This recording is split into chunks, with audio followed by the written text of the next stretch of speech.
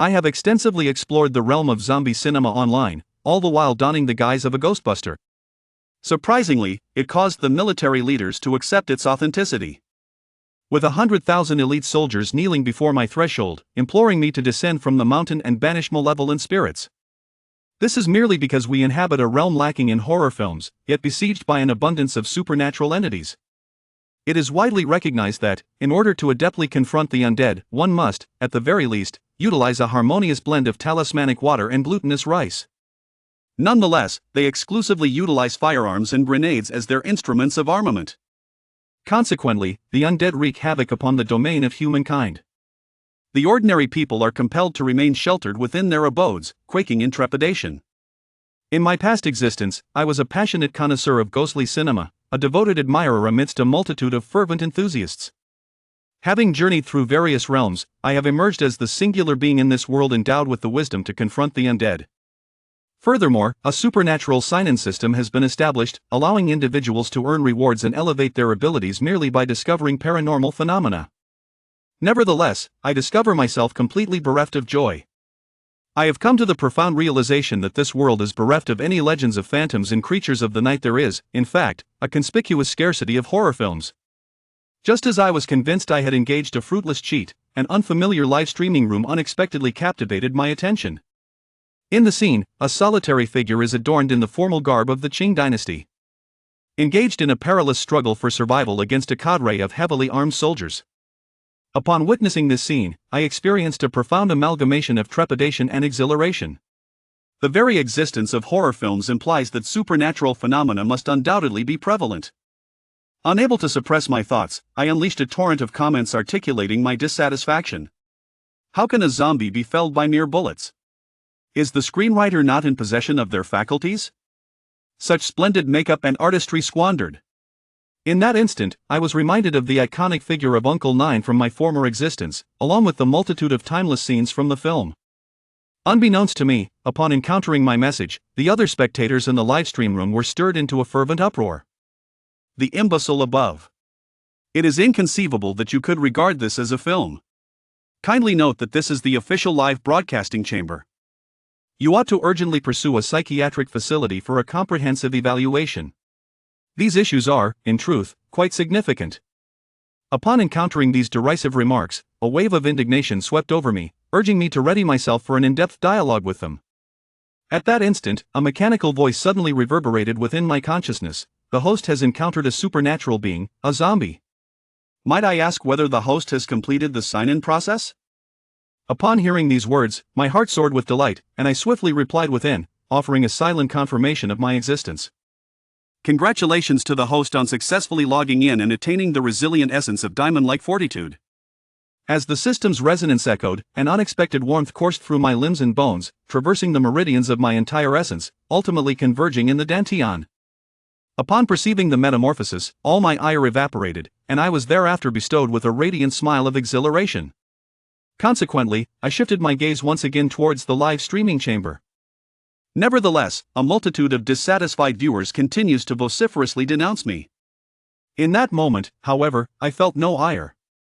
Given that all of this had indeed unfolded, the most urgent concern was to aid the soldiers in conquering the undead. Consequently, I pondered my musings and thereafter dispatched a cascade of remarks. This entity is referred to as a Jiang. It revels in the indulgence of fresh blood, particularly sourced from sites where humans are laid to rest post-mortem, saturated with an intense aura of negative energy and lingering resentment. This somber ambience metamorphoses the departed, causing them to evolve into a Jiang. They harbor no fear of bullets and experience no pain. The primitive undead, stripped of consciousness, can solely depend on instinct and perception to navigate their actions. This declaration swiftly seized the audience's attention in the live broadcast room. As they readied themselves to express their outrage, the netizens were astonished, for they recognized that my words appeared to be utterly impeccable. This assertion is utterly implausible, though the rationale escapes my comprehension. I find the designation zombie quite apartment. Nevertheless, there are those who regard it with contempt. Are you all so naive? Even the experts are oblivious to the genesis of zombies. Yet some persist in their belief in the veracity of these assertions. Simultaneously, amidst the live broadcast, numerous soldiers steadfastly pulled their triggers, initiating an onslaught against the undead. Yet these projectiles caused no detriment to the undead. After a fleeting moment of stillness, they surged forth as if in an uncharted domain, springing towards a soldier. Ere he could respond, the malevolent Talon cast a shadow in the atmosphere, slicing through the bulletproof vest and impaling the adversary's chest.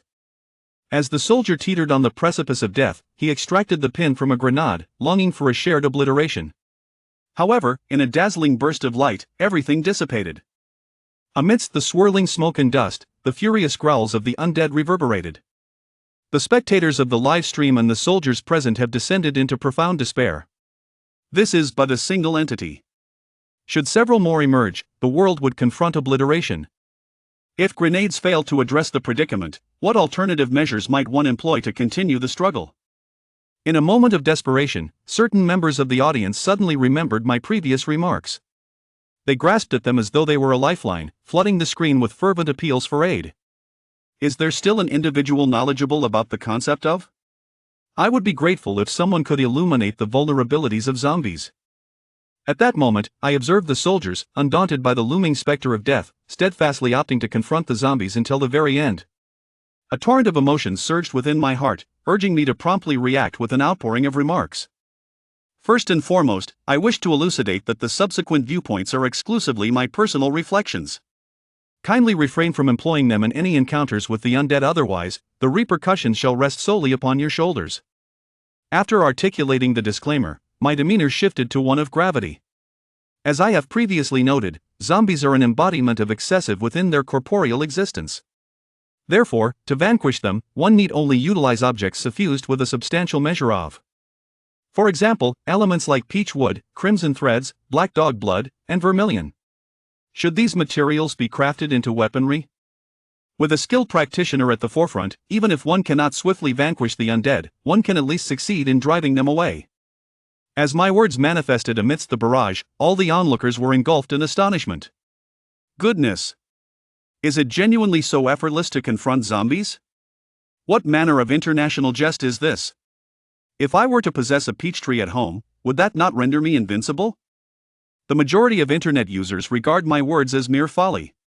Indeed, the idea that peach wood and the blood of a black dog possess the power to vanquish the undead is quite absurd. Witnessing the relentless barrage of criticism directed towards me renders me completely at a loss for words. Consequently, I resolved to withdraw from the live stream, opting to shield myself from the pervasive negativity. At that moment, within the confines of a military installation, a young soldier delicately tapped his phone, notifying his office to relay a message to his superior. An urgent matter demanded his immediate attention. An elderly voice soon resounded from beyond the door, "Please, step inside. What brings you to this place?" The youthful soldier, standing resolutely, pushed open the door and stepped inside. "Sir, I present to you a report regarding the creatures." The venerable gentleman regarded the soldier with an expression of profound astonishment and articulated with solemnity, "Have you ascertained the credibility of the source? We must not replicate the blunders of former times, thoughtlessly depending on intelligence of dubious provenance and endangering the lives of our brave warriors to validate it." The young soldier, absorbing the elder's admonition, experienced a tremor coursing through him. In reporting to the superior, I estimate a probability of 70. Having uttered his words, he graciously extended the phone towards the venerable gentleman. All of this information was revealed within the confines of the live broadcast room. Upon completing his examination of all the materials, the aged man behind the scenes abruptly widened his eyes in astonishment, for he comprehended that this revelation regarding the origins of zombies was exceedingly more intricate than what had been unearthed by official inquiries. This distinguished individual harbors an extensive understanding of the genesis of the undead, undoubtedly graced with remarkable talents. We must urgently endeavor to locate this extraordinary person to procure their invaluable aid. Having articulated his thoughts, he hesitated briefly, his eyes glued to the deluge of remarks directed at confronting the obstinate entity. It was now imperative for him to swiftly assemble the numerous esteemed artifacts of unparalleled brilliance that had been referenced. The youthful soldier, upon perceiving the utterance, graciously executed a military salute before swiftly departing the chamber to dispense orders. Following the soldier's selfless sacrifice in the live broadcast room, a fresh wave of derision and mockery emerged. Where has that scoundrel vanished to? How dare he resort to such contemptible methods to garner attention?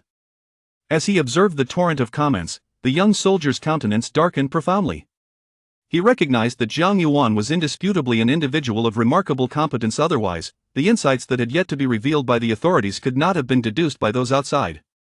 He pivoted with utmost gravity and earnestly addressed the live stream camera, stating, "Honored viewers, a recent remark within the barrage harmonizes flawlessly with the military's discoveries, and there exist numerous particulars that we have yet to unveil. Should anyone hold any knowledge pertaining to this distinguished individual, kindly ensure to inform our official channels at your earliest convenience." With that said, I respectfully rendered a military salute to the camera.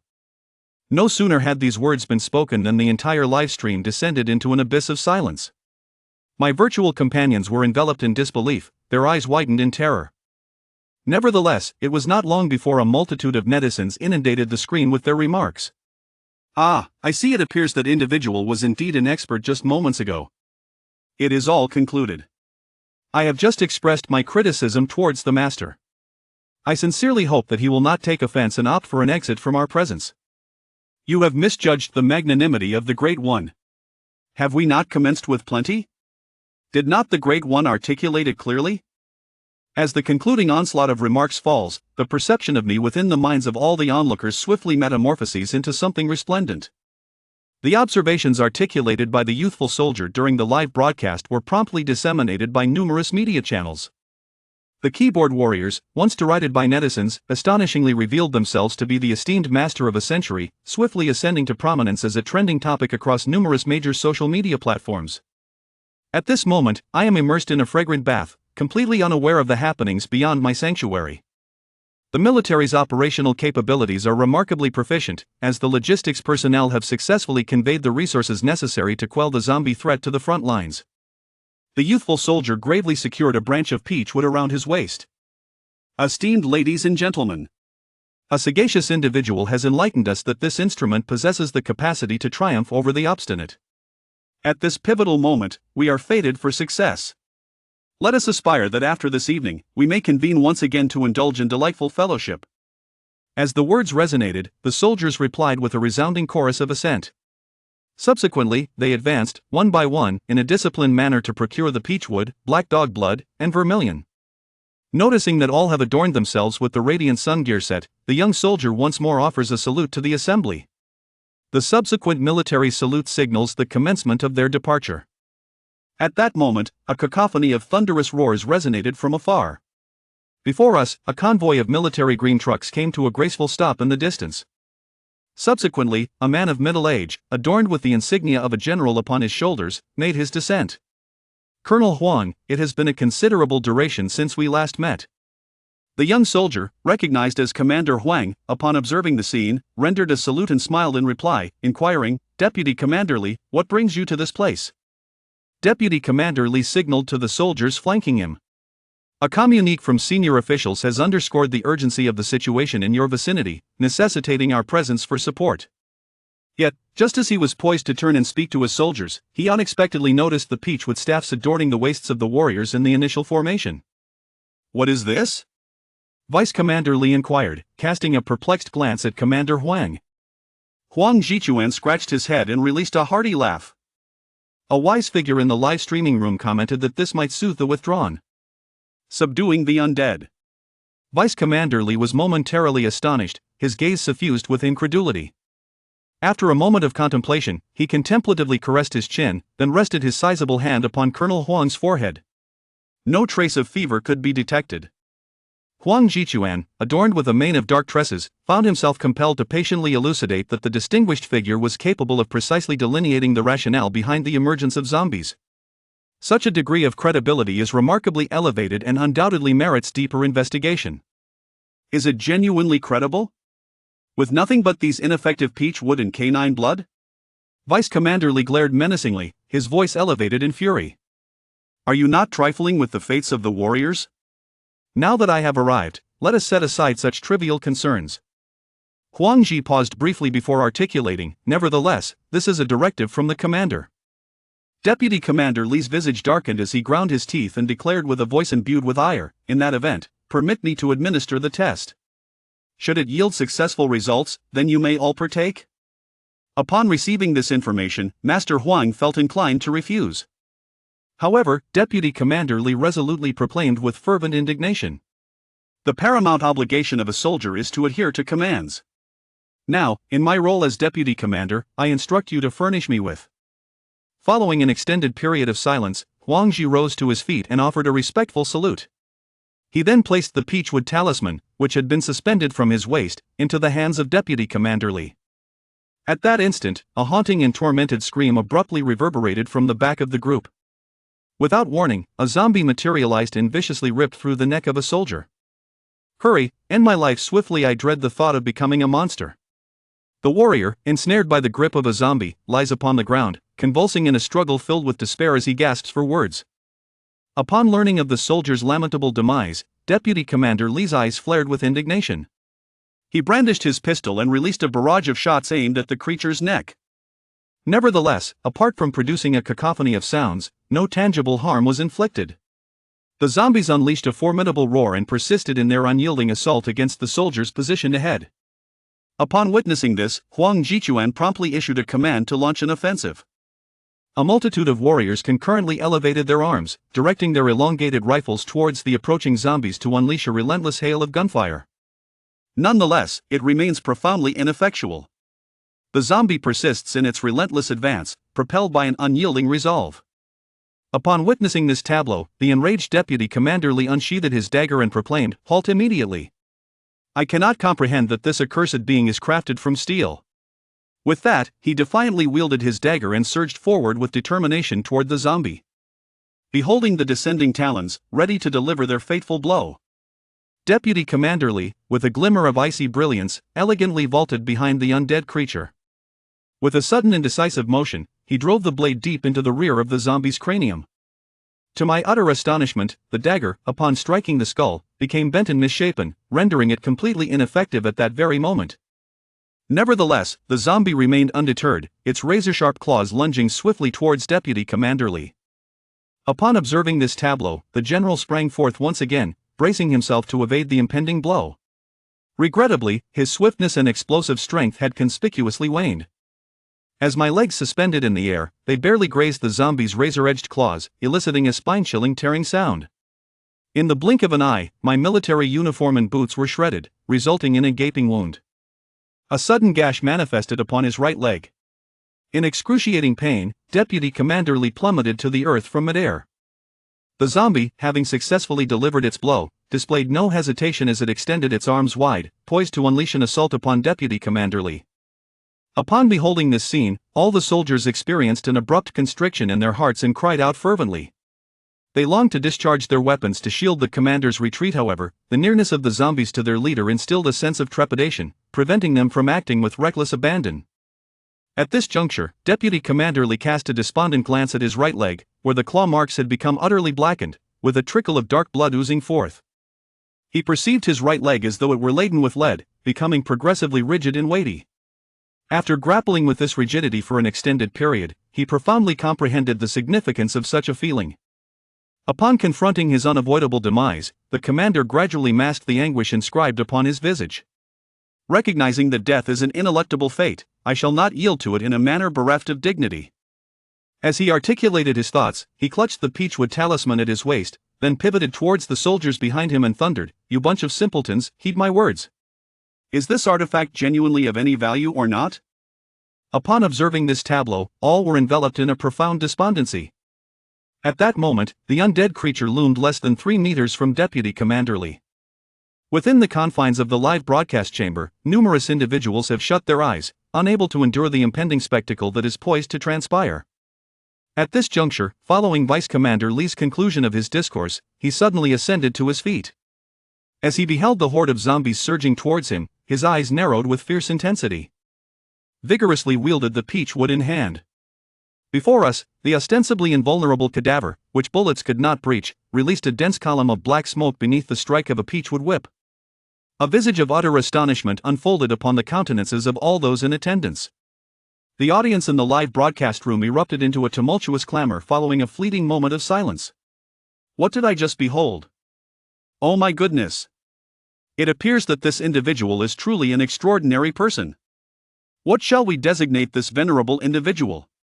He is the redeemer of our illustrious Great Xia nation. At this moment, Deputy Commander Lee exhibited a mournful and poignant smile. Had it been disclosed sooner, such a fate might have been averted. As time progressed, the foreboding black aura surrounding the zombie slowly faded. Once it was determined that no immediate threat loomed, plans were set in motion to initiate another offensive against the commander. How exasperating! Even in my most desperate condition, they have the audacity to lay their hands upon me. Do they genuinely think I fear them? As he beheld the advancing throng of the undead, Deputy Commander Lee's visage hardened with a chilling resolve. He wielded the peachwood talisman with determination, casting it anew towards the ghastly figures that approached. The zombie released a bone-chilling wail, recoiling several paces in succession, as tendrils of inky smoke ascended once again from the regions of its form that had been struck. At this moment, it seemed to comprehend that it was outmatched by its foe, promptly altering its course to facilitate a withdrawal. Do not falter, promptly cast the item specified by the expert towards the undead creature. Huang Jichuan was the first to respond, vociferously exclaiming. With that, he took the initiative and audaciously doused the entire basin of black dog blood over. The remaining warriors, upon witnessing this spectacle, promptly emulated their comrades. The black dogwood, peach wood, and vermilion surged forth towards the zombie's lair like a deluge. The rigid form began to quiver uncontrollably, as the majority of the ebony canine's blood splattered upon the earth surrounding the undead creature. The zombies, once scattering in every direction, upon encountering the earth saturated with the blood of black dogs, transformed into creatures akin to mice faced with a feline predator, paralyzed by fear and unwilling to approach even a hair's breadth closer. Everything is impactful. Upon witnessing this, the eyes of all the warriors in the arena began to gleam with an even more radiant brilliance. Eagerly, Huang Jichuan exclaimed, "Hasten, fetch the rope." No sooner had the words been uttered than several warriors made their advance. These were the essential items they previously employed to confront the undead. Although they could not annihilate the zombies, they could indeed restrain them. This was the only method they had devised to control the zombies. As several warriors prepared to bind the zombie, suddenly, the expression of Deputy Commander Lee darkened. First, soak the ropes in the black dog blood. Everyone present was taken aback. Huang Jichuan nodded gravely, immediately pouring all the remaining black dog blood from the basin onto the ropes. "Commander, I still have some black dog blood left, should I use it?" At that moment, a warrior shouted. "What are you doing? Didn't you hear Deputy Commander Lee's orders? Pour all the remaining blood onto the ropes." With Huang Jichuan's command, numerous soldiers hastily emptied their own supplies of black dog blood onto the ropes without a single drop left. Some even went so far as to vigorously squeeze the bags containing the blood, declaring, "We cannot waste a single drop of black dog blood." Meanwhile, viewers in the livestream couldn't help but chuckle. Goodness, I'm starting to feel a bit sorry for the zombie, honestly. I felt a shiver run down my spine. Is there a more vicious method than this? Let us take a moment to silently mourn for the zombie. Though it seems rather cruel, I can't quite explain why. But I feel so exhilarated. Ha ha ha. Could it be that I am a bit of a sadist? Apologies, I am too. 1. Back at the live site. Once all the warriors had squeezed out the last drop of black dog blood, leaving nothing behind, they finally surrounded the zombie with ropes thoroughly soaked in the dark liquid. As they formed a circle around the creature, the warriors holding the ropes exchanged glances, nodded subtly to one another, and began to rotate around the zombie in an orderly fashion. In mere moments, layers upon layers of ropes were wrapped around the undead. Pull harder. Observing the situation, Deputy Commander Lee and Huang Jichuan shouted in unison. As their voices echoed, the warriors immediately exerted all their strength, pulling the ropes with all their might. ZZ. Roar as the ropes, drenched in black dog blood, drew closer to the zombie, it began to thrash violently, attempting to break free. Wow, this zombie is incredibly strong. Hurry. Come help, we can barely hold it. Someone, anyone. Just as the zombie exerted its strength, the warriors holding the ropes stumbled, nearly losing their footing. The other soldiers present, witnessing this, wasted no time and rushed to both ends of the ropes, joining forces to pull. With their combined strength, they gradually began to subdue the zombie's power. ZZ. As the ropes encircled the zombie tighter and tighter, a thick plume of black smoke billowed from the zombie's body, and its wails grew increasingly heartrending. Yet, In the face of such a scene, none of the viewers expressed pity, rather, their expressions became more animated with excitement. At the live broadcast site, upon witnessing the zombie bound, Huang Jichuan was filled with exhilaration. It was their first encounter with a zombie that proved so effortless.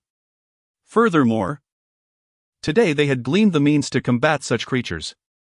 How could he not be thrilled? However, at that moment, a sudden dry cough resonated through the air. Reacting instinctively, Huang Jichuan turned his gaze toward the source of the sound. When he saw that it was Deputy Commander Li who had coughed, his expression grew considerably more complex. Gradually, Huang Jichuan approached him, his voice trembling with a somber tone. "Deputy Commander Li, you..." Before he could finish, he was interrupted by Li Guozhong. "Stop being so melodramatic, you're a grown man. I've lived my life with enough flair. When you return, be sure to tell your father that after a lifetime of rivalry, I'm stepping back now. Make sure to burn plenty of paper money for me. If I find myself uncomfortable down there, he'd better not blame me for coming to find him at night." Huang Jichuan chuckled through his tears. Though his voice still trembled, it was markedly improved. "You dare!" Deputy Commander Li's expression hardened as he bellowed. Yet, his voice gradually softened. "Enough with the banter. You little rascal. Quickly, give me a shot. I don't want to become a monster, a zombie, right?" With that, Deputy Commander Li slowly lowered his eyelids, adopting a serene expression as he closed his eyes. At this moment, this scene caught the attention of many. As they listened to the exchange between Deputy Commander Li and Huang Jichuan, the excitement on everyone's faces began to wane, replaced by a profound heaviness. A somber atmosphere enveloped the vast live broadcast room. "Deputy Commander Li. Deputy Commander Li. Li. Deputy Commander Li." No more words were needed. "He was our hero. Hero, may your journey be smooth." "Deputy Commander Li, rest assured, I will burn plenty of paper money for you," sobbed one voice. "Is there any way to save Deputy Commander Li? I can't hold it together, sob sob sob." Chapter 12, Are You a Master of Mysticism? The live broadcast. At this moment, all the warriors in the arena fixated their gazes upon Deputy Commander Li, a profound sorrow reflected in each of their eyes. They were acutely aware of the dire consequences faced by those who fell into the clutches of the undead, having battled the zombies for days on end. Numerous individuals had been ensnared by the zombies, and despite their fervent attempts to intervene, their efforts proved futile in halting the inevitable transformation into the undead. Suddenly, a crisp sound pierced the stillness of the venue. Though it was faint, it resonated sharply in the ears of all present within the hushed atmosphere. Huang Jichuan, the closest to Deputy Commander Li, slowly lifted his right hand, revealing a gleaming silver handgun. The cold muzzle was aimed directly at the heart of Deputy Commander Li. However, despite having chambered a round, his finger trembled on the trigger, a lapse that no competent warrior should exhibit. His expression lacked the steely resolve typical of a soldier, instead revealing an indescribable sorrow. In that moment, a wave of despondency washed over the faces of the warriors, permeating the air above the arena, mirroring the oppressive, ink-like sky. "No, please, I cannot bear to watch any longer," came a muffled cry. "There must be a way to heal him, there has to be. Please. Don't. Where is that master? He knows how to subdue the zombies and must know how to handle this situation. Master, where are you? Please come forth. It must be our previous mockery that has angered him." Tears welled in the eyes of the spectators, who, like the warriors, could no longer contain their anguish. They inundated the live chat with pleas, beseeching Jiang Yuan to emerge and provide a solution. At that moment, Jiang Yuan represented their only hope. If he too was powerless, it would surely signify the death sentence for Deputy Commander Li. Yet, the despair deepened as their messages seemed to vanish into the void, failing to elicit any response. The elusive master, known as Dugu Chobai, had yet to appear in the broadcast. Nevertheless, they remained undeterred, fervently calling out for Dugu Chobai, yearning for his presence to offer them guidance and clarity. Meanwhile, in a rented room, a gentle, melodious voice filled the air, harmonizing with the sound of the shower. "Once upon a time, there was someone who loved you dearly. But the winds gradually distanced us. It was a struggle to love you for just one more day, yet in the end, it seems you still bid farewell until the final notes of the song faded away." The sound of the shower had ceased in unison. With a soft click, the bathroom door opened a fraction. A plume of steam escaped as Jiang Yuan emerged, his damp black hair tousled. At that moment, he was fully dressed. Yet his hair remained moist, still emanating warmth. Coupled with his strikingly handsome features, he resembled a charming protagonist straight out of a comic. Stepping out of the bathroom, Jiang Yuan made his way to the bedroom to retrieve a hairdryer, intent on drying his hair. However, a sound of the door opening interrupted him.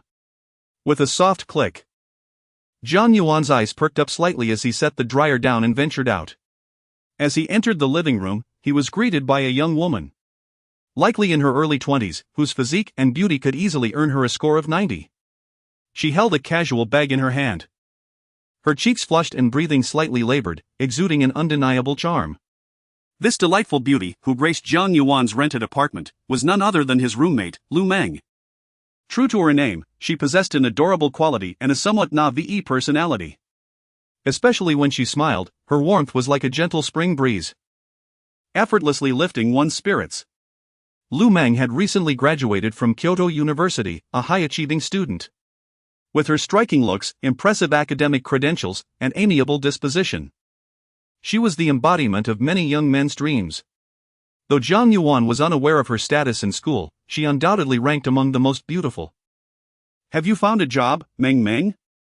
Jiang Yuan inquired, towel-drying his still damp hair as he approached her. "Yes," Lu Meng replied, her cheeks tinged with pink as she beamed. "I am now an official intern host." With a glimmer of excitement, she continued, "You haven't eaten yet, have you?" "Just returned," he replied. Lu Meng chuckled lightly, lifting the takeout box in her hand. "To celebrate my new job and to thank you for taking care of me these past few days, I'm treating you to a feast." She promptly placed the bento on the living room table, opening the containers with enthusiasm and inviting Jiang Yuan to take a seat. "An official intern host, that's wonderful," Jiang Yuan remarked with a smile, seeing how well this role suited Lu Meng's personality. Without hesitation, he sat down, just as Lu Meng had suggested.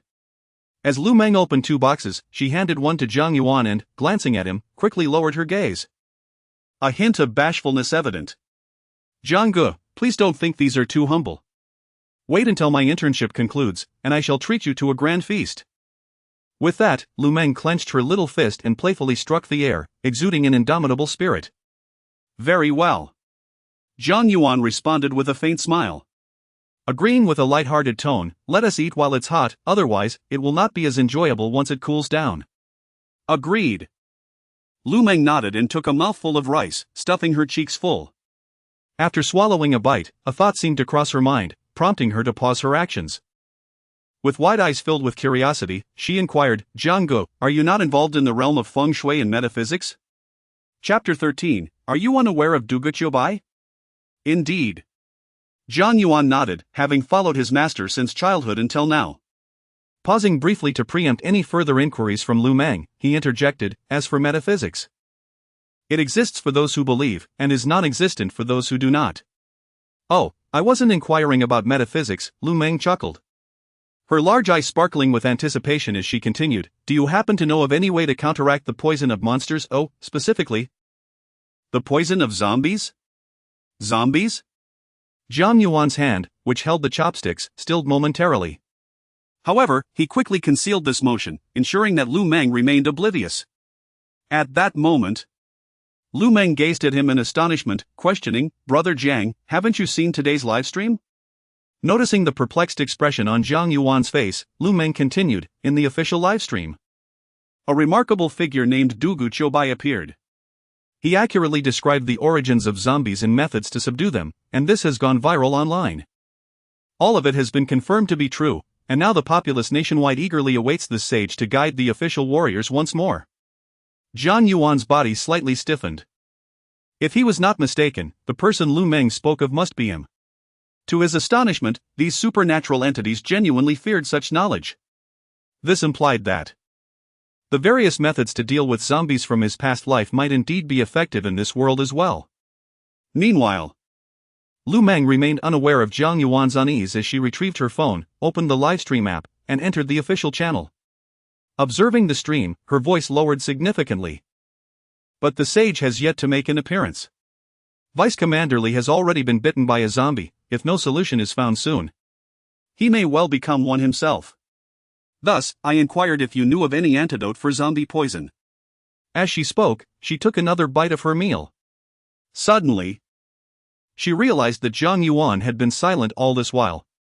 Brother Jiang, are you not aware of what transpired in the livestream? She lifted her gaze slightly, her expression now even more perplexed. Upon hearing this, Jiang Yuan snapped back from his thoughts, observing the barrage of comments in the livestream, all inquiring about the sage's whereabouts. After a moment's silence, he suddenly shook his head, choosing not to reveal that he was indeed the esteemed figure in the official stream. Instead, he feigned surprise, exclaiming, "Such a remarkable sage exists? How I wish to make his acquaintance." With a tone laden with regret, he added, "I too watched the livestream. Perhaps by the time the sage appeared, I was already on my way home and missed it. Alas, I can only hope this sage reveals himself soon." Lu Meng sighed in agreement. These supernatural beings are exceedingly difficult to eradicate. Had that sage not provided a solution today, I truly would not know what to do. Indeed, he replied, affirming her sentiment. Listening to Lu Meng's sigh, Jiang Yuan smiled faintly and confidently remarked, "Let us hope."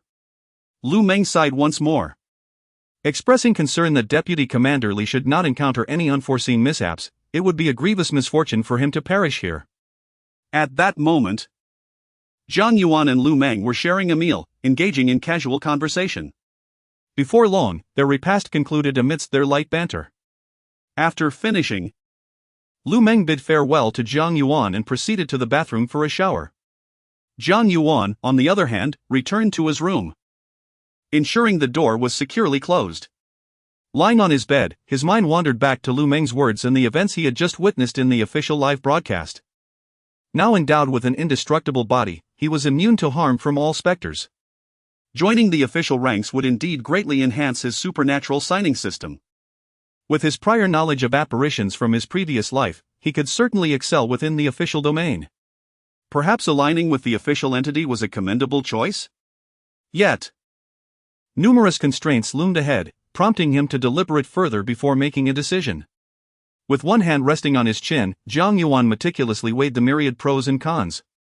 Meanwhile, in the live broadcast room, Huang Jichuan gripped his firearm, his arm trembling slightly. "What are you doing, you little rascal?" At that moment, Deputy Commander Li, who had been waiting with closed eyes for what felt like an eternity, abruptly opened them. Fixing his gaze on Huang Jichuan, he coldly declared, "Is it truly so difficult to pull the trigger? If you're unwilling to grant me this final favor, then hand me the gun. I shall do it myself." With that, he forcefully dragged his stiff right leg and seized the weapon from Huang Jichuan's grasp. "You little brat, remember to burn plenty of paper money for me later." He chuckled, weighing the gun in his hand. "And good wine, having donned this skin, I've scarcely had the chance to indulge in fine spirits. Once I reach the other side, I intend to drink to my heart's content." Without hesitation, he aimed the gun at his own heart. The onlookers were rendered speechless, their expressions a mixture of disbelief and despair. Suddenly, a jarring voice erupted from the crowd. "Wait. I believe the netizens in the livestream are onto something. If that esteemed individual knows how to subdue the zombie, could he not also possess a remedy for the zombie's poison?"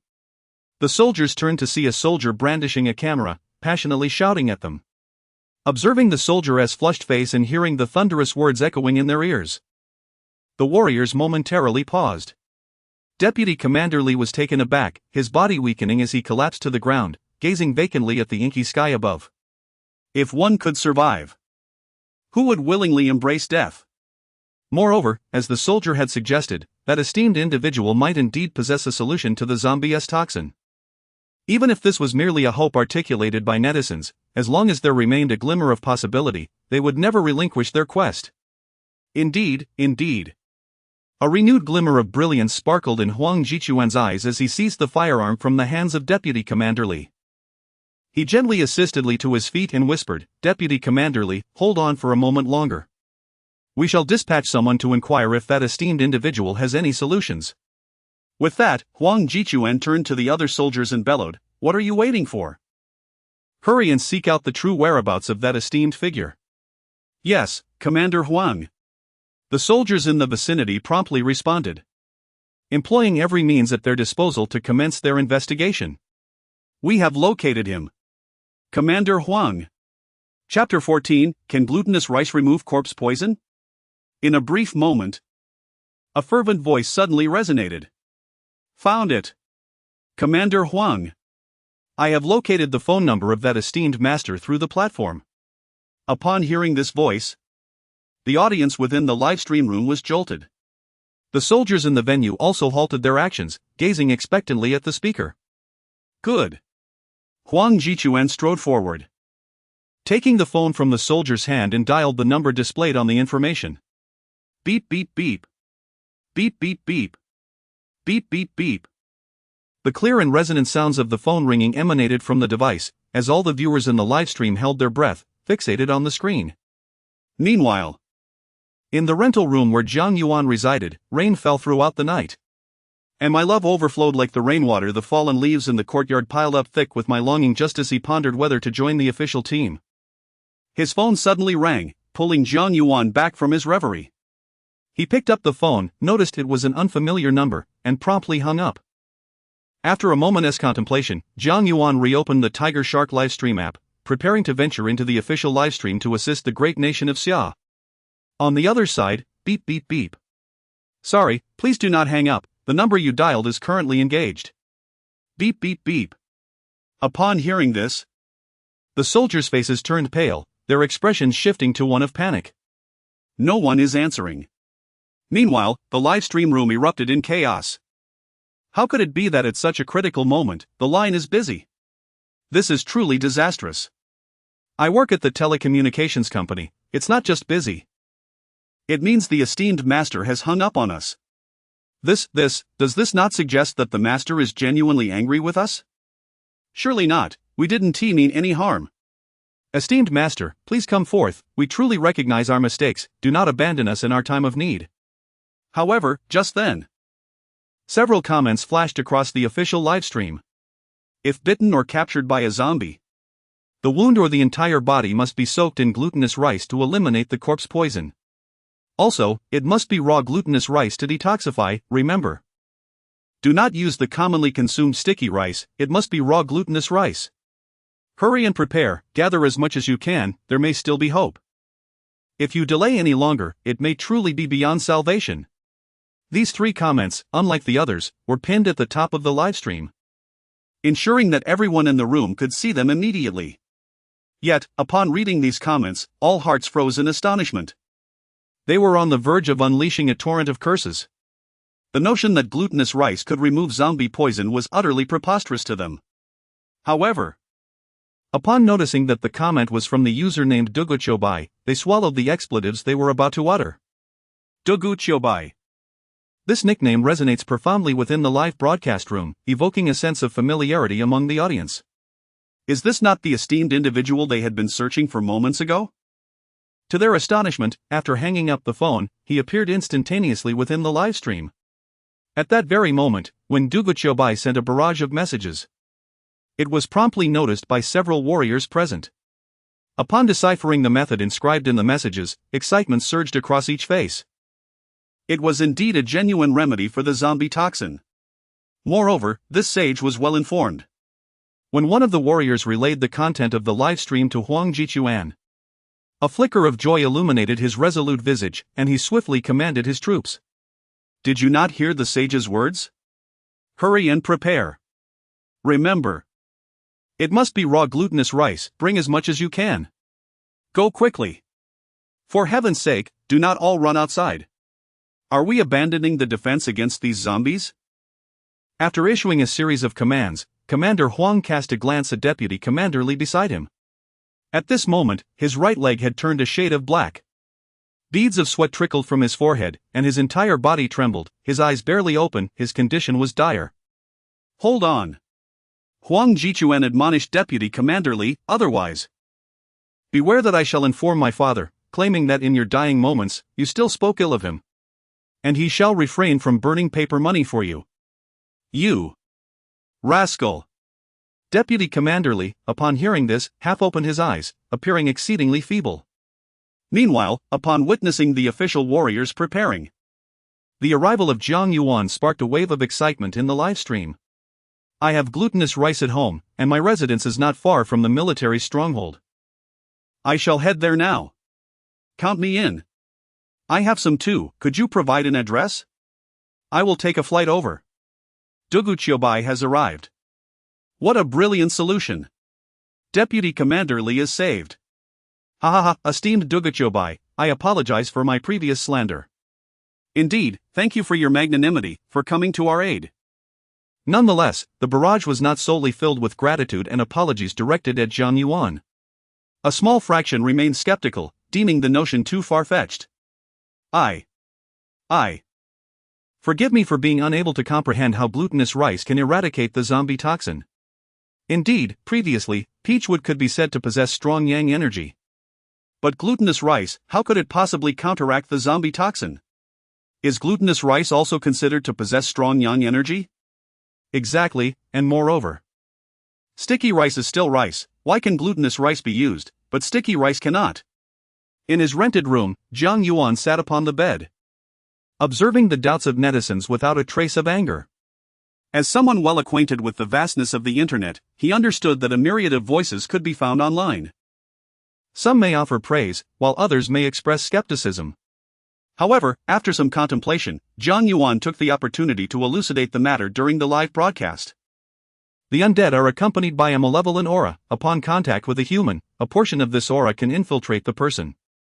If the body succumbs to this nefarious essence, it may ultimately transform into a zombie. Glutinous rice possesses the remarkable ability to expel and absorb this toxic energy.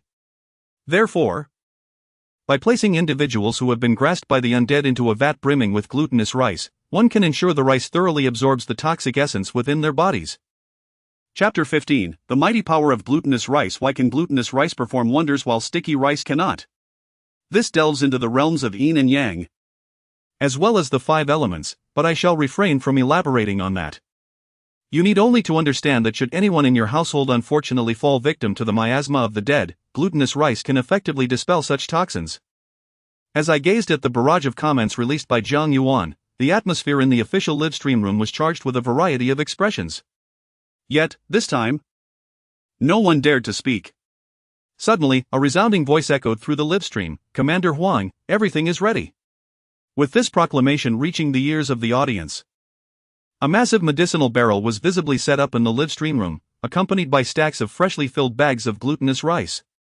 Each bag was plump, clearly filled to the brim with glutinous rice. Witnessing this scene, the hearts of all viewers trembled with awe, silently marveling at the sheer speed of the Xia kingdom. They collectively fixed their gaze upon the livestream, not daring to divert their attention for even a moment. At this juncture, in the live venue, upon hearing the announcement, Huang Jichuan's powerful frame quivered as he surveyed each soldier panting heavily. His eyes moved from the enormous medicinal barrel to the bags of glutinous rice laid upon the ground. Good. Good. Good. He exclaimed, promptly issuing his commands. You must swiftly fill the entire barrel with glutinous rice. Gather all those who have been bitten by the zombies in one place, and we shall expedite their transfer. Their condition cannot afford to worsen. This directive applied not only to Deputy Commander Li but also to the soldier who had recently been wounded on the neck. Understood. With Huang Jichuan's authoritative command. Although these soldiers had yet to fully recuperate, they resolutely acknowledged his orders, breathing heavily as they commenced their task with remarkable efficiency and clear division of labor. Observing the diligent soldiers on screen, the audience in the livestream felt a surge of excitement. Look at them, such an admirable group. Only through their guardianship can the safety of our nation be upheld. Who could argue otherwise?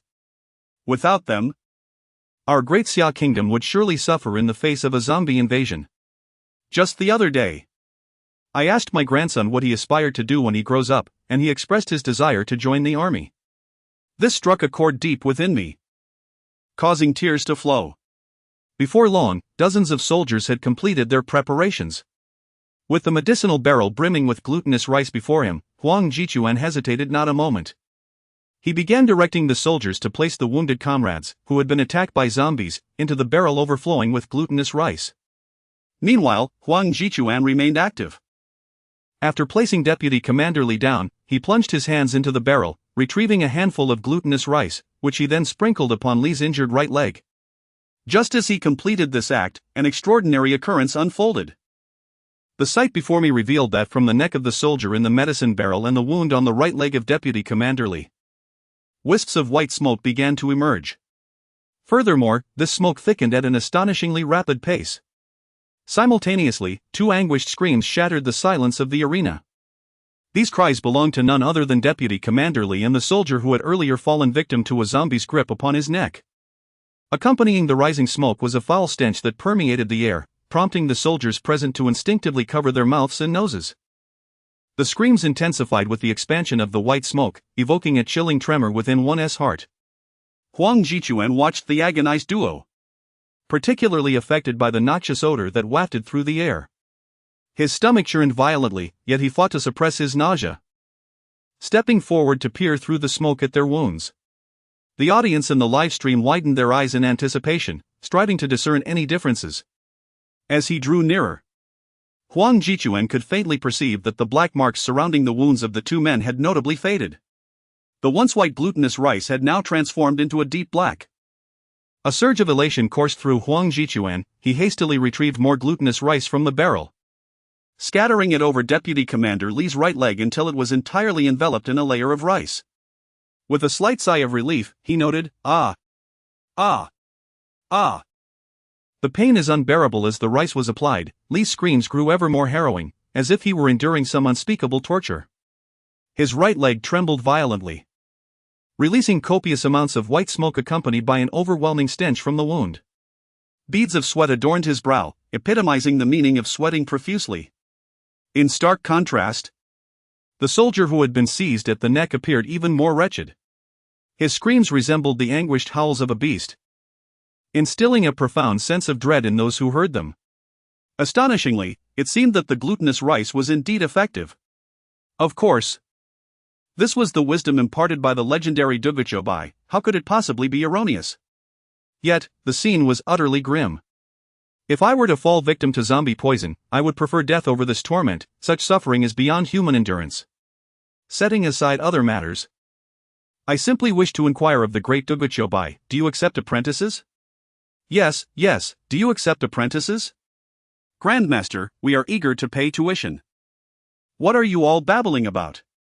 A master with such remarkable skills would surely not be in need of money. At last, the ordeal appeared to be concluding. As the final comment faded from the screen, the live broadcast revealed that over time, Deputy Commander Li's wails gradually subsided. The incessant plume of white smoke emanating from his leg began to dissipate, leaving only the glutinous rice enveloping his leg, which had now transformed into a strange black hue. As the white smoke gradually dissipated, Deputy Commander Li ceased his anguished cries, lying motionless upon the ground. His entire being emanated an unpleasant odor? A foul mixture of sweat and despair, clearly indicating that the ordeal had been excruciating for him. Meanwhile, on the other side, the soldier submerged in the medicinal barrel continued to emit wisps of white smoke from his neck, a sight that stirred a shared understanding among the soldiers and spectators present. After all, the injuries sustained by this soldier were far more severe than those of Deputy Commander Li. Moreover, the vulnerable location of his injury, coupled with the prolonged exposure to infection, suggested that his suffering surpassed that of the deputy commander, a conclusion that resonated with the expectations of the onlookers. Chapter 16, The Pride of the Master. Glancing at the soldier who was still wailing in agony, Huang Jichuan first went to investigate the condition of Deputy Commander Li.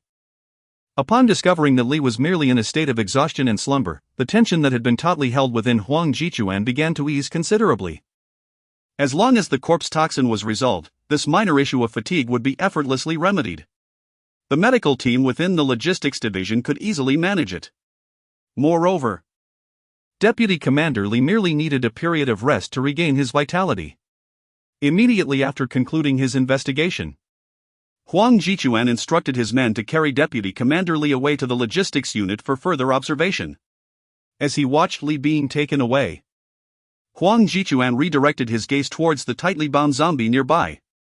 At that moment, the zombie seemed tireless, straining to break free from its restraints. However, under the grip of dozens of robust men and the binding ropes, the creature had no chance of escape. Observing the zombie, Huang Jichuan's expression gradually turned cold. He pointed at the creature and stated in a chilling tone, "Subdue it and transport it to headquarters. Ensure it is closely monitored. Perhaps we can extract valuable information from it." "Yes." As soon as his command was issued, several soldiers stepped forward, saluted, and proceeded to drag the ropes, escorting the zombie in another direction. Once everything was handled, Huang Jichuan's gaze returned to the figure lying within the medicinal barrel. Although wisps of white vapor still emanated from the wound on his neck, the output had diminished significantly. It was evident that in due time, the corpse toxin would be entirely expelled. Observing the soldier's current state, the tension within Huang Jichuan's heart finally dissipated. At that moment, he surveyed the surroundings as if struck by a thought. He approached the camera with a steady jog and solemnly rendered a military salute. "Comrade Duguchobai." Then, his earnest voice resonated through the live stream, reaching the ears of all viewers. "Now, across the nation, strange creatures are awakening. And it is not only zombies that we face. I sincerely invite you to join the official military. If you enlist, we will stand together against these bizarre entities. I will petition our superiors to ensure that our team operates under your command. Furthermore, you need not reveal your identity in the field. Merely hold the fort from the rear. Should you choose to join the official military, whatever requests you have, we shall do our utmost to fulfill them." Having delivered his heartfelt message in one breath, Huang Jichuan maintained a serious demeanor, his eyes brimming with sincerity. To the camera, there was not a hint of insincerity. It was evidently a message he wished to convey from the depths of his heart. The sound, though emanating from a single individual, resonated with an unwavering conviction and clarity. Upon hearing his voice, the warriors present were compelled to respond, each turning towards the camera of the live broadcast and saluting with solemn respect. In that moment, the scene within the livestream was strikingly powerful. All the soldiers wore expressions of grave seriousness as they rendered their military salute, creating a profoundly moving spectacle. It was evident that, following the previous reminders and guidance, each person comprehended the gravity of their situation. Had the legendary figure, Du Guqiu Bai, been among them, facing any monstrous foe would have become significantly more manageable. Just as with the zombies, if he had been present from the outset, they would not have squandered valuable ammunition nor resorted to seeking assistance through the livestream, which felt like a desperate measure. Most importantly, the lives of those who had fallen to the zombies could have been spared with Du Guqiu Bai's intervention. Such advantages were indeed enviable. At this very moment, gazing at the awe-inspiring visuals of the livestream and the echo of that resonant voice lingering in their ears, the millions of viewers were utterly transfixed. They had speculated that the authorities might privately invite the esteemed Du Guqiu Bai, but never did they anticipate that the young commander, Huang Jichuan, would extend such a significant invitation publicly within the livestream. This was undoubtedly a source of reassurance for Du Guqiu Bai. After all, such a sensational event, once disseminated online, would undoubtedly spark widespread discussion. This scene was genuinely exhilarating, igniting a fervor within me. If I were the esteemed Du Guqiu Bai, I would have accepted without hesitation. Could there be a more favorable opportunity? Join us, I implore you. Let Du Guqiu Bai become part of the official team. Is this the privilege of a true master? To be summoned by the authorities in front of all? My goodness! Isn't it astounding? The prowess of Du Guqiu Bai is universally acknowledged. Such strength is a coveted asset wherever one may go. The ability to command an army is something I had never even dared to dream of. As excitement surged among the audience, they remained attentively focused on the developments within the livestream, eagerly awaiting the words of Du Guqiu Bai. However, their anticipation would ultimately be in vain. When Jiang Yuan witnessed the glutinous rice being sprinkled on Vice Commander Li and that soldier, and observed its effect, he exited the livestream. After all, it was quite late, and having labored throughout the day, Jiang Yuan was utterly fatigued and ready to rest. In the live stream, after waiting for several minutes without a response from Jiang Yuan, disappointment began to surface on the faces of the viewers. Among them, the soldiers felt it most acutely. The proposal put forth by Jiang Yuan holds immense significance for them, yielding remarkable effects. In the eyes of all, the moniker Du Guqiu Bai has fostered great fantasies regarding his true identity. Regrettably, he has not responded to the official communication, which undoubtedly signifies a rejection of their invitation. Let us disperse, he declared, observing the prolonged silence in the livestream. It appears the other party is reluctant to reveal themselves. Huang Jichuan shook his head, a fleeting look of disappointment crossing his eyes, before he sighed softly and waved a hand to those behind him. He then turned to the camera and addressed the audience. Well, dear viewers, it's getting late, so do make haste to rest. This concludes today's livestream. Farewell, everyone. With that, he promptly ended the broadcast. Chapter 17, an ancient monster. At this moment, the internet is abuzz. Numerous media outlets have begun to report on the recent events. Although Duguchobai has spoken only a few times, each utterance strikes at the heart of the matter. Ultimately, he outright declined, asserting that this wave of hype is sufficient. Moreover, all the official soldiers in the live broadcast room saluted the camera, urging Duguchobai to return. This spectacle was nothing short of sensational.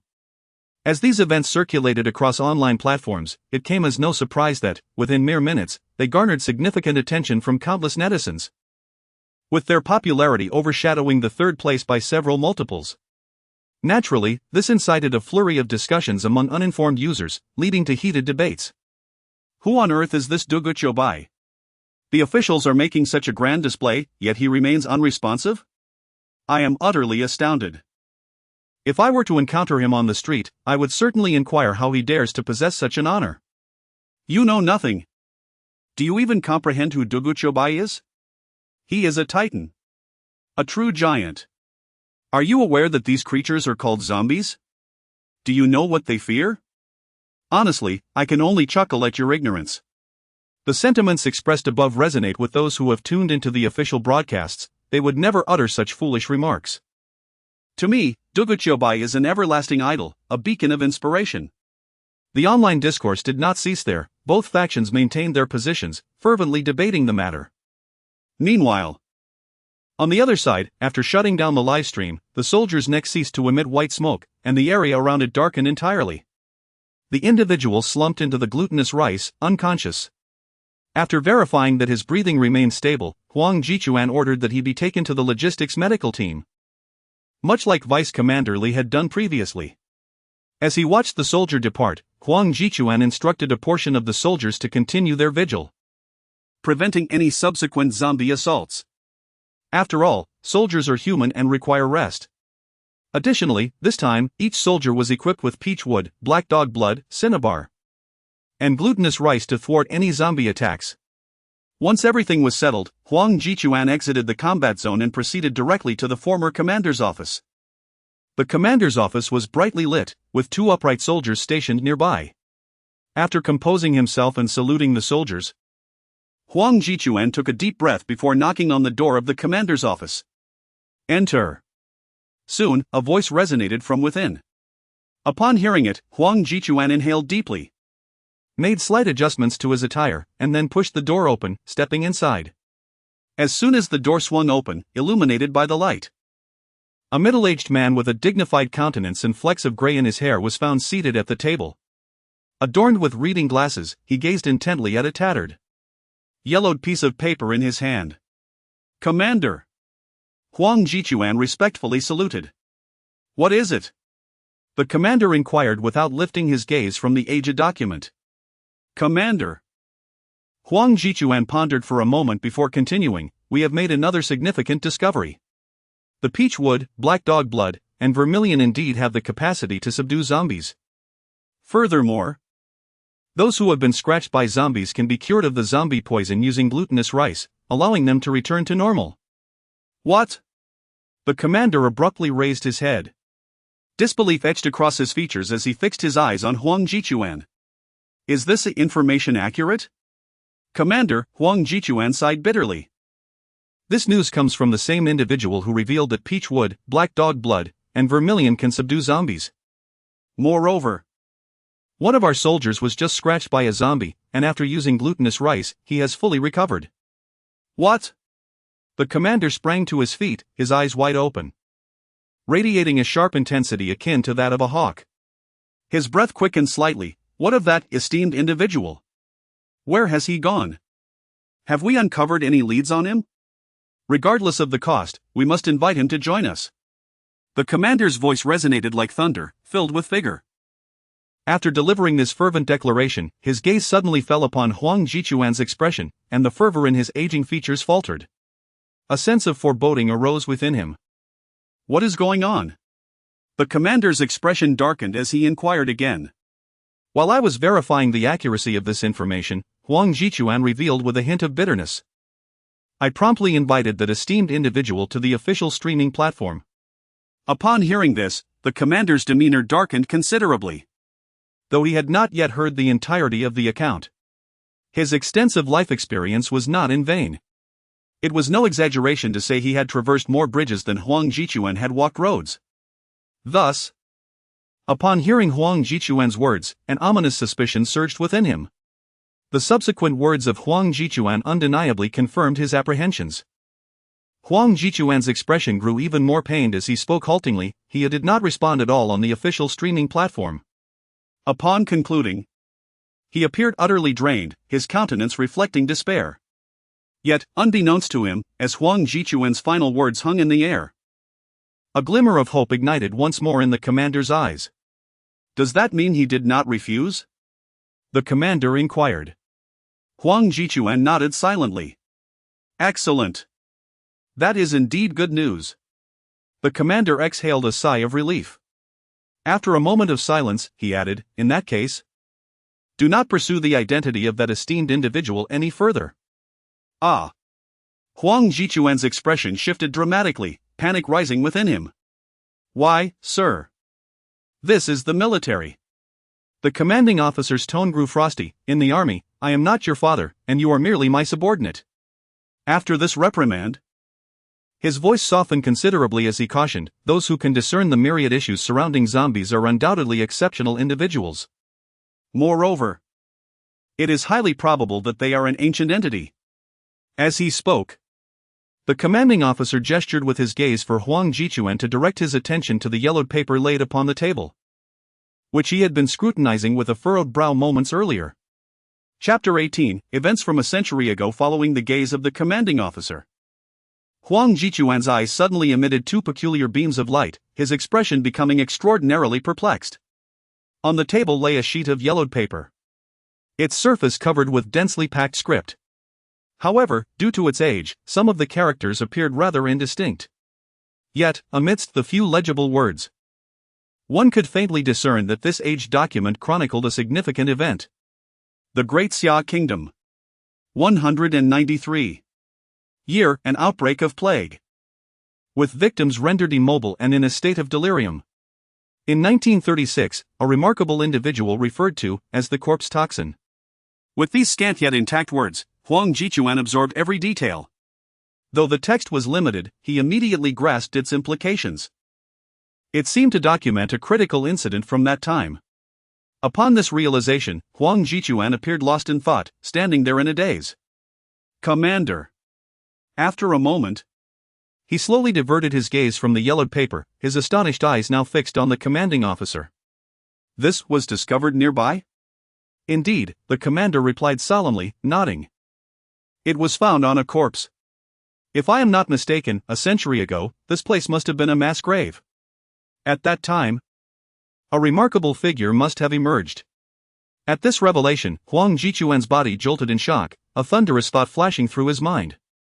A century ago, this location experienced a significant plague. If it had not been resolved, the corpse toxin would have enveloped the entire nation long ago. Conversely, if it did not spread, it must have been dealt with by someone. Yet, if someone had intervened, historical records should certainly reflect this plague. He rummaged through his knowledge of modern history but found no mention of such an event. If the records were lacking, surely there must be accounts among the populace? They had been in the area for several days and had initially visited the local residents, who were unaware of any such events, only speaking of monsters appearing here. Some of the older residents had engaged in conversation with them, but upon hearing of this matter, they fell silent, shaking their heads as if in ignorance. Initially, Huang Jichuan thought little of it, but now, gazing at the yellowed paper, he suddenly realized the complexity of the situation was far greater than he had imagined.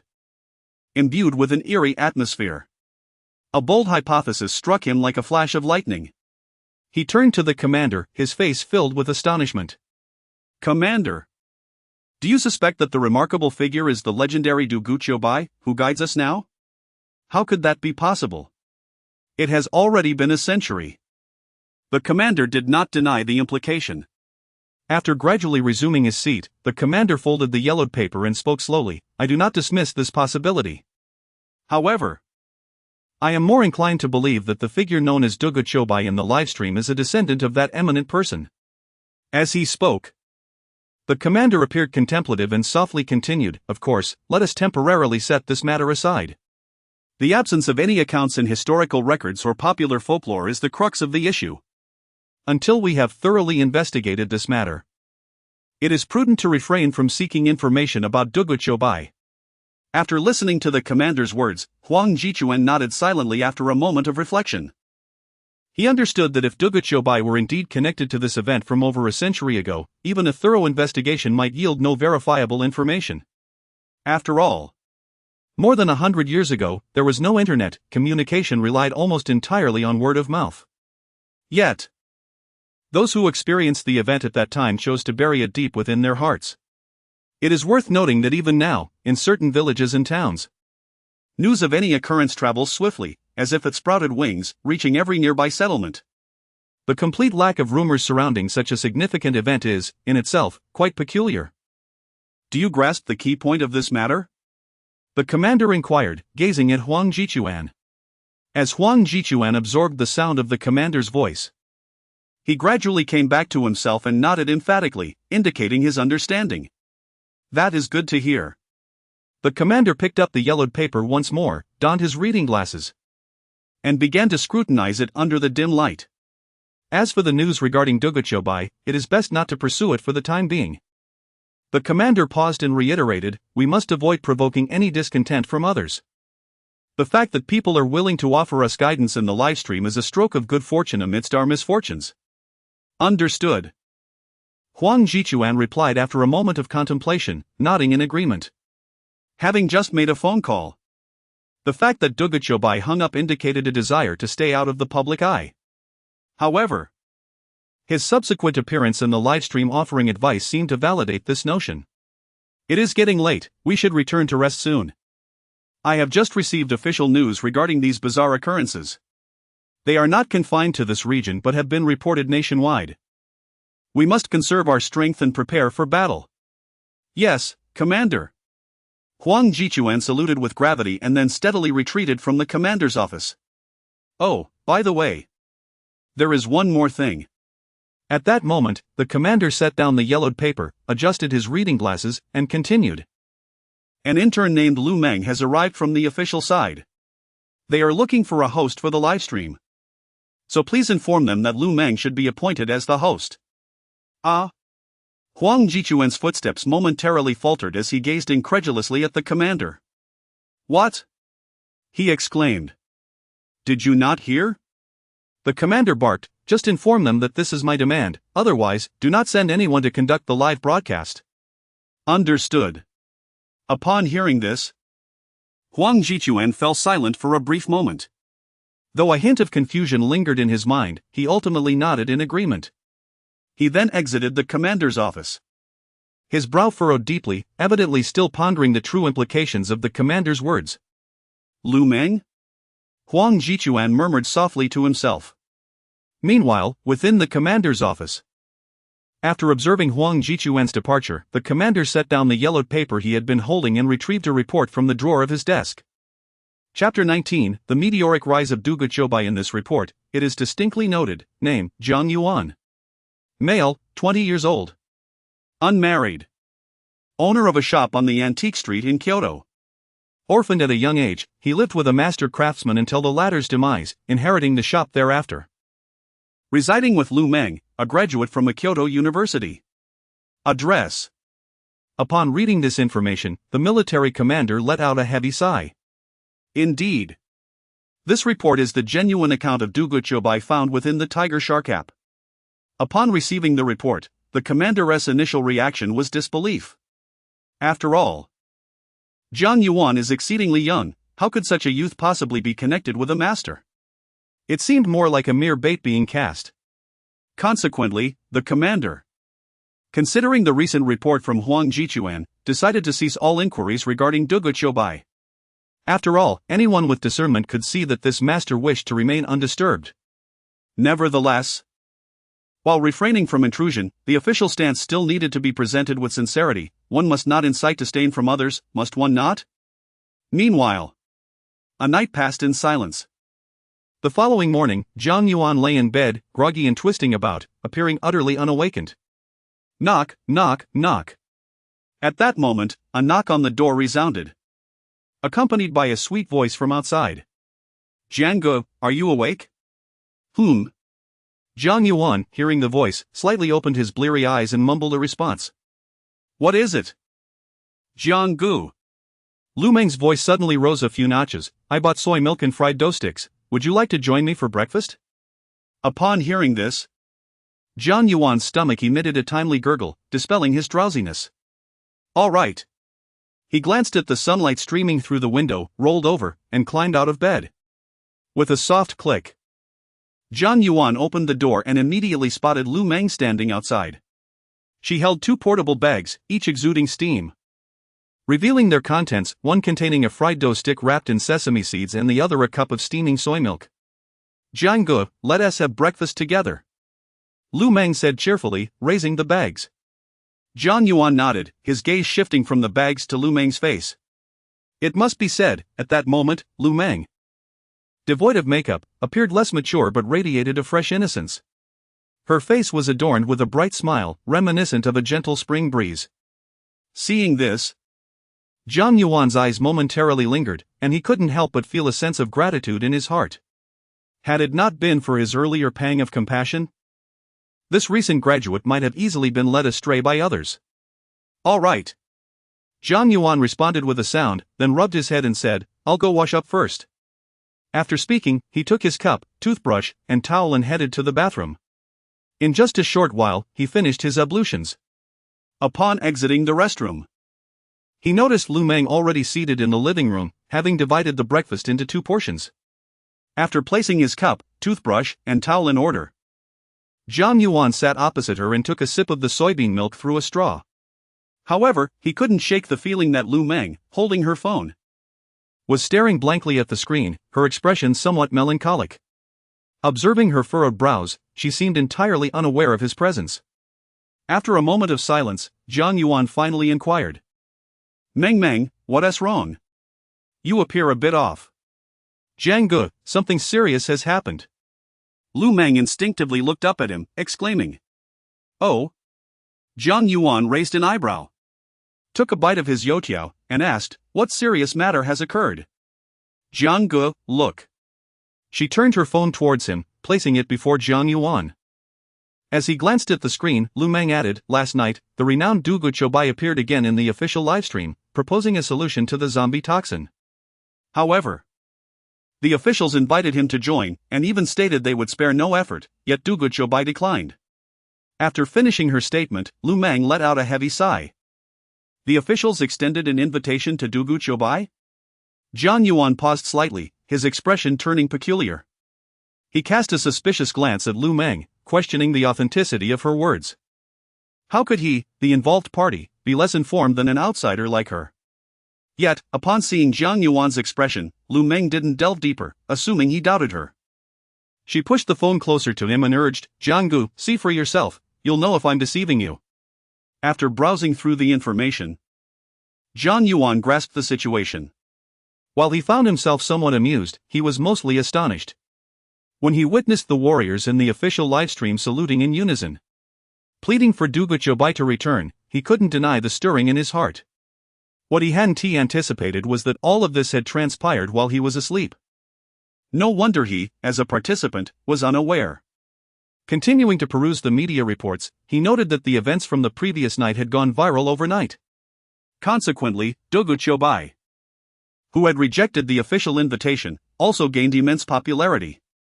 Jiang Yuan maintained a calm demeanor as he continued to browse, finding no surprise in the online frenzy. He had anticipated this all along. After all, if the proposed methods were indeed valid, they would represent the singular effective and effortless solution to combat the zombies. It's worth noting that the livestream had attracted hundreds of millions of viewers. How could it not go viral? On the internet, even Jiang Yuan has observed that some individuals have begun to revere Du Guqiubai as a deity, and astonishingly, many have expressed their agreement. Brother Jiang, what do you think we should do about this?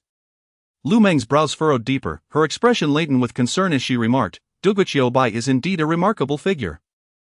If he does not align himself with the official faction, the absence of his guidance will undoubtedly lead the officials down many misguided paths. Consequently, the losses incurred would be the lives of the warriors. Jiang Yuan, noticing Lu Meng's anxiety, took a sip of soybean milk and, maintaining a composed demeanor, took over her thoughts and murmured, Meng, you need not worry about this matter.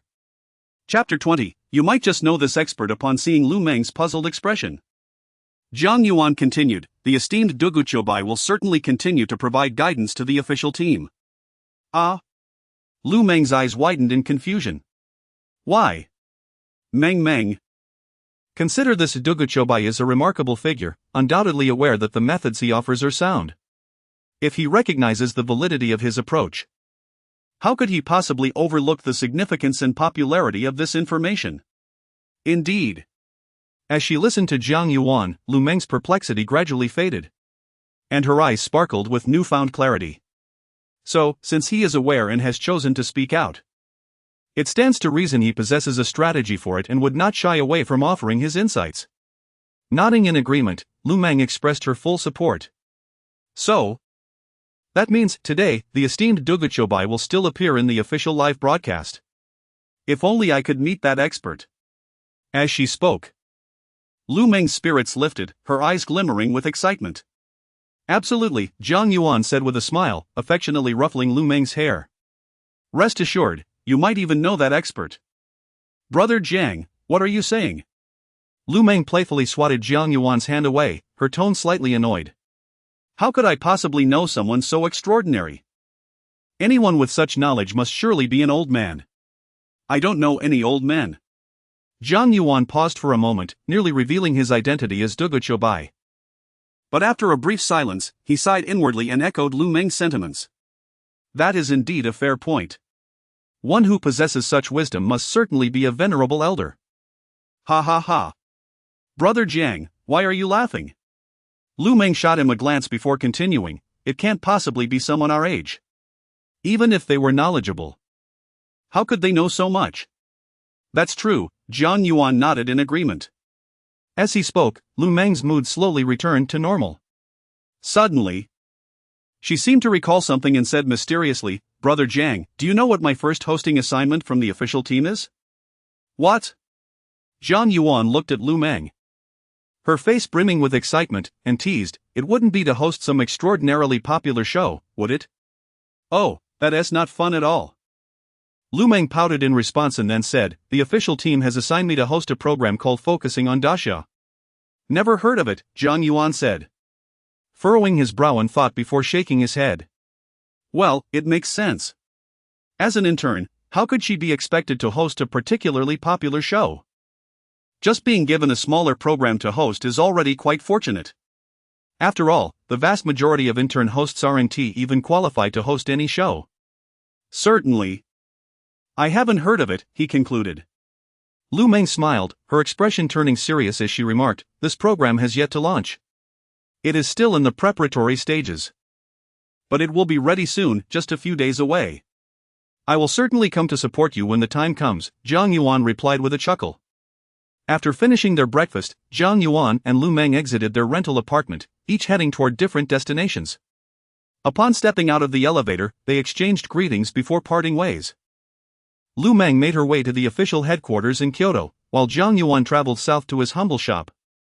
Although his establishment on this antique street lacked customers, it was nonetheless a cherished inheritance from his late mentor.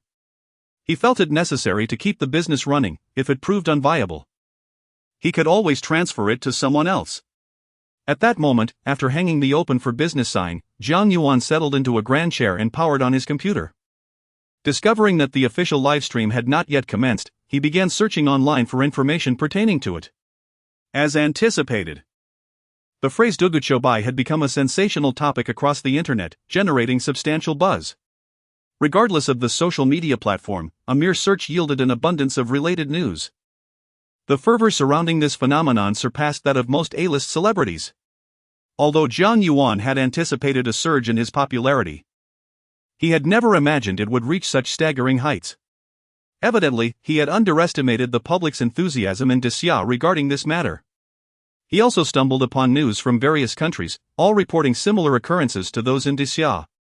However, the creatures appearing in these nations were not zombies but rather a variety of peculiar beings. Jiang Yuan found the photographs puzzling. For the creatures depicted were not unfamiliar to him, rather, they were entities he recognized well from his past life: vampires, mummies, zombies, and the like. Across multiple platforms, he encountered numerous messages heralding his emergence. One particular post titled "A Million Blood Oaths, Seeking the Shadow of Duguchobai" gained immense traction, swiftly climbing to the third position on trending charts.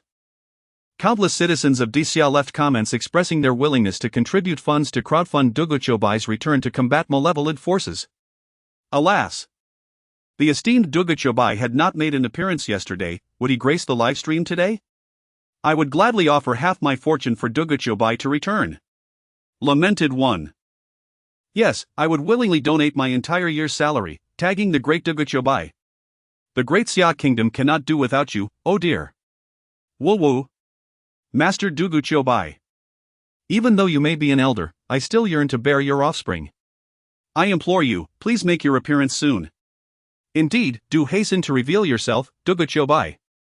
You are the deity in my heart. I suppose this can be considered a sudden surge of popularity online. Jiang Yuan gazed at this series of messages and couldn't help but chuckle softly. Chapter 21: Jiang Yuan's plan regarding the discussions among netizens about his emergence. He would certainly step forth, albeit not at this juncture. After all, he could effortlessly check in during the live stream and receive rewards without venturing into perilous situations. Currently, the circumstances across various regions were not particularly urgent. There was no pressing need for him to intervene. Thus, it would be far more prudent to remain in the live stream, accrue rewards, and only then assist the great Xia nation. At this moment, his sole advantage lay in the knowledge he possessed from his past life. However, Jiang Yuan understood that this knowledge was only beneficial in the present stage. As time progressed and higher-level zombies emerged, such knowledge would become utterly obsolete. Should he choose to reveal himself now? He would lack the means to contend with these advanced zombies. Was he to foolishly offer himself up? It was imperative to acknowledge that zombies, being peculiar entities outside the five elements, were not easily vanquished. In simple terms, items like peach wood and black dog blood were only effective against lower-tier zombies.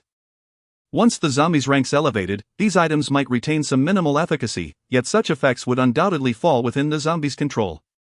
What then could he do? Thus, Jiang Yuan refrained from disclosing his status as an unparalleled champion to anyone. He comprehended that they were merely at the beginning of this ordeal. The indestructible body he had acquired was insufficient for him to dismiss all dangers. This realization was also the reason he declined to join the official ranks directly. He would certainly emerge, but only after his strength had vastly increased. With his thoughts in order, Jiang Yuan exited the web and launched the Tiger Shark Live app. As he opened the app, his gaze fell upon the glaring 999 notifications in the message box, leaving him momentarily bewildered. Upon inspection, he exclaimed in astonishment. All these messages were private notes sent to him through the official livestream.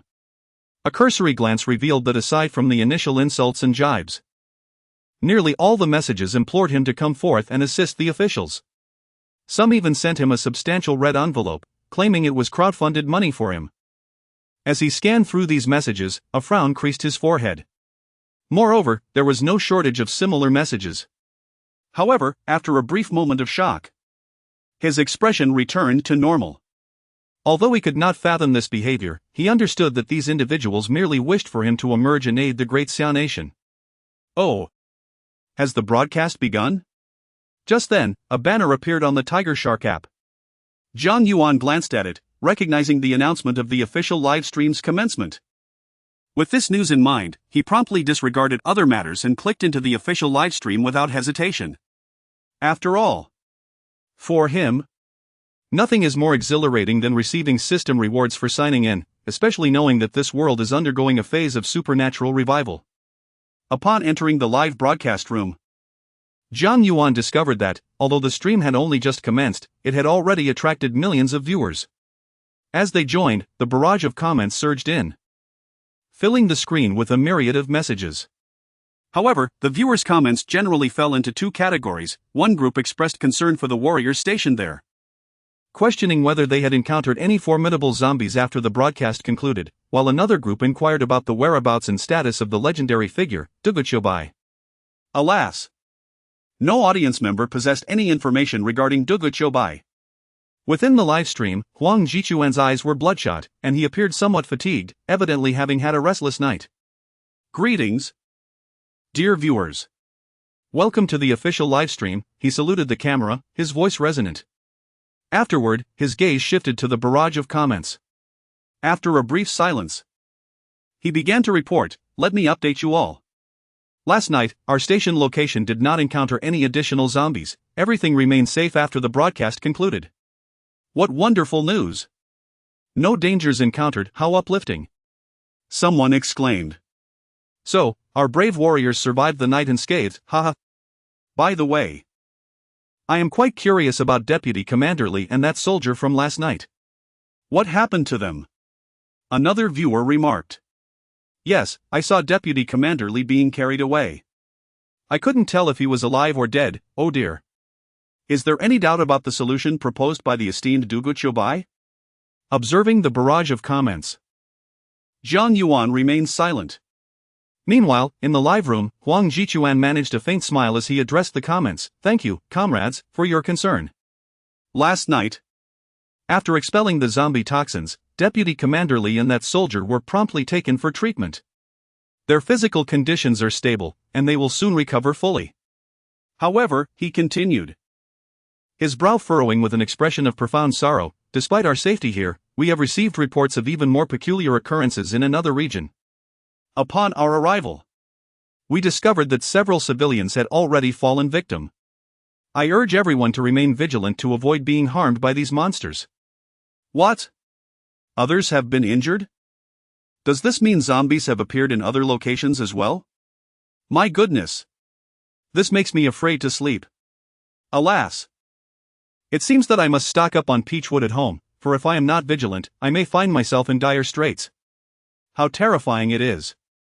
What manner of world is this that such creatures have emerged? Oh, esteemed master, the unparalleled Duguchobai, do hasten to join me. For I am on the verge of collapse. Woe is me! Upon finishing his words, Huang Jichuan deftly retrieved his mobile phone from his waist and skillfully opened a short video, positioning it before the camera in the live broadcast room. As he observed the barrage of comments flooding in from the audience, a heavy weight settled upon his heart. If Peachwood and Black Dog's blood were truly effective, such casualties would not have occurred. Chapter 22, The New Eerie Entity, the female ghost as Huang Jichuan displayed the screen of his phone. The audience was initially greeted by an expanse of darkness. Soon after, the scene illuminated brightly, revealing a setting that was strikingly familiar to all present. The imagery captured not a foreign locale, but rather the opulent interior of a lavish home. Within this abode, a family of three sat together in the living room, engrossed in a television program. In the video, a woman in her 30s reclined against a man who appeared somewhat older, sporting a balding head reminiscent of the Mediterranean. In her arms, she cradled an infant still in swaddling. Despite the apparent age discrepancy between the couple, they exuded a palpable affection toward one another. Observing this, the audience's expressions turned inquisitive as they leaned in to watch attentively. At first glance, the footage seemed entirely mundane. Aside from the noticeable age gap between the man and the woman, nothing seemed amiss. Why do I feel there's nothing unusual here? This is just an ordinary scene. Isn't it? What's so captivating about it? One viewer commented skeptically. Are you all serious? Do you think the authorities would use a regular video to frighten us? Just because things appear normal now doesn't mean they will remain so. Another chimed in. Exactly, keep watching and you'll see. Suddenly, a voice pierced through the stream. Honey, I'm back. The tone was raspy and laced with an unsettling chill, reminiscent of sharp nails scraping against glass, sending shivers down the spine. As this voice echoed, the once steady lights began to flicker ominously. A crackling sound accompanied the dimming lights. Could it be a short circuit? Many viewers pondered, a sense of unease creeping into their minds. Among them, Jiang Yuan, who was well versed in ghostly tales, felt a foreboding sensation wash over him as he witnessed the unfolding scene. While others might dismiss the flickering lights as mere electrical issues, Jiang Yuan couldn't shake the chilling phrase that surfaced in his mind: a vengeful spirit seeks retribution. Indeed, the live stream continued. The lights persisted in their erratic dance. And under this unsettling illumination, the audience suddenly fell into a trance. In the flickering light, they could faintly discern a figure reflected in the window glass of the house, a visage with eyes like those of a lurking serpent, fixated intently on the two inhabitants within the luxurious room. The visage of this individual was exceedingly terrifying and bizarre. Scarred with deep gashes, her entire countenance was rendered unrecognizable. From those wounds, blood continued to ooze forth. Drip! Drip! Drip! Drops of crimson trickled down her cheek, resonating with an eerie sound as they fell to the ground. As the blood splattered below, the illumination from the ceiling light and the television flickered increasingly bright and dim. Meanwhile, within the opulent abode, the two individuals appeared oblivious to the commotion outside, their attention drawn irritably to the chandelier above. What is happening? Dear husband, I am frightened. This wretched power company. The man's face was contorted with rage. Having just moved into a new home, how could there be a short circuit already? My love, I have returned. Suddenly, at that moment, a profoundly sinister and raspy voice echoed once more, utterly devoid of any human quality. Next, all the viewers in the live stream widened their eyes in sheer horror, their expressions mirroring disbelief as they gazed at the screen, nearly bulging from their sockets. They beheld the face that had once been reflected in the window suddenly vanish. As the lights dimmed, when they brightened anew, there emerged an abrupt figure within the luxurious dwelling. This apparition, hair disheveled, bore an unmistakable resemblance to the shadow that had previously graced the window. Of course, had it merely been the scarred visage, perhaps they would have felt fear, but it would not have instilled in them a chilling dread that left them trembling. What truly instilled terror, sending shivers down their spines, was that this figure was not standing upon the ground but rather suspended in midair, moving without a whisper. She floated effortlessly. As she glided, droplets continued to cascade from her form. With the lights brightening once more, it became clear that these were not mere droplets of water. They were unmistakably blood. Good heavens! What manner of creature is this? A new monstrosity? I can't shake the feeling that this is even more terrifying than a zombie. Enough talk. Although it is broad daylight, I find myself unable to sleep, sobbing softly. Is this truly real? Of course, I wish it were false. How horrifying. Is there anyone here, esteemed Senior Duguchobai? Do you know what this entity is? I implore you for an explanation. Senior Duguchobai, please emerge and assure me to trust in science, that all of this is but a fabrication, alright? Observing the barrage of comments in the livestream, Huang Jichuan felt no less distressed.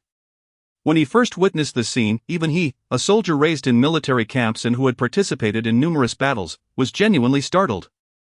And now, the reason he chose to broadcast this video in the livestream was: firstly, it is imperative to remind the audience in the live broadcast room to remain vigilant regarding their safety. As for the second point, it is solely a desire to seek the insights of the esteemed master, Duguchobai. After all, he too has never encountered such a predicament and is equally perplexed. Meanwhile, the events within the arena continue unabated. Woe is me, my beloved, my demise is so tragic. Oh, how I shiver in solitude, so cold. Will you not descend to keep me company? Woe is me.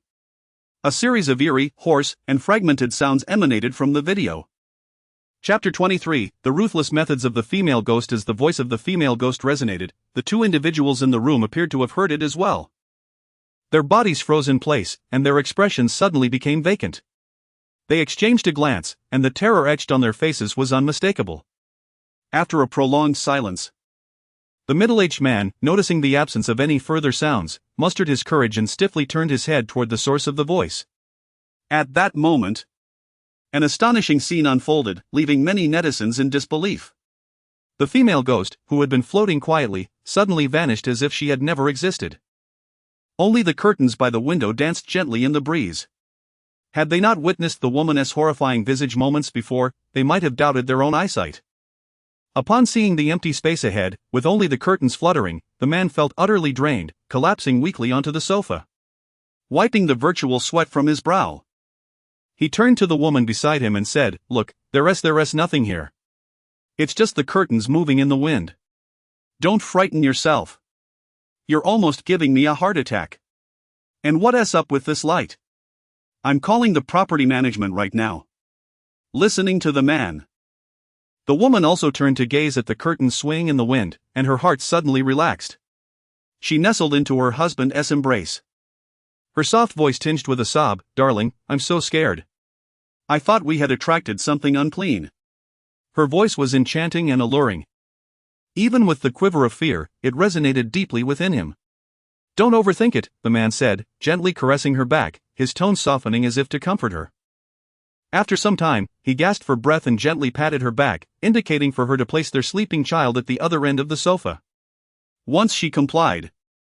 Laying the child down, his hands began to glide slowly along her waist.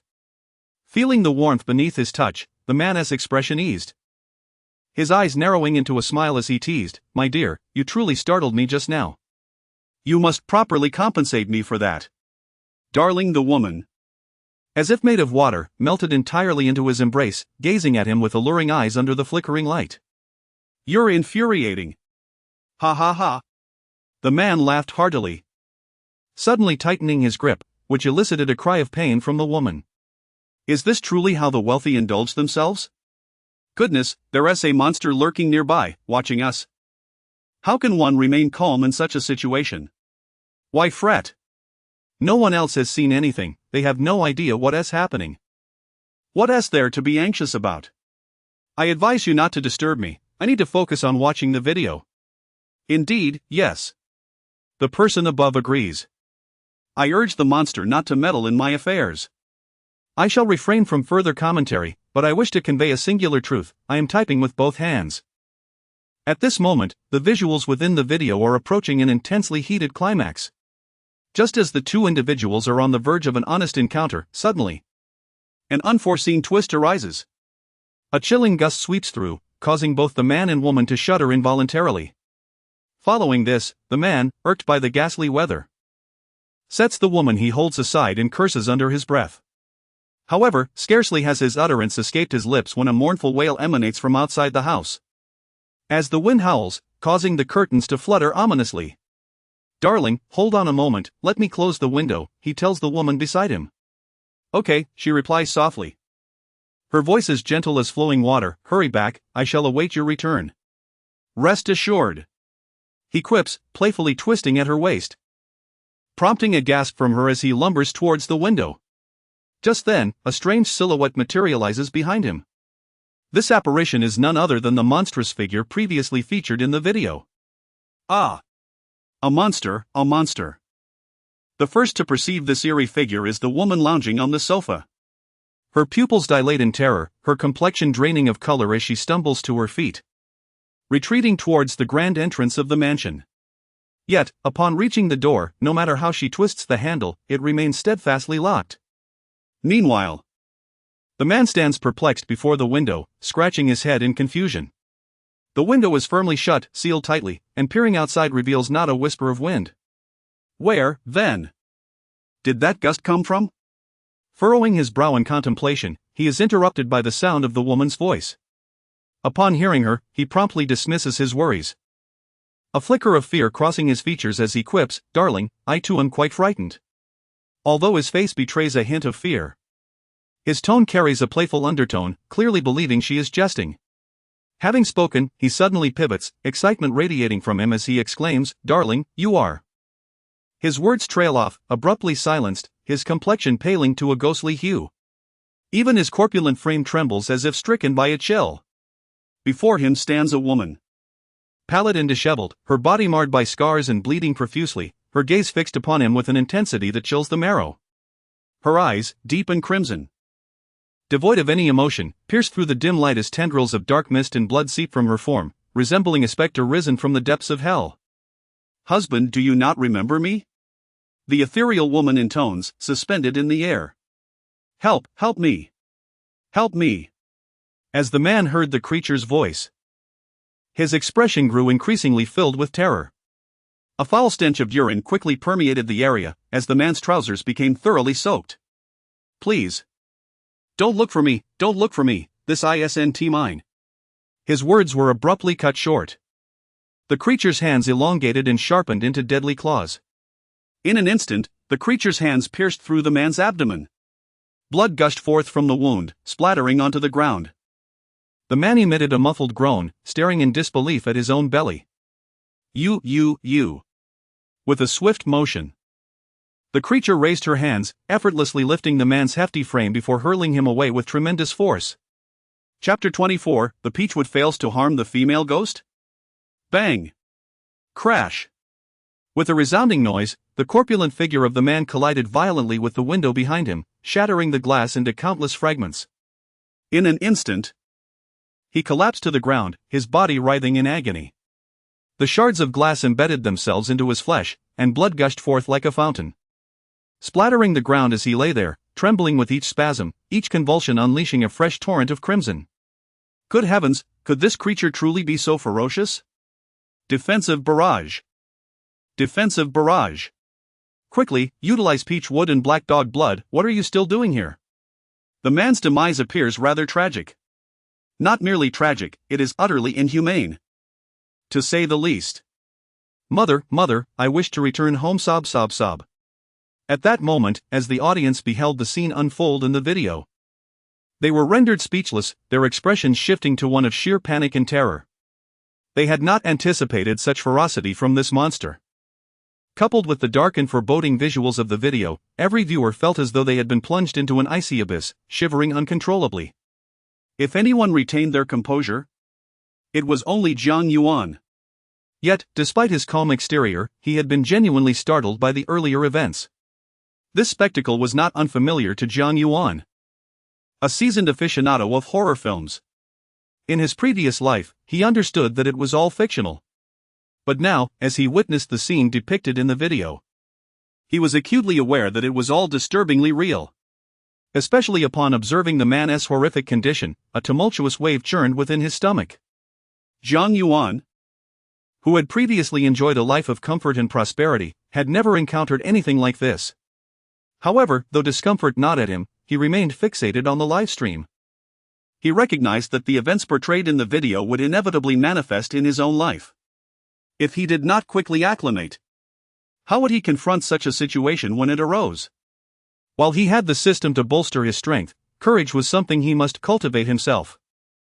As he endeavored to continue watching, Jiang Yuan pondered the question of what truly terrified ghosts. Meanwhile, the scene persisted. Ah! As the sight registered in the eyes of the woman, she let out a blood-curdling scream. Trembling, her instinct for survival compelled her to frantically twist the door handle. Perhaps it was due to her panic, or some other reason, but the door remained obstinately closed, refusing to budge. However, at that very moment, the floating woman seemed to have heard the scream. Her gaze slowly shifted away from the man, turning toward the woman with eyes devoid of any emotion. "You seductive vixen! I shall kill you." The floating woman gazed intently at her, her crimson eyes ablaze. A hoarse and chilling voice emanated from her lips, filling the air with an eerie resonance. "Please, don't kill me. I beg you, I didn't mean to. This is all his doing, not mine." The woman's body trembled violently, paralyzed by sheer terror. She attempted to flee, but her legs weakened, causing her to collapse onto the ground. Suddenly, a chilling wind swept through the space. The hovering creature instantly glided before her, its emotionless scarlet gaze fixed upon the woman below. In the next moment, without hesitation, it directed its hands towards the woman's neck, plunging downward with ferocity.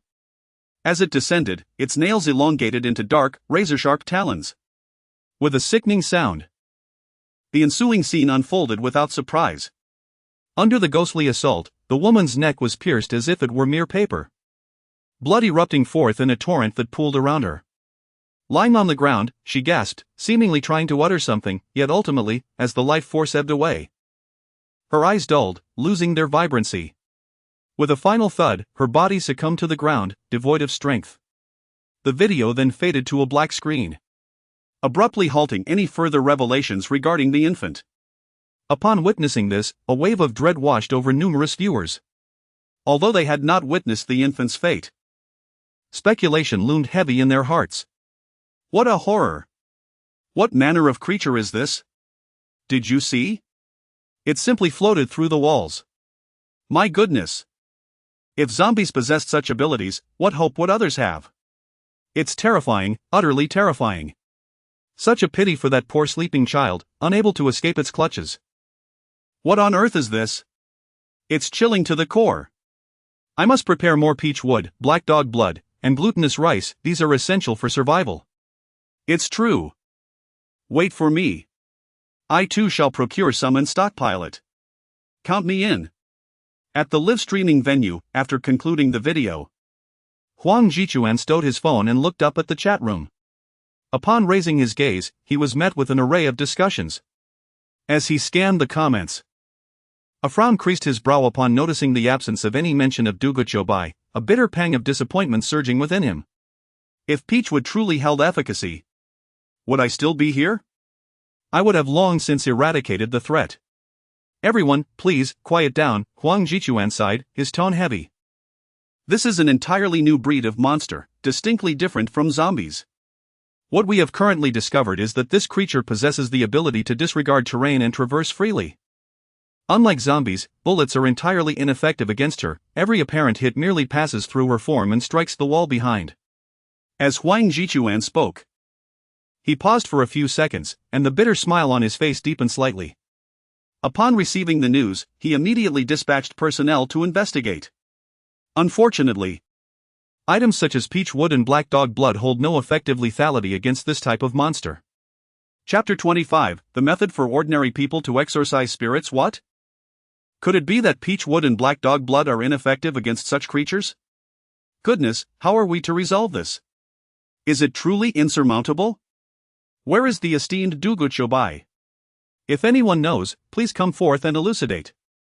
I am in a state of panic, wailing, as this creature seems even more terrifying than a zombie. Mother, it appears that staying at home is no longer particularly safe. Sob sob sob. Listening quietly to Huang Jichuan's words, all the viewers in the livestream were engulfed in alarm.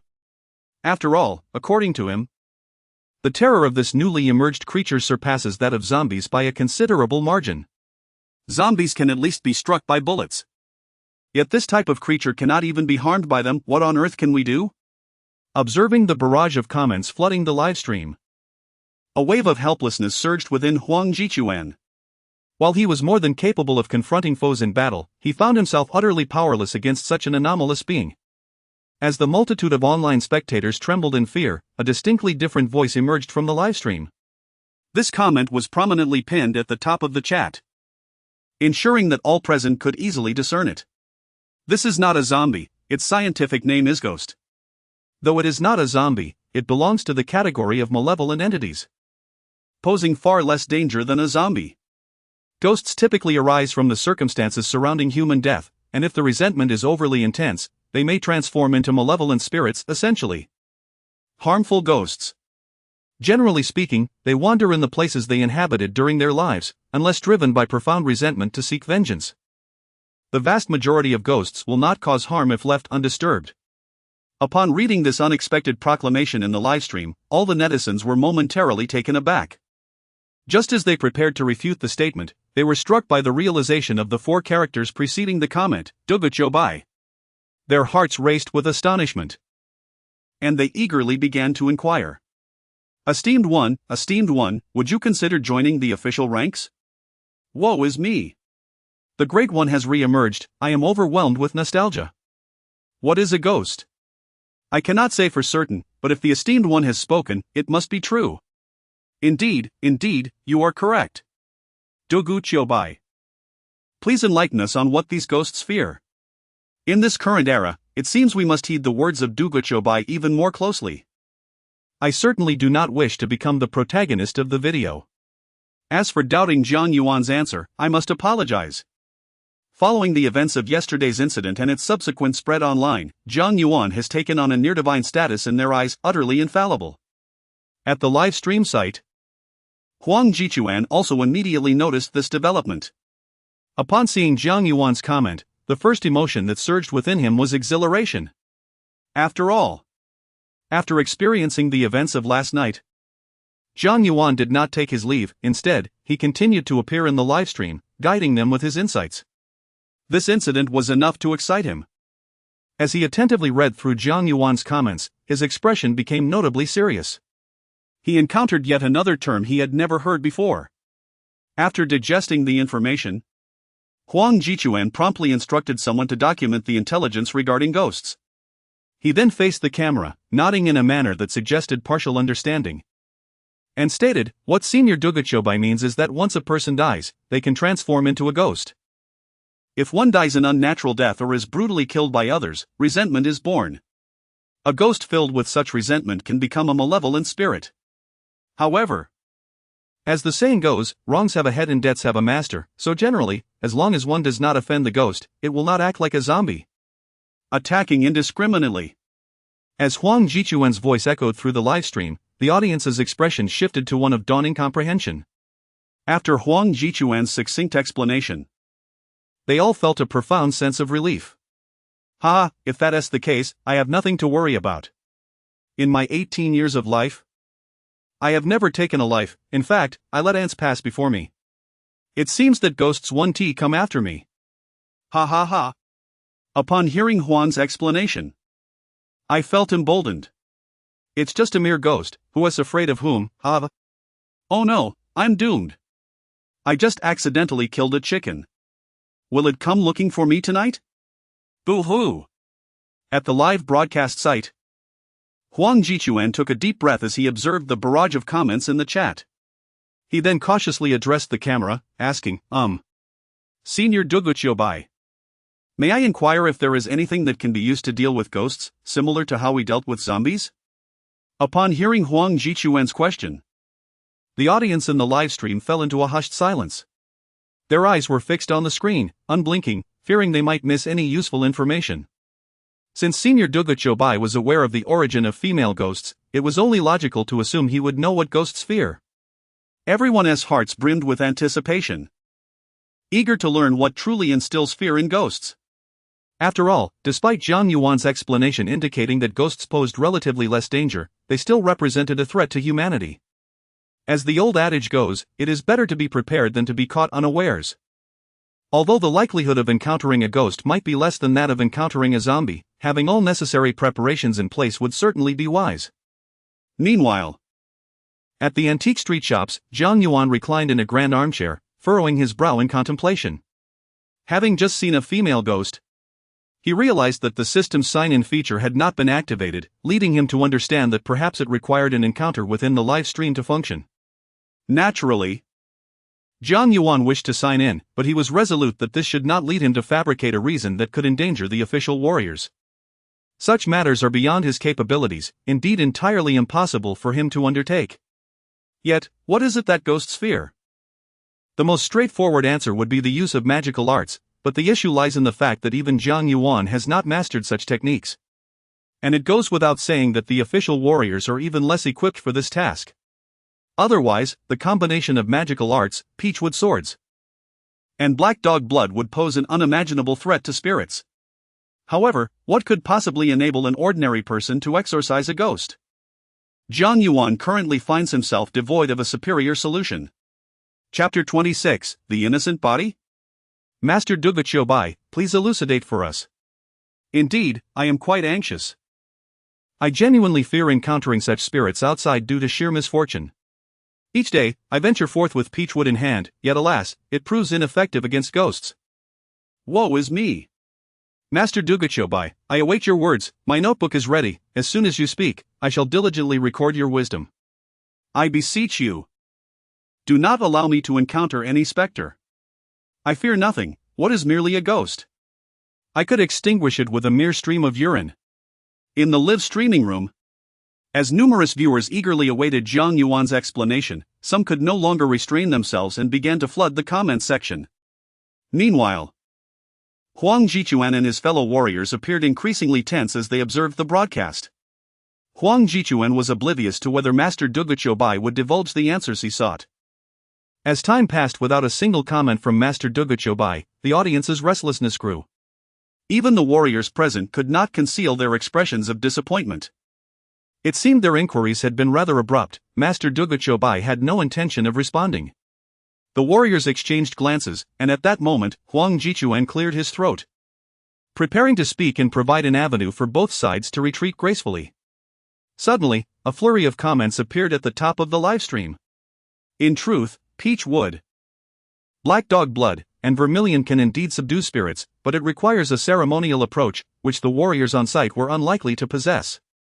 Consequently, the simplest methods to exorcise ghosts include the crowing of a rooster, firecrackers, and, most straightforwardly, the urine of a young boy. These young elements are what spirits dread. Though ghosts and zombies are not identical, they share similarities. Both belong to the realm of yin, and their natural adversary, the opposing yang, is among the things they fear most. Of course, for the most effective results against spirits, a ceremonial approach employing talismans remains paramount. However, let us set that aside for the moment.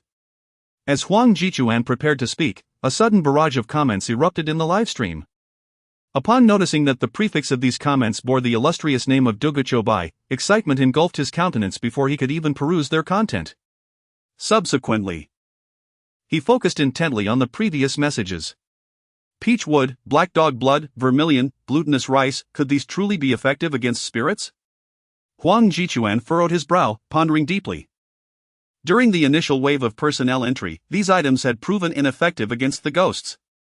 However, after reading Master Duguchobai's subsequent explanation regarding the necessity of a ceremonial approach, he nodded, albeit with a vague understanding. A ceremonial approach, needless to say, was something they utterly lacked. And thus, the narrative continues.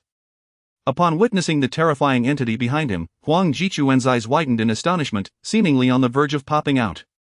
He was genuinely taken aback by the notion that even ghosts could harbor such fear. Especially concerning the last item on the list, childless urine. When he beheld it, his expression momentarily faltered, and a flicker of vexation crossed his resolute features. He should have anticipated this. And at that very moment in the live streaming room, numerous netizens also took note of the barrage of comments made by Jiang Yuan. After a cursory glance at the comments, nearly all eyes gravitated towards the mention of childless urine. The other entities that instilled fear were easily comprehensible, however. What baffled them the most was the concept of childless urine. Goodness, childless urine? Does this imply that no man would ever fear a ghost? The earlier commenter who claimed he would douse a ghost with urine, what a prophetic figure he turned out to be. Ha, I thought these specters were of a higher caliber. Yet it appears they are even less formidable than zombies. This is simply hilarious. I can't take it anymore. From this day forth, I must hydrate diligently to ensure I have enough urine to spare. I suspect it may not be so straightforward, though. Did you all notice the character in? I have a premonition that this is the crux of the matter. At this moment, after sending his comment, Jiang Yuan observed the subsequent reactions of the netizens. Noticing their curiosity regarding the definition of childless urine, he paused momentarily before elucidating. Childless urine, as the name suggests, refers to the urine of children, with the finest quality being that of children under the age of 5. Of course, there exists an even more exquisite variant, the very first urine expelled by an infant just a month old. At this stage, the childless urine is exceptionally pure and possesses the greatest potency against malevolent entities like ghosts and zombies.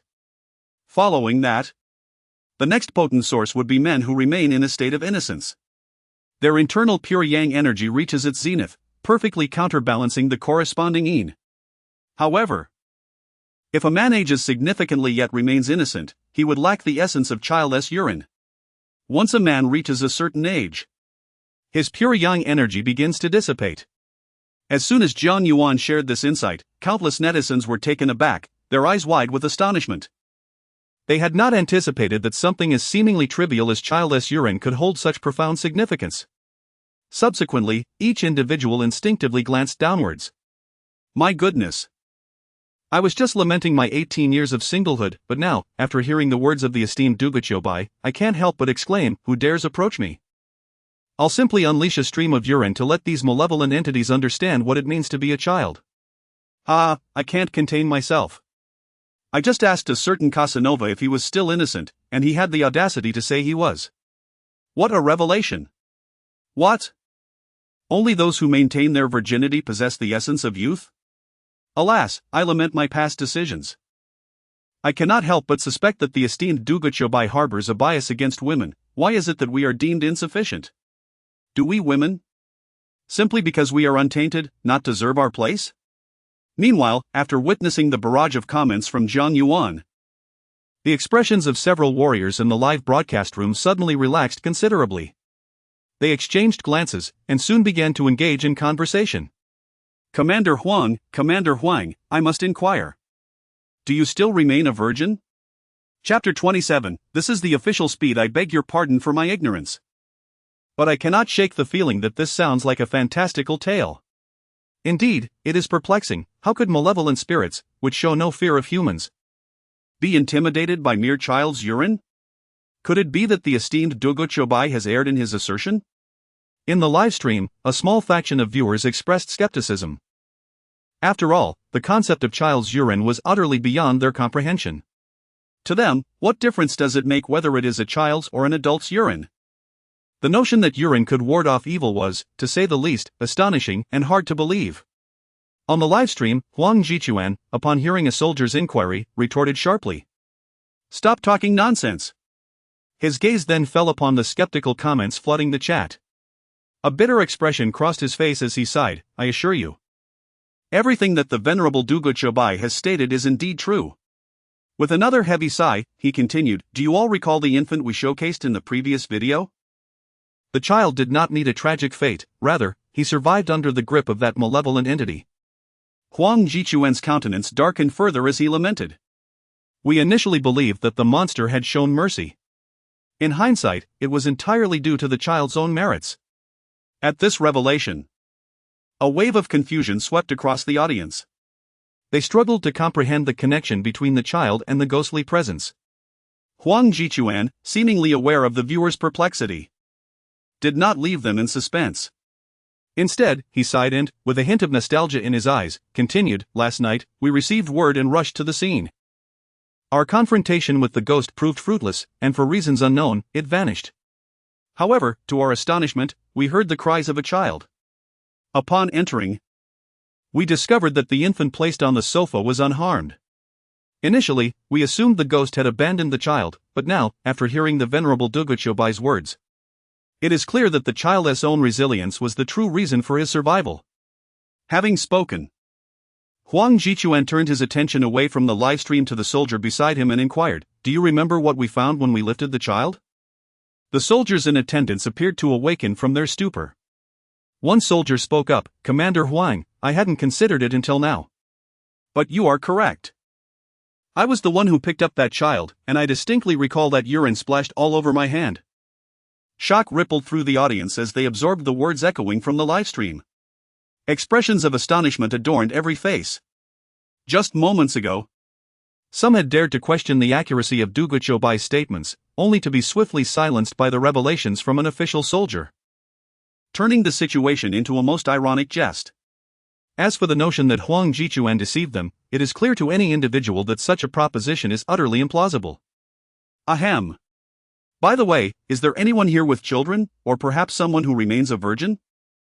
Might you be willing to assist me in procuring a bottle of urine for exorcism purposes? Of course, I am prepared to compensate. Ahem. No more of that. I am currently urging my son to drink water, and soon I shall collect a basin of his output. Ha, my nephew just turned 1 month old tomorrow. I simply must rush to their home to ensure no one else gets there first. Ha, is there truly no one among you who is also a virgin? You people have lost your moral compass, the world is in decline. Enough of this, thankfully. My boyfriend and I have only just begun cohabiting and have yet to consummate our relationship.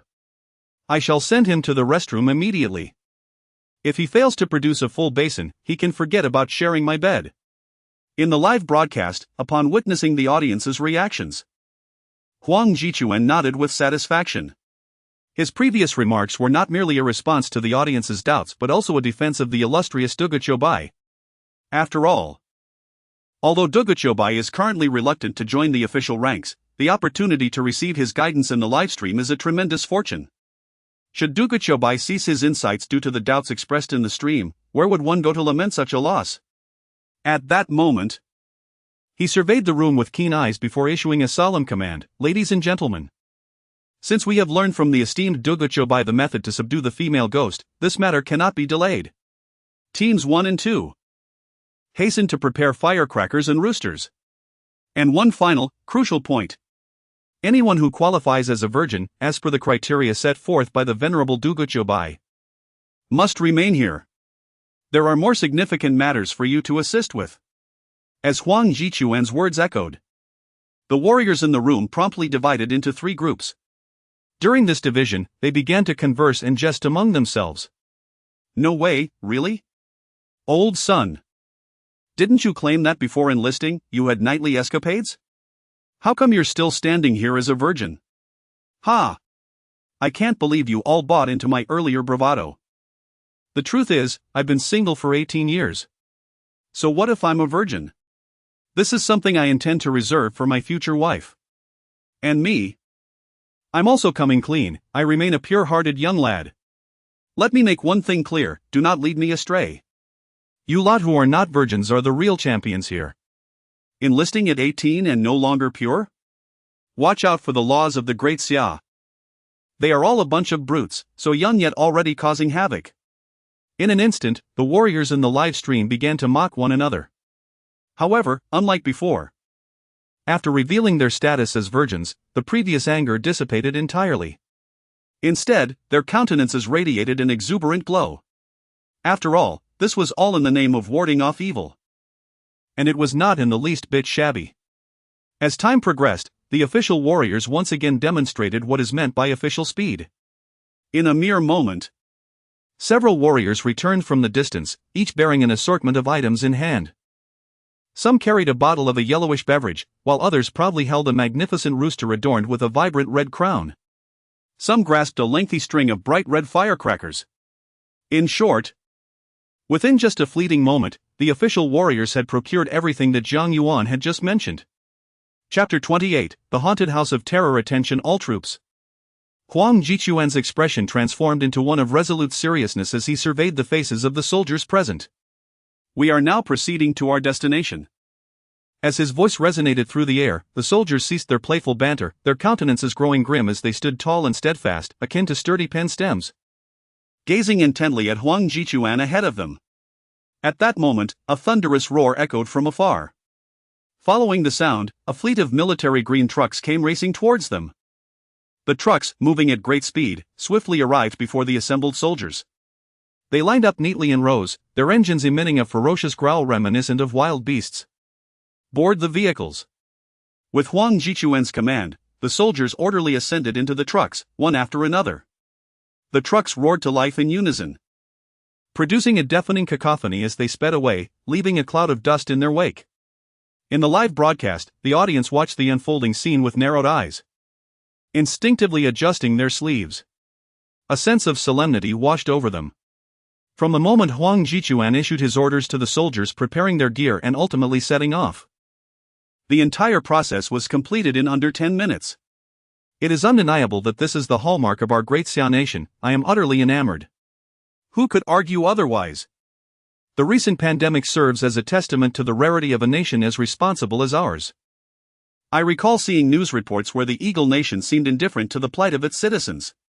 Even now, as monsters emerge, fear grips everyone. Yet here in our Xia nation, ordinary citizens can still live in peace. This brings to mind a poignant saying: what tranquility exists is merely the result of a group of admirable individuals bearing the weight of responsibility for us. Indeed. We stand united, what are mere monsters to us? Everyone, we are approximately 100 kilometers from our destination. In 1 hour, we shall arrive at the lair of the spectre. Please remain attentive, as the disturbances from ghosts and zombies are no longer confined to a small area. Signs of supernatural phenomena are emerging throughout most of Xia. Seated in the passenger seat of a military green truck, Huang Jichuan held a camera. His demeanor solemn as he addressed the lens. Upon hearing Huang Jichuan's caution, the audience and the livestream refrained from leaving. Understood. We will pay close attention and ensure we do not become part of the footage. Tears welled up in my eyes. It is evident that the authorities are relying on the lives of soldiers to devise a strategy against these monsters. Indeed, without the guidance of the legendary Duguchobai, these endeavors would be perilous, relying entirely on the bravery of our warriors to safeguard us. No more words, I bow deeply to the esteemed Duguchobai. Ha ha ha. I shall now have a spirit tablet dedicated to the esteemed Duguchobai in my home, and henceforth, I shall pay my respects daily. As I recline in my armchair, observing the live stream's barrage of comments, I find myself bemused by the absurdity of it all. How is it that a perfectly normal chat devolves into such chaos at the mere mention of him? They even went so far as to create a spirit tablet. Yet, to be fair, one could argue that he has, in a strict sense, experienced death once already. Thus, crafting a spirit tablet may not be such a trivial affair. Meanwhile, as the viewers in the live chat engage in conversation, an eerie silence envelopes the stream, each face is grave and resolute. Only the resonant roar of engines, akin to a beast's growl, fills the air. Time slips away, like a white horse passing through a gap. Suddenly, the cacophony in the live stream ceases. Immediately, a series of footsteps echoes from the large truck. Clack, clack, clack. Upon hearing this sound, the audience abruptly halts their chatter, their gazes fixated on the screen. They comprehend that the cessation of noise signifies their arrival at the destination. A ghost. This peculiar entity piques the curiosity of all present. As Huang Jichuan disembarks with a camera in hand, the first sight that greets their eyes is sheer opulence. Indeed, the scene before them is extravagantly lavish. In front of the camera, there is nothing but a sprawling residence, approximately 500 to 600 square meters in area. This abode is encircled by towering fences adorned with a plethora of seemingly precious flowers. Directly ahead stands the villa, embodying a European architectural style, radiating luxury at every turn. However, at this moment, beyond the fence, a long barrier cordons off the entire luxurious villa, bearing the ominous inscription, "Monster Entry Zone, Unauthorized Personnel Keep Out." The viewers in the live stream realize that they have arrived at their intended destination. Huang Jichuan's thunderous voice confirms the viewer's suspicions. He directs the camera towards the opulent villa and continues, "This is indeed the haunt of the ghost." According to last night's intelligence, everything aligns with what the esteemed Duguchobai has stated. This ghost does not seek vengeance without cause. Reports indicate that the apparition present here is likely the first wife of the deceased, who stood by him during his impoverished days. However, she mysteriously vanished several years ago, after which the deceased hastily remarried. This refers to the woman seen earlier in the video.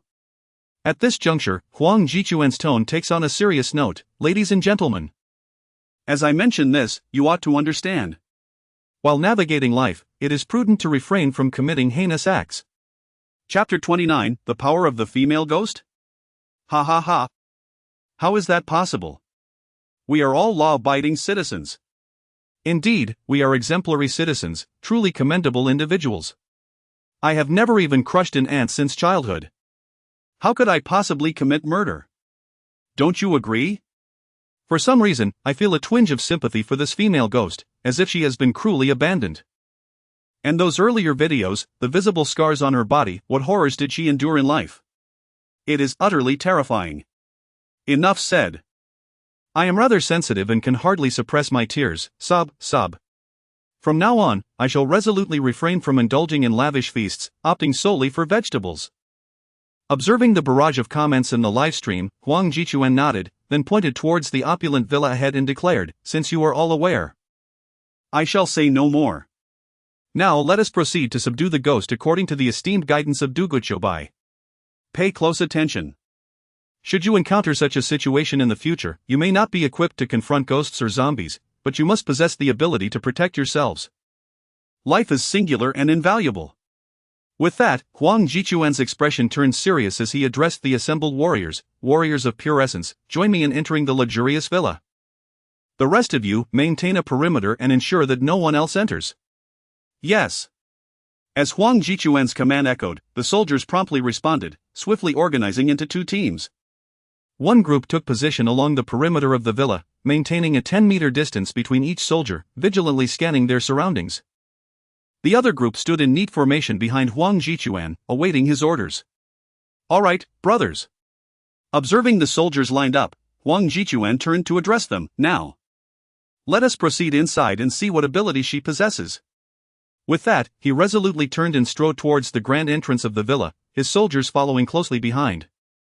Expressions grave yet determined. Clatter, clatter, clatter. Dozens of soldiers moved in an orderly fashion towards the opulent villa. Meanwhile, those standing on the periphery maintained a solemn demeanor. Their silence punctuated only by their focused gazes on the advancing warriors. Finally, just as the warriors were about to cross the perimeter, a sudden sharp sound resonated through the live stream. Salute! Upon hearing this, all station soldiers outside stood tall, their expressions resolute, raising their right hands in a disciplined salute. The soldiers led by Huang Jichuan momentarily halted their steps but did not turn back. They merely waved their right hands in acknowledgement before pushing open the grand door of the villa and stepping inside. Creak! The door swung open. The moment one enters, an all-encompassing darkness envelopes the space, rendering visibility utterly futile. Outside, the sun shines brilliantly, yet within the opulent mansion, an ominous gloom prevails, saturated with a foul, acrid scent of blood. There exists not a trace of vitality, it resembles a house of the dead. Within this eerie abode, as the door to the villa creaked open, Huang Jichuan and the warriors standing at the threshold could not suppress a shiver. An inexplicable chill surged through their bodies the moment the door was ajar, an unearthly coldness invading their limbs and bones. How peculiar! Why is it so chilling? Huang Jichuan wrapped his coat tighter around himself and cast a glance at the clear skies outside, only to find the chill intensifying. It was not this cold last night. Indeed, Commander Huang, what is going on? It was not this frigid when we arrived last night. This is utterly bizarre. The warriors clustered at the entrance. Shrouded in their garments, their expressions turning grave as they engaged in fervent discussion. In the live stream, the audience mirrored their apprehension. What on earth is happening? Why is the scene so shrouded in darkness? It sends shivers down my spine. Is this truly a place for humans? Strangely, hearing Commander Huang's words also made me feel a chilling sensation. It is terrifying. Senior Duguchobai, do you have any insight into this matter? Meanwhile, in the shop, Jiang Yuan's expression grew slightly grave. The chill, cloaked in darkness, undoubtedly indicated that the female ghost had strengthened after her revenge. Yet, Jiang Yuan was uncertain about the efficacy of the boy's urine and rooster's crow against such a formidable spirit. From his knowledge of past cinematic portrayals, he understood that lesser spirits indeed feared these elements, but a powerful ghost would hardly be deterred by them. After some contemplation, Jiang Yuan decided to caution the viewers in the live stream. Be cautious. It seems the ghost's power has indeed augmented. For your safety, I strongly advise you to halt your advance. As Jiang Yuan's message appeared in the live chat, a wave of astonishment washed over all participants. The esteemed figure of Duguchobai had spoken, everyone stepped aside to heed his words. What, the ghost has grown stronger? How shall we proceed? No wonder I felt that chill, it turns out the ghost has indeed gained power, goodness gracious. Calling Commander Huang, please pay attention to Senior Duguchobai's message. The ghost has become stronger. Simultaneously, at the live event, Huang Jichuan was quick to notice Jiang Yuan's message. Upon reading the content of the chat, a flicker of astonishment crossed his face. To think that merely half a day had passed and the ghost's power had already increased. Now, should I really go in? After merely a moment of hesitation, Huang Jichuan swiftly reached a resolution within his heart. Yes. I must go. I am immensely grateful for the wise reminder from the esteemed senior, Duguchobai. Once Huang Jichuan solidified his determination, he smiled at the camera. After a brief pause, He continued, however, as official warriors, we cannot allow the spirit to grow stronger within these walls. Furthermore, if we fail to subdue it now, it will only become more formidable in the future. In that case, it would be even more challenging to deal with. Chapter 30, The Wall of Ghosts. Upon finishing his words, Huang Jichuan stepped resolutely through the grand entrance of the mansion. The other warriors, seeing this, followed suit without a moment's hesitation, all entering the lavish abode together. As they traversed the courtyard, Huang Jichuan distinctly sensed a drastic drop in the surrounding chill.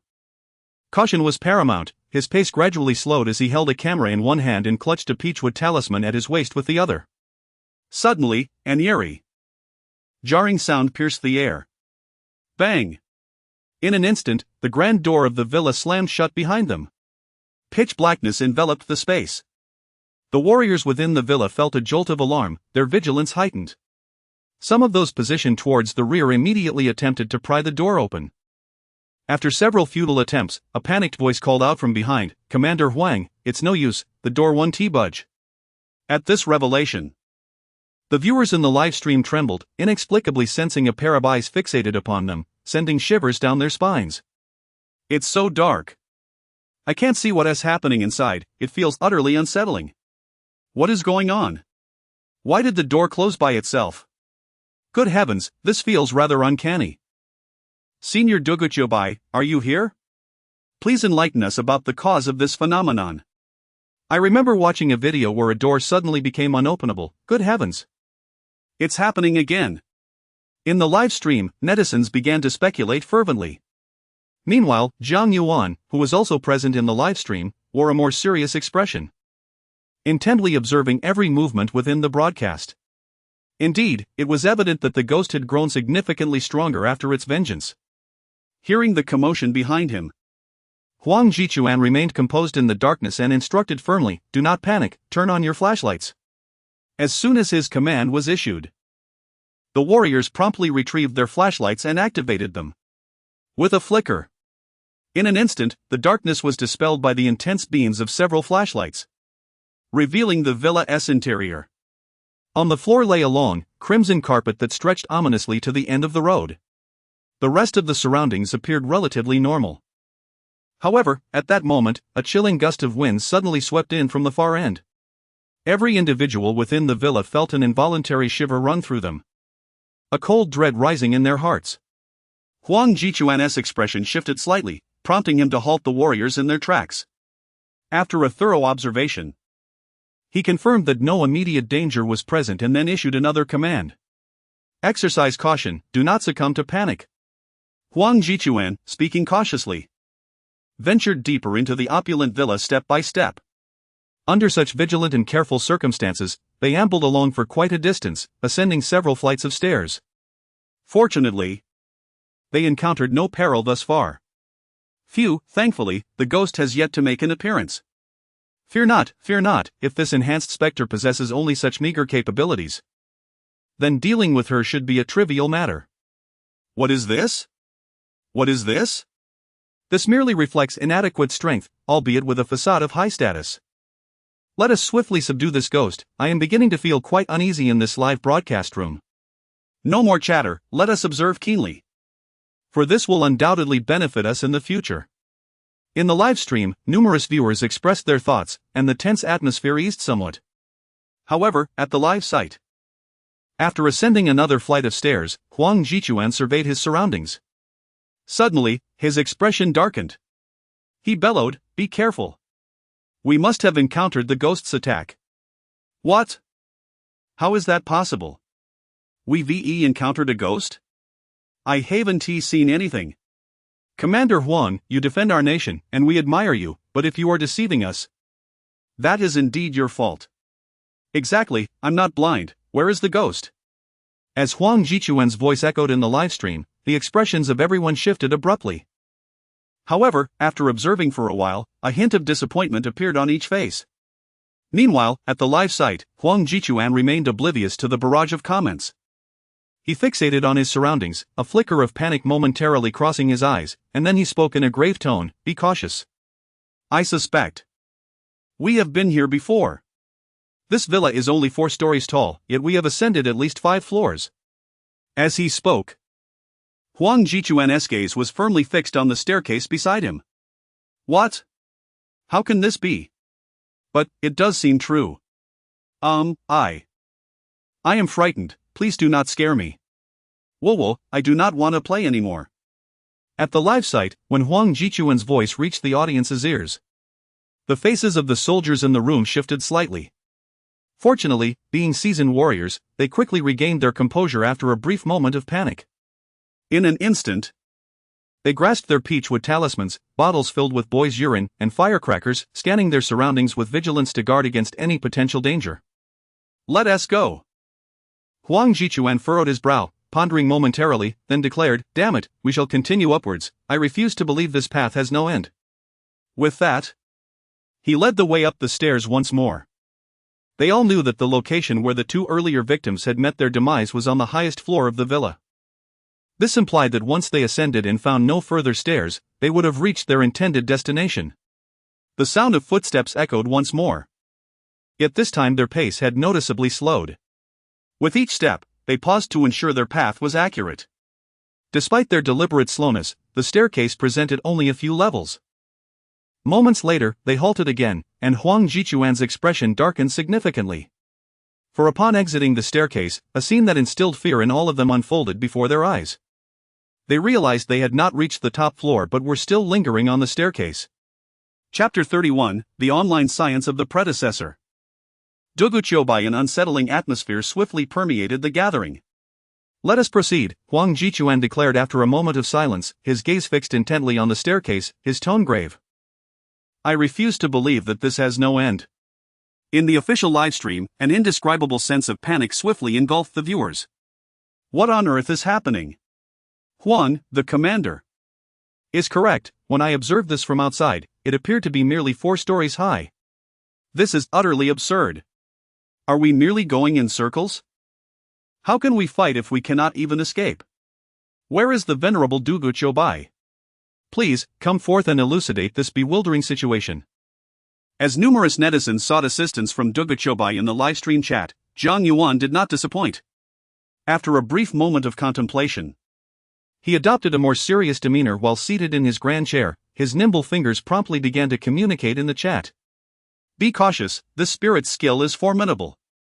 What you are encountering is likely a ghost wall. A ghost wall disorients those within, causing them to feel as though they are perpetually lost, endlessly circling the same path.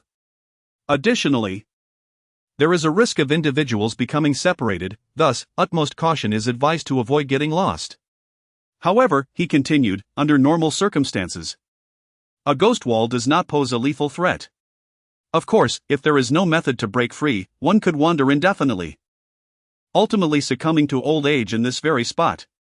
Upon noticing the pinned comment, the audience in the livestream erupted in fervor. They were astonished that the esteemed Duguchobai had been monitoring their plight and had even provided an explanation. However, their initial relief was swiftly overshadowed by the subsequent messages. Each viewer's expression turned ashen, their eyes glazed with shock. Is the ghost wall truly that formidable? Does this mean the official warriors cannot escape? No, that cannot be. The official warriors will surely be safe. While the majority of netizens were in a state of anxiety, a few astute individuals focused on Jiang Yuan's remark regarding the absence of a solution. Predecessor Duguchobai, does this imply that a method to break free exists? What is it? Please, reveal it to us without hesitation. Oh, please, Duguchobai, someone as venerable and esteemed as you must know the solution. Glancing at the barrage of comments, Jiang Yuan had no intention of withholding information. Yet, he found himself lacking a clear direction. Despite having watched numerous horror films, he realized that he needed to reflect deeply before arriving at a viable solution. After a moment of furrowed contemplation, his gaze suddenly fell upon the bottles filled with youthful urine that each participant in the official live broadcast carried. At that moment, his eyes sparkled with renewed brilliance. The phenomenon known as ghostly walls is typically not so easily unraveled. However, the warriors in the official livestream possess the very remedy to confront such a challenge. With this thought, Jiang Yuan promptly responded to the numerous netizens and the official warriors in the chat. Indeed, a solution exists. The official warriors hold the key to breaking the curse. All that is required is to sprinkle the youthful urine upon the ground, and the ghostly wall shall be effortlessly dispelled. As Jiang Yuan's barrage of comments flooded the chat, the audience's expressions transformed into one of astonished delight. Goodness! It was that simple. They exclaimed. Who would have thought that youthful urine is the most effective means to ward off malevolent spirits? If it weren't for the guidance of the esteemed Duguchobai, we would have been utterly lost in confronting the ghostly walls. Indeed. We must promptly notify the officials, they urged, eager to resolve the situation with the youthful urine. In an instant, the live stream was abuzz with viewers tagging the officials in a frenzy. At that moment, Huang Jichuan, accompanied by a group of warriors, had been wandering the stairwell for several floors, becoming increasingly anxious with each passing moment. Despite his continuous efforts to move forward, he found himself perpetually returning to the same spot. The corridor seemed endless, and in a daze. He began to feel as if he were trapped in a cycle of recurrence. Indeed. To him, this was a cycle of wandering with no hope of escape. What on earth should we do? Huang Jichuan halted, his expression darkening to the point of despair. What good were their tools to subdue the female ghost if they were unable to escape? Just as he was lost in thought, a warrior holding a camera stepped forward with excitement, standing before Huang Jichuan. His expression was one of elation as he exclaimed, "Commander Huang, look! The esteemed Duguchobai has provided an explanation in the livestream." Upon hearing this, a flicker of joy crossed Huang Jichuan's face as he turned his gaze to the livestream. As he absorbed the explanation, his eyes brightened with hope. Without a moment's hesitation, he turned and called out to his fellow warriors, "Everyone! Is anyone prepared to relieve themselves? Quickly, let us gather some fresh urine." Some of the bewildered warriors were left in a state of confusion, unsure of what was unfolding. The esteemed Duguchobai just informed us in the livestream that youthful urine can break the ghostly wall. Why are we still standing around? At this revelation, the warriors' faces lit up with understanding, and they eagerly began to loosen their belts. "Commander Huang, your words have inspired me. I too am beginning to sense it. Goodness!" Huang Jichuan gazed at the group of raucous warriors, a few strands of frustration crossing his brow. "What are you all doing? Do you not realize we are in a live broadcast? Quickly, find a secluded spot." Chapter 32, The Shroud of Death. At this moment, with Huang Jichuan's sharp reprimand resonating through the air, several soldiers, who had been holding back for quite some time, quickly found a secluded corner that the livestream could not capture, and began to relieve themselves. The silence of the arena was abruptly pierced by the unseemly sounds emanating from their actions. Just as they finished fastening their belts, preparing to report back to Huang Jichuan, a chilling voice suddenly echoed throughout the venue. As this eerie sound reverberated, the surrounding space began to collapse as if it were an illusion. Following this, the live stream abruptly shifted, and the once visible staircase vanished entirely. As the camera regained clarity, the audience was taken aback to discover that the official soldiers remained in their original positions. The ground still bore the same red carpet extending into the distance. This scene, it was exactly as they had encountered when they first entered the opulent villa. Upon realizing the unchanged scenery, the audience gaped in astonishment, their disbelief palpable. This it truly aligned with what the esteemed Duguchobai had mentioned. They were merely traversing in circles. How utterly inconceivable! My heavens! Is this the infamous ghost wall? I must say, I have no desire to hear your incessant chatter. I simply wish to exclaim, "Duguchobai, you are eternal." I now harbor serious doubts about Duguchobai's humanity. How could one possess such profound knowledge? I do not care, esteemed Duguchobai, I yearn to bear your offspring. In the live broadcast, the audience felt a fleeting blur before their vision returned to clarity. They found themselves standing in the same spot, gazing at the unchanged surroundings. Huang Jichuan's expression shifted to one of bitterness, as he realized they had seemingly ascended dozens of flights of stairs. Yet, upon reflection, they had been merely spinning in place. This was a truth he struggled to accept. Taking a deep breath, Huang Jichuan's gaze gradually rekindled with determination. Regardless of the circumstances, they had now resolved the ghost wall. This was indeed a promising start, was it not? Let us proceed. Huang Jichuan turned to address the group. ready to urge them forward, when suddenly, his eyes widened in alarm, and his brow furrowed tightly. "Where is Old Sun? Has anyone seen Old Sun?" His shout incited a wave of panic among the soldiers. They began to scan their surroundings, and soon a chorus of bewildered voices arose. "Where is Old Sun? It seems he has truly vanished. Where could he have gone? We were all in the same place. Where could Old Sun possibly be? It is indeed strange.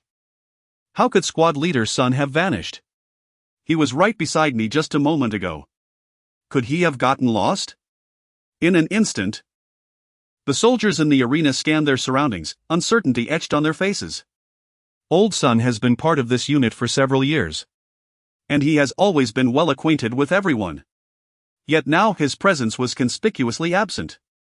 Suddenly, a heart-wrenching scream pierced the air. Following the source of the sound, the expressions of the crowd shifted dramatically. There, under the harsh glare of a flashlight, lay a figure. To their horror, it was none other than Old Sun, the very individual they had been desperately searching for. However, he now lay motionless on the ground, resembling a lifeless corpse. At the sight, a dreadful thought surged through the minds of the soldiers, prompting them to rush towards the source of the sound. Old Sun. The first person to reach him froze in shock upon seeing his entire form, followed by an anguished wail. Old Sun's mouth was agape, his pupils constricted, and his eyes filled with terror. His right hand was reaching for the elixir at his waist, yet it remained unutilized. A grievous wound, resembling claw marks, marred his abdomen, directly piercing through, blood mingling with fragmented innards strewn across the ground. At that moment, Jiang Yuan also arrived at Old Sun's side. Gazing at Old Sun's state, his eyes instantly turned crimson. What in the world has happened? Why has someone suddenly died? Senior Duguchobai, could you enlighten us? What on earth is this? Enough with the chatter, I am overwhelmed with dread. What transpired just now? How could a living person simply perish like this? Is life truly so cheap? There might still be a chance, we should send someone for help, he might still be saved. In the live broadcast room, all the viewers, upon witnessing Old Sun's condition, were engulfed by a wave of panic and fear. Meanwhile, at the live scene, another individual, after a prolonged silence, hesitantly extended his trembling right hand towards Old Sun's nostrils. Suddenly, his hand stiffened, and he instinctively stepped back. He is dead. After a lengthy silence, he sank to the ground, a look of bewilderment plastered on his face. Upon hearing this, silence descended upon the crowd. They exchanged glances, speechless. Yet the emotions reflected in their eyes conveyed everything. Some mourned Old Sun's demise, but more were disheartened by the fact that they had yet to confront the specter of death, yet a soldier had perished before their eyes. This sense of defeat was the most agonizing of all. After all, since becoming a warrior, they have all come to understand what their ultimate fate will be. Death is simply death. After a prolonged silence, he observed the expressions of those around him. A renewed glimmer of light gathered in Jiang Yuan's eyes. As he surveyed the faces of the crowd once more, he suddenly bellowed in a deep voice, "What are you all doing? Is it not merely that Old Sun has died? What is there to mourn? He was a warrior, who sacrificed himself for his country, and that is his honor. The moment we chose to become warriors, we should have recognized that this is the final destiny of a soldier. Now is not the time for sorrow. What we must do is seek vengeance for Old Sun at the very first opportunity." Chapter 33, The Fleeting Shadow. A clear utterance resonated, akin to a sudden clap of thunder, reverberating in the ears of all present. Gradually, the gaze of the assembly shifted from Old Sun, as they exchanged glances among themselves. The once dissipated light in their eyes began to coalesce once more. Indeed, the words of Commander Huang rang true, as warriors, we must possess such resolve. Is it not merely death? The moment we enlisted as official soldiers and engaged in our first battle, we embraced this awareness. Yes. We ought to take solace in Old Sun's fate. As a valiant warrior, he perished in combat against the specter. This is not only his honor but also ours. As the words echoed within the live stream, each soldier gradually rose, their expressions solemn and infused with martial spirit. Instantly, an indomitable aura of battle surged forth from their beings, enveloping the space around them. Our sole purpose now is to avenge Old Sun, to locate the specter, and to subdue her. Huang Jichuan beheld the soldiers, their faces rekindled with fervor, and bellowed with unwavering conviction. Following this, he cried out, "Everyone, follow me! Together! Let us seek out that female ghost and avenge old Sun." With that, he rose decisively and advanced deeper into the villa. Observing his determination, the other soldiers exchanged glances and strode forward, closely trailing Huang Jichuan. Each remained ever vigilant, attuned to the unfolding circumstances around them. After traversing a distance, Huang Jichuan, aided by the beam of his flashlight, discerned the location of the staircase ahead. "Be cautious," he called back. Gripping the bottle of boy's urine tightly in his right hand as he ascended the stairs, his keen eyes scanning the surroundings. They understood, through the ordeal with Old Sun and the earlier encounter with the ghost, that this place was unlike any they had encountered before. The entire villa was fraught with hidden perils. A moment's carelessness could plunge them into irretrievable despair. "Hold hands to prevent anyone from falling behind," Huang Jichuan commanded, glancing upward at the lengthy staircase. As he issued his order, the soldiers complied silently and swiftly. One hand steadying the waist of the soldier behind while the other gripped the bottle of boy's urine secured at their side. With a series of soft footsteps echoing behind him, Huang Jichuan took a deep breath and stepped firmly onto the staircase. As he cautiously ascended, the soldiers in the live stream resembled a long serpent, steadily climbing the staircase. Before long, all soldiers had reached the staircase, and the foremost, Huang Jichuan, had arrived at the second floor. Fortunately, during this ascent, they encountered no dangers, all was as it should be. Had it not been for the grave expressions etched upon the faces of each warrior in the live broadcast room, one might have fancifully mistaken the scene for a mere variety show. Suddenly, a piercing scream accompanied by a loud crash reverberated throughout the chamber. The crowd turned in unison, their gazes fixated on a soldier, his face ashen and eyes bulging like those of a startled beast, staring intently towards the corridor on the second floor. Nearby, a water bottle lay discarded, its contents a pool of urine spilled across the carpet, staining it with an ominous dampness. "What has transpired? What is the matter?" Huang Ji inquired, his demeanor shifting slightly as concern gripped him. I just saw a shadow," the soldier stammered, his voice quivering as he pointed toward the bottle, both his finger and tone betraying a tremor of fear.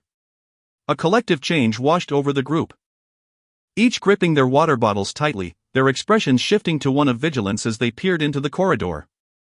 Yet, as they scrutinized the dimly lit passage, it appeared utterly devoid of any presence. Aside from the dampened carpet, everything seemed as it ought to be. Witnessing this, the soldiers' faces paled further, a gasp escaping their lips. Though they were trained combatants, unflinching before the roar of artillery, the prospect of the unknown, especially something that could claim their lives, instilled a sense of dread and panic even in their battle-hardened hearts. After all, they were not soulless automatons. They were human, merely clad in a layer of armor. "I saw it just moments ago, and now it has vanished," the soldier lamented, his voice tinged with disbelief. The unusual events unfolding in the live stream had cast a shadow of fear over the audience, each face reflecting a degree of trepidation. "What is happening? Did anyone else see that?" one viewer exclaimed, panic rising. "Enough! I too witnessed it," a shadow darted through the corridor. "I thought I was seeing a ghost," another chimed in. Yes, I saw it as well. When that soldier tossed the water bottle, the specter flickered and disappeared. It's utterly terrifying. I'm standing on the rooftop, phone in hand, soaking up the sun, yet I feel an unsettling chill in my room. Please, stop speaking so frightfully. I'm quite timid, and it feels as though someone is watching me from behind. Sob. Remain calm. Do not succumb to panic, Huang Ji urged, gradually diverting his gaze from the corridor as he placed a reassuring hand on the soldier's shoulder. We believe you. Drawing a deep breath to quell the fear of the unknown, he rallied the group. We have ascended to the second floor. Mere 2 levels separate us from the specter's location. With determination, he brandished the water bottle in hand, proclaiming, "We possess ample means to subdue the female ghost, surely we can conquer this specter." With that, he strode purposefully towards the staircase leading to the 3rd floor. Upon witnessing this, the remaining warriors collectively inhaled deeply. Striving to suppress the fear that dwelled within their hearts, and once more followed Huang Jichuan as he ascended the staircase. This time, whether it was sheer fortune or some other twist of fate, they traversed all the way to the 4th floor without encountering any further bizarre occurrences. Chapter 34. The matter concluded with a whisper upon reaching the 4th floor. They had yet to catch their breath. Suddenly, a chilling wind swept through the villa, causing the warriors' expressions to darken. They could sense the temperature plummeting around them. A wave of icy dread surged from their hearts, swiftly enveloping their entire beings. This overwhelming cold compelled the warriors to shudder involuntarily, their faces reflecting a cautious, grave, and subtly fearful demeanor. This chill was unlike the mere drop in temperature that accompanies seasonal change, it bore a sinister undertone. Simultaneously, eerie, rasping voices echoed throughout the 4th floor of the villa. He, you've come, are you here to keep me company? The unsettling sound sent shivers down their spines. Is this the voice of a ghost? It's so terrifying. One lamented, even with my protective charms, I feel utterly helpless against such spirits. My resolve is shaken, please, spare me this fright. I sense that this ghost is quite tenacious. Even lying in bed with the air conditioning on, my heart feels cold. Be cautious. Please ensure your safe return. Another urged. Contemplating, if only the legendary Du Guqiu Bai were here. As these spine-chilling sounds resonated through the livestream, the audience felt a collective tremor of fear, their bodies shaking in response. Just then, a loud crash rang out. The doors along the corridor of the 4th floor swung open with a resounding bang. Accompanied by a sinister chuckle, a shadow darted from one of the rooms, moving with lightning speed straight towards the foremost camera. Be careful. Protect the camera. We must not let it be destroyed. As the shadow emerged, Huang Ji's expression shifted dramatically, he swiftly turned and shielded the camera with his body.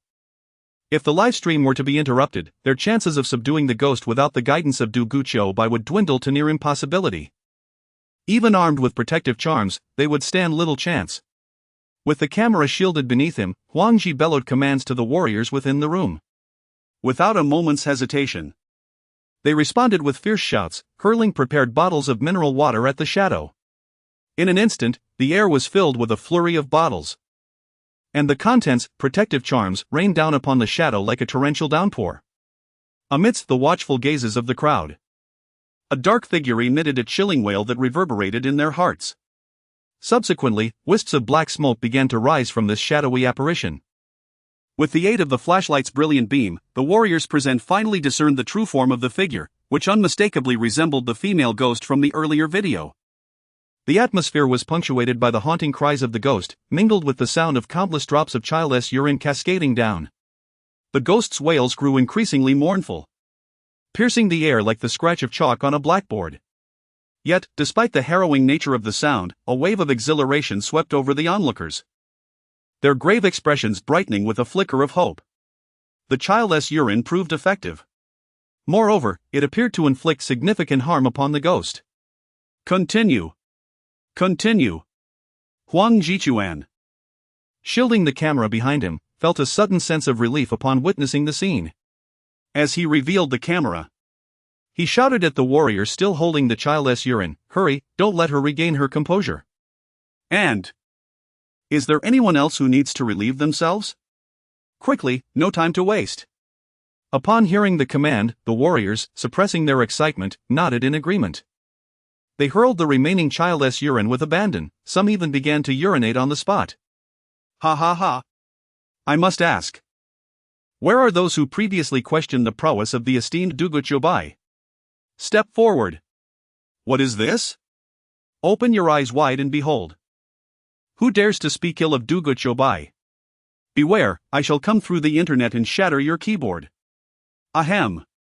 I must say, although the ghostess lamentations are somewhat desolate and eerie, I commend Colonel Huan for his remarkable efforts. Brothers, I feel invigorated. Is it merely a ghost? This seems far too easy to handle. Enough talk, I am currently urinating, preparing to venture forth and seek out the ghost. I am determined to unleash another stream upon it.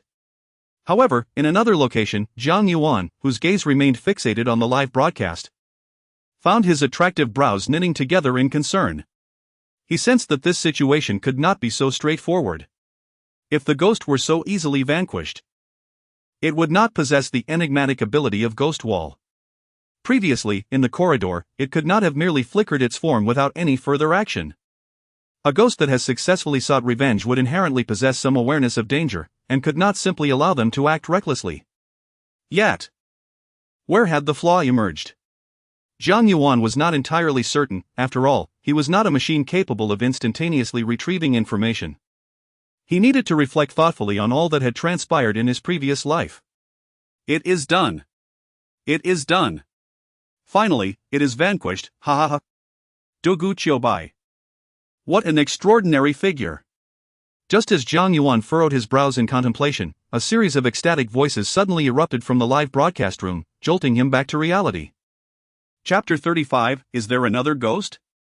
The official warriors are truly remarkable. I have already enlisted for next year's military service, hoping to become a glorious defender of my homeland.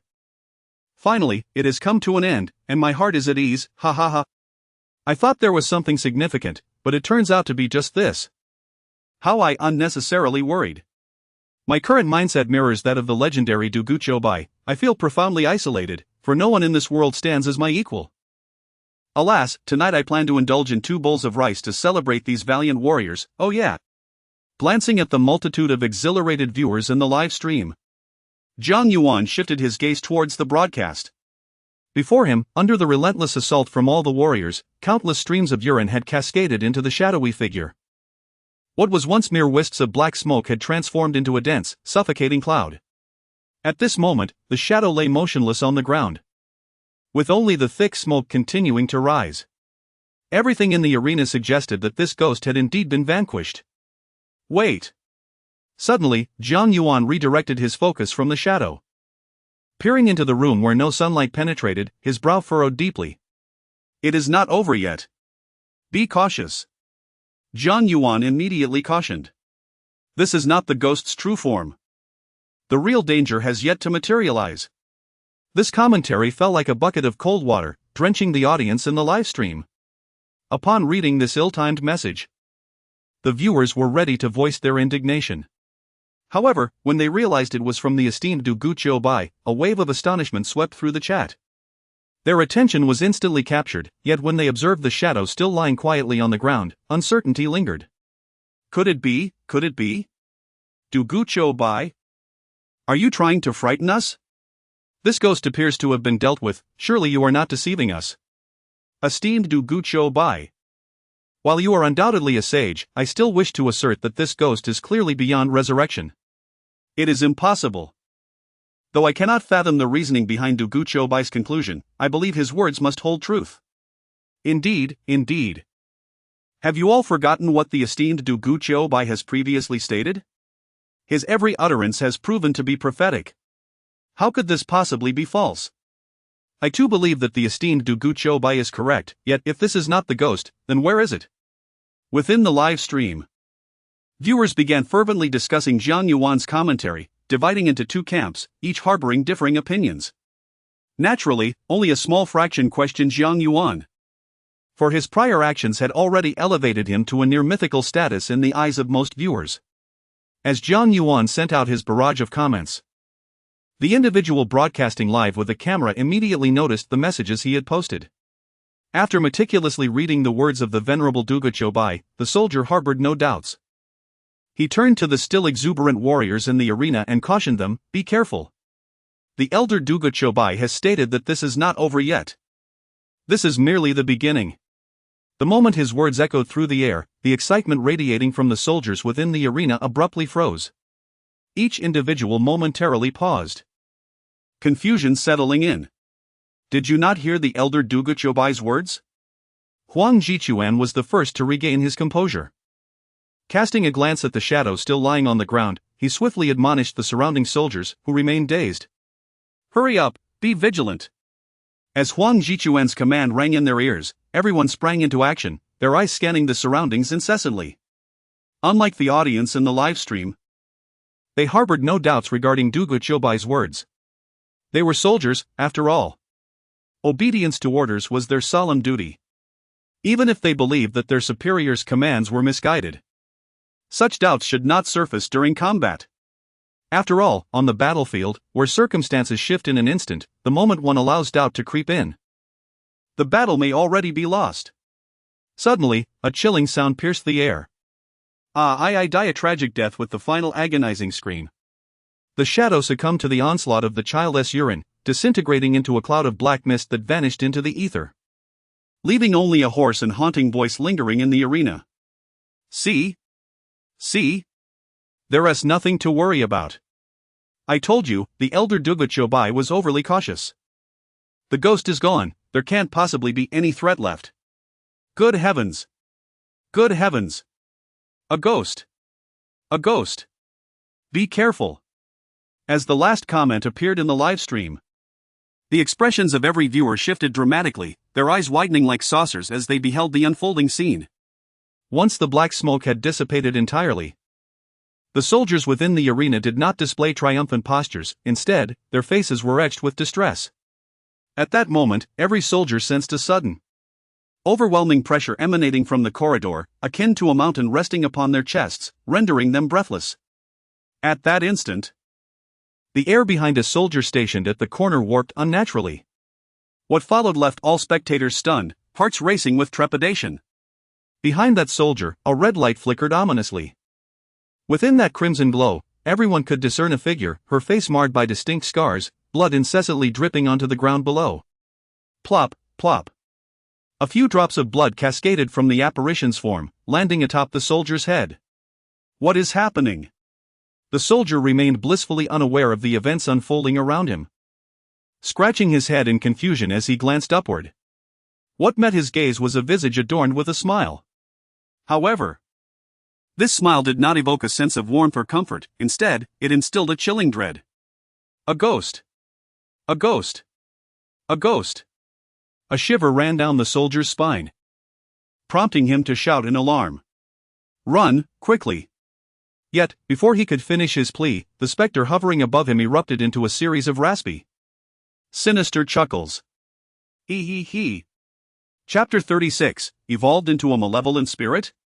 Without mercy, she extended her sharp, dark, elongated nails and suddenly clawed at the top of the warrior's head. With a sickening sound, her talon pierced through his skull, cleaving it in two. Blood erupted violently from within, splattering across the ground. With a final thud, the severed body crumpled to the side, collapsing into a pool of crimson. Yet, the audience in the livestream could clearly see the terror etched across the warrior's face. His pupils dilated in fear. The malevolent spirit, witnessing this, retracted her sharp claws and let out a sinister laugh, floating silently above him. Silence enveloped the scene. All the warriors turned their heads at the sound, their eyes meeting this horrific spectacle.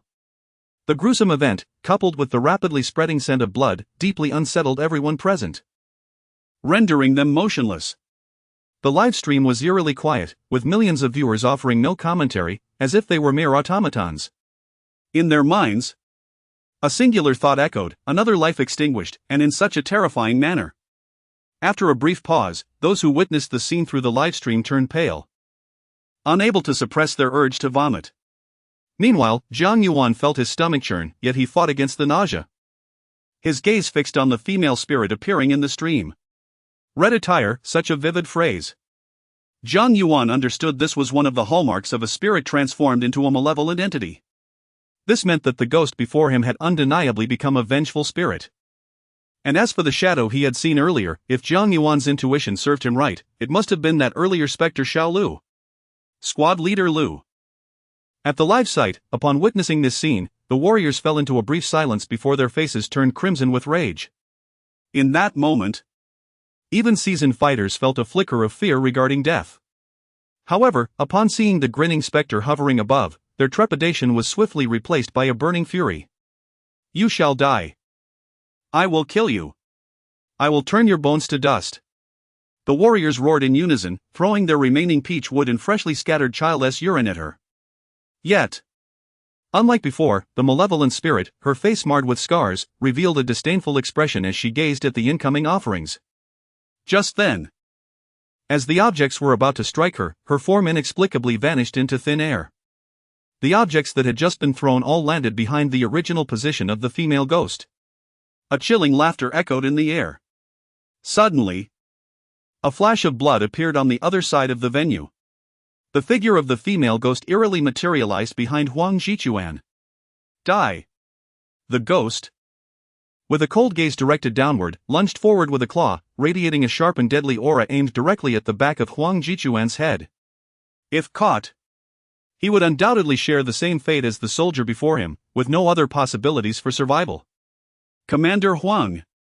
Be careful! There's a ghost behind you.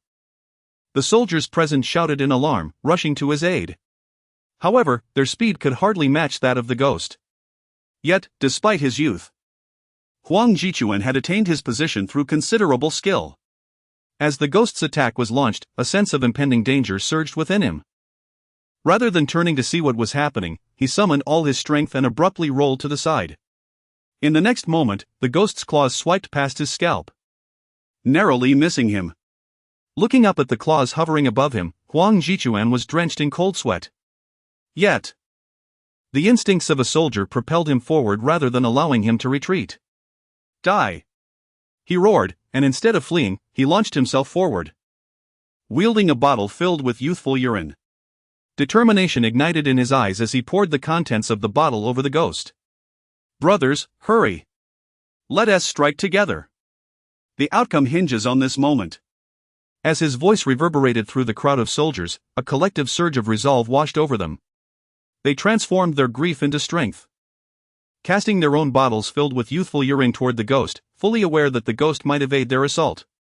On the other side, the ghost, witnessing her attack fail, prepared to retreat but was met with Huang Jichuan's advance and the swarm of bottles behind him. Her eyes narrowed, and with a fierce scream, she pivoted, swiftly appearing behind Huang Jichuan, her claws poised to strike. At this sight, the online audience erupted into chaos. They were still reeling from Huang Jichuan's earlier escape when confronted with this shocking scene. Many viewers instinctively shut their eyes, unable to bear the thought of witnessing the gruesome aftermath in the livestream. After all, Huang Jichuan was suspended in mid-air, with no means to brace himself, while the ghost prepared to unleash her attack. It was evident that the blow had pierced Huang Jichuan's abdomen, perhaps even causing a grievous wound. So, is there still a need for further explanation regarding the final outcome? Meanwhile, Jiang Yuan watched this scene unfold in the live broadcast room, shaking his head with a hint of regret and letting out a sigh. What a pity! However, before he could finish his thought, his gaze suddenly darted towards the water bottle suspended in midair, as well as Huang Jichuan, who was also floating, and the female specter behind him. Suddenly, a thunderous realization struck his mind. Colonel Huang would not meet his demise. Moreover, this female ghost had transformed into a vengeful spirit. Caution was imperative. Chapter 37, A Surprising Encounter. Surely, the evidence is laid bare before us. Senior Duguchobai, while I yearn to place my trust in you, the reality stands starkly in front of me, leaving me in despair. All I can utter now is a farewell to Commander Huang. May your journey be smooth. Though I wish to believe, I find myself retreating into solitude. Let us speak no more of this, shall we? The female ghost proves to be an exceedingly formidable adversary, far beyond the realm of human capability. As I observed the despondent remarks flooding the livestream, Jiang Yuan chose to remain silent. His gaze was steadfastly fixed upon the unfolding scene. At this very moment, in the live broadcast, with a tumultuous sound, as the ghost departed, a water bottle arced gracefully through the air, its contents a torrent of youthful essence cascading forth as if a dam had burst. Yet, the specter had vanished, leaving only the deluge of liquid, soaking the ground beneath and drenching Commander Huang, rendering him akin to a drenched fowl. Suddenly, the ghost's claws struck at Huang's back. However, an eerie spectacle ensued. There was no splash of blood. Instead, upon contact with Huang's form, the ghost's sharp aura dissipated entirely. The once ferocious assault appeared devoid of any force. At that moment, tendrils of dark energy began to emanate from the ghost's claws. In the next instant, a chilling howl escaped her lips, filled with fury and despair, her claws trembling as if she had brushed against something that instilled terror. Upon piercing Huang's garment, with a swift motion, she retreated at a speed imperceptible to the naked eye, transforming into a streak of crimson light, withdrawing to a distance from Huang. With the ghost's assault having ceased, Huang fell to the ground with a soft thud.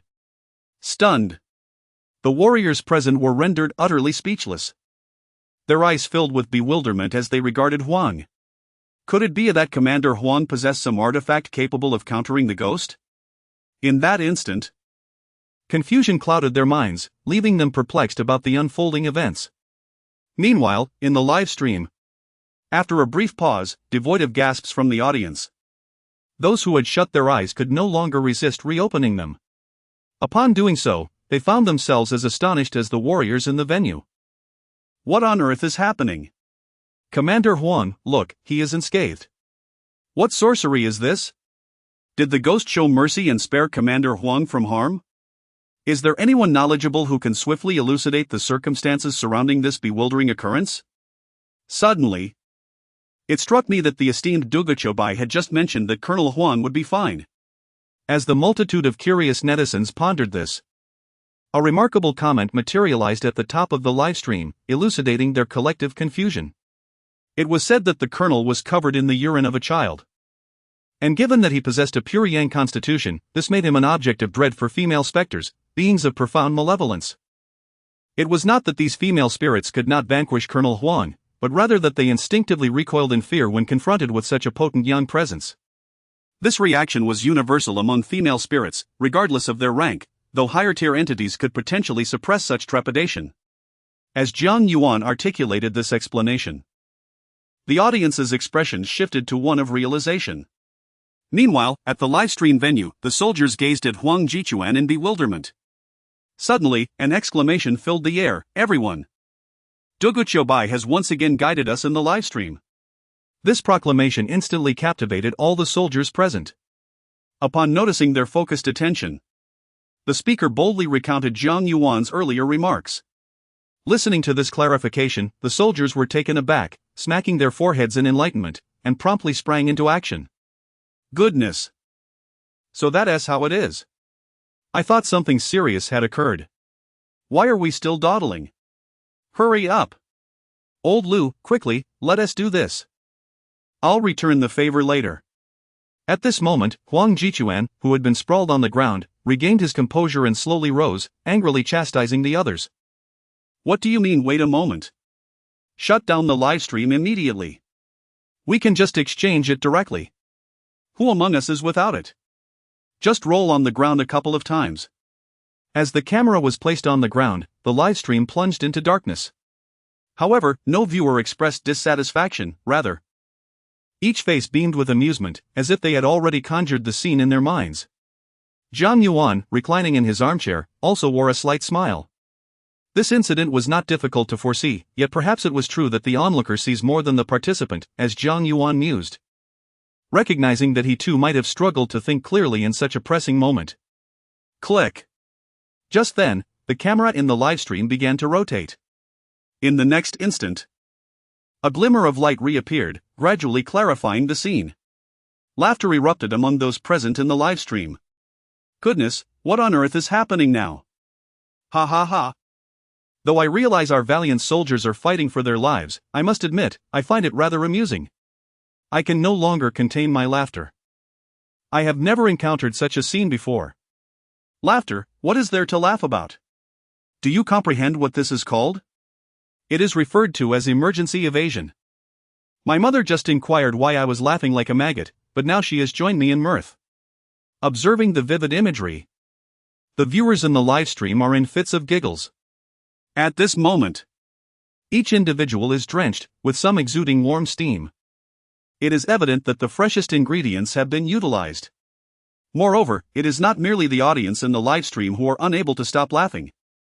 Even the faces of every soldier on site are adorned with smiles. Chapter 38, the second sign-in, astonishing rewards. Goodness, do not strike me. I am utterly filthy. Who gave you the audacity to lay a hand on me? And you dare to express disdain? Are you not equally soiled? Furthermore, you all, keep your distance. Are you not aware of the scent that clings to you? No one is above reproach, we are all in the same predicament. Perhaps you carry a trace of my contribution upon you. Laughter erupted among the warriors as they observed the damp appearances of those around them. Of course, Their jesting was not born of genuine contempt. For them, such trivialities were inconsequential. They had endured far greater trials in their rigorous training. At this moment, Huang Jichuan had risen from the ground, surveying the tear in his clothing before spitting disdainfully. Is this not a notion conceived by the legendary Duguchobai? With your intellect, who knows how many times you would have perished? Huang Yichuan's reprimands were accompanied by a grin, evident to the warriors present and the viewers in the live stream. Ha! I can hardly contain myself. Who knew Commander Huang could exhibit such an endearing side? Truly, I am in stitches. How shall I be compensated? Enough said.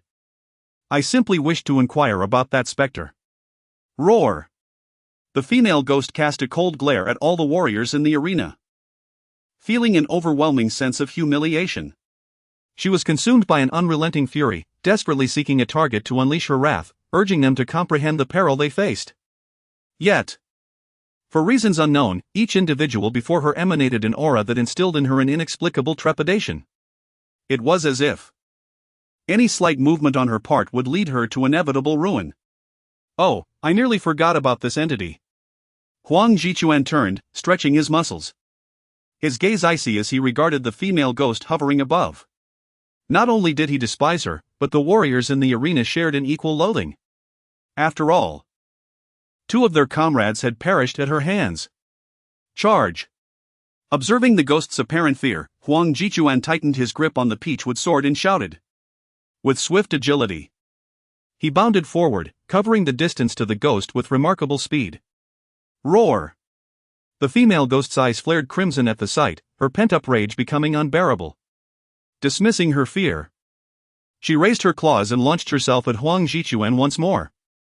While Huang Jichuan was swift, the ghost was even swifter. With a sudden slash of her sharp claws through the air, a sharp black light streaked forth, and in an instant, she materialized directly before Huang Jichuan. The female specter let out a chilling scream, unleashing her claws upon Huang Jichuan with such ferocity that he had no opportunity to react.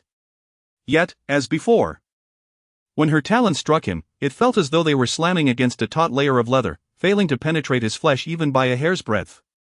Instead, a dark vapor erupted where her claws met his body. With a hiss, the ghost's blood-red eyes revealed a flicker of fear as she swiftly retreated.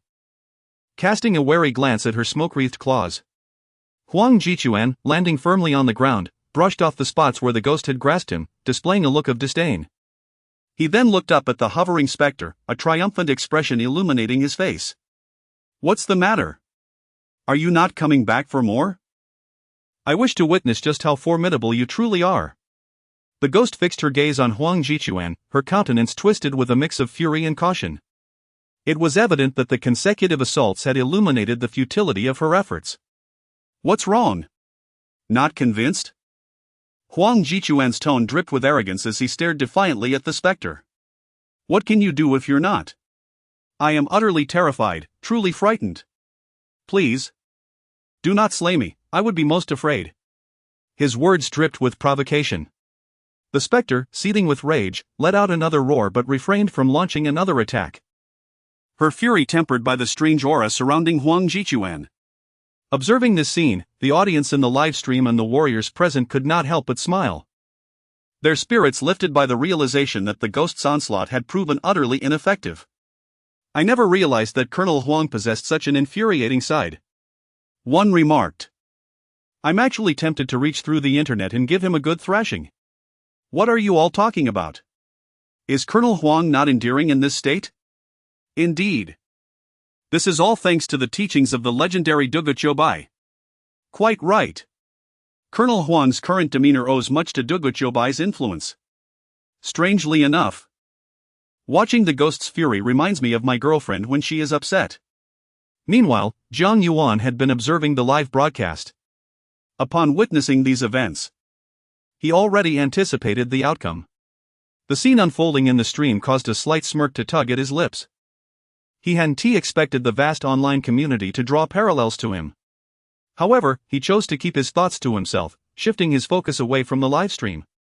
For at that moment, in his mind, the long-forgotten mechanical voice of the system suddenly resonated. Ding! The host is experiencing a supernatural event. Would the host like to check in? Check in. Jiang Yuan murmured aloud. Ding. Congratulations to the host for a successful check-in. Reward obtained, complete techniques of the Maoshan arts. Chapter 39, What are your intentions? Note, the complete Maoshan techniques encompasses all the mystical arts of Maoshan.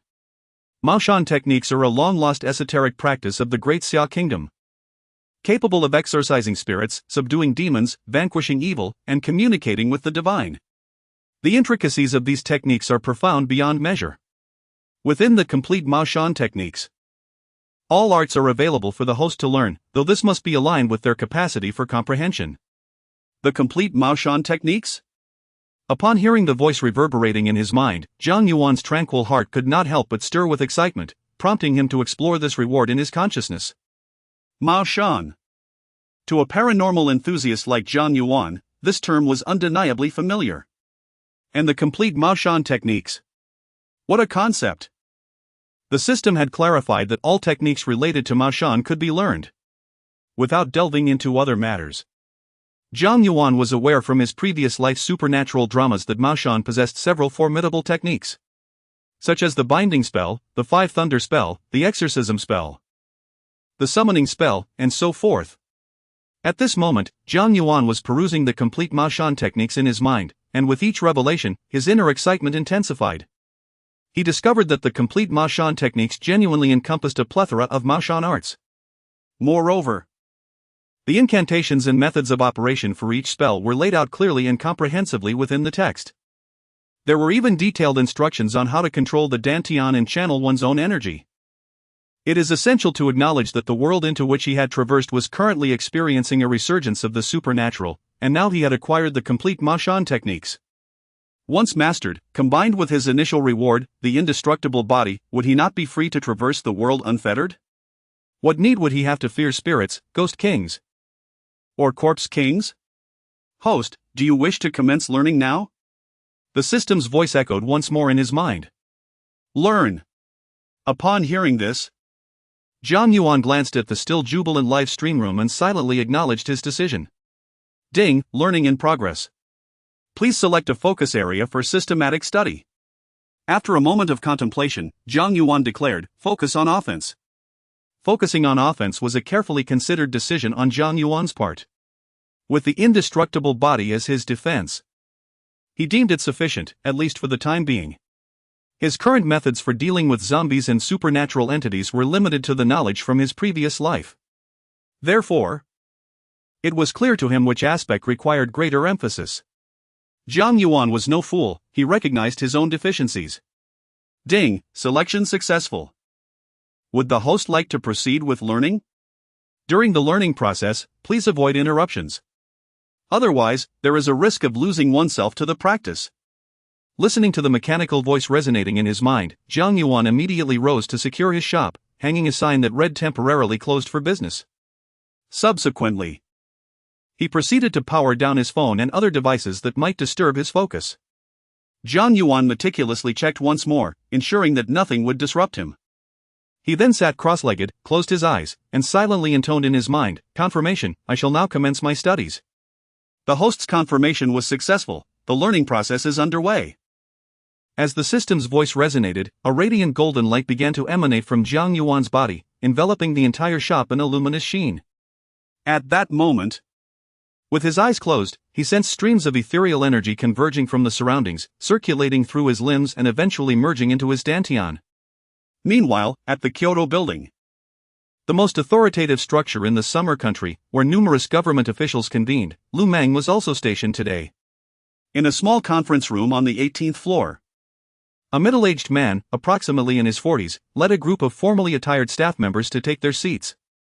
The room was displaying an official live broadcast.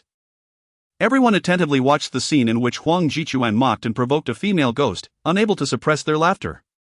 Coughing softly, the middle-aged man surveyed the room and inquired, "Do you all understand what I just conveyed?"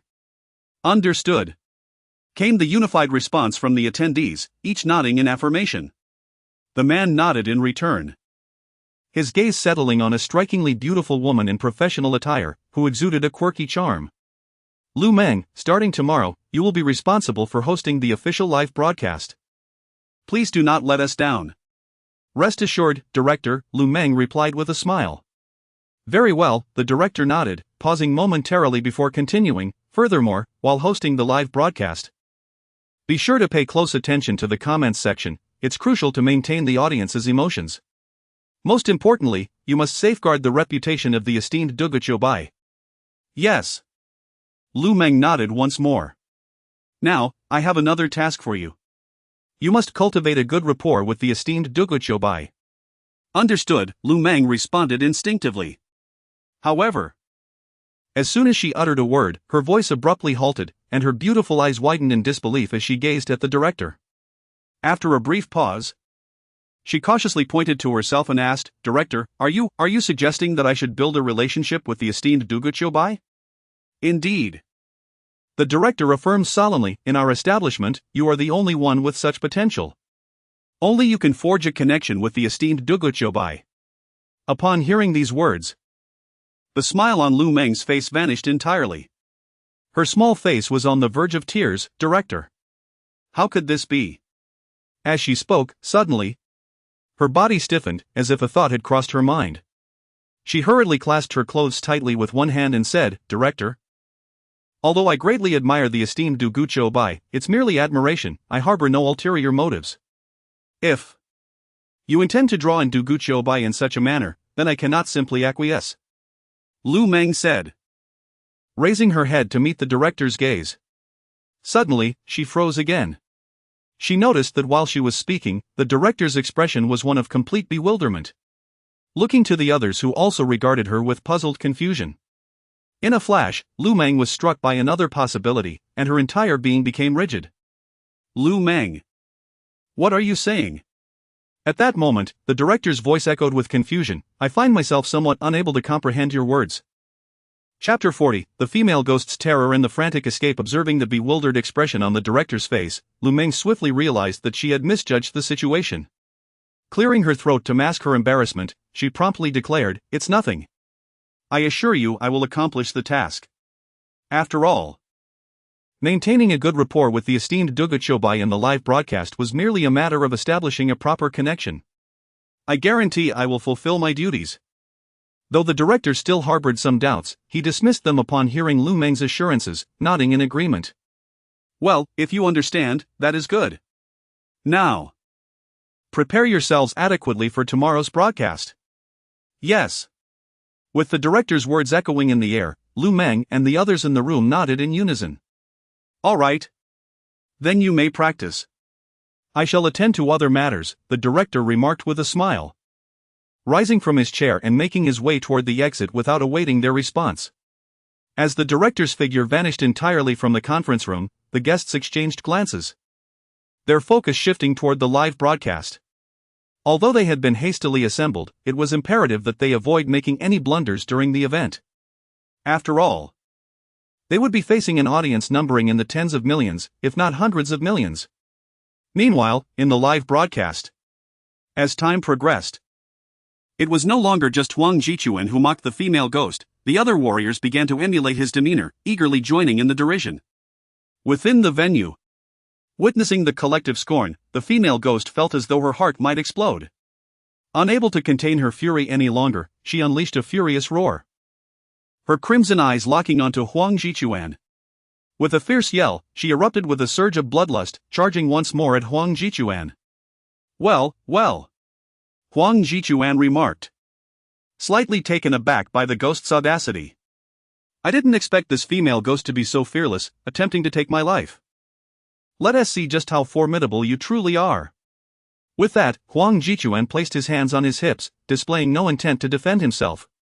Commander Huang, what are you doing? You seem rather dismissive of the female ghost. Indeed.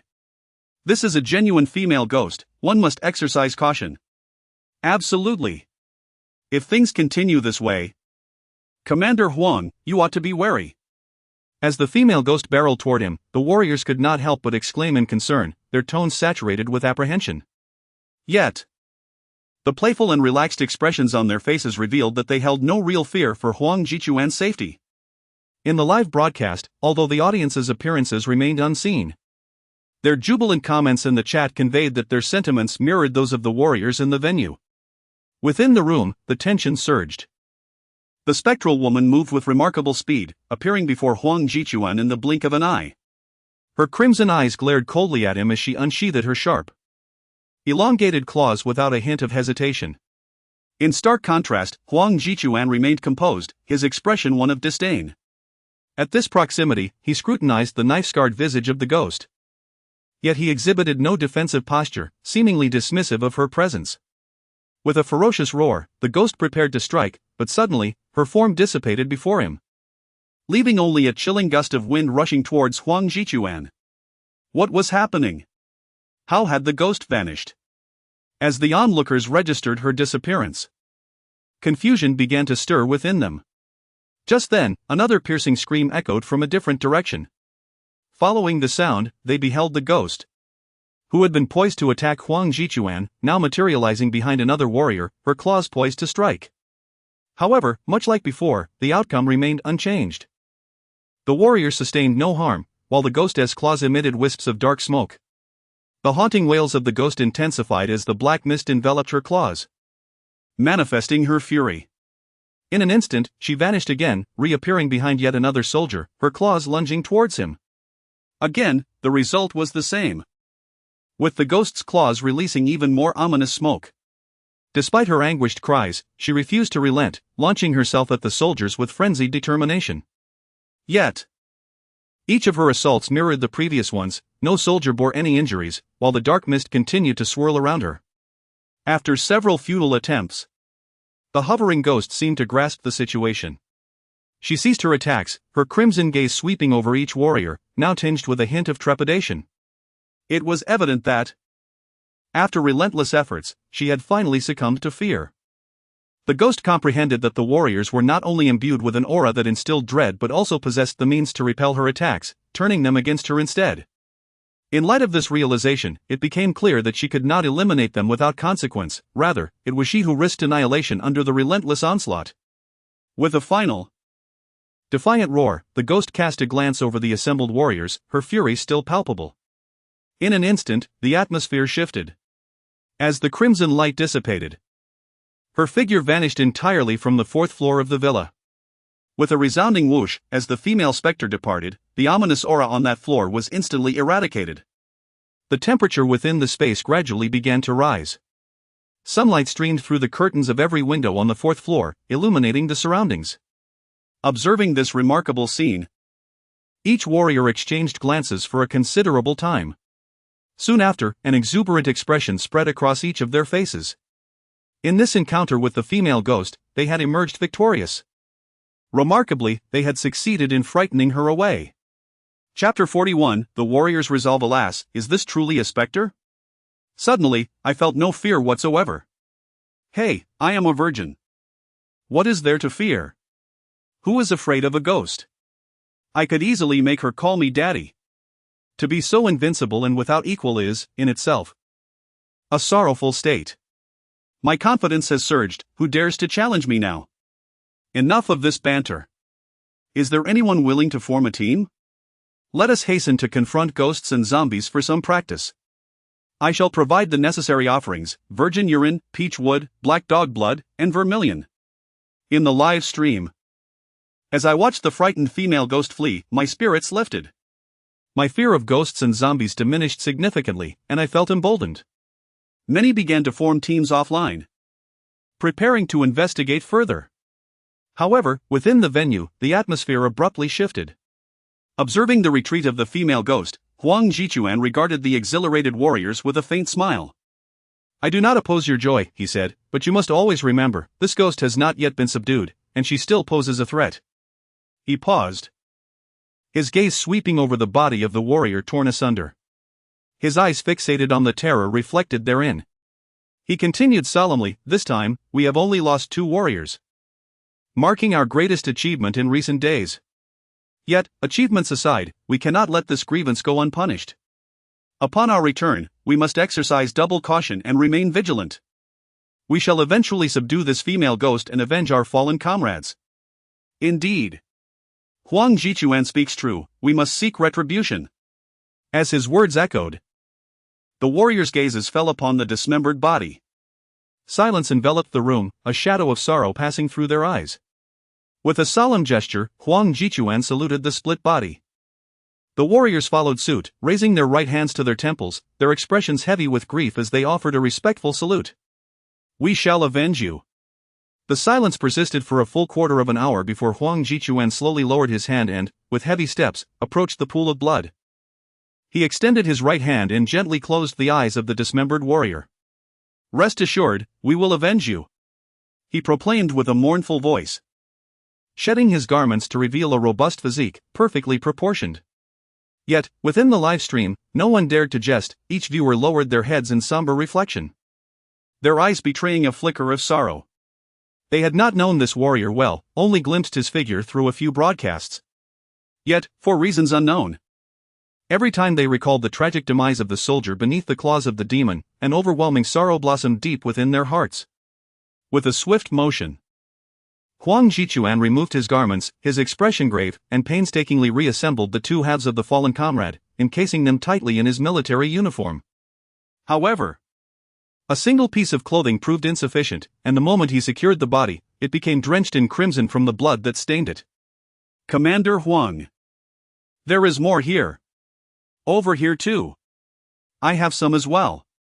The other soldiers, witnessing the scene, swiftly shed their shirts, revealing their robust physiques. One after another, they wrapped their clothing around the remains of their comrade. Ultimately, the assembled body, constrained by the fabric, no longer swayed towards the ground. I will carry him home. As he gazed upon the securely wrapped body, a wistful expression surged in Huang Jichuan's eyes. Gradually, he bent down, clasped the soldier's lifeless hands, and hoisted him onto his back. With tentative steps, he began his careful descent towards the stairs. The remaining soldiers, silent and solemn, followed in unison behind him. Observing this poignant scene, the viewers in the live stream found their eyes moistening. What is happening to me? Am I being affected by the wind? Same here. I'm lying in bed, and the windows are tightly shut. How could there be any breeze? Wha, if you're too shy to say it, I'll just say it. I'm already teary-eyed, alright? These soldiers, they are truly endearing. They are merely ordinary people. How I wish the esteemed Duguchobai could join us, perhaps then the soldiers would not suffer such devastating losses. Indeed, that is a valid point, but you must understand. This is still the result of Duguchobai's guidance. Without it, would the situation not be even more tragic? What would these soldiers have been like without the initial counsel of Duguchobai? The viewers in the live stream expressed their sentiments freely, with a significant number departing to Weibo, intending to utilize the public platform to rally greater attention for the official live stream. Most importantly, they sought to implore the esteemed Duguchobai to step forth.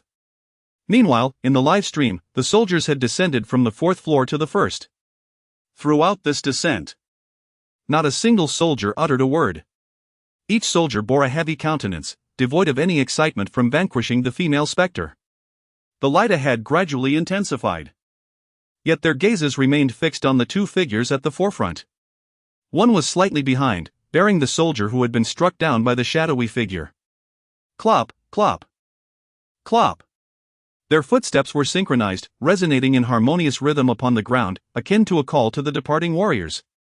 At last, beneath the deliberate pace of their march, the light ahead was radiated to its fullest extent. They had ascended from the 4th floor of the villa to their original position. Before their eyes stood the soldiers beyond the perimeter, basking in the sunlight that felt like a distant memory. You have emerged, Commander Huang. Have you triumphed? Ha ha ha. I always knew it. Why worry about trifles? With the guidance of the esteemed Duguchobai, was there ever a chance of defeat?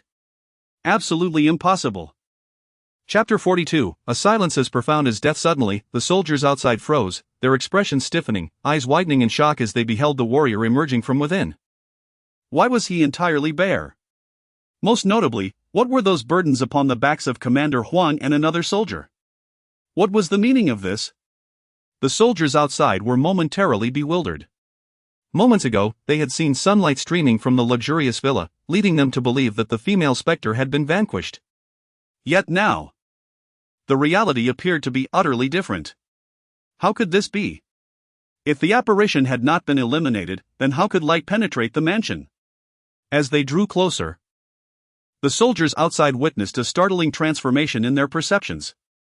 They were aghast to see the bloodied hands of two figures emerging from behind Commander Huang and the soldier. What had transpired? Noticing the scene, a soldier swiftly approached Huang Jichuan, inquiring urgently about the situation. "It's nothing," Huang replied with a glance, shaking his head. He then proceeded to place the lifeless body in the passenger seat of the large truck. Taking his seat, he bellowed out the window, "Retreat! Return to the unit!" With a resounding roar, the truck's engine sprang to life. The remaining soldiers outside exchanged glances, their eyes filled with questions. However, the warriors emerging from within were too preoccupied to respond, silently and methodically re-entering the truck. Though the soldiers outside were filled with confusion, they chose not to press further, instead opting to return to the truck as well. Despite their lingering questions, the somber expressions of their comrades provided ample insight into the gravity of the situation. As all soldiers reboarded the truck, Huang Jichuan pressed the accelerator. The vehicle erupted with a thunderous sound. Hearing the roar, he cast a sidelong glance at the disfigured body, still marked by claw marks. Without uttering a word, he shifted gears and sped away, leaving a cloud of dust in his wake. In the wake of his departure, the other trucks followed suit, their engines rumbling in unison. The soldiers who had remained outside were now aware of the grim reality. Upon learning that two of their cherished comrades had perished in a brutally merciless manner, their spirits sank into silence, mirroring the mood of the warriors before them. Upon realizing that the female specter had not been defeated, their restraint shattered. "Fear not, we shall avenge them." After a prolonged silence, everyone gazed at the opulent villa, gradually fading from view. A singular thought surged within each heart: this was their vow to themselves, as well as a solemn promise to the fallen warriors. The Kyoto mansion. "No, I must find the esteemed Duguchobai." Lu Meng, with a grave expression, stared intently at the live stream, instinctively rubbing her eyes. "He must lead our official warriors. If he were to intervene, none of this would transpire." When she noticed that all the warriors had fallen into silence, it felt as though a string within her heart had been plucked, unleashing a torrent of sorrow that surged forth like a flood. "And I too. I must find the esteemed Duguchobai." Meanwhile, Jiang Yuan remained oblivious to the events unfolding in the livestream. As he engaged in his studies, a new discovery struck him: the accumulation of spiritual energy within him was far greater than he had ever imagined. Moreover, despite absorbing such a vast amount of energy, he felt no discomfort whatsoever, which left him both astonished and perplexed. Unable to comprehend the situation, he attributed it all to the system. During this period, another revelation thrilled Jiang Yuan. He realized that while absorbing spiritual energy, he could also control his consciousness to peruse the entirety of the Maoshan techniques. Upon this realization, he cast aside any hesitation and fully immersed himself in his training, diligently studying the Maoshan techniques. In the process, Jiang Yuan successfully mastered several of the simpler, more accessible techniques. Though they were basic, the achievement left him utterly astounded and elated. To think that in just a few short hours, he had acquired such skills. If he were to continue for a longer duration, mastering the entirety of the Maoshan techniques would not be an insurmountable task. At this moment, exhaling a heavy breath, Jiang Yuan slowly opened his eyes. With a gentle wave of his right hand, a flicker of golden light appeared. Though faint and fleeting, this sight was enough to astonish Jiang Yuan. He never anticipated that merely with the system's assistance over such a brief period, he would undergo a transformation so profound it felt like a complete upheaval. Indeed, in Jiang Yuan's eyes, it was nothing short of a revolution. Prior to acquiring the techniques and engaging in training, he believed he could slay a bull with his indestructible body. Now, feeling the power coursing within him, he felt that even a steel plate could be pierced through. This strength. Jiang Yuan tightened his lips, clenched his fists, and listened to the resounding crack echoing in his ears. It seemed even the world's foremost boxing champion could not compare. As he spoke, Jiang Yuan patted the ancient robe draped over him. He reached for his phone and glanced at the time, realizing it was already 4:45 p.m. He patted himself down, stretched lazily, and then rose to his feet. While loosening his muscles, he sighed, yet another day of diligent toil. With the evening growing late, it was indeed time to return. Chapter 43, How to Win the Favor of the Esteemed Duguqiu Bai. As the sky gradually darkened, Jiang Yuan returned to his rented accommodation. The door was slightly ajar, indicating that his roommate, Lu Meng, had already returned home ahead of him. Upon pushing the door open, Jiang Yuan found Lu Meng seated on the living room sofa, her beautiful eyes filled with a hint of sorrow as she gazed at the television. It seemed she was lost in thought, completely oblivious to Jiang Yuan's entrance. Following Lu Meng's line of sight, Jiang Yuan discovered that the television was not airing a drama, but rather a live official broadcast. To his surprise, Lu Meng, a young woman, had such a keen interest in national affairs. Jiang Yuan couldn't help but chuckle inwardly at Lu Meng's troubled expression.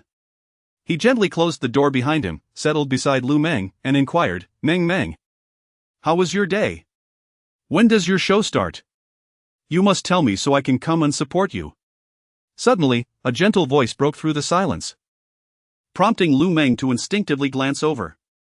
When she saw Jiang Yuan, her large eyes conveyed a sense of vulnerability, and she replied with a hint of distress, Jiang Ge. Please don't say too much. Do you know what my first hosting program is? You would never guess. What is it? Jiang Yuan asked, curiosity piqued. Can you guess? Lu Meng prodded. Is it a highly popular variety show? Or perhaps, as a guest on a reality dating program? Surely it must be a lesser-known show. Jiang Yuan speculated.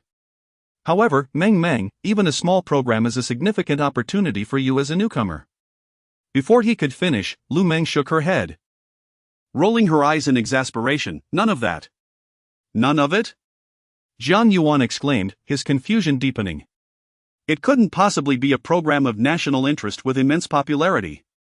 Could it? No way. Just as this thought crossed his mind, he dismissed it. Although Lu Meng was a university graduate, she was still a fresh graduate. Moreover, she was interning at a national official organization, teeming with elite professionals. It was unlikely they would allow a newcomer to leap to prominence so swiftly. All right, Jiang Ge, Lu Meng said, noticing Jiang Yuan's increasingly furrowed brow. She smiled and shared her news without reservation. I won't keep you in suspense. The program I'm hosting is the official live broadcast. And it's happening tomorrow. Oh, so it's the official live broadcast. Jiang Yuan responded. Yet. Before he could finish his sentence, he was struck with astonishment, pointing incredulously at the live broadcast on the television. What? Meng, are you talking about that? Yes. Lu Meng nodded, her distress evident. But that's not the most critical part.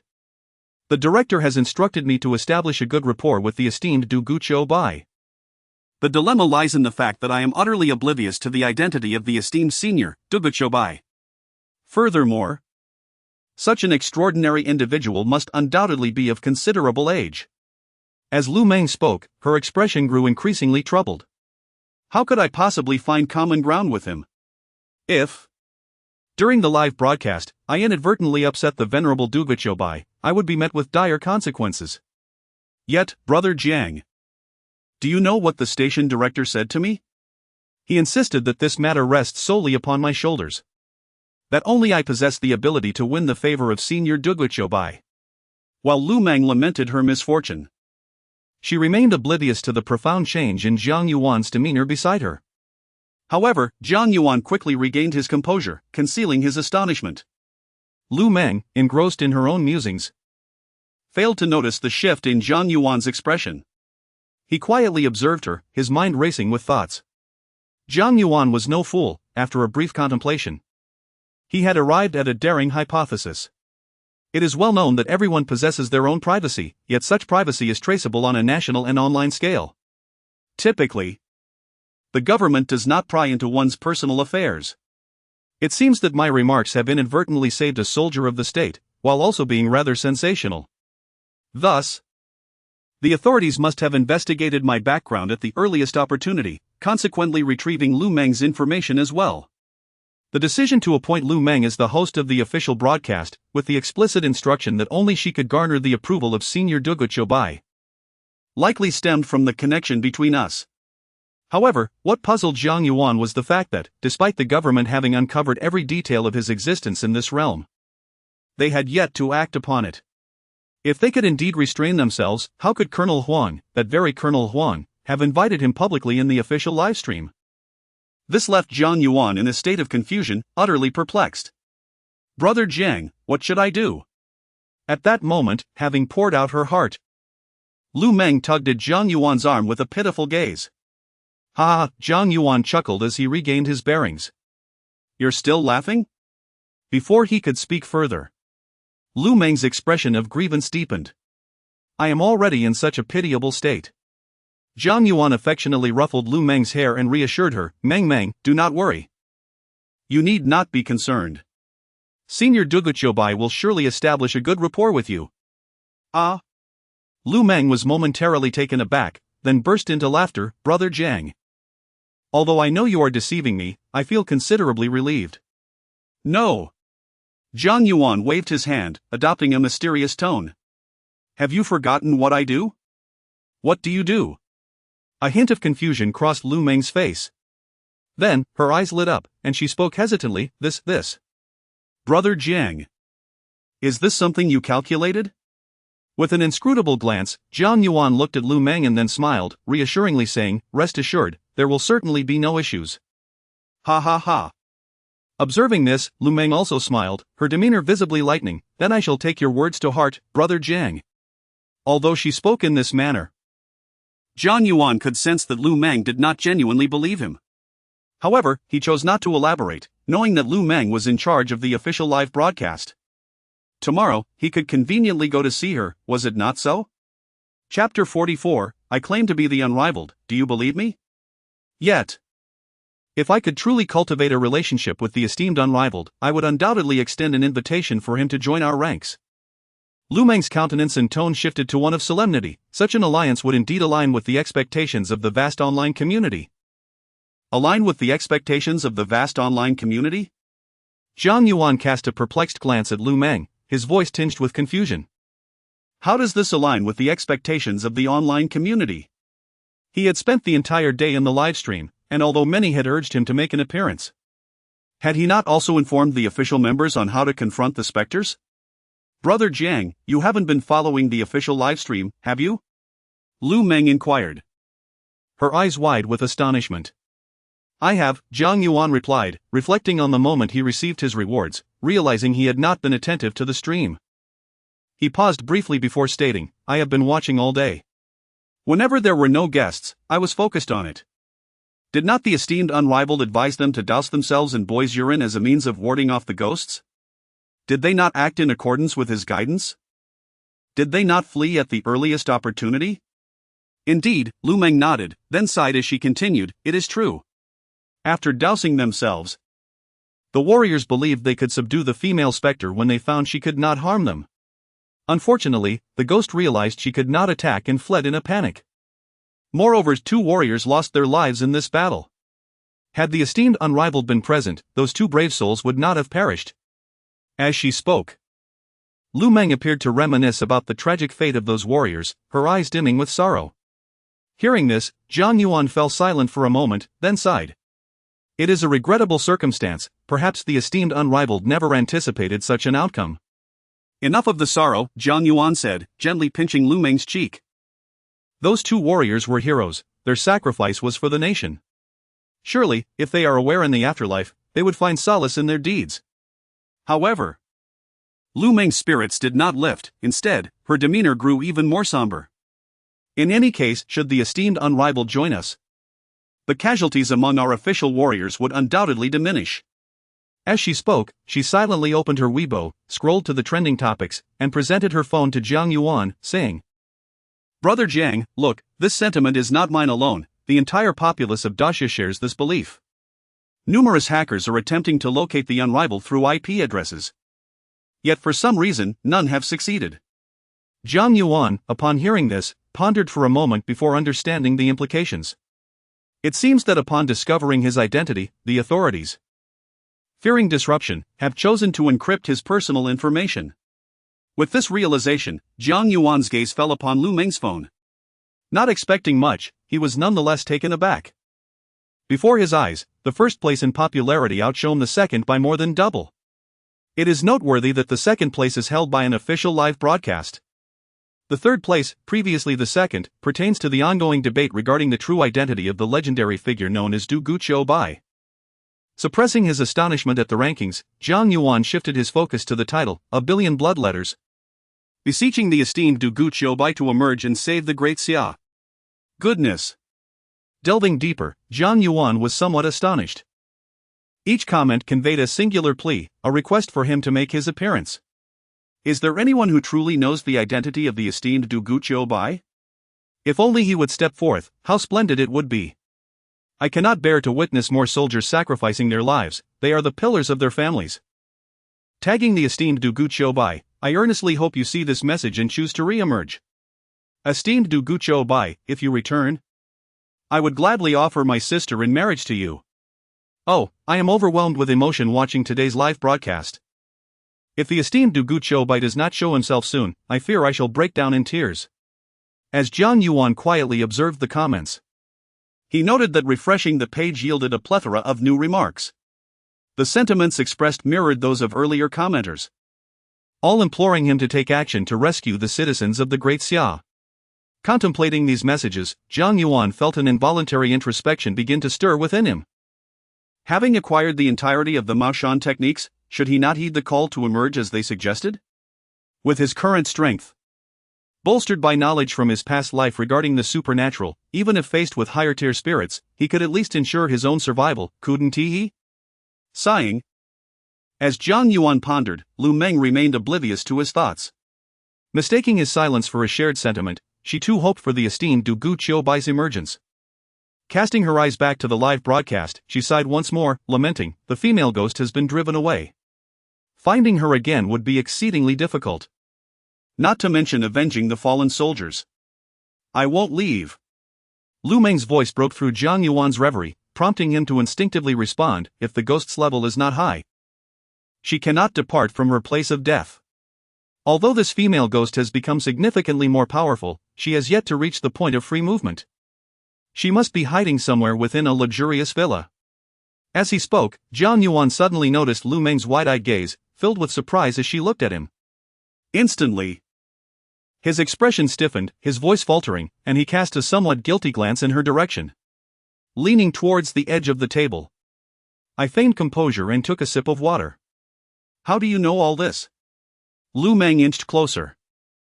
Her delicate features illuminated with astonishment as she observed Jiang Yuan swallowing. Now that I had resolved to step into the world, my solitary pursuit of invincibility seemed less significant. I pondered for a moment, and as I prepared to reveal my status as a seeker of unparalleled mastery, I fell silent. Chapter 45, A request for the return of the esteemed Du Guqiu Bai. However, as Jiang Yuan's voice resonated, Lu Meng suddenly broke into a smile and remarked, Jiang Gu, do you still believe yourself to be the legendary Du Guqiu Bai? Ha ha ha. If you were truly Du Guqiu Bai, I wouldn't have to fret about how to greet him tomorrow.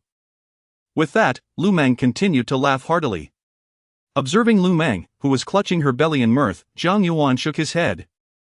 He realized that even if he were to claim he was Du Guqiu Bai, she would not believe him. Very well, if that were the case, he would surprise Lu Meng when the time came. With a smile, Jiang Yuan retorted, What? Is it so impossible for me to be Du Guqiu Bai? Of course it is. Lu Meng pointed at Jiang Yuan and then made a gesture to indicate age. A glimmer of admiration appeared in her eyes as she added, Du Guqiu Bai is at least an elderly gentleman over 50. How could he possibly be as youthful as you? All right then, Jiang Yuan sighed, deciding not to press further. He bid Lu Meng farewell and headed to take a shower. After a long day of hard work, it was time to unwind and refresh himself. At that moment, the official soldiers returned to their base, accompanied by a resounding and melodious roar. Buzzing. After parking the large truck, Huang Jichuan gazed solemnly at the lifeless body of a comrade beside him. It was a rare moment. He pulled out a pack of cigarettes from his pocket, lit one, inhaled deeply, and exhaled. His movements were remarkably practiced. As he released the smoke, Huang Jichuan's eyes reflected the distant crimson glow on the horizon, visible through the truck's mirror. The entire sequence was enveloped in silence, save for the faint sound of the lighter igniting, as he seemed lost in contemplation, his expression heavy with sorrow. Watching Huang Jichuan on the live stream, viewers couldn't help but feel a pang of compassion. Alas, the military has regulations against smoking. Yet it was clear that the commander needed a cigarette to alleviate his stress. It was truly heartbreaking. The loss of those two soldiers occurred right under his watch. Yet, what could be done? They were not facing humans, but rather ghastly beings, zombies, a new breed of menace for which no one had a viable solution. In light of this, one could only wonder if the esteemed Duguchobai had seen our pleas. We hope he would emerge swiftly. My emotions run high. And the mere sight of the official live stream addressing zombies and ghosts brings tears to my eyes. Enough, enough. Hearing you say that, the tears I had just managed to hold back are threatening to spill once more. Finally, after what felt like an eternity, Huang Jichuan exhaled the last puff of smoke, deeply weighted with the burdens he carried. Amidst the swirling smoke, he turned to glance at the soldier beside him.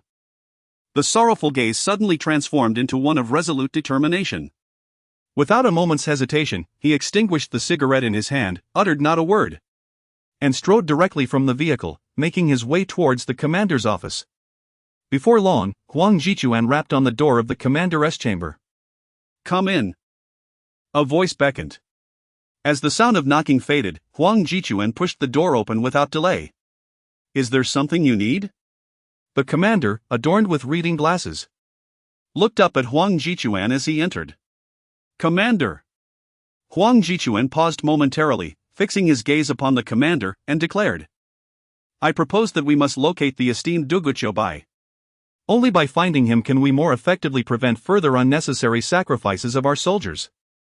If our warriors fall on the battlefield, I will take pride in them. However, I cannot accept their demise in such a manner." "You speak truthfully," the commander replied, adjusting his spectacles while observing Huang Jichuan. "However, this does not constitute a valid reason for seeking out Duguchobai. Remember, relying solely on others to resolve our issues will not yield effective solutions. You must understand that only by becoming formidable ourselves can we tackle all challenges." But Huang Jichuan absorbed the commander's words, lowered his head in contemplation, and abruptly lifted it again, eager to voice his thoughts. At that moment, the commander organized his desk, extracting a report and placing it before Huang Jichuan. "Take a look at this. If there are no issues, please lend a hand. The personnel over there are insufficient." Upon hearing this, Huang Jichuan's words were abruptly halted. He instinctively cast his eyes upon the report laid out before him. Location, Xinling. This morning, villagers awoke to find a region marred by ravines, revealing dozens of crimson coffins within the chasms. Preliminary assessment: there is a significant likelihood of a zombie outbreak. Danger level: severe. Nearby villages must be promptly eradicated. Well, will you go? The commander scrutinized the pensive Huang Jichuan. "I will go," Huang Jichuan replied, lifting his head and uttering a single word. Then, he seized the report from the desk and departed the commander's office with purposeful strides. The commander watched Huang Jichuan's retreating figure and sighed deeply. He then retrieved an earlier report concerning Jiang Yuan from the desk, his murky eyes becoming increasingly focused. He, too, had witnessed the live broadcast today, and like Huang Jichuan, the commander was seething with anger. After all, these were soldiers he had personally trained. In a sense, they were akin to his own children. Did he not wish to find the esteemed Duguchobai? Did he not yearn to implore him to return? Could he bear to watch his soldiers perish one after another? No. He did not wish for that. Yet, he felt utterly powerless in the face of the situation. Within the span of a single day, the official inquiries had thoroughly uncovered the details surrounding Jiang Yuan. However, the experiences he underwent were entirely unremarkable, rendering him just another member of the masses, devoid of any traceable connection to the esteemed figure of Duguchobai. Naturally, they had managed to ascertain the IP address associated with the seemingly commonplace identity of Duguchobai. Yet, beyond Jiang Yuan's access, no other individuals could be found. As for Jiang Yuan, he was indeed Duguchobai. The commander had contemplated this notion. But upon gazing at Jiang Yuan's youthful visage, he hesitated and wavered. Perhaps it would be prudent to wait and see what tomorrow brings. After scrutinizing the report on his desk for an extended period, the commander sighed and set the document aside. Chapter 46, The Enigma Deep within the Qinling Mountains. On the other side, Huang Jichuan stepped out of the commander's office, glancing down at the report in his hand with a grave expression. The Qinling Mountains were not far from their location, nearly 70 to 80 kilometers away. With swift travel, they could arrive in approximately an hour. As he contemplated this, he raised his gaze to the horizon where the sun was rapidly descending, intensifying his sense of urgency. It was imperative to reach their destination before darkness fell. According to the insights of the venerable Duguchobai in their recent observations, encountering those creatures after sunset would prove exceedingly troublesome. Resolutely, he withdrew his gaze from the commander's office and quickened his pace toward the military camp. For now, the search for Duguchobai would have to be set aside. The matters at hand were far more pressing. Before long, Huang Jichuan arrived at the military camp. Observing the soldiers sprawled across the ground and a few standing guard, he paused momentarily. As a fellow soldier, he understood all too well that the relentless battles had left them utterly fatigued. With night approaching, another wave of zombies could be imminent, and most would likely need to rest briefly to prepare for the impending conflict. With a sigh of resignation in his heart, he surveyed the weary soldiers and admonished them sternly, "What is this?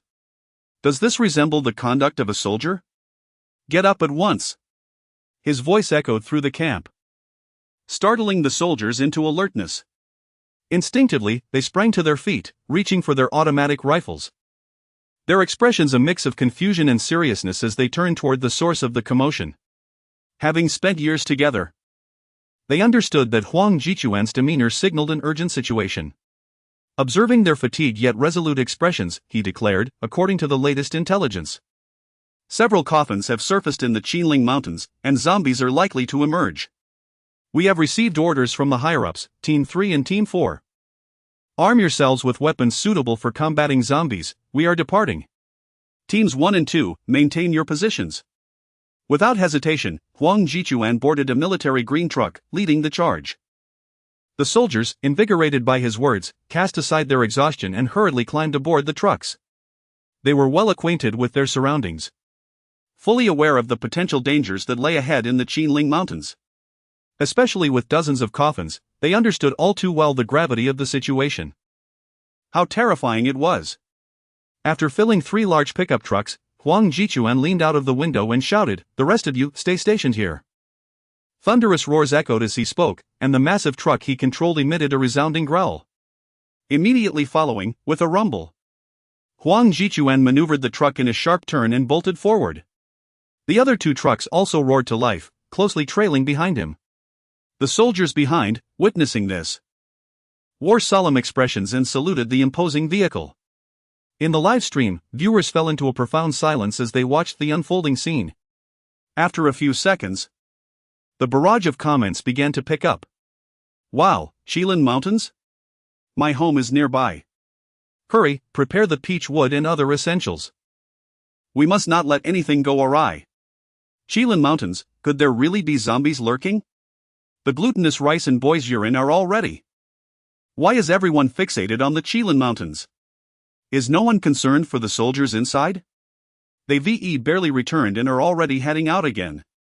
Without a moment's rest, sob.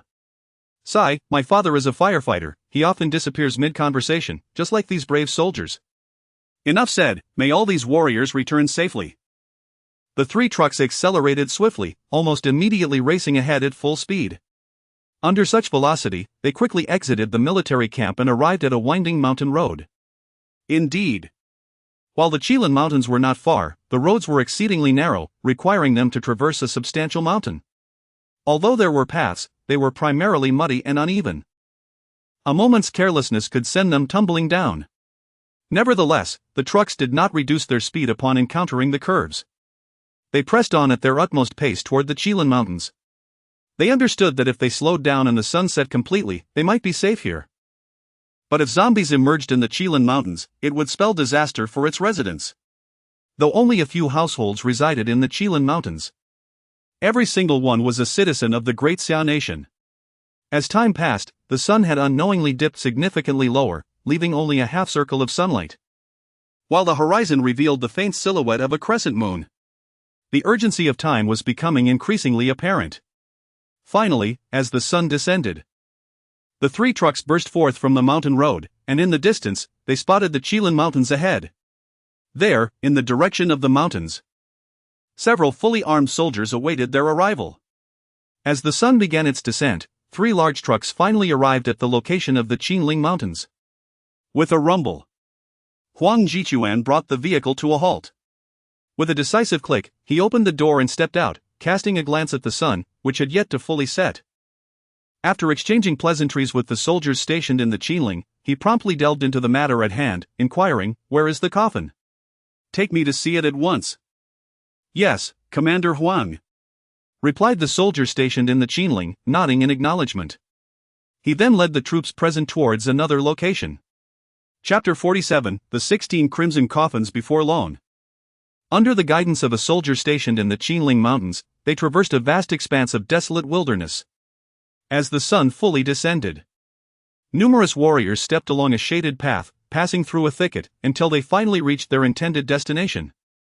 "Brr, it's so cold." Upon arrival in the vicinity, Huang Jichuan's expression immediately turned grave. The soldiers around him instinctively scanned their surroundings with heightened vigilance. For reasons unknown, the temperature in this area had noticeably dropped, significantly lower than when they first arrived at Qinling. This chilling realization confirmed to the soldiers, who had previously experienced the opulence of a villa, that something sinister lurked here. Their gazes swept forward once more. In the live stream's frame, a shimmering brook lay directly ahead, its waters flowing serenely, creating ripples that danced upon its surface. Nearby, on a small path beside the brook, the ground had significantly caved in, estimated to be several meters deep from their position. Witnessing this, the soldiers accompanying Huang Jichuan were taken aback, promptly activating their flashlights to investigate the scene within the ravine. Under the harsh beam of the flashlights and the faint glow of the moonlight, they discerned that the ravine was not narrow. Several coffins were concealed in its depths, only their edges visible. At this sight, Huang Jichuan's expression grew even more solemn. If his suspicions were correct, then the ground they stood upon was indeed hollow, nearly not having collapsed yet. Once more, they gazed at the exposed coffins. A significant amount of soil covered them, likely a result of the recent collapse. Yet, this did not capture the attention of the many soldiers present. As they continued to survey the area around the coffins, astonishment washed over them. The coffins were a deep crimson hue, and even the ground was bathed in a similar blood-red shade, as if drawn from a sea of blood. Furthermore, the coffins bore intricate patterns, etched in a deep crimson, resembling blood itself. These blood-red designs intertwined to form a colossal emblem, ominous in essence, resembling a malevolent spirit. "Look! Could this signify some sort of totem?" one soldier inquired, pointing at the intricate patterns with curiosity. "Impossible." However, Huang Jichuan swiftly dismissed his curiosity.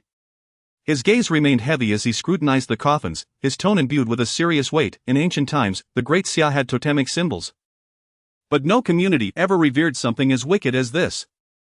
As soon as Huang Jichuan's voice trailed off, the soldiers froze, their pupils dilating as they fixated on those patterns. In that fleeting moment, it felt as if the engravings on the coffins had come to life, emanating an overwhelming aura of malevolence from the designs. This rendered the expressions of each individual gravely serious. Although they had yet to behold the contents of the coffin, their hearts were resolutely convinced that a zombie would indeed emerge from this place.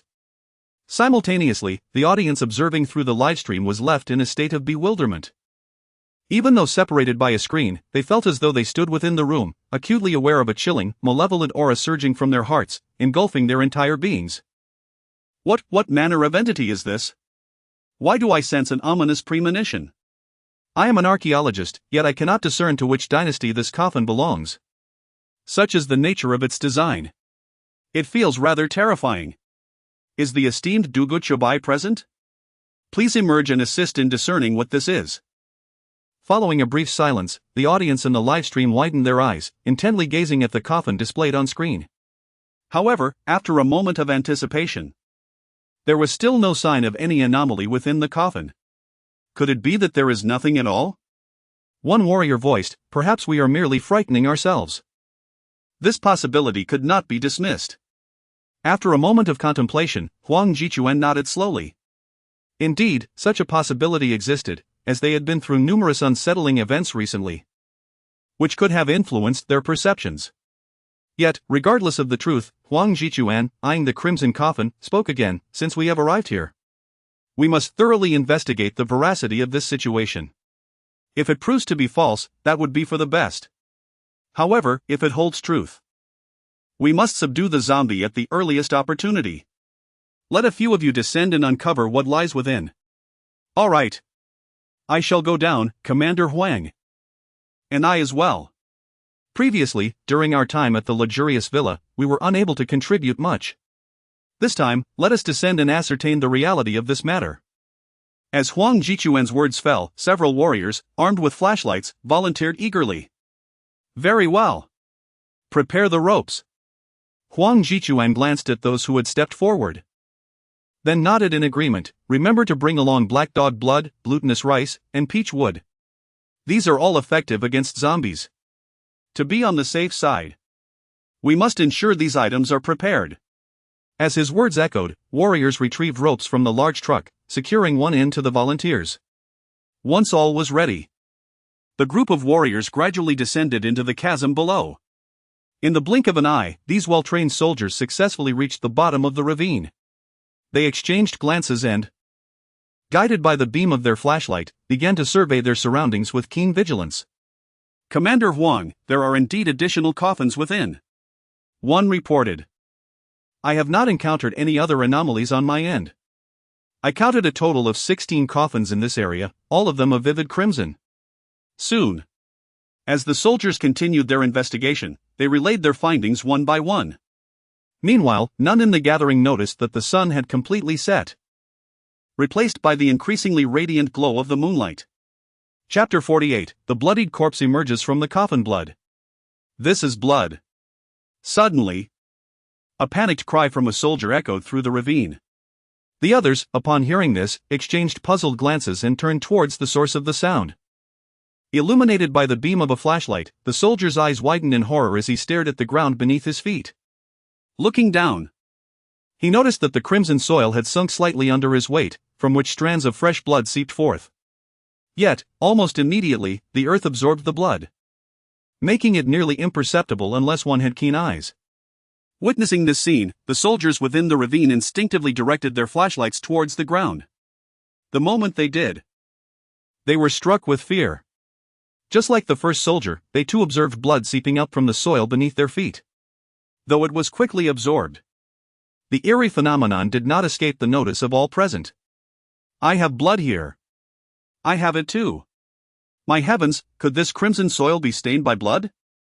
As the soldiers in the ravine voiced their alarm one after another, the expressions of those on the surface shifted dramatically. "Do not panic." At that moment, Huang Jichuan approached the edge of the ravine, his brow furrowed as he addressed the soldiers below. "Ensure you wield the weapons mentioned by the esteemed Dugachobai that can subdue the undead, and stay vigilant. We must not encounter any unforeseen circumstances.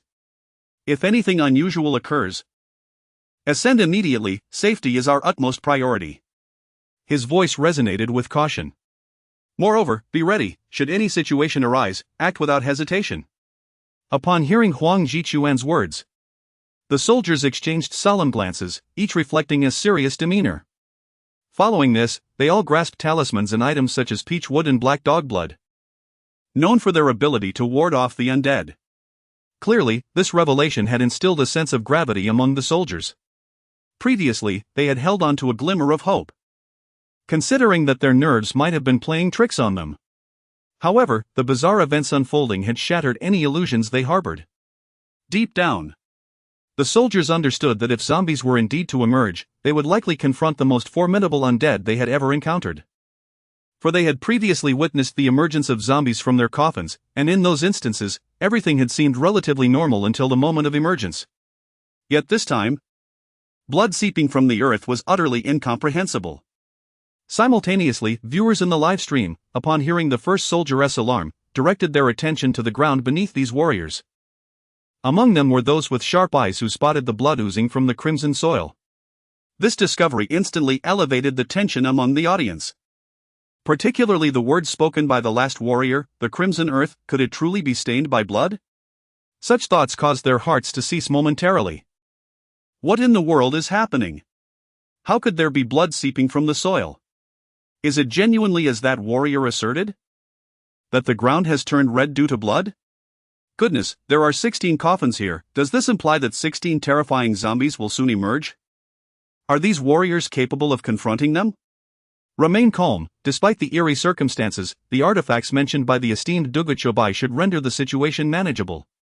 Indeed, with peach wood, black dog blood, and vermilion, even the most formidable zombie would be compelled to kneel. After a brief moment of panic, the viewers in the livestream regained their composure. The reason? They observed that each warrior was fully equipped, carrying an array of black dog blood, peach wood, and other items. The abundance of these zombie-subduing tools provided them with a considerable sense of security. However, just then rumble, rumble, rumble. As the audience settled, a series of thunderous sounds resonated from the livestream. The emergence of these sounds immediately captured the attention of all viewers. Yet, upon closer inspection, each person's expression shifted to one of utter panic. In the livestream, as the warriors grew increasingly cautious, suddenly, one of the 16 coffins began to tremble without warning, emitting a cacophony of horrifying sounds from within. Roar, roar, roar. The sounds were akin to the cawing of crows, discordant and jarring, ultimately escalating to a piercing intensity. In the already bizarre atmosphere, these sounds seemed to emanate from the depths of hell, beckoning them forth.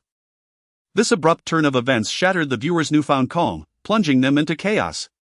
Even the seasoned warriors exchanged glances, a flicker of alarm evident in their eyes. Their gazes instinctively fell upon the peach wood and other tools designed for subduing zombies, gradually regaining a semblance of composure. Be cautious, do not panic. Huang Jichuan addressed the crowd with a grave tone. We possess the weapons described by the esteemed Duguchobai, nothing grave will occur. He then commanded the warriors stationed in the ravine, do not investigate further. Quickly ascend and prepare for battle. We must strive to eliminate the zombies at the earliest opportunity. Understood, Colonel Huang. Upon his command, several warriors holding ropes immediately exerted their strength, slowly drawing the ropes back. Their movements were swift, and in the blink of an eye, the warriors who had been in the ravine were pulled up by their comrades on the ground. However, before they could steady themselves, a thunderous roar erupted unexpectedly from the chasm. In the midst of everyone's alarmed gazes, the coffin, which had merely quivered before, began to tremble violently. The sounds emanating from within the coffin grew increasingly intense and tumultuous. Finally, with a resounding crash, the crimson coffin seemed to unleash an immense force, violently propelling the lid away. It soared several meters into the air before crashing heavily onto the ground. Upon the lid's forceful impact, the surrounding earth instantaneously fractured into a web of cracks, as if any additional pressure might cause it to collapse entirely. Chapter 49, The Eerie Blood Corpse. At that moment, as the coffin was violently hurled to the ground, a foul and acrid stench suddenly permeated the air. Before they could comprehend the situation, a thunderous roar echoed from the depths of the ravine, penetrating the ears of the onlookers. Upon turning their gazes toward the source of the sound, an immediate chill enveloped the audience, their expressions etched with sheer terror. There, beneath the ravine, atop the overturned coffin, stood a figure clad in archaic armor, fixated upon them with an unwavering stare. No! This was not a mere human, it resembled a grotesque creature. To the warriors and spectators present, this entity did not resemble the typical zombies they were accustomed to, nor did it bear any semblance to humanity. Rather, it appeared to be a harrowing amalgamation of both, a being caught in the liminal space between the two. It was emaciated, its body devoid of any substantial flesh. Merely a thin layer of skin enveloping its skeletal frame. Most horrifyingly, the exposed skin was a ghastly shade of red. Yet, upon closer inspection, it was evident that this was not merely a crimson hue, it was blood, seeping and flowing across its form. As their gaze ascended, they beheld its eyes. a hauntingly pale white, with pupils entirely absent of any discernible darkness. Within those sunken eye sockets, numerous minute creatures writhed. A closer look revealed them to be wriggling maggots. With its appearance, the atmosphere was saturated with an intensely foul and pungent odor, evidently emanating from this abominable entity. Many warriors, upon inhaling the noxious scent, felt their stomachs churn violently, and a small faction had already begun to retch. Most, however, pinched their noses, their eyes wide with apprehension, fixated on the grotesque creature perched upon the coffin. Unconsciously, each individual tightened their grip on their talismans: peach wood, black dog's blood, vermilion, glutinous rice, an array of protective items. The scene was vividly captured in the eyes of the livestream audience. Although they could not detect the stench permeating the air, the moment they laid eyes upon the monster, the majority of the viewers were compelled to vomit. It wasn't tea until they had expelled their previous night's meal, their faces pale and clammy, that they felt a modicum of relief in their stomachs. I can't bear to look at this creature any longer. It's utterly absurd. Zombies are meant to frighten. But this is simply repulsive. The live chat erupted with viewers expressing their disdain. Yet, amidst the cacophony, a small contingent of netizens frowned in contemplation. What on earth is this abomination? It bears no resemblance to a zombie at all. Can peach wood, black dog's blood, vermilion, and glutinous rice truly contend with this bizarre creature? This cannot possibly be classified as a zombie. It looks nothing like one. If we cannot contend with it, what shall we do? Senior Duguch Yobai? Senior Duguch Yobai? I call upon you to enlighten us. Roar! At that moment, the strange creature's furious roar echoed through the live broadcast room. The warriors present, upon hearing this sound, wore grim expressions. Damn it, is this a zombie? Or perhaps a novel species? Can peach wood and black dog blood truly deal with this entity? The numerous warriors surveyed the creature, exchanging glances and beginning to murmur about potential solutions. Just then, the bizarre creature seemed to have heard the voices of the warriors, letting out a furious roar directed at the crowd, and then leaped into the air. It sprang out of the coffin, soaring several meters high, seemingly about to vault over the chasm and land on the ground. Witnessing this scene, all the warriors gasped in astonishment, requiring no orders from Jiang Yuan. The warriors hastily uncorked their black dog blood and poured it all over the blood corpse. Splash! In unison, they doused the strange creature with black dog blood. Countless arcs of crimson formed under the moonlight as the blood rained down upon the eerie being. How repulsive this creature is! It resembles neither man nor zombie. What on earth is it? Regrettably, Senior Duguchobai is not present, otherwise, he could provide us with a proper explanation of this being, regardless of its nature. Under the influence of black dog blood, the outcome can only lead to its demise. Indeed, although it is not a zombie, it bears a striking resemblance. Black dog blood should suffice in dealing with it. At the live broadcast site, as the strange creature was drenched in black dog blood, Jiang Yuan's expression darkened further, in stark contrast to the easing demeanor of the audience. For when the black dog blood was poured onto this bizarre being, there was no sign of the black smoke that accompanied the previous zombie encounter, nor, most crucially, did the creature emit any wailing cries. Jiang Yuan understood better than anyone what this indicated. It was highly likely that black dog blood was utterly ineffective against this newly emerged strange creature. Heighten your vigilance and prepare for battle. With that thought, Jiang Yuan warned the warriors present. Roar! Indeed, just as Jiang Yuan's alert sounded, a roar resonated from the air. From the center where the black dog blood had splashed, a blood-red figure sprang forth, landing unscathed on the ground. Roar! The strange creature let out a furious cry and charged towards the nearest warrior. At that moment, both the live audience and the warriors in the arena beheld the eerie creature, unharmed beneath the black dog blood, their pupils dilated in shock. The peculiar creature moved with remarkable speed, leaping several meters to the side in an instant.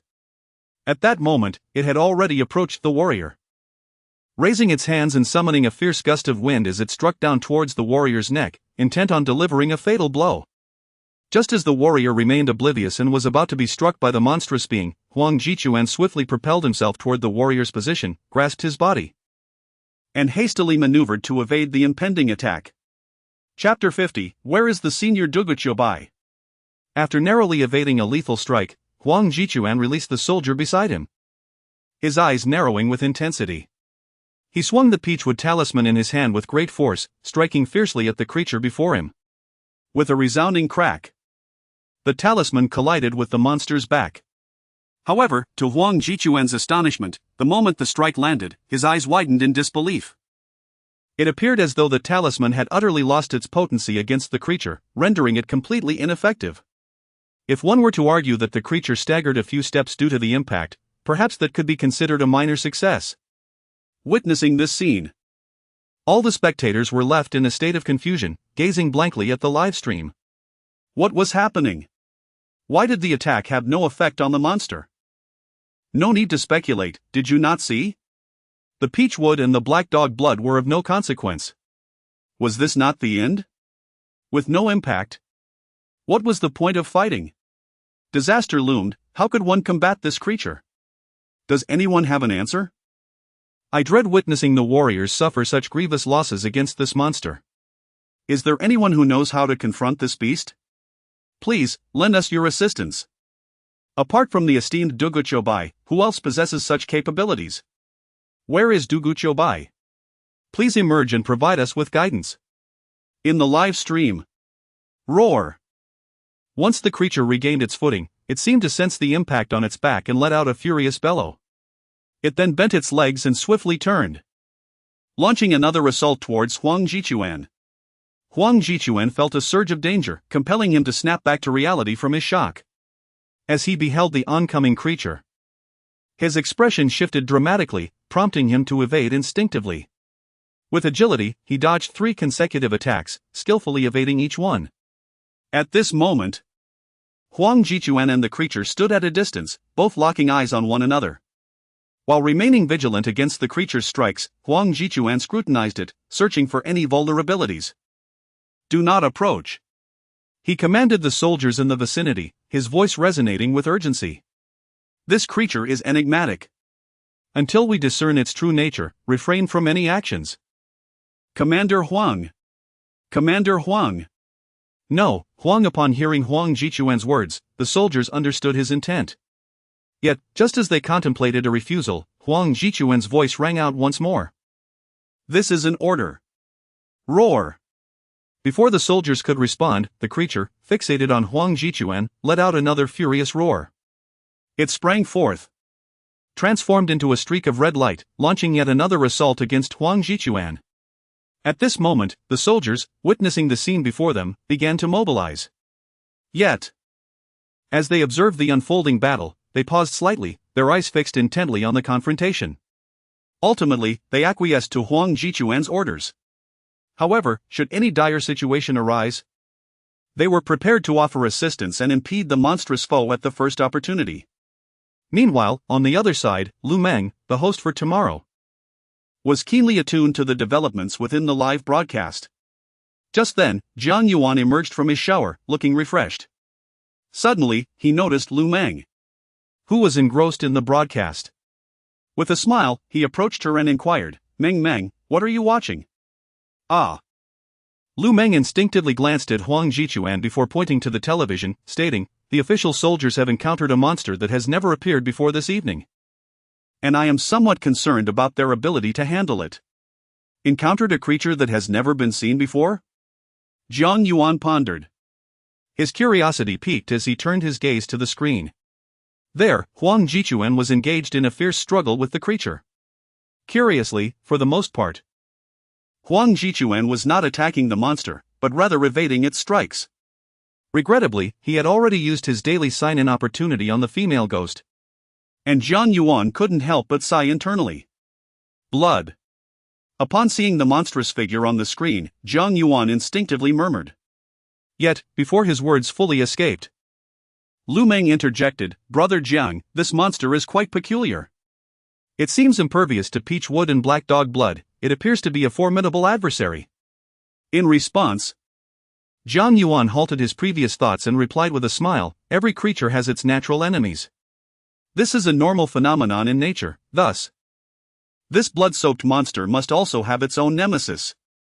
Lu Meng nodded thoughtfully, her gaze returning to the broadcast.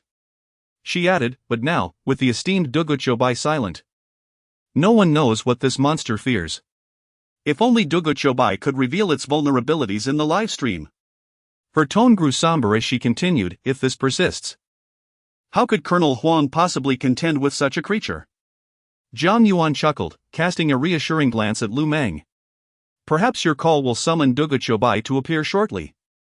With that, he made his way into the room, stating, "I will first dry my hair." Upon entering his room, Jiang Yuan sat on the edge of the bed and promptly took out his phone to open the official livestream. At that moment, having just accessed the stream, he did not immediately offer guidance to the official soldiers. Instead, he attentively surveyed the situation unfolding within the broadcast. The creature engaged in battle with Huang Jichuan was familiar to him. If he was not mistaken, it must be the blood corpse. As Jiang Yuan's gaze wandered throughout the live broadcast, it suddenly halted, shifting from the scene of combat to a chasm illuminated by the silvery moonlight. He discerned several crimson coffins arrayed within that ravine. Only one coffin had been opened. Why did this seem so familiar? A hint of perplexity stirred within Jiang Yuan's heart. Abruptly, his eyes fell upon the central coffin among the 16 crimson ones, and a thunderous realization echoed in his mind. He had just pondered why it felt somewhat familiar. The arrangement of these coffins resembled the formation he had witnessed in a ghost film from his past life. In other words, Chapter 51, The Terrifying Panic of the Blood Corpse. Exercise caution, for you are now confronted with the blood corpse. This represents a different manifestation of the zombie. One that poses a significant threat with its formidable offensive capabilities. It possesses immense strength and harbors a lethal toxin. A mere scratch could prove fatal. Moreover, it is crucial to note that should a multitude of blood corpses emerge, they will collectively launch an assault. Furthermore, if I am not mistaken, the central coffin among these will yield the blood corpse king. If we fail to address this matter promptly, we shall face dire consequences. As for why blood corpses are unperturbed by black dog blood or peach wood, it is due to the fact that, unlike their unaffiliated counterparts, blood corpses retain some semblance of humanity. They still possess yang energy within, which is the primary reason for their indifference towards such forces. Of course, it is not that blood corpses are entirely fearless, rather, in comparison to traditional zombies, these threats are minuscule.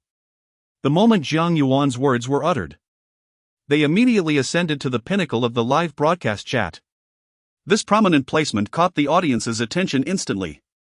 Goodness, the living legend of Duguchobai, I must capture this. The latest explanation from Duguchobai has arrived. Official warriors, do take a look. Wow, I've gained new insights. Zombies have relatives too. And this one is a blood corpse. The name alone sounds formidable. The blood corpse indeed aligns with its appearance, but if it is unfazed by these methods, what could possibly instill fear in it? Surely it cannot be without a nemesis. How then shall we combat it? As the audience perused the barrage of comments, a wave of realization washed over them. However, upon digesting all the remarks, they were left in a state of paralysis, each face etched with indescribable emotions. If it is not afraid of these young infused entities, then how can we possibly vanquish the blood corpse? At this moment, within the live setting, the warrior wielding the camera for the entirety of the broadcast also noticed Jiang Yuan's comment. Upon seeing the highlighted message, his eyes lit up. As an official warrior, he understood well that the only individual capable of posting such a top comment in the official stream was none other than Duguchobai. Yet, after reviewing the prominent comments, he, like the majority of the audience, fell into a stupor, the excitement that had just graced his features now frozen in place. However, after a brief silence, he promptly relayed the unfolding events to the warriors present. Upon hearing the warrior's words, the remaining fighters halted. Their gazes shifting towards the blood corpse and the other unopened coffins in the chasm, their expressions paling. Confronting a single blood corpse was already beyond their comprehension. What would happen if all the unopened coffins were to reveal their contents?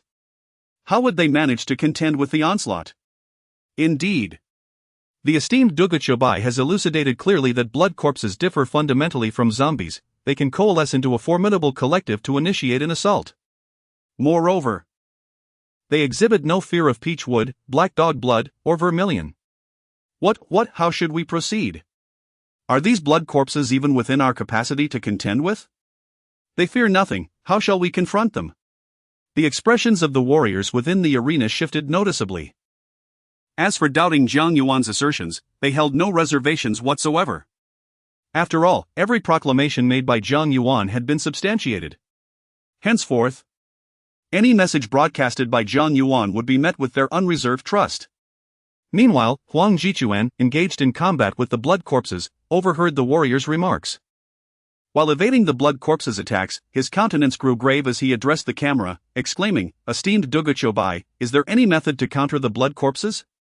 Are these entities entirely impervious to human intervention?" The instant Huang Jichuan's voice resonated, the viewers in the livestream were taken aback, halting their incessant scrolling, awaiting Jiang Yuan's response with bated breath. Clearly, their curiosity was piqued. Jiang Yuan did not disappoint them. Upon hearing the broadcasted inquiry, he promptly responded. "In truth, lower-tier blood corpses are quite manageable. I prefer to refer to them as humans who have lost their rationality, merely endowed with certain enhancements. Although they do not fear objects imbued with yang energy, their human essence renders them susceptible to what terrifies humanity. Of course, the higher-tier entities, particularly the blood corpse king ensconced within that central coffin, exhibit no fear of such artifacts. However, due to its elevated rank, its human characteristics have been significantly diminished. You may prepare some ink lines infused with black dog blood, and bind that coffin with red thread. This will effectively prevent the blood corpse king from emerging." Swiftly, with the appearance of this highlighted message, all viewers and warriors in the livestream turned their attention. Upon absorbing the contents of the message, joy illuminated each face. Jiang Yuan's explanation suggested that blood corpses might be far easier to manage than zombies. Within the arena, the warrior, having comprehended Jiang Yuan's message, recited it verbatim. Upon hearing his proclamation, the countenances of all warriors shifted to one of regret. What do people fear? It is a glaringly obvious question. Regardless of who it may be, it is merely a matter of a single shot. When confronted with blood corpses, having witnessed the ineffectiveness of peach wood and black dog blood, they hastily concluded that no other means could possibly prevail against the blood corpses. Regarding firearms, after the previous encounters with zombies and female ghosts, they had completely disregarded their consideration. However, fortunately, there have been no unnecessary casualties resulting from this incident, which can be seen as a silver lining amidst misfortune. Why do you all remain in a daze? At this moment, Huang Jichuan, who had been locked in combat with the blood corpse, extracted himself from the relentless assault and bellowed to the remaining warriors in the arena, "Quickly follow the instructions laid out by the esteemed Duguqiu Bai. We must not allow the blood corpse king to emerge, otherwise, it will not be easily dealt with."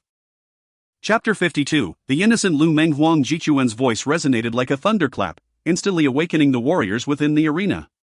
With a fierce roar, the blood corpse that had separated from Huang Jichuan surged forward, its form rapidly lunging toward the nearest warrior.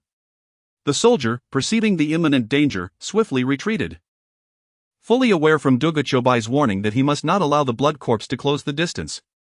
After all, he lacked Huang Jichuan's extraordinary skills, and should the creature get too close, the likelihood of injury was alarmingly high. As he retreated, he deftly drew the pistol that had been holstered at his waist. The blood corpse, moving with remarkable speed, zeroed in on its target, its figure darting forward with the swiftness of lightning.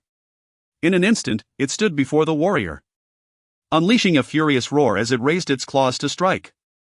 Unfazed, the soldier steeled himself against the incoming assault. He had already chambered a round in his pistol and aimed it squarely at the approaching claws, resolutely pulling the trigger.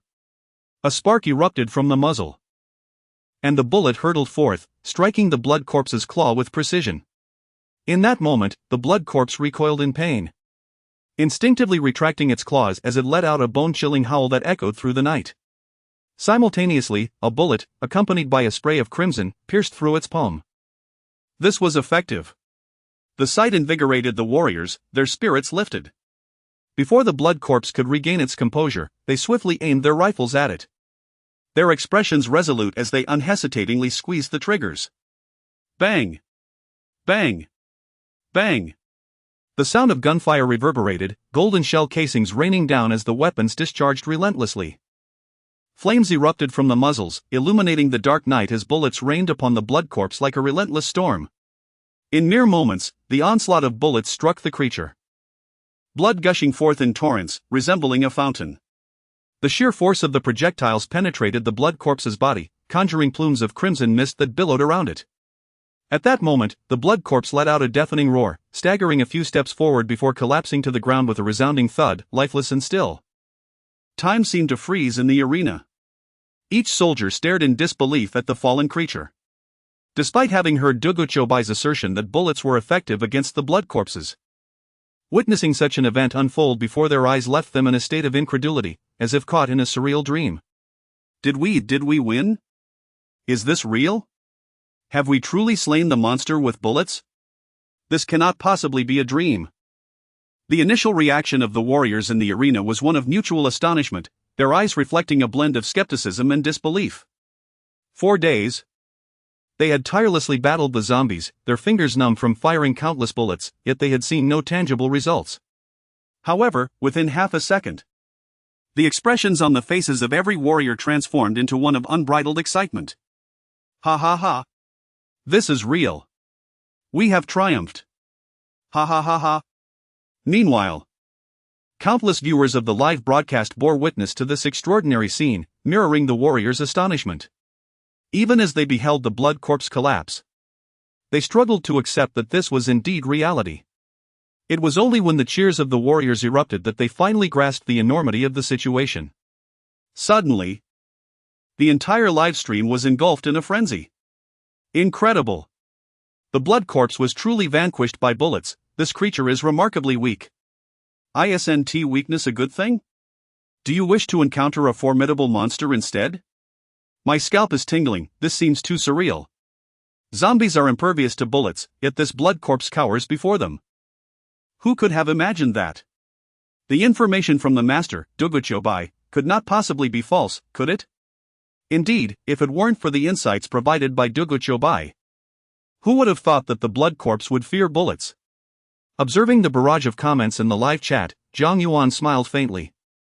He then put away his phone, quickly dried his hair with a hairdryer, and exited his bedroom to the living room.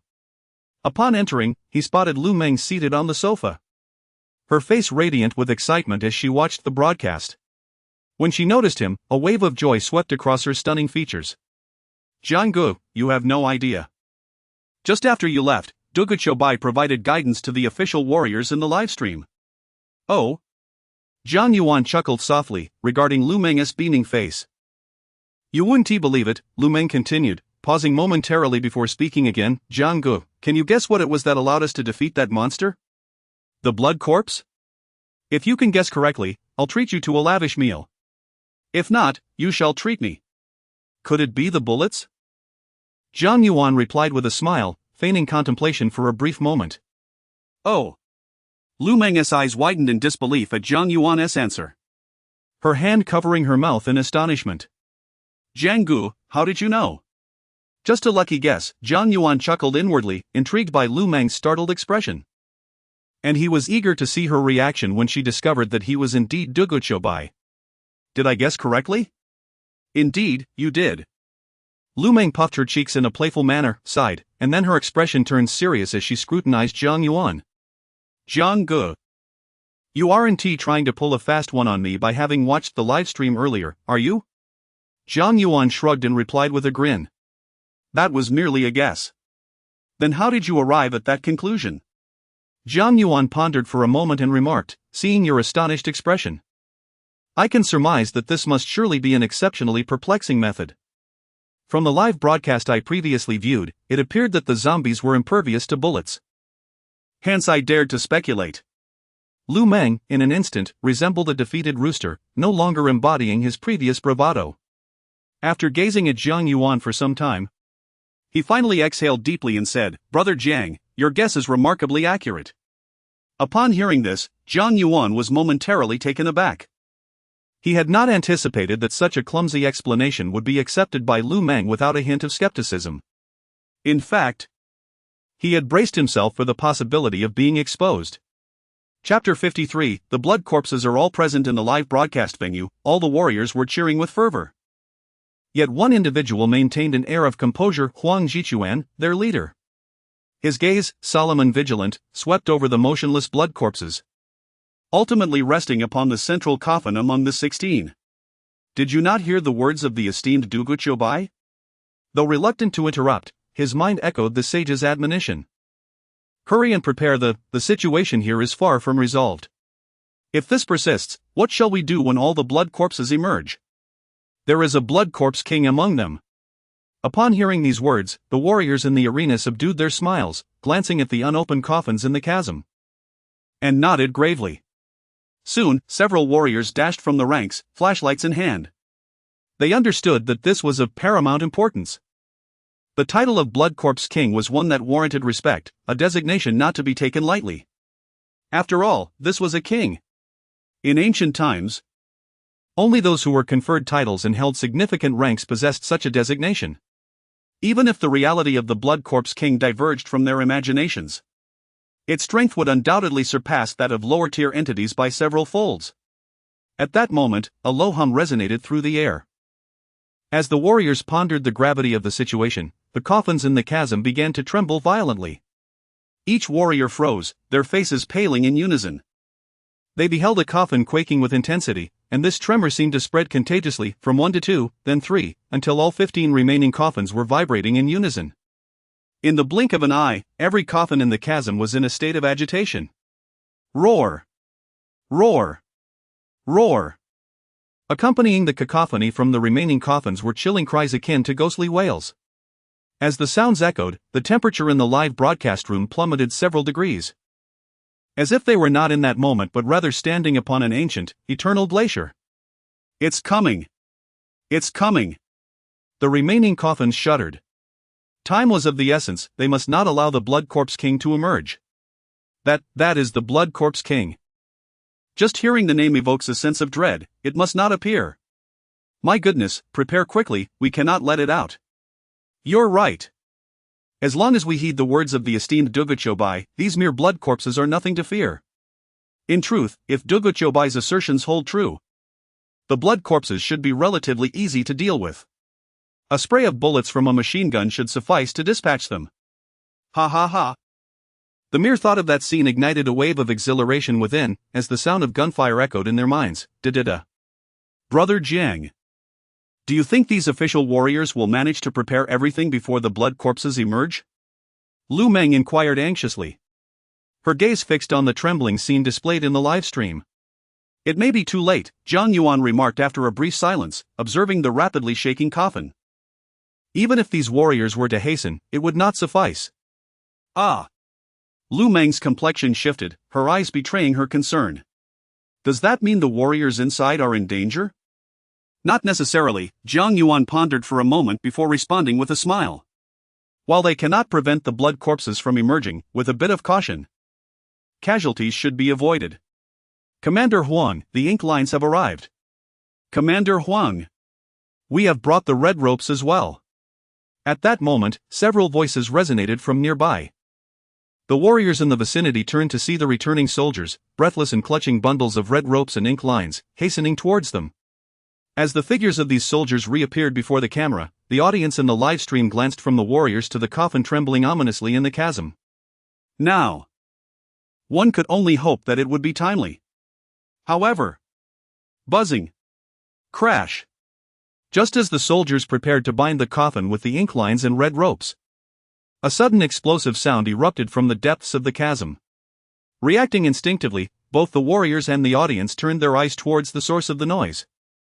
From the depths of the chasm, a crimson shadow split from the coffin, soaring several meters high before crashing down with a heavy thud. It was then that the warriors and viewers discerned the red figure. It was none other than the coffin lid. Boom! The ground emitted a deep rumble as it collapsed under the weight of the coffin lid, which had already been burdened and cracked like a spider's web. Roar! Almost immediately, a chilling howl reverberated from within the chasm. Looking up, they beheld a blood-soaked corpse standing atop the coffin, its eyes eerily wide, scanning the warriors below. With that roar, the coffins in the chasm erupted into an unending cacophony of booming sounds. Boom! Boom! Boom! Next, over a dozen crimson figures burst forth from the coffins, soaring high into the air only to crash down heavily onto the ground. Roar! Roar! Roar!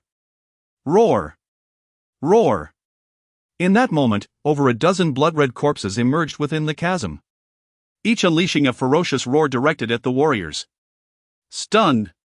Upon witnessing this scene unfold in the livestream, the audience was left speechless, their mouths agape, as if they wished to utter something, yet no words could escape their lips. After a prolonged silence, the multitude of spectators gradually regained their composure.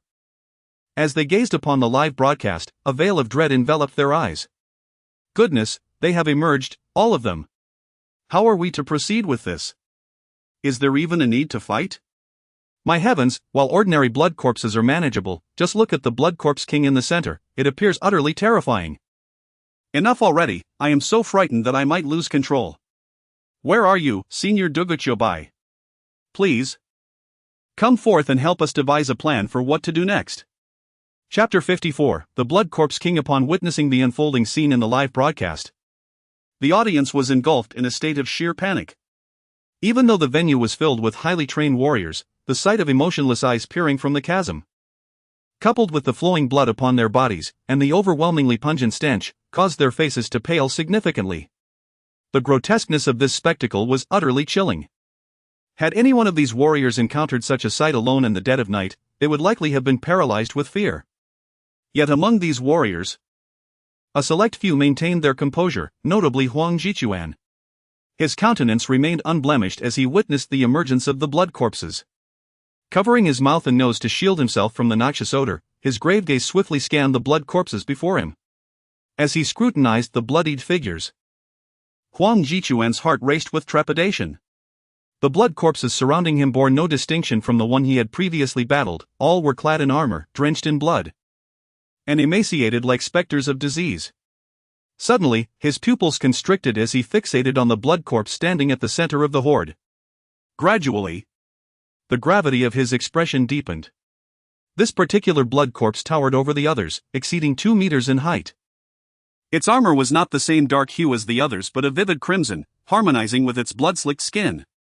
However, it was not merely this visual discrepancy that seized Jiang Yuan's attention. The blood that dripped from this creature was peculiar. As it fell to the ground, it emitted wisps of smoke and a faint sizzling sound, suggesting an alarming level of corrosiveness. He observed that the droplets which touched nearby flora caused them to wilt and wither instantaneously. If such a substance could induce such decay upon contact with the earth, what devastation might it wreak upon human flesh? The mere thought sent a shiver down Jiang Yuan's spine, leaving him hesitant to ponder further. Even so, a singular word surged to the forefront of his mind: decay. Be cautious, he exclaimed, urgently alerting the others. The blood on that creature appears capable of causing decay. We must be vigilant and avoid any contact with it. Upon hearing his warning, the expressions of all present shifted to one of alarm, their gazes fixating on the blood corpse king ensconced amidst the horde. True to Jiang Yuan's assertions, the blood that dripped from the creature was not absorbed by the crimson earth, instead, it corroded the very soil beneath it. Upon witnessing this, the warriors within the arena became increasingly anxious. Meanwhile, the faces of the viewers in the live stream turned ashen, their gazes fixated in disbelief upon the blood corpse king below. How could it be so merciless? It could cause everything it touched to decay. Now I comprehend why the esteemed Duguchobai claimed that touching such a monstrosity as the blood corpse would result in certain death. How on earth can one engage with this creature? Who would dare approach the blood corpse? Goodness, this blood corpse king is utterly grotesque. I can hardly bear it. Its repulsiveness is overwhelming, and I feel like I might vomit. I can't take it anymore, I've actually thrown up. However, it shouldn't be too difficult to deal with, right? It merely rots flesh, that should be relatively manageable. As the spectators took in the surroundings of the blood corpse king, they began to murmur amongst themselves. Even Lu Meng, witnessing this scene, couldn't help but step back a few paces, turning to Jiang Yuan and asking, "Brother Jiang, can it truly decay human flesh?" Jiang Yuan glanced at Lu Meng and nodded faintly. His eyes, however, reflected a hint of nostalgia as he gazed at the blood corpse. The blood corpse, though terrifying, Many individuals in previous cinematic tales had managed to confront such creatures. For instance, the esteemed head of the Jiang family, whom Jiang Yuan greatly admired. If he indeed existed in this world, then dealing with a mere blood corpse would be but a trifling matter. Contemplating this, Jiang Yuan found himself stifling a laugh at the absurdity of it all. Who would have thought that merely observing the blood corpse would evoke such memories? If that brother truly existed, then wouldn't Uncle Lin, whom he revered in his previous life, also exist? Despite having traversed through time, Jiang Yuan had learned to view most extraordinary occurrences with a sense of understanding. Yet, the notion still left him feeling perplexed. Dismissing such thoughts, he redirected his gaze back to the live stream. At this moment, upon Huang Jichuan's command, the warriors in the arena aimed their automatic rifles at the chasm. Some even retrieved grenades from their pockets, attentively monitoring the situation below. It seemed that should the blood corpses show any signs of movement, they would hurl the grenades into the chasm without hesitation. Huang Jichuan stood at the forefront, his eyes locked onto the blood corpse king, evidently focused entirely on it to preempt any potential movements. Suddenly, the blood corpse king released a thunderous roar. Its bellow was unlike that of the other blood corpses, resonating with an astonishing volume. In an instant, it overshadowed the growls of the others. Then, as if possessed of intelligence, it scanned the faces of the warriors on the field, finally resting its gaze upon Huang Jichuan. It seemed to understand that Huang Jichuan, like itself, was the leader of the opposing humans. Subsequently, it let out a furious roar, propelling itself forward with a powerful thrust of its legs. Resembling a cannonball launched into the air, darting towards Huang Jichuan with the swiftness of lightning. The coffin beneath its feet emitted a muffled sound, as the tremendous force caused it to leave an imprint. Roar! Upon witnessing the blood corpse king spring into action, the remaining blood corpses in the ravine were not idle either. They unleashed their own furious roars, their feet seemingly equipped with springs. As they surged forward several meters before leaping into the air, charging towards the warriors within the arena. Chapter 55, the battle concludes. The live broadcast was met with a wave of astonishment from the audience. The blood corpse king proved to be formidable, its bloodied form striking fear. Yet, a sense of determination surged through the viewers. Do not panic. If even bullets can vanquish the blood corpses, surely grenades can subdue this one. Indeed. Charge forward without hesitation. It seemed evident that only the blood corpse king posed a significant challenge. The others appeared relatively easy to dispatch. As the audience engaged in animated discussions, the scene unfolded live. Huang Jichuan observed the swarm of blood corpses attempting to leap from the chasm, a flicker of ferocity igniting in his gaze. With a decisive motion, he raised his right hand and commanded, "Fire! Do not let them ascend. If they breach our defenses, it will be exceedingly difficult to eliminate them once more." With that, Huang Jichuan drew his pistol and unleashed a barrage of gunfire upon the blood corpse king. The sound of gunfire echoed bang, bang, bang. However, to his surprise, the bullet struck the blood corpse king without penetrating its flesh, instead creating sparks akin to iron clashing. In that instant, as Huang Jichuan continued to fire, sparks flew from the blood corpse king's body. While the shots inflicted minimal damage, they did impede its speed. Following Huang's orders, the other soldiers roared in unison, utilizing the brightness of their headlamps to target the emerging blood corpses. Bang, bang, bang. The air was filled with the explosive sounds reminiscent of firecrackers. Countless tongues of flame erupted as bullets rained down upon the remaining blood corpses. Roar! Roar! Roar! The blood corpses, under concentrated fire, unleashed furious howls. Yet, lacking the strength of their king, they crumbled under the onslaught, their bodies akin to fragile paper. A vibrant mist of blood erupted as bullets pierced through them. In that moment, the live broadcast transformed into a scene reminiscent of a grand slaughterhouse. Flames flickered, gunfire and roars intertwined, creating a cacophony that reverberated endlessly. The screen was awash with dazzling sprays of crimson, obscuring the true nature of the chaos unfolding. "Brother Jiang, do you think these soldiers will be all right?" Lu Meng asked, her expression tense as she watched the bewildering scene unfold. "Rest assured, they will be fine," Jiang Yuan replied, casting a glance at the broadcast. Though he too could not discern the specifics of the chaos, he surmised that ordinary blood corpses posed no real threat to the soldiers. After all, if bullets could dispatch them, what harm could they truly inflict? Regarding the Blood Corpse King, Jiang Yuan found himself somewhat uncertain about its true strength. Nevertheless, he suspected that while its power might be formidable, its agility had not yet reached a terrifying level. Based on his observations of Huang Jichuan over the past few days, he could not definitively claim that Huang Jichuan could defeat the Blood Corpse King. However, with a touch of caution, just as before, merely evading for a period would likely prove manageable. Meanwhile, at the live broadcast site, as the battle commenced, the warriors unleashed a ferocious barrage of firepower. Yet, a small faction of blood corpses surged forth from the ravines. With a thunderous roar, these advancing blood corpses revealed their grotesque visages, extending their arms in fury as they charged toward the closest warrior. Their attacks were lethal, evidently intent on annihilating the warriors within the arena. However, under the relentless barrage, their speed was markedly diminished. Suddenly, amidst the cacophony, a piercing scream rang out. The Blood Corpse King, observing the continuous fall of its minions, revealed a glint of crimson in its pale eyes. With a roar, it abandoned its initial target, Huang Jichuan, and redirected its charge toward the nearest warrior. Braving the onslaught of gunfire, Huang Jichuan's startled shout caught the attention of many warriors within the arena. Upon witnessing this, they quickly adjusted their aim and fired at the Blood Corpse King in an attempt to thwart its assault on their comrade. However, it was crucial to recognize that the bullets posed little threat to the Blood Corpse King. Its speed remained largely unimpeded. With the firepower raining down, the Blood Corpse King swiftly closed the distance to the warrior.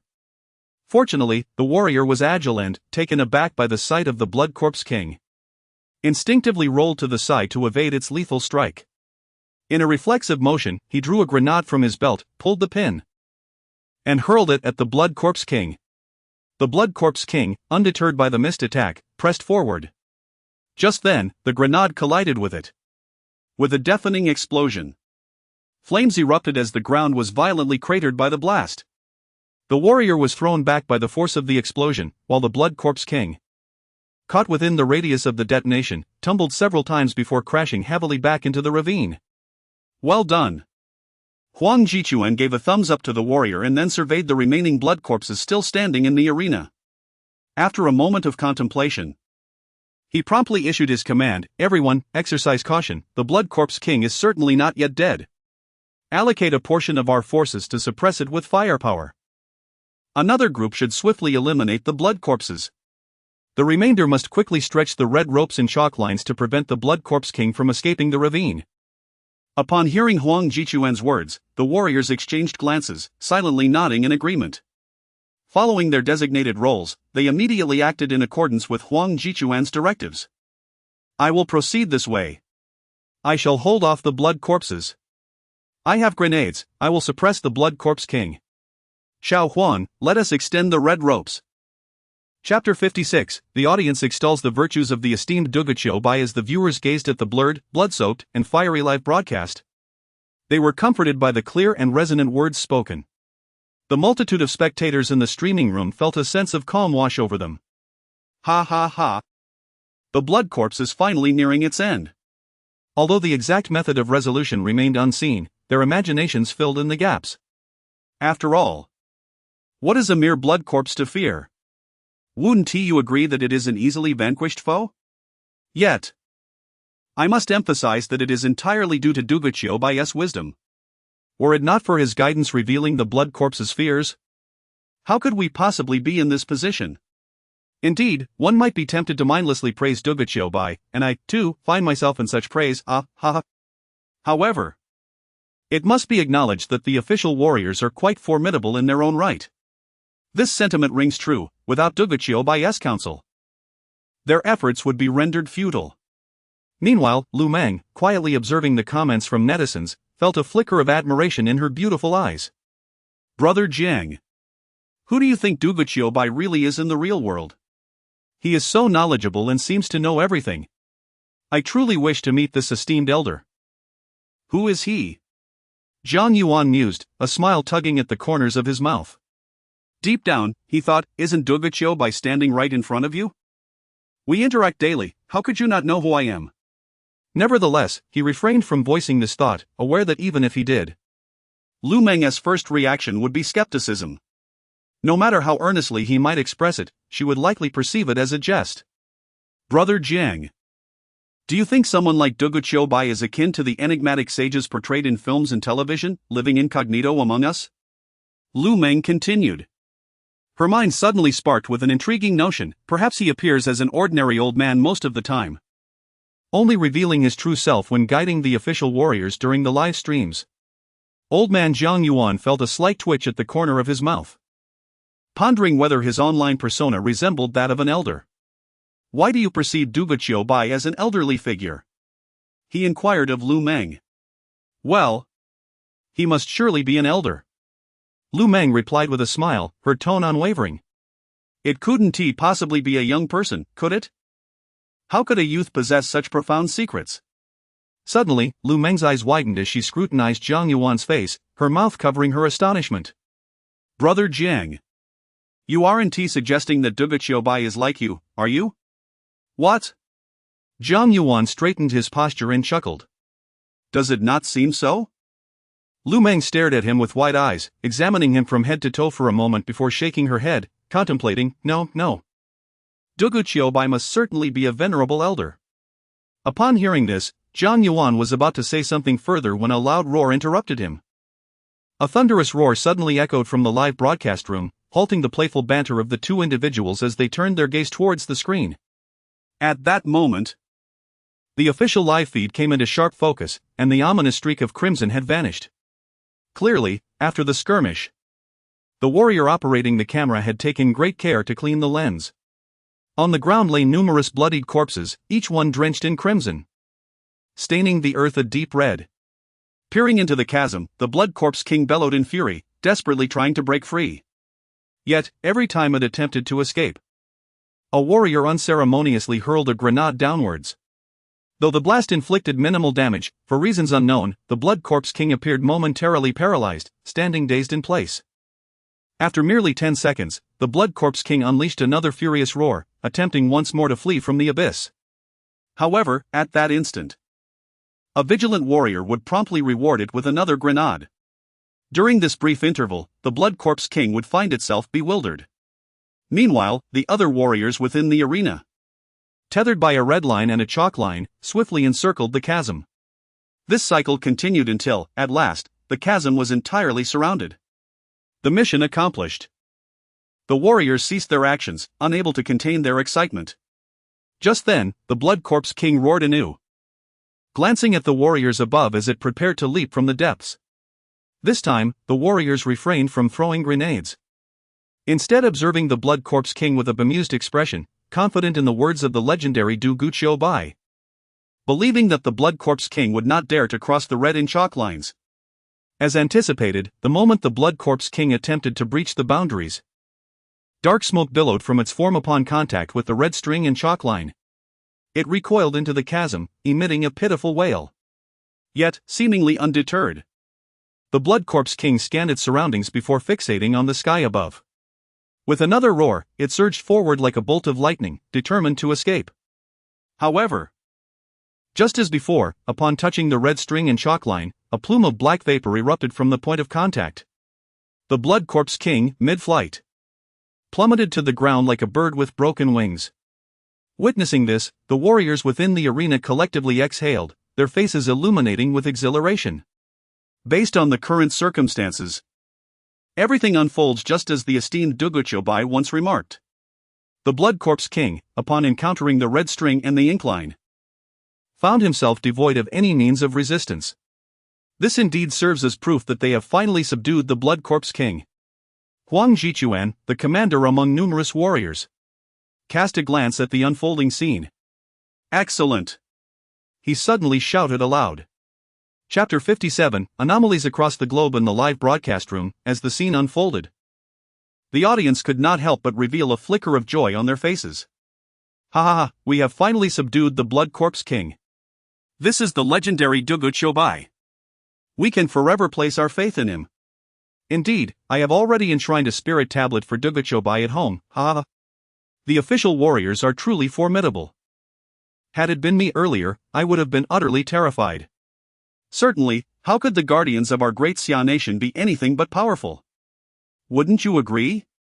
In the live stream, as the red cord and the ink line stained with black dog blood effectively restrained the Blood Corpse King, every viewer transformed into a fervent admirer of Duguchobai. However, for Jiang Yuan, witnessing these flattery-laden comments stirred no emotions within him.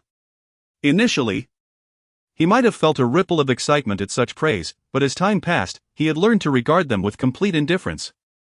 At that moment, Lu Meng glanced at the time, her exquisite features suddenly shifting as she exclaimed, "Oh no, it's already so late.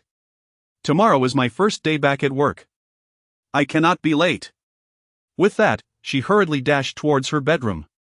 With a crisp sound, Lu Meng opened the bedroom door.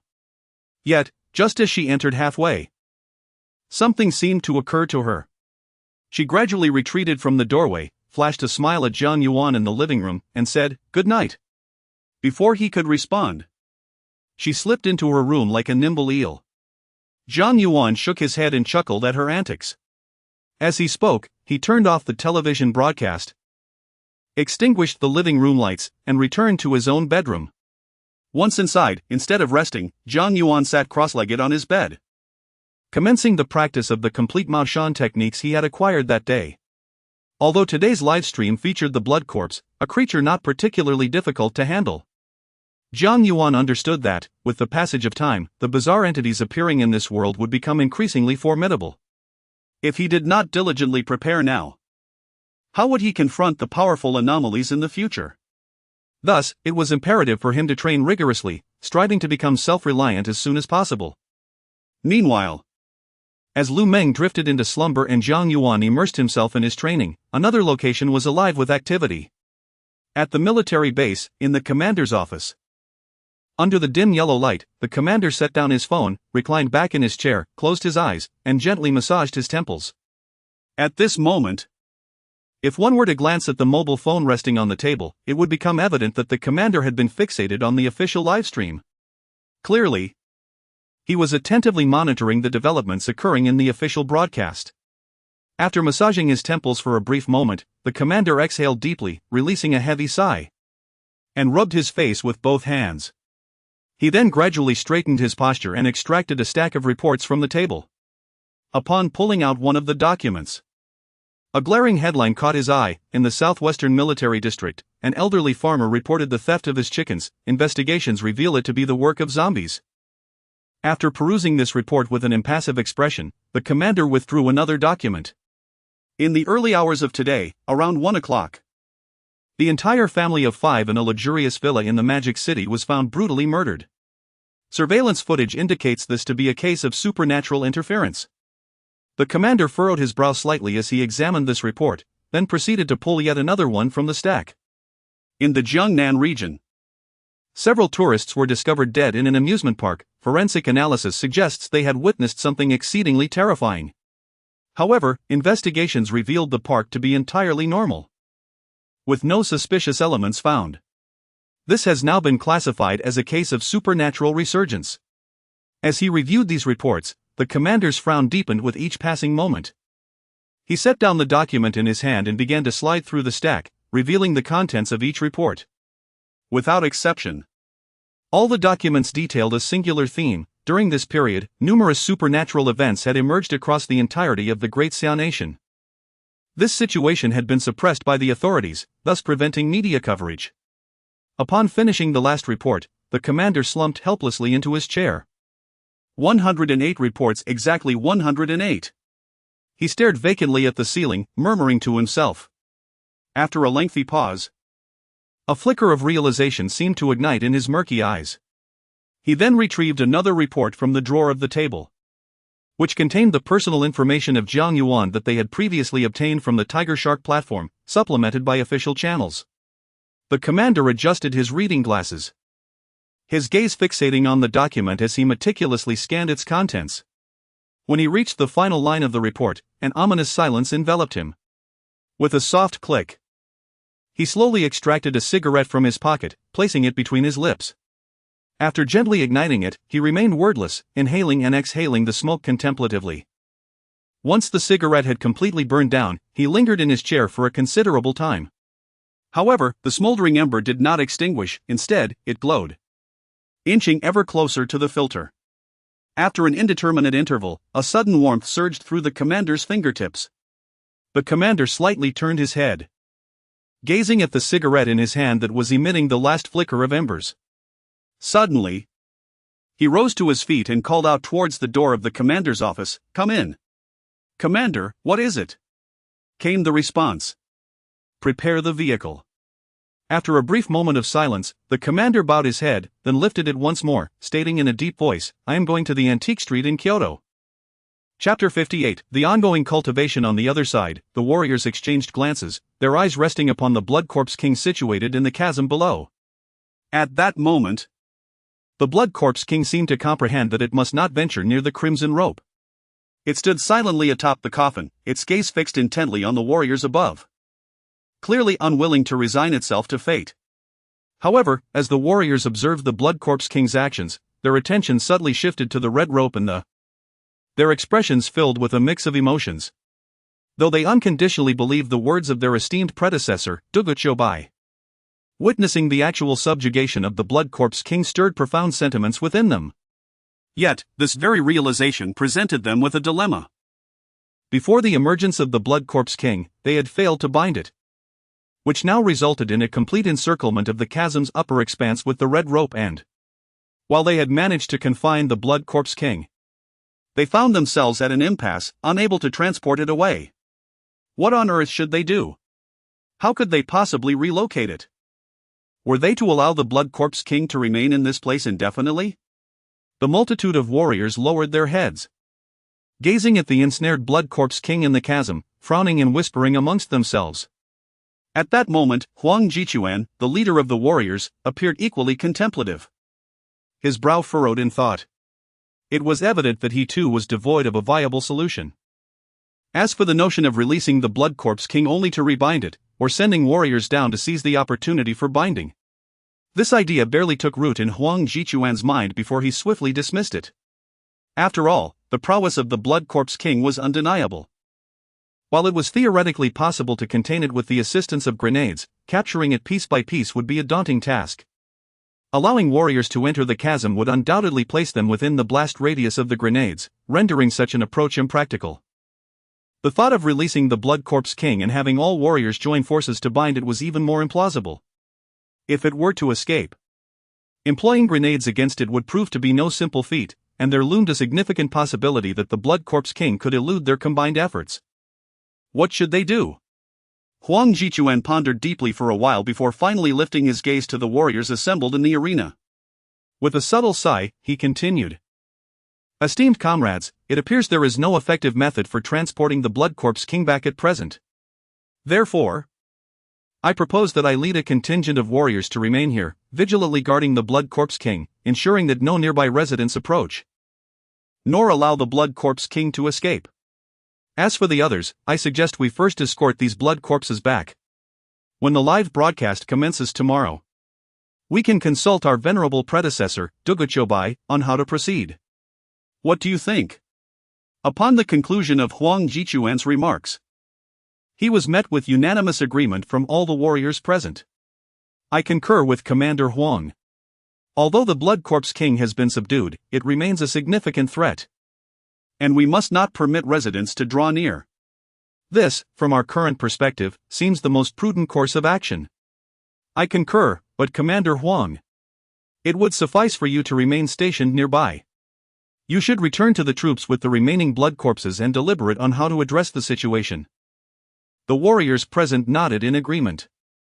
Subsequently, with the consensus of the group, Huang Jichuan showed no hesitation. He promptly ordered the other soldiers to securely bind the blood corpses on the ground using the remaining red ropes and inclines, and ultimately load them onto the large truck.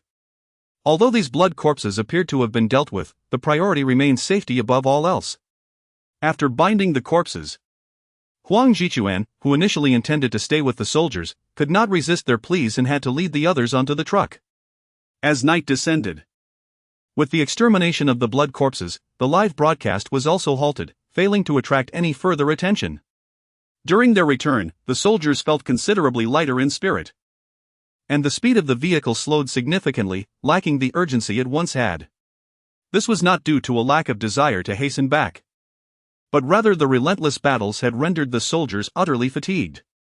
Many soldiers, upon boarding the truck, succumbed to drowsiness.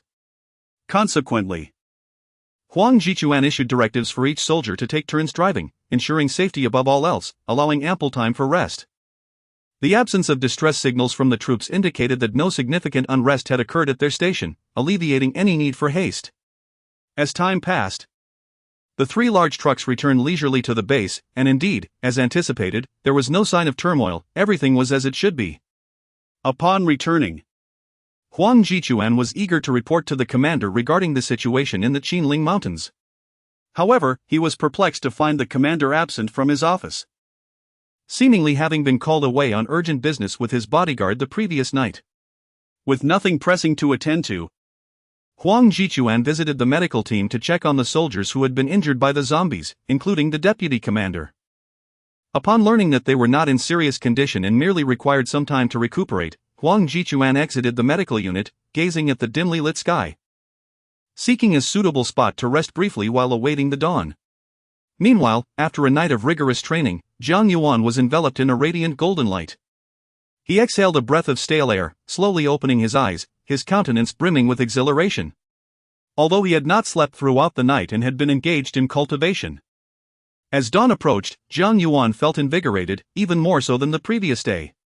Furthermore, after a night of cultivation, he discovered that he could now harness the true energy residing within his dantian. Although it is not much, Jiang Yuan feels that he can now effortlessly inscribe some relatively simple talismans. Am I truly a prodigy in cultivation? As Jiang Yuan sensed the power residing within his body, a wave of joy surged from the depths of his heart. Remarkably, this transformation occurred after less than a day of practice. If he were to cultivate for a longer period, would he not become an unparalleled master? Just the thought of it made Jiang Yuan's heart swell with excitement. Chapter 59, Jiang Yuan's first attempt at symbol crafting. Little did Jiang Yuan know that his remarkable speed in cultivation was largely attributed to the guidance of the system. The cultivation methods acquired through the system's sign-in were fraught with complexities, yet the system elucidated every obscure aspect without exception. Coupled with the indestructible body he obtained from a previous sign-in, it was this foundation that accelerated his progress. At that moment, however, Jiang Yuan did not dwell on such thoughts. He turned to gaze out the window at the gradually brightening sky and murmured to himself, "No, I must try it now." With that, he hastily rose, donned a simple ancient robe, and opened the door, making his way toward the antique street. After a night of practice, Jiang Yuan found that he could not only manipulate his true energy but had also learned some basic methods of talisman crafting from the entirety of the Maoshan techniques. With no pressing matters at hand, it was the perfect opportunity to put his knowledge into practice. Although the system had provided him with the theoretical understanding of how to depict the symbols, he had yet to engage in any practical application. As he stepped outside, he noticed Lu Meng's bedroom door still firmly shut. He refrained from waking her and completed his morning routine swiftly before heading straight to the antique street. During this journey, he was astonished to discover that not only had his physical strength increased, but his speed had also markedly improved. What would normally take him several minutes was now accomplished in mere moments. At this early hour, the antique street was relatively deserted, with many shops yet to open. However, Jiang Yuan paid little heed to this as he opened the door to his own shop. Unable to contain his eagerness, he rummaged through some materials commonly used by his previous master, including vermilion, yellow paper, and brushes, arranging them meticulously on the table. Taking a seat, he began grinding the ink with great care, pondering what type of talisman he should create for his first attempt. There exists a multitude of talismans, and the ones Jiang Yuan had studied yesterday were predominantly related to offensive techniques. Among the most iconic was the immobilization talisman, a staple in the zombie films he had watched in his previous life. Though it was one of the simplest offensive talismans, its practicality was unparalleled, and its range of application was extensive. "Then, I shall start with you," he resolved. With the ink ground to his satisfaction, He looked at the arranged materials on the table, vermilion, yellow paper, and brush, and made up his mind to first try his hand at the immobilization talisman. Without hesitation, he poured the vermilion into the prepared ink and resumed grinding. Typically, talismans made with chicken blood yield the best results, however. Jiang Yuan had not had the time to procure any. Nevertheless, the effectiveness of vermilion was not significantly inferior. In a short while, he had thoroughly mixed the vermilion with the ink, ready to embark on his creative endeavor. The originally black ink began to shimmer with a hint of crimson. Jiang Yuan paused in his ink grinding, inhaled deeply, and closed his eyes to envision the method of drawing the immobilization talisman that he had learned from the system. After a considerable moment, he suddenly opened his eyes, a glint of brilliance emanating from his gaze. Without uttering a word, he swiftly picked up the brush, delicately dipped the tip into the ink, while quietly channeling the true energy from his dantian to converge upon his fingertips. He then retrieved a piece of yellow paper. Guiding the brush fluidly across it to inscribe several hasty yet grand characters, "The great general commands here." The brush danced across the paper like a dragon in flight. These characters held significance, as it was said that during the Tang dynasty, Zhong Kuei was bestowed the title of demon-slaying general by the emperor of the time. And heaven had tacitly approved this practice. Thus, the great general depicted on the immobilization talisman referred specifically to Zhong Kuei. In his past life, everyone understood that Zhong Kuei was the emblematic figure of ghost hunting. Thus, when depicted on the talisman and affixed to the forehead of malevolent entities, these creatures would feel as if Zhong Kuei was present, rendering them unable to act recklessly. Of course, this was merely knowledge Jiang Yuan had gleaned from his fondness for ghost films in his previous existence. At the moment Jiang Yuan set down his brush, a burst of golden light erupted from the talisman paper. Observing the talisman radiating golden brilliance, a satisfied expression graced Jiang Yuan's face. The emergence of the golden light signified one crucial fact: the immobilization talisman had been successfully drawn. Once affixed to the forehead of a zombie or other malevolent being, it would effectively bind them in place. Completed. Jiang Yuan exhaled, sensing the expenditure of his true energy. Fortunately, the consumption was minimal. With the current amount of true energy he possessed, he could easily create dozens of talismans in a single day without issue. After a brief rest, he resumed his efforts in drawing talismans. After all, while the system served as an aid, true mastery necessitated ample practice. In a matter of moments, Jiang Yuan had crafted several more immobilization talismans, yet he did not cease there. Instead, he focused intently, experimenting with the creation of additional talismans. Since immobilization talismans posed no challenge for him, it was the perfect opportunity to explore other talismanic techniques. Indeed, in this world of supernatural resurgence, every type of talisman held its merit. However, as Jiang Yuan diligently worked on his talismans, an elderly man, grizzled and over 50, stood in a corner of the shop. Gazing in astonishment at the talismans being produced from Jiang Yuan's hands, as well as the golden light that burst forth from the tabletop, his bleary eyes widened. Mouth agape, embodying the visage of someone who had seen a ghost. Of course, Jiang Yuan remained blissfully unaware of this scene, having fully immersed himself in the art of talisman drawing, which was undeniably addictive. Watching the completed talismans emerge from his hands brought him immense satisfaction. Eventually, he lost track of time, engrossed in his craft. Jiang Yuan wiped the beads of sweat from his forehead, pausing with his brush in hand. He gazed at the dozens of talisman papers, large and small, neatly arranged on the table, his eyes gleaming with a sense of fulfillment. After taking a moment to reflect, Jiang Yuan realized that he had created a total of 20 talismans. Among them were those of significant destructive power. However, perhaps due to his current lack of strength, the creation of these potent talismans proved to be quite challenging. The time consumed was not only prolonged, but the depletion of his internal energy far exceeded that required for crafting the immobilization talisman. Chapter 60: An official invitation to Jiang Yuan? At last, the drawing is complete. Jiang Yuan gazed at the finished talismans, his face alight with excitement. He had crafted a total of 20 talismans. And just as he was about to tidy up the papers on the table, an aged and trembling voice reached his ears from a short distance away. "Excuse me. Young friend, are you the legendary Duguchobai?" Jiang Yuan's movements paused momentarily as he lifted his gaze to the figure standing at the entrance of the shop. It was an elderly man, simply dressed. His countenance worn yet resolute, betraying a remarkable vitality. Despite his efforts to conceal it, an unmistakable air of authority emanated from him. "And you are?" Jiang Yuan remained silent for a moment, neither confirming nor denying the inquiry, redirecting the question back to the elderly man. Meanwhile, he scrutinized the old man before him. A sense of suspicion brewing within him. To identify him as Duguchobai upon their first meeting suggested that this elder might very well be affiliated with the authorities. After all, his real name information on the live streaming platform had been sealed by the officials, impervious to hackers. The only individuals who could ascertain his identity so swiftly were likely those from the official ranks. Other potential impersonators could be dismissed. For the subtle yet palpable aura of authority surrounding the old man could not be feigned. Such a demeanor could only stem from someone accustomed to holding power. Conclusively, Jiang Yuan had arrived at the firm belief that this man was indeed an official and one of considerable standing. Unbeknownst to him, every assumption he had made was accurate. The elder before him was none other than a retired military commander. "Old man. This." The commander faltered, flustered by Jiang Yuan's question. Unsure of how to proceed. "Let us discuss this inside." Jiang Yuan, observing the elder, rose from his chair and stepped toward the interior of the shop. He had anticipated that his remarks in the livestream would attract significant attention from the authorities, and thus, upon realizing the elder's affiliation, he was not overly astonished.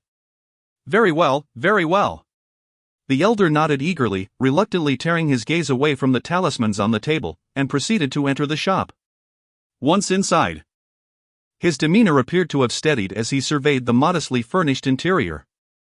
The shop's arrangement was quite simple, one might even say austere. Yet it did not come off as chaotic, everything was meticulously organized. "You are an official?" Jiang Yuan, now seated, gestured for the elder to take a seat and directly inquired. "And how did you come to the conclusion that I am Duguchobai?" The commander, having regained some composure, still regarded Jiang Yuan with a hint of trepidation in his eyes. "Senior, I witnessed your remarkable techniques just now. I believe that apart from you, Duguchobai, there is no one else in the entire Xiao nation who possesses such skills." As he spoke, the commander cautiously observed Jiang Yuan's expression. Upon seeing everything appear normal, he gradually exhaled in relief. Reflecting on his earlier impulsiveness, the commander felt a tinge of regret for not preparing more thoroughly before approaching. Simultaneously, he was taken aback. He had never anticipated that the legendary Duguchobai would manifest as such a young man before him. Had he not witnessed the young man's remarkable abilities? He would have found it hard to believe that such a profound expert could take the form of someone so youthful. Jiang Yuan waved his hand and remarked, "Please, do not call me senior, it feels rather uncomfortable." After a brief pause, he inquired, "And you, what brings you here this time?" Without hesitation, the elder bowed respectfully and replied, "Sir, I have come to represent the authorities in requesting your assistance. There are occurrences of supernatural phenomena unfolding worldwide. And if we fail to take action, it is highly probable that the Great Xiao will fall." Upon hearing this, the elder's expression grew somber. His words were not mere hyperbole. Without Jiang Yuan's guidance in the past, it was no exaggeration to say that the current official warriors would have suffered countless casualties. Jiang Yuan remained silent for a long while, furrowing his brow in contemplation. While he was not opposed to aiding the authorities, he sensed that, given the events of today, emerging from seclusion might pose no threat to his own safety. However, if he were to assist others, his strength seemed insufficient. After all, today he had merely drawn a few talismans, and his internal energy had nearly dissipated. As time progressed, it was evident that the supernatural beings emerging would only grow more formidable. If, at that time, he possessed only this level of power, could he truly withstand the challenges ahead? Joining the authorities would not be the same as his current situation, he would be on constant alert. The time available for cultivation would be drastically reduced. Would he then have the opportunity to refine his skills? If he could not devote time to training, his growth would stagnate, and in the realm of supernatural phenomena, he would ultimately be left behind. "Sir." At this moment, the commander who had received no response from Jiang Yuan, spoke again. "This is not an official demand, it is merely my personal request. If you fear that I may disrupt your tranquility, feel free to decline. I simply ask, representing myself, that should you encounter situations in the future where the official warriors are uncertain, you might offer your guidance." Upon hearing these words, Jiang Yuan felt a flicker of amusement and regarded the elder before him with keen interest. He was well aware that the elder's sudden visit and invitation to join the authorities stemmed from a desire to avoid displeasing him. After all, amidst the multitude of requests online to join the official dynamics, he had remained unresponsive. It seems that the elder regarded him as a reclusive sage. With this thought, Jiang Yuan felt a surge of joy. He had just been pondering how to decline. To his surprise, the elder articulated the sentiment directly, continuing, "At present, I have no intentions of joining the official ranks. However, I shall continue to offer guidance to the official warriors in the livestream. As for future matters, we shall discuss them in due course. After all, one can never predict when one's mind may change." Chapter 61. Are you the esteemed Duguqiu Bai? After a brief pause, Jiang Yuan fixed his gaze upon the elder and solemnly spoke once more. "However, as you have mentioned, I am currently in a state of secluded cultivation. I hope you will return and refrain from disclosing my identity as Duguqiu Bai." The elder's expression brightened with joy, and he responded with utmost respect. "Then I shall convey my deepest gratitude on behalf of the official warriors, esteemed sir." "Sir, I shall not disturb you further." Jiang Yuan nodded gently, watching the elder's departing figure, as a thought seemed to dawn upon him. After a moment's contemplation, he rose and said, "By the way, since that is the case, please take back the talisman I just crafted. It may prove useful should you encounter any supernatural beings." "What?" The military commander was taken aback, turning around to gaze incredulously at Jiang Yuan. While he had not witnessed any immediate effect from the talisman, recalling the wondrous scene from earlier, he found it hard to believe it would be of no use whatsoever. Jiang Yuan, oblivious to the elder's changing expression, stepped out of the shop and casually retrieved a transparent bag, extracting a portion of the talismans from the table and handing them to the elder. His voice continued to resonate. "Among these are talismans capable of immobilizing zombies, akin to this one." Jiang Yuan pointed to the remaining immobilization talismans on the table and added, "Simply affix it to the forehead of a zombie, blood corpse, or any cadaverous entity, and it will effectively restrain them. Moreover, there exists another type of talisman, distinct from the immobilization talisman, known as the Thunderstrike talisman. When employed, it can summon a bolt of heavenly lightning to obliterate zombies and female ghosts. Even if its power is not overwhelming, it should at least incapacitate them. Keep these safe and do not use them unless absolutely necessary." Jiang Yuan concluded with a serious reminder. "Ah." The elder listened intently to Jiang Yuan's words, his murky eyes gazing in disbelief at the bag in his hand. Through the transparent material, he could faintly discern several talismans within. He had never imagined that these talismans possessed such formidable capabilities. As for skepticism, the military commander harbored none. For all of Duguqiu Bai's claims had been substantiated in the live broadcast. Furthermore, even if it were a deception, the individual was present. If any warriors were to perish as a result, would the authorities truly be unable to locate such a person? This. I cannot accept this. It is far too precious." The elder's hands trembled as he clutched the bag. "It is nothing." Jiang Yuan waved his hand dismissively. "As you have seen, these items merely require a bit of my time to craft. This." The elder was momentarily taken aback by Jiang Yuan's words. Indeed. Just as the esteemed Duguqiu Bai had stated, he had just witnessed that crafting these talismans took the elder hardly any time at all. At that moment, Jiang Yuan's voice resounded once more. "Of course, I do not offer this freely. Previously, I observed the female ghost in the live broadcast. Her power is insufficient to enable her to leave the villa. She must be concealed within its confines, recuperating. Since you have taken my talisman, you shall eradicate her on my behalf. As for discovering the female ghost, simply scatter items that incite her fear around the villa, and she will inevitably reveal herself." "I understand." Upon hearing this, the elder gazed at the bag in his hands and nodded gravely. After a moment of silence, he added earnestly, I shall first extend my gratitude on behalf of the official warriors. No need, Jiang Yuan waved his hand dismissively. Then I shall take my leave. The general said after a brief pause. Having spoken, the general dared not linger any longer, clutching the transparent plastic bag tightly to his chest as he exited the shop. Jiang Yuan watched the elder's departing figure, regarding it with indifference. The reason for gifting it to the elder was twofold. Firstly, Jiang Yuan was moved by the elder's unwavering dedication to the public despite his age. Secondly, he wished to observe the efficacy of the talisman on the undead during the live broadcast. After all, although he knew his talismans were crafted through the system and guaranteed to be effective, he remained uncertain about their true power compared to those he had seen in his past life. This was the perfect opportunity for a test. After bidding farewell to the elder, Jiang Yuan opened his computer, checked the live stream, and upon discovering it had not commenced, promptly shut it down.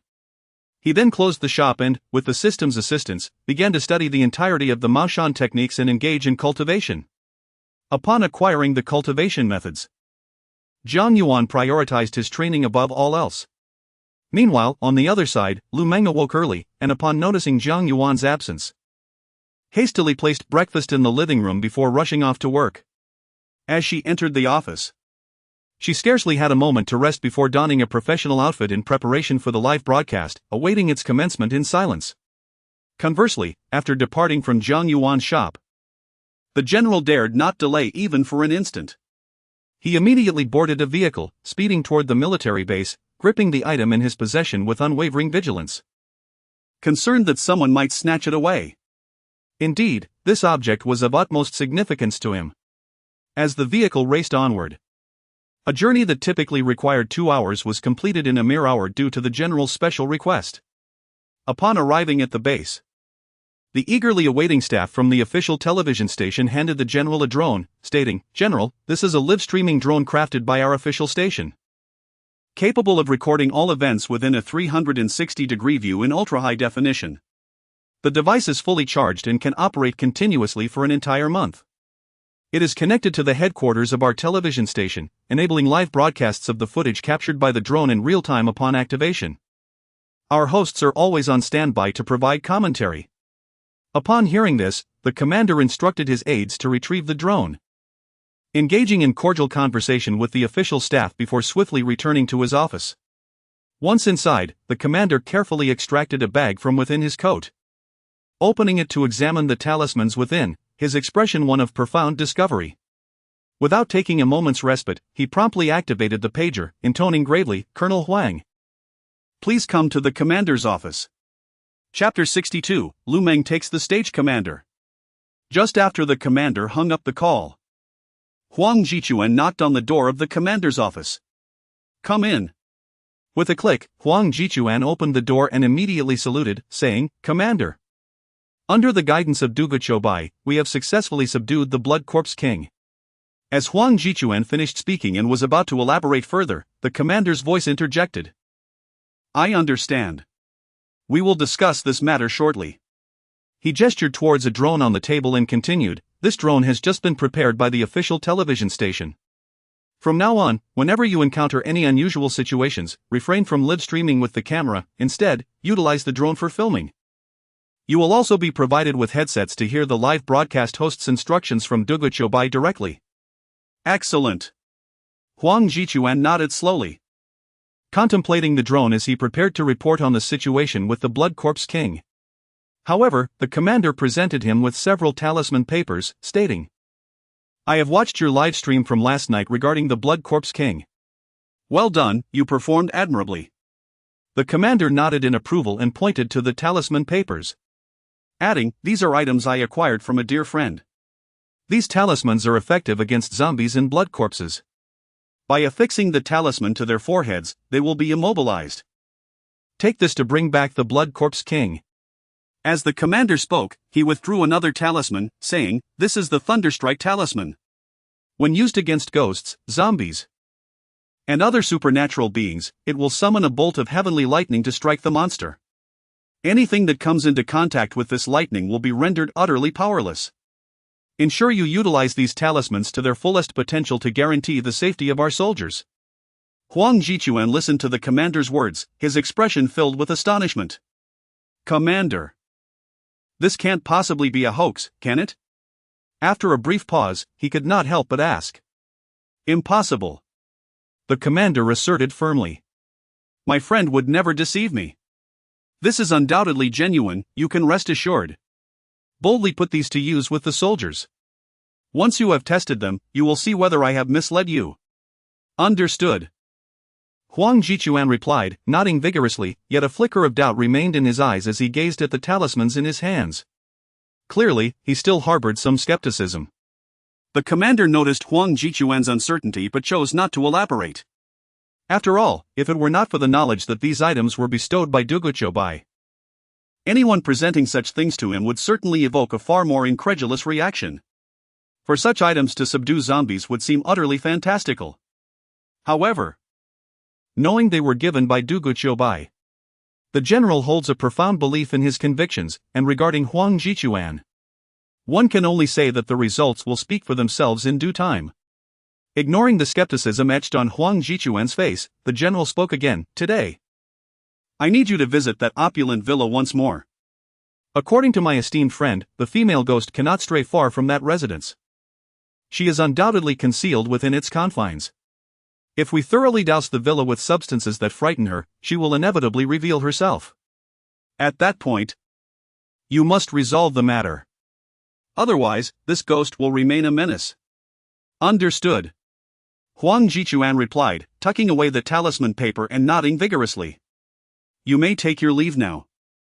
The general, satisfied with Huang Jichuan's response, felt no further need for discussion. All pertinent information had been conveyed.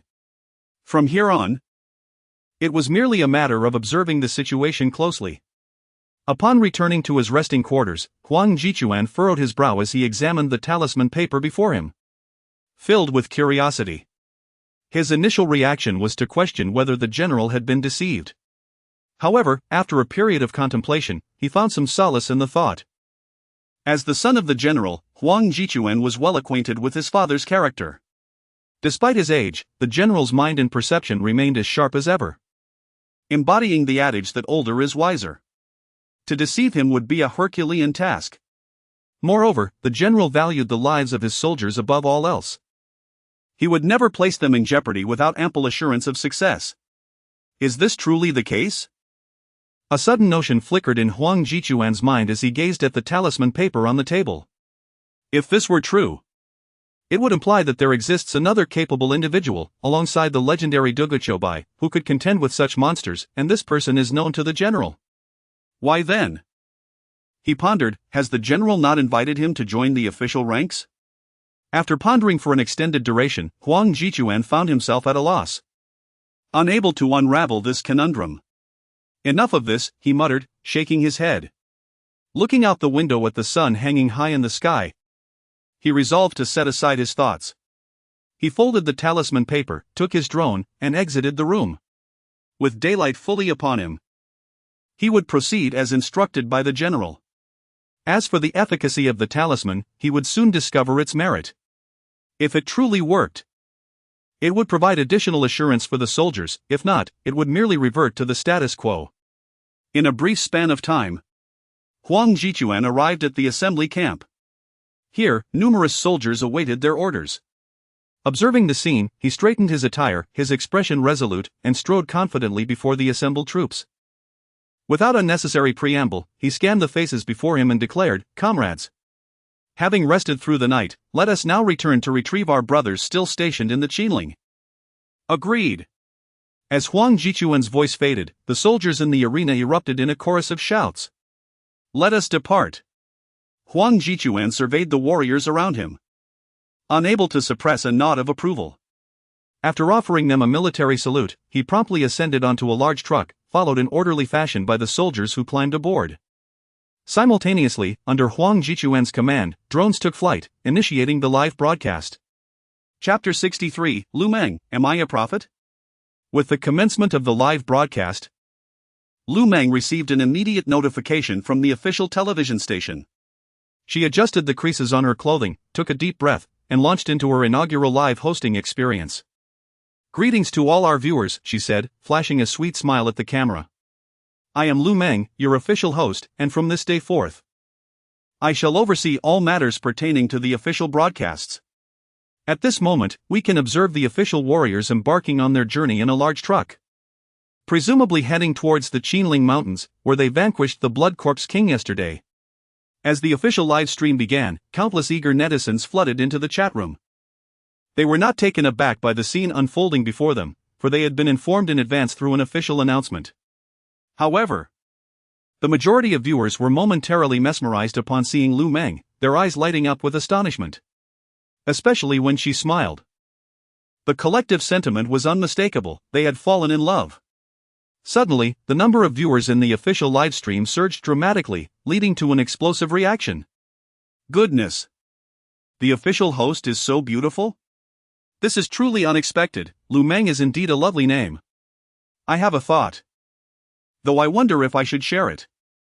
Meng, should I voice my idea? Hey, how shameless can you be? Meng is clearly my wife. Darling, what would you like for dinner tonight? Ha, a bunch of infatuated fellows, is this really what you're focused on? In my opinion, none of you are worthy, only I, by a hair's breadth, might be deemed worthy of Meng. Get lost, get lost. Meng is mine. Casting a quick glance at the live stream, Lu Meng's cheeks flushed slightly.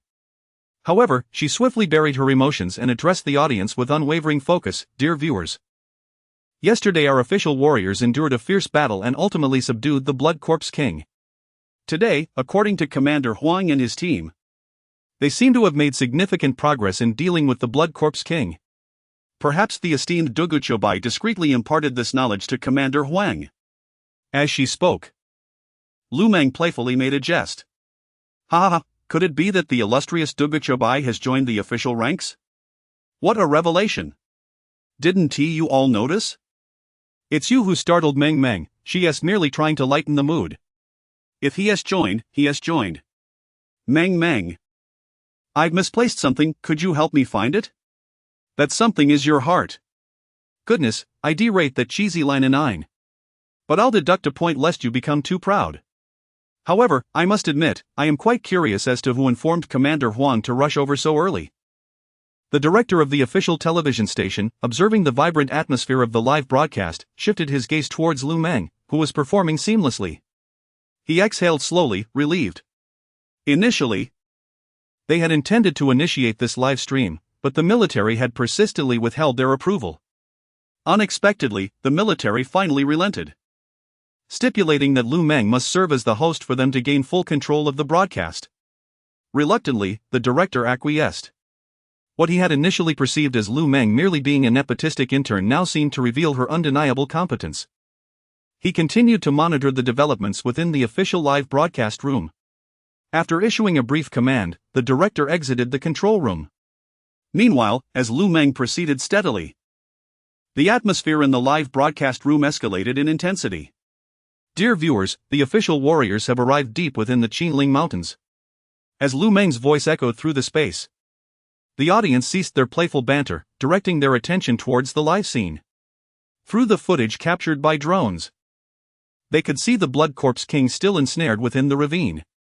It appeared oblivious to fatigue, its gaze fixed intently upon the sky above the gorge. Under the leadership of Huang Jichuan, the warriors had traversed the mountain range and reached Qinling, the very site of their battle against the Blood Corpses just the day prior. Thunderous roars reverberated through the air. The sound of heavy trucks echoed from the distance long before they arrived.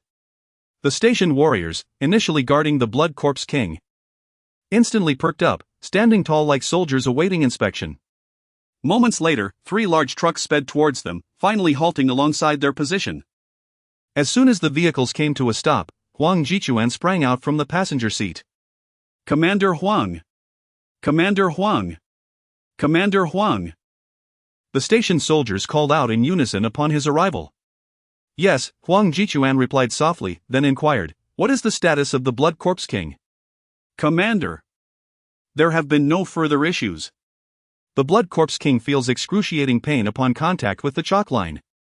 It has certainly given us quite the ordeal last night. Laughter erupted among both the warriors in the field and the viewers in the live broadcast room upon hearing this.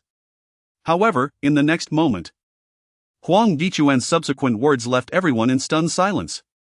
With a smile, he solemnly declared, "In that case, let us open a breach. I shall descend and confront the Blood Corpse King to subdue it." What? What did Commander Huang just say? Open a breach and subdue the Blood Corpse King? Surely, I must be imagining things. The legendary Duguchobai has yet to arrive, and even he does not know how to subdue it. How could that be possible? One could hardly believe it. Goodness, Commander Huang must be jesting, attempting to enliven the atmosphere. Indeed, it must be so. Falsehoods, undoubtedly false. What one perceives with the eyes is not always genuine, and what one hears may not be true either. Huang Jichuan's remarks instantly stirred a tempest in the live broadcast room.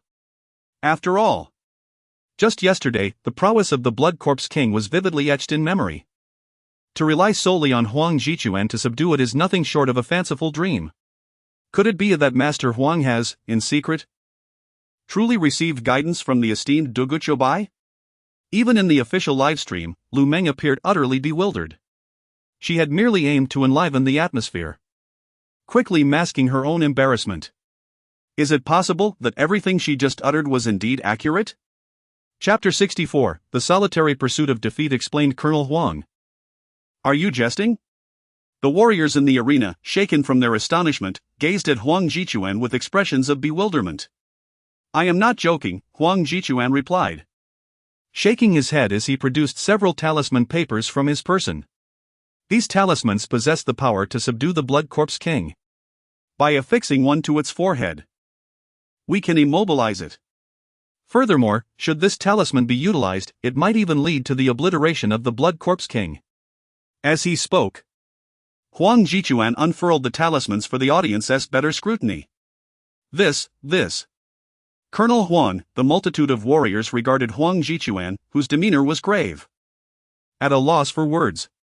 The notion that a mere talisman could render the Blood Corpse King motionless was utterly preposterous. Suddenly, at that moment, the warriors exchanged glances, a bold speculation arising within their hearts. Could it be that these talismans were bestowed upon us by the venerable Solitary Pursuit of Defeat, much like the peach wood, black dog blood, and glutinous rice before? Meanwhile, in the livestream, the viewers shared a similar sentiment with the warriors in the arena. Goodness! Could it be that Meng Meng has guessed correctly? Is it possible that the venerable Solitary Pursuit of Defeat has covertly joined the ranks of the official team? Surely not. Could it be that the venerable Solitary Pursuit of Defeat has heard our calls? How inconsiderate, Colonel Huang! If this is indeed the word of the Solitary Pursuit of Defeat, why keep us in suspense? Enough said, we are steadfast in our belief in the venerable Solitary Pursuit of Defeat. You are absolutely right. If it is indeed the venerable Solitary Pursuit of Defeat who spoke, no matter how fantastical it may seem, I shall still believe. As the audience in the arena collectively assumed that it was the venerable Solitary Pursuit of Defeat who had imparted this knowledge to Huang Jichuan, a voice suddenly emerged from the livestream, inquiring, Colonel Huang, did the venerable Solitary Pursuit of Defeat convey this to you? A warrior, his voice trembling, cautiously posed the question to Huang Jichuan. At that moment, upon hearing the inquiry, the myriad of viewers in the livestream seemed to freeze, the once overwhelming barrage of comments receding like a tide. In this instant, each individual fell silent, focusing their thoughts, eagerly awaiting Huang Jichuan's response. Though they had already formed a conviction in their hearts, receiving confirmation from Huang Jichuan would undoubtedly be the most uplifting validation. Huang Jichuan did not leave the crowd in suspense. He glanced at the inquiring warrior, and after a moment of silence, he shook his head with a wry smile, saying, You have guessed incorrectly. If the venerable Solitary Pursuit of Defeat had indeed joined the official ranks, I suspect I would be utterly exhilarated. Instantly, the bodies of the warriors and viewers alike stiffened, their previously radiant smiles faltering at Huang Jichuan's words. Observing their expressions, Huang Jichuan could easily discern their thoughts. After all, had he not once shared their sentiments? Casting a sweeping glance over the faces of the crowd, Huang Jichuan ultimately fixated his gaze upon the talisman in his hand, continuing. But this was given to me by the commander. You all should be more aware than I of who the commander is. Since it comes from him, there must be substantial confidence behind it. Upon hearing this, the soldiers exchanged glances, their eyes reflecting uncertainty. They were well aware of the commander's reputation. This implied that the talisman could very well be authentic. If it is indeed the commander's assertion, then perhaps it is worth attempting. There seems to be considerable assurance in his words. That may be true, but Huang Commander, allow me to handle such a straightforward matter. In the live broadcast, the soldiers' reactions painted a different picture. After all, they had never encountered the commander in person. How could they possibly place their faith in him? Is he truly jesting with the lives of the soldiers? To merely hand over a talisman and claim it can subdue the Blood Corpse King? Is that not a tad too naive? Can a single talisman truly suppress the Blood Corpse King? Does he possess such formidable prowess? Had I not witnessed the Blood Corpse King's strength yesterday, I might have believed it. Where is the venerable Dugu Chobai? Someone should teach this commander a lesson. He treats the lives of soldiers as mere trifles. In the control room, the director observed the barrage of comments in the live stream. His expression solemn as he kept a keen eye on Lu Meng. He refrained from intervening, wishing to gauge Lu Meng's ability to execute her role. If she could not steer the audience's mindset toward a more rational perspective, then regardless of the live broadcast's fate, she would not continue as the host. After all, the official intent behind the broadcast was merely to convey to the citizens of the Great Xia that these monsters were not insurmountable foes. As she surveyed the comments, Lu Meng's face tightened momentarily before she quickly regained her composure. Taking a moment to steady her nerves amidst the rising tumult of the broadcast atmosphere, she forced a smile at the camera and addressed the viewers. Dear friends, as a commander, one naturally rises step by step from the ranks. The commander must possess great confidence in the talisman to proceed with such an endeavor. Pausing briefly, Lu Meng's demeanor calmed, and with a playful smile, she added, "Oh. And let me share a little secret with you all. I have heard that our Huang commander is the commander's son. If there were no assurance, he wouldn't risk his son's safety, would he?" Upon hearing Lu Meng's words, the audience in the venue fell silent, their gazes once again fixating on the talisman. Their expressions now imbued with contemplation. Just as Lu Meng had articulated, upon introspection, they too could not fathom putting their own child in harm's way. After all, even a tiger does not consume its offspring. At that moment, a comment suddenly appeared at the top of the official livestream. Meng is right. Even a tiger does not consume its offspring. Moreover, the talisman is indeed genuine, simply affixing it to the forehead of the Blood Corpse King will render it utterly immobile. The moment this message appeared, a wave of astonishment swept over the audience, igniting a fervor among them. For the prefix of the username that issued this statement was none other than the one they had longed for, the unmatched Du Guqiu Bai. With Du Guqiu Bai affirming the authenticity of the talisman, it implied. At that instant, the skepticism in the eyes of the spectators dissipated, replaced by sheer jubilation. As the host, Lu Meng, witnessed Jiang Yuan's message, a glimmer of delight unexpectedly surfaced in her otherwise composed gaze. Dear viewers, she proclaimed, Senior Du Guqiu has declared that this talisman is indeed real. With a self-satisfied demeanor, she added, I told you. How could the commander possibly be swayed by mere rumors? With that, Lu Meng promptly relayed the unfolding events in the livestream to the soldiers present through her earpiece. Chapter 65, The Blood Corpse Bound by Talisman. This Senior Du Guqiu Bai has stated that this is indeed real. Ha ha ha, how astonishing is this talisman! The warriors in the arena exchanged glances, and eventually, their collective gaze settled upon the talisman in Huang Jichuan's hand, their faces illuminating with profound joy. Du Guqiu Bai's words undoubtedly served as a reassuring balm to their anxious hearts. Well then, are you all at ease now? Huang Jichuan shrugged his shoulders, displaying a hint of helplessness. Ha ha ha ha. Upon hearing his words, the warriors scratched their heads and shared hearty laughs. Commander Huang, I urge you to activate the measuring line quickly so you can subdue the Blood Corpse King. Yes, indeed. I have long harbored disdain for that Blood Corpse King. Let us resolve this matter swiftly. Huang Jichuan, do you have any more talismans? I yearn for one as well. The warriors, brimming with excitement, gazed at the talisman with fervent intensity. After all, if such a method truly existed, this talisman would be a formidable weapon against these monstrous entities. If each person possessed a few, would not vanquishing the Blood Corpse King and other zombies become an effortless task? Meanwhile, Jiang Yuan observed the faces of the warriors in the live stream returning to normalcy, and he refrained from further comments, directing his focus towards the broadcast. This could be considered the debut of his talisman, and Jiang Yuan himself felt a tinge of curiosity regarding the true potency of the talisman. After all, crafting a binding talisman consumed minimal vital energy for him. If it indeed held significant utility, he could produce more. Moreover, upon confronting the Blood Corpse King, he could activate today's sign-in to receive rewards. Simultaneously, upon hearing the warriors' discussions, Huang Jichuan adopted a more serious demeanor, stepping forward to the edge of the ravine. Through the red cord and measuring line, he gazed down coldly at the Blood Corpse King below. Then, raising the talisman in his hand, he intoned with gravity, "Enough. Let us first open a breach to subdue the Blood Corpse King. We have other matters to attend to, so let us not squander any more time." Understood. The warriors responded eagerly. Subsequently, several warriors approached Huang Jichuan, carefully loosening the taut measuring line and red cord to create a small opening. Roar! The Blood Corpse King below lifted its soulless eyes, fixating intently on the opening above. With a powerful thrust of its legs, it leapt into the air, lunging towards the gap, evidently attempting to escape. Humph! Huang Jichuan observed the soaring Blood Corpse King with a steely gaze. As the creature approached the opening, mere meters away, he maintained an impassive expression, swiftly drawing a grenade from his waist. With a swift motion, he pulled the pin from the grenade with his left hand and hurled it directly at the Blood Corpse King below. Boom!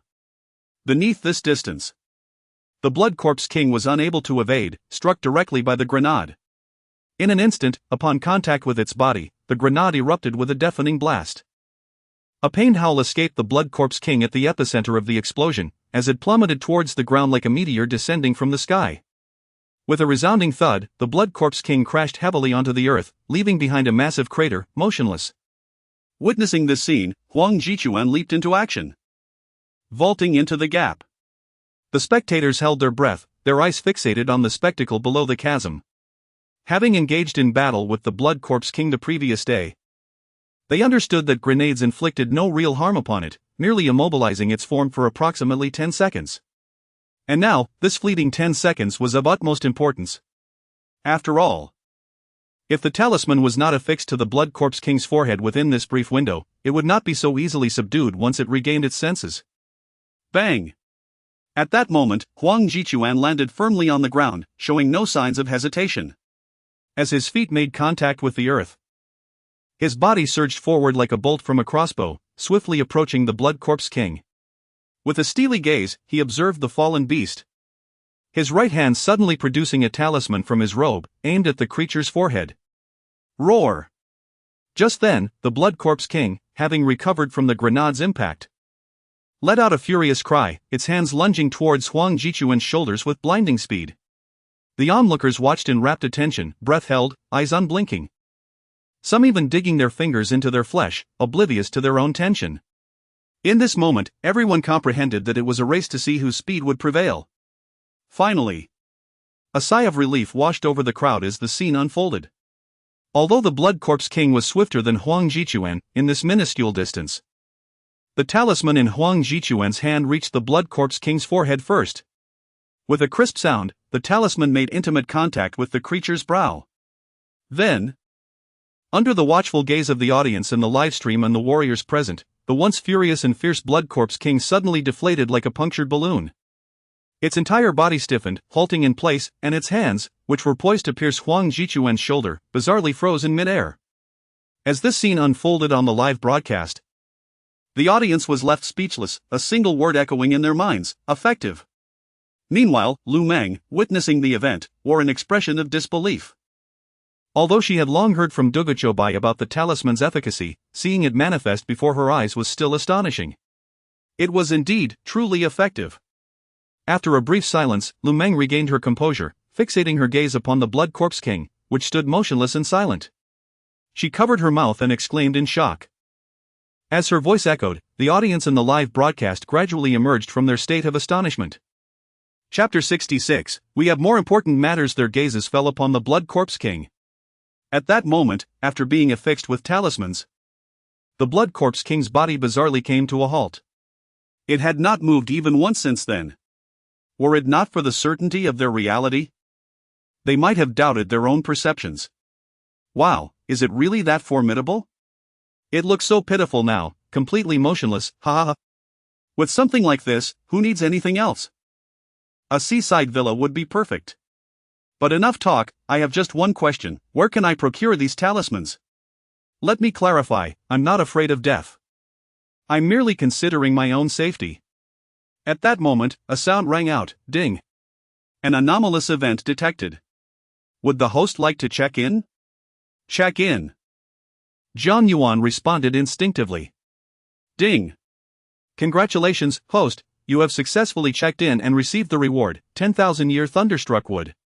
Description: the 10,000-year thunderstruck wood, struck by natural lightning upon peach wood, has been sedimented for millennia and is the nemesis of all malevolent spirits.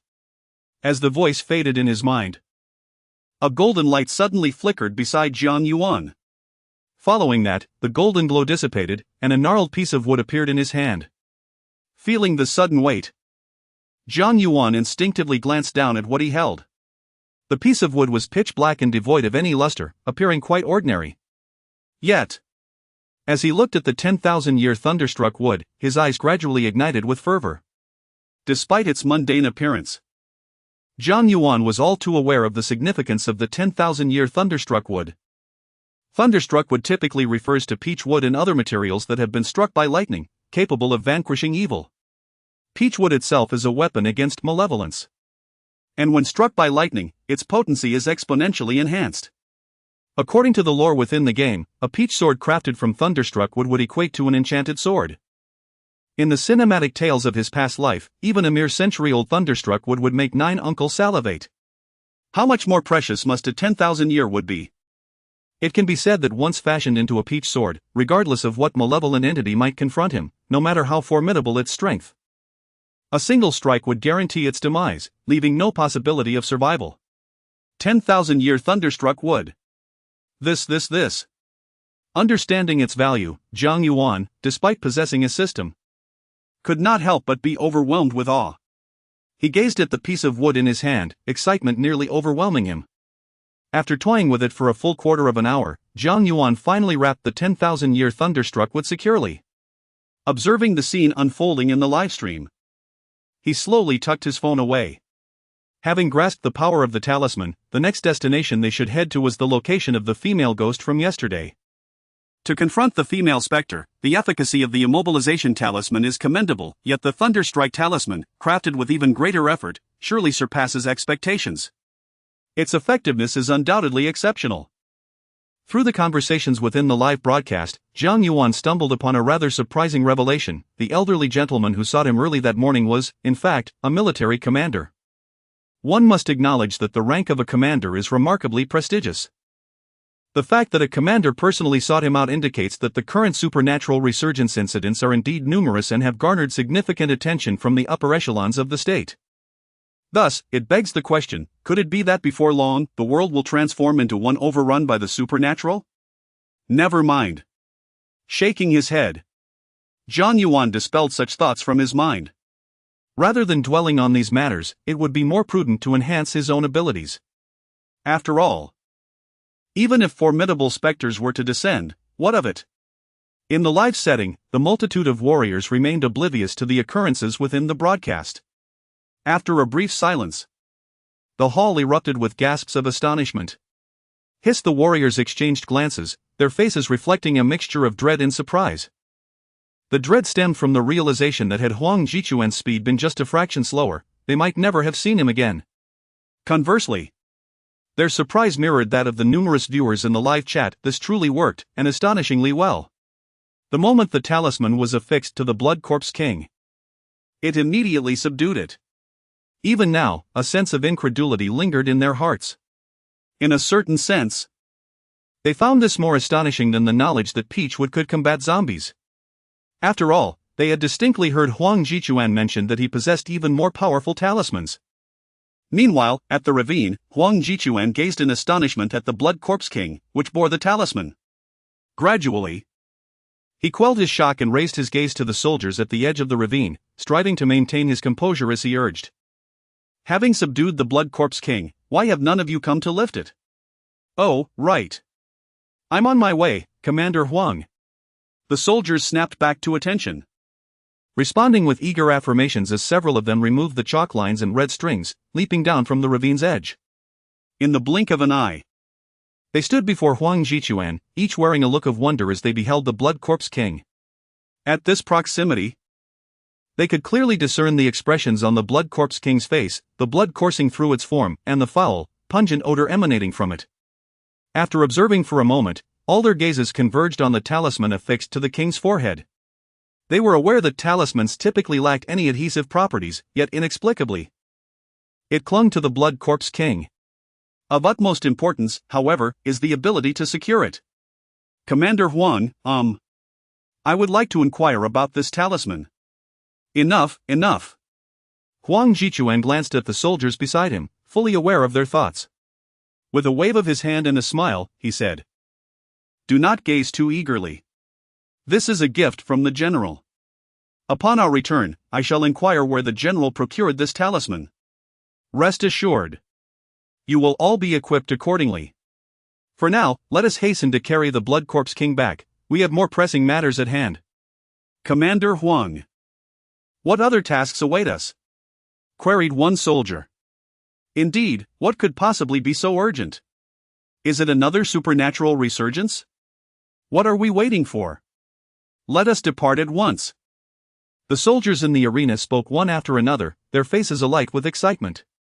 The revelation of such a powerful talisman had invigorated their spirits immensely. With the guidance of the unrivaled Duguchobai and the support of the talisman, what could they possibly fear? Observing the eager expressions of his comrades, Huang Jichuan did not conceal his intentions. With a smile that belied a glimmer of coldness in his eyes, he declared, Today, we shall return to the villa haunted by the female ghost. Ah! Commander Huang, did not the female ghost vanish last time? Why must we go back now? Could it be that she has returned? That seems unlikely. How could she dare to show herself again? Upon hearing Huang Jichuan's words, the expressions of the soldiers shifted to one of trepidation, clearly recalling the brave comrades who had perished in the villa. Fear not, Huang Jichuan assured them. As per the guidance of a sage, the female ghost lacks the power to leave the confines of that villa. Our previous failure to locate her merely suggests she was hiding within its depths. This time, no matter where she conceals herself, we shall capture her. What are we waiting for? This time, we shall not let the female ghost escape. Commander Huang, we must depart immediately, we shall ensure her demise. The atmosphere among the soldiers turned resolute, their faces etched with determination. After all, their animosity towards the female ghost ran deep. She was the sworn enemy responsible for the deaths of their two comrades. As their fervent declarations faded, a soldier stepped forward to hoist the blood corpse king's body. They climbed aboard the vehicle together, embarking on their mission with unwavering resolve. Chapter 67, Using urine to vanquish the female ghost. What an astonishing feat! Could it be that a new master has emerged? This truly is remarkable. Which esteemed figure provided that talisman? It is now stated that the female ghost has not departed from her current location. Is it possible that our great nation, Desya, has given rise to a figure as legendary as the esteemed Duguchobai? Regardless, I am eager to know, should more such masters appear. It would undoubtedly be a boon for our nation. Indeed, both the esteemed Duguchobai and this new master are eternal legends. As Huang Jichuan's voice resonated from the livestream into the ears of the captivated audience, they all erupted in fervor. Earlier, they had speculated that this was the work of Duguchobai, yet the final outcome revealed that it was not his doing. Does this not affirm that a second master has indeed emerged? Meanwhile, in the official livestream, Lu Meng was struck as if by lightning. Her delicate face was etched with disbelief, her mind echoing the conversation she had with Jiang Yuan just the day before. The words spoken by Huang Jichuan now mirrored exactly what Jiang Yuan had told her. Could it be that this master is none other than her roommate and landlord? Jiang Yuan? The more she pondered, the more the figure of this master overlapped with her mental image of Jiang Yuan. If it truly were Jiang Yuan, the talisman would be easily explicable, for he is indeed engaged in such endeavors. Yet, the ordinary Jiang Yuan hardly exudes the aura of a master. In a moment, an array of possibilities flooded Lu Meng's mind, leaving her perplexed and contemplative. She furrowed her brow, desperately seeking to untangle the key elements of this mystery. At that moment, as Lu Meng was lost in thought, 3 large trucks steadily departed from the Qinling Mountains. The truck bearing the Blood Corpse King detached from the convoy, returning to the unit ahead of the others. Naturally, the occupants of this vehicle were all warriors who had not retained their youthful purity. While Lu Meng was deep in contemplation, Huang Jichuan and the other warriors conferred briefly before deciding to split their forces. Given that these warriors had already lost their youthful vitality, their presence would not significantly aid in combating the female ghost at the luxurious villa. In fact, they might hinder the effort. Thus, it was deemed prudent for them to return to the unit first, ensuring that should danger arise elsewhere, there would still be warriors available for deployment. After splitting their forces, Huang Jichuan led the group of warriors who retained their youthful purity, hastening towards the luxurious villa. During this process, Huang Jichuan issued orders for the warriors to drink as much water as possible, for the sole purpose of ensuring that each warrior would be able to produce a steaming stream when the time came. A multitude of steaming youthful urine was released. After all, they were utterly unaware of which floor the female ghost was concealing herself in within the lavish villa. It is worth noting that the opulent residence comprises a total of 4 stories. Although there were numerous warriors present, if they did not consume more water, one must reflect, even with such a multitude, it would be impossible to saturate an entire 4-story villa. Hurry, old Lu, with your ample bladder, drink more, and strive to produce more later. Nonsense!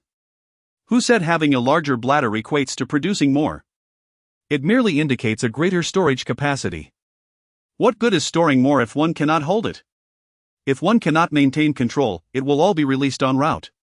This matter ultimately hinges on Wu Gu. Have you forgotten how he managed to hold his urine for an entire day without issue previously? Ahem, brother, a larger storage capacity merely signifies the ability to endure longer. Quickly now, no dilly-dallying. If we cannot locate the female ghost, do not blame me for turning hostile. Understood, brothers, let us raise our glasses in celebration. The warriors in the arena were chattering animatedly, completely devoid of the tension they exhibited when confronting the female ghost earlier. However, this was to be expected. After all, they had learned how to effectively deal with the ghost since their last encounter. Yet, in the live stream, viewers were reminded of the warriors' previous anxious demeanor while facing the ghost, prompting laughter all around. Ha ha, I now comprehend why these warriors are reluctant to drink more. Indeed. I am aware that the previous encounter left them with a lingering shadow. Who could blame them? At that time, I had a stream of youthful urine splash onto me. And while the ghost was caught off guard, my wife forbade me from entering the bed afterward. Woe is me! Ah, to the one upstairs, I can only say, we are kindred spirits in adversity. To those above, heed my words, divorce those wives, or douse them with a stream of urine.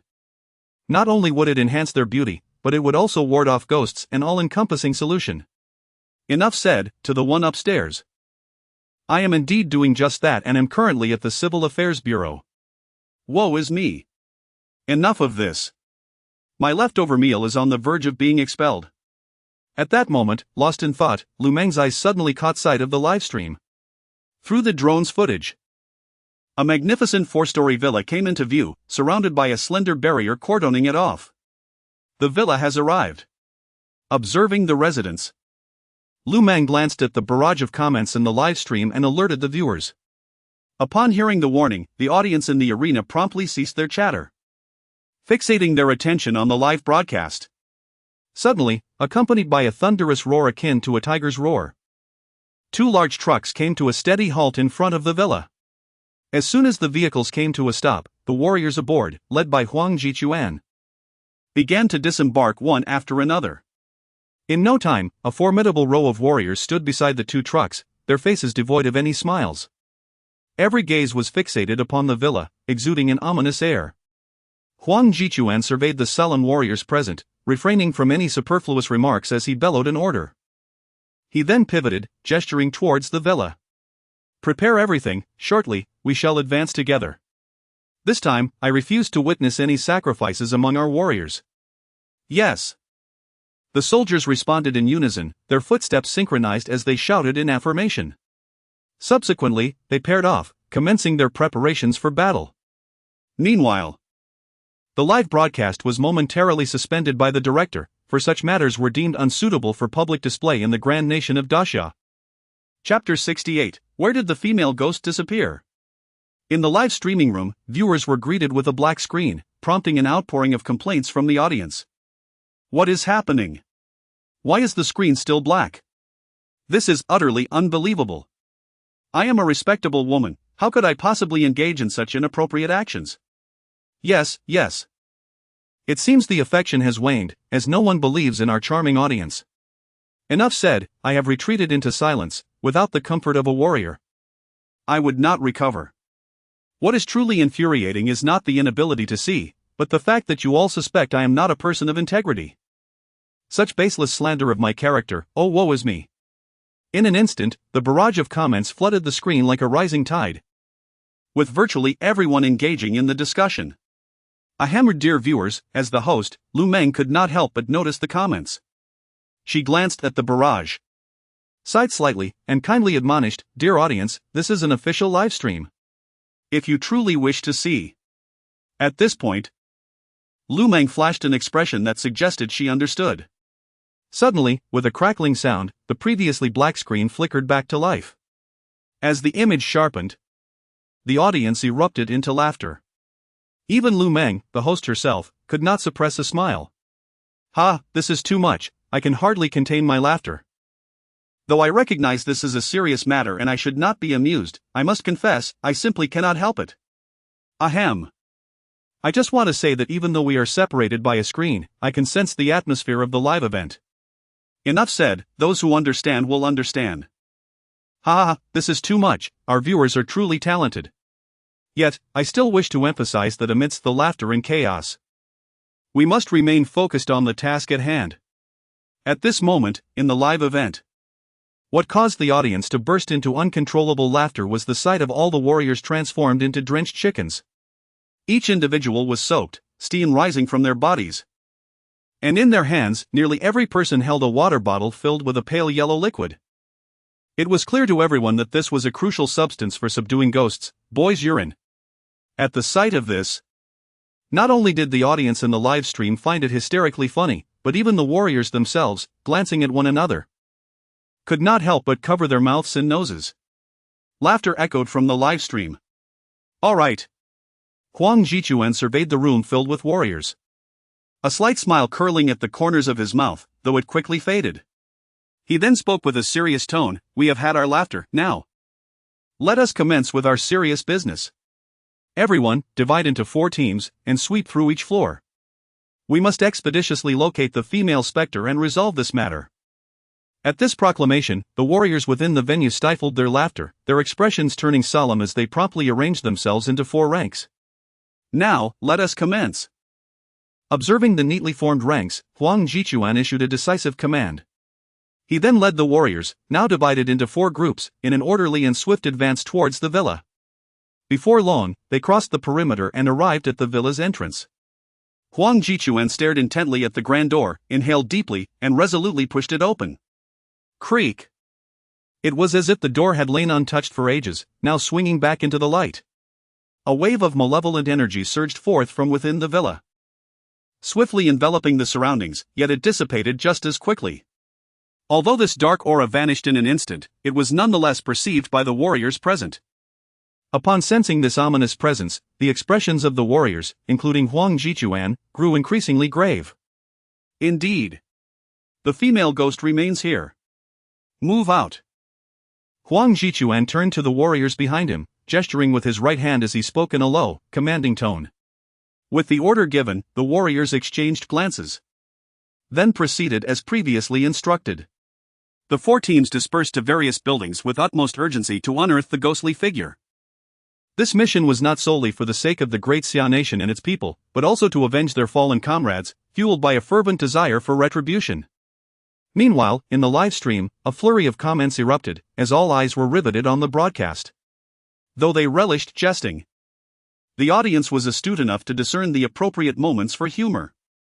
As the collective gaze intensified, it soon became apparent that the opulent villa's 4 floors were awash with the unmistakable scent of youthful urine. A pungent aroma rising into the air and prompting many warriors to wrinkle their noses in disgust.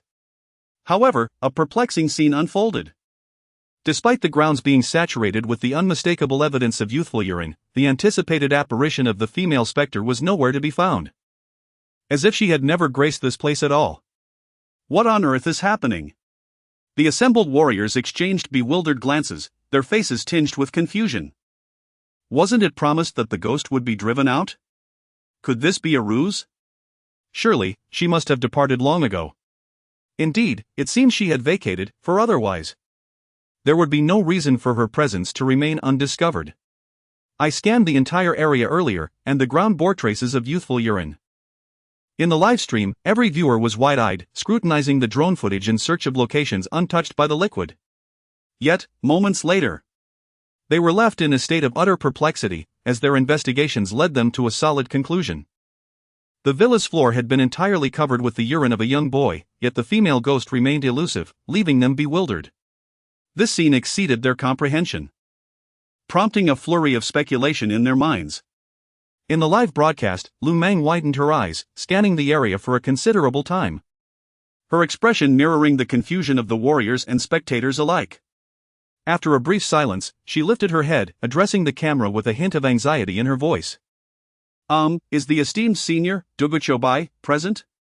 Do you have any insight into this situation? Why is the villa's floor tainted with the urine of a young boy, yet the ghost has not manifested? As Lu Meng's words echoed, the audience in the live stream fell into silence, patiently awaiting the explanation from the venerable Duguchobai. However, after several minutes of anticipation, no comments materialized in the chat. Chapter 69, The Exorcism of the Female Ghost in Progress. Observing the stillness of the bullet comments, the multitude of viewers in the live stream displayed expressions of disappointment. They had not anticipated the absence of comments from the illustrious Duguchobai. Without his insights, it seemed they would be at a loss as to how to proceed. For they were hardly professionals. Dear viewers, it is possible that Duguchobai is simply unaware of the situation in the live stream. A flicker of disappointment crossed Lu Meng's face as she prepared to speak. Suddenly, her voice faltered. Her gaze fixed in disbelief upon the highlighted comment at the top of the chat. A shimmering bullet comment appeared alongside her words. And it was clear that only Duguchobai could have made such a prominent remark in the official livestream. Since Meng posed the question, allow me to elucidate. First and foremost, I must clarify that the female ghost remains within the villa and has not departed. However, her absence from manifestation is due to a crucial detail that you have overlooked. What detail? Lu Meng glanced at the live stream screen, furrowing her brow in contemplation. After a moment, she abandoned her thoughts and continued to seek answers from Duguchobai. Meanwhile, Jiang Yuan had just returned from his meditation. After an extensive period of practice, he had acquired some Taoist techniques and replenished his internal energy. At this moment, he was focused on the official livestream. Upon hearing Lu Meng's inquiry, Jiang Yuan chuckled and shook his head, thinking to himself, this girl. With that, he promptly sent a comment to clarify.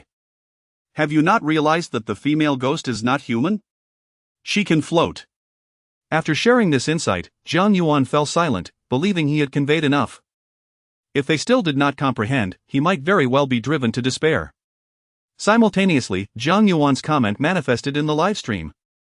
Upon reading its content, every viewer's face illuminated with the dawning of understanding. Indeed, the female ghost had been floating since her appearance. If she floated, what did it matter how much child urine was on the ground? There was no connection whatsoever. Oh my goodness, how could I have missed such a simple detail? What was I thinking? I cannot believe I required Duguchobai to explain such an elementary concept. This is truly embarrassing. I feel a bit lost. Am I really a casualty of the 9-year compulsory education system to not grasp this simple truth? Bro, stop. I'm already in tears in the restroom. Nevertheless, Having received clarity, they rallied with renewed vigor. It was a collective responsibility to vanquish the female ghost. After a brief moment of silence, the multitude of spectators within the venue had their eyes firmly fixed on the live broadcast, with the answer now revealed. How could the female spectre possibly continue to elude them? At this very moment, Lu Meng, having received Jiang Yuan's explanation, relayed every word of Jiang Yuan's comments to the soldiers present without omitting a single detail. Upon learning the reason for the absence of the female ghost, the soldiers were momentarily taken aback, their faces betraying a sense of embarrassment. While the audience may have been oblivious, it was truly embarrassing for the soldiers, who, despite being meticulously selected from various regional forces, failed to grasp such a straightforward concept. However, to be fair, one could not entirely blame them. After all, they were not contending with mere mortals. Attempting to think within a human framework could easily lead them into a quagmire of misunderstanding. Clearing his throat to mask his own discomfort, Huang Jichuan's gaze shifted towards the interior of the villa, scanning the walls and beams before slowly turning his attention back to the soldiers. Now, is there anything more I need to say? Upon hearing this, the soldiers immediately shook their heads. What a joke! The hints from the esteemed Duguchobai had been glaringly obvious. If they remained oblivious to how to address the situation, they might as well find a block of tofu to end it all. Commander Huang, just keep watching, we will complete the task promptly. Excitement radiated from the soldiers as they hurried toward the villa. With a clear understanding of what needed to be done, they were determined to accomplish it without delay. Observing this enthusiastic group of soldiers racing ahead, Huang Jichuan stood with his hands clasped behind his back, shaking his head with a slight sigh. Before making his way into the villa, his demeanor mirrored that of a group of elderly men from the village, particularly if he were holding a thermos. As the audience witnessed Huang Jichuan's actions on the livestream, laughter erupted. Goodness!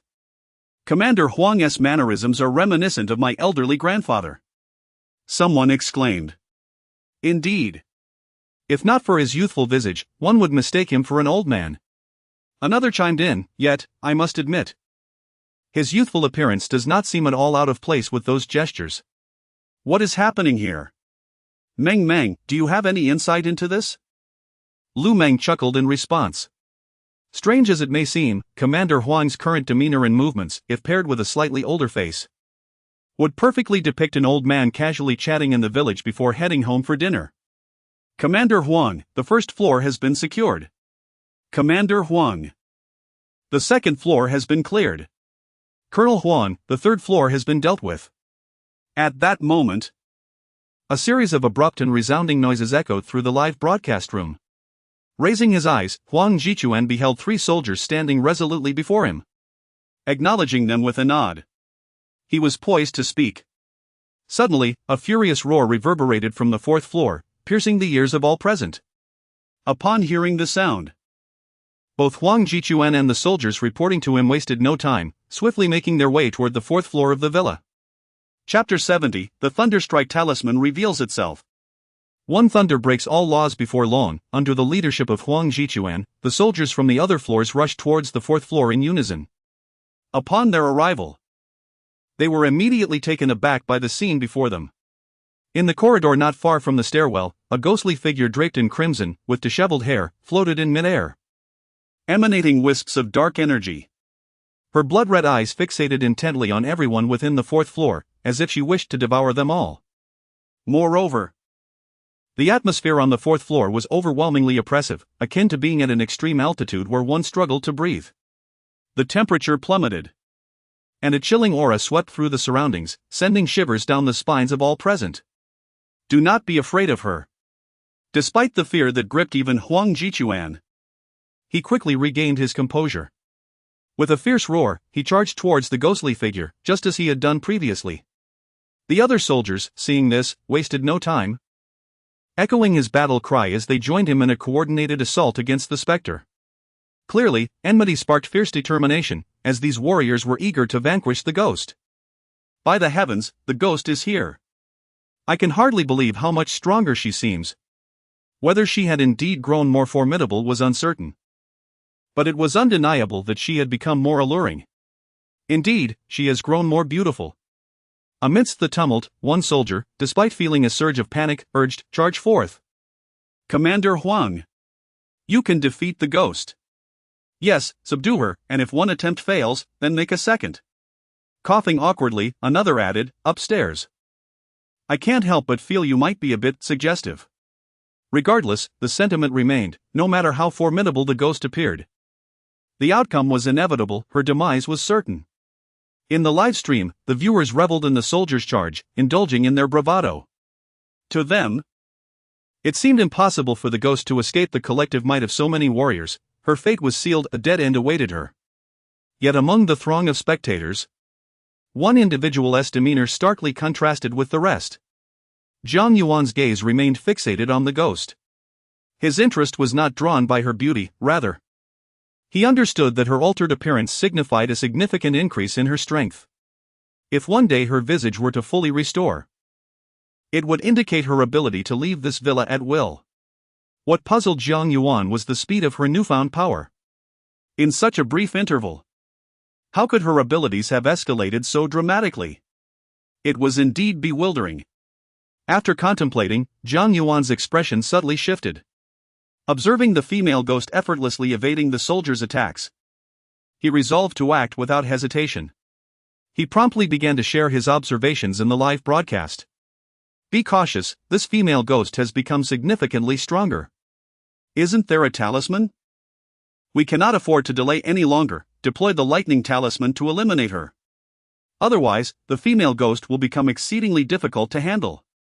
In the official live stream, Lu Meng, who had been intently watching the intense battle unfold, inadvertently glanced at the barrage of comments. At that moment, she noticed Jiang Yuan had sent a meticulously crafted message. "Oh," Lu Meng gasped softly, recognizing that the esteemed Duguchobai had once again spoken. Her initial curiosity soon transformed into alarm as she read further. "Oh no!" Lu Meng exclaimed, immediately activating her headset to warn the soldiers. "Everyone, be careful! The esteemed Duguchobai has just commented that the female ghost has grown stronger. We must not delay any longer. Quickly use the lightning talisman to subdue her." At the live event, the soldiers, who had been fiercely battling, were suddenly startled by the voice in their headsets. They quickly withdrew from combat with the female ghost, redirecting their attention to Huang Jichuan. They were well aware of the talisman's power, and the only lightning talisman was in Huang Jichuan's possession. At that moment, Huang Jichuan, having heard the voice from the headset, narrowed his eyes and swiftly extracted the lightning talisman from his grasp. However, upon producing it, he became motionless, leaving both the audience and the soldiers bewildered. What is Colonel Huang planning to do? He's got the talisman, he should use it. The name alone instilled a sense of awe. How could a talisman acknowledged by Duguchobai lack potency? But who was the creator of this lightning talisman? They seemed exceptionally formidable. The soldiers in the arena were equally insistent, urging Huang Jichuan to act. Yet, he remained expressionless, rooted in place as if frozen. Although Huang Jichuan was inclined to respond to the soldiers' urgings, he faced a dilemma. He had no idea how to utilize the talisman. He had never inquired how to deploy it from the commander. How could he possibly know its use? Just then, the female ghost let out a furious howl, her gaze shifting suspiciously toward Huang Jichuan.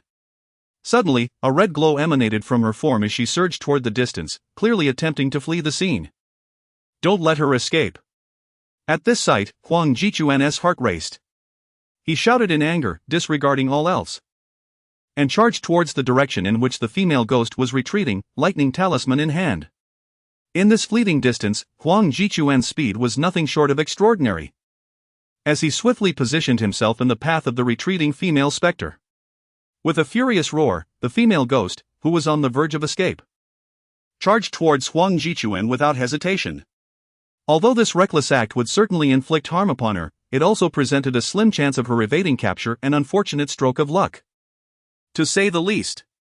However, just as the female ghost closed in, mere centimeters from Huang Jichuan, a bizarre occurrence transpired.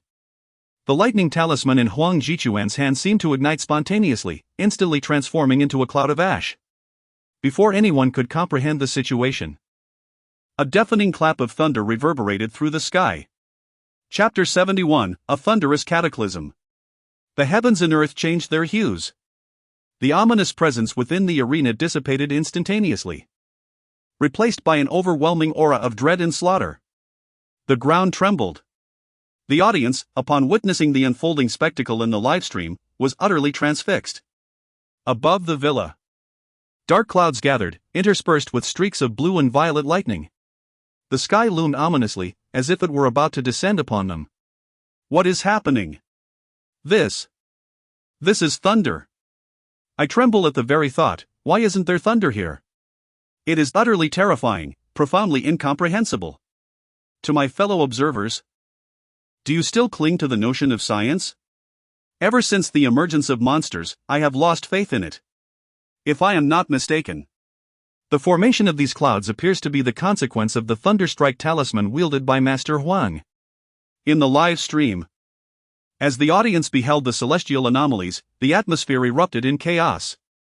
At that moment, a voice resonated through the live stream, amplifying their astonishment. Host Lu Meng gazed at the unfolding drama with her face etched in shock.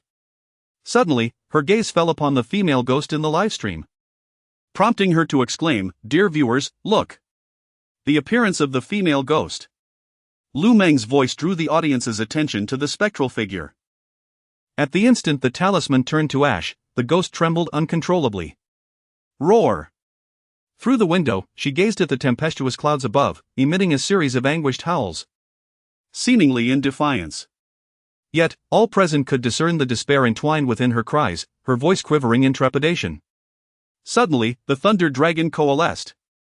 In an instant, a violet beam, laden with a cataclysmic force, surged forth from the clouds, plunging toward the earth. Its target? The female ghost on the fourth floor of the opulent villa. As the thunder dragon charged downward, the ghost quaked in fear.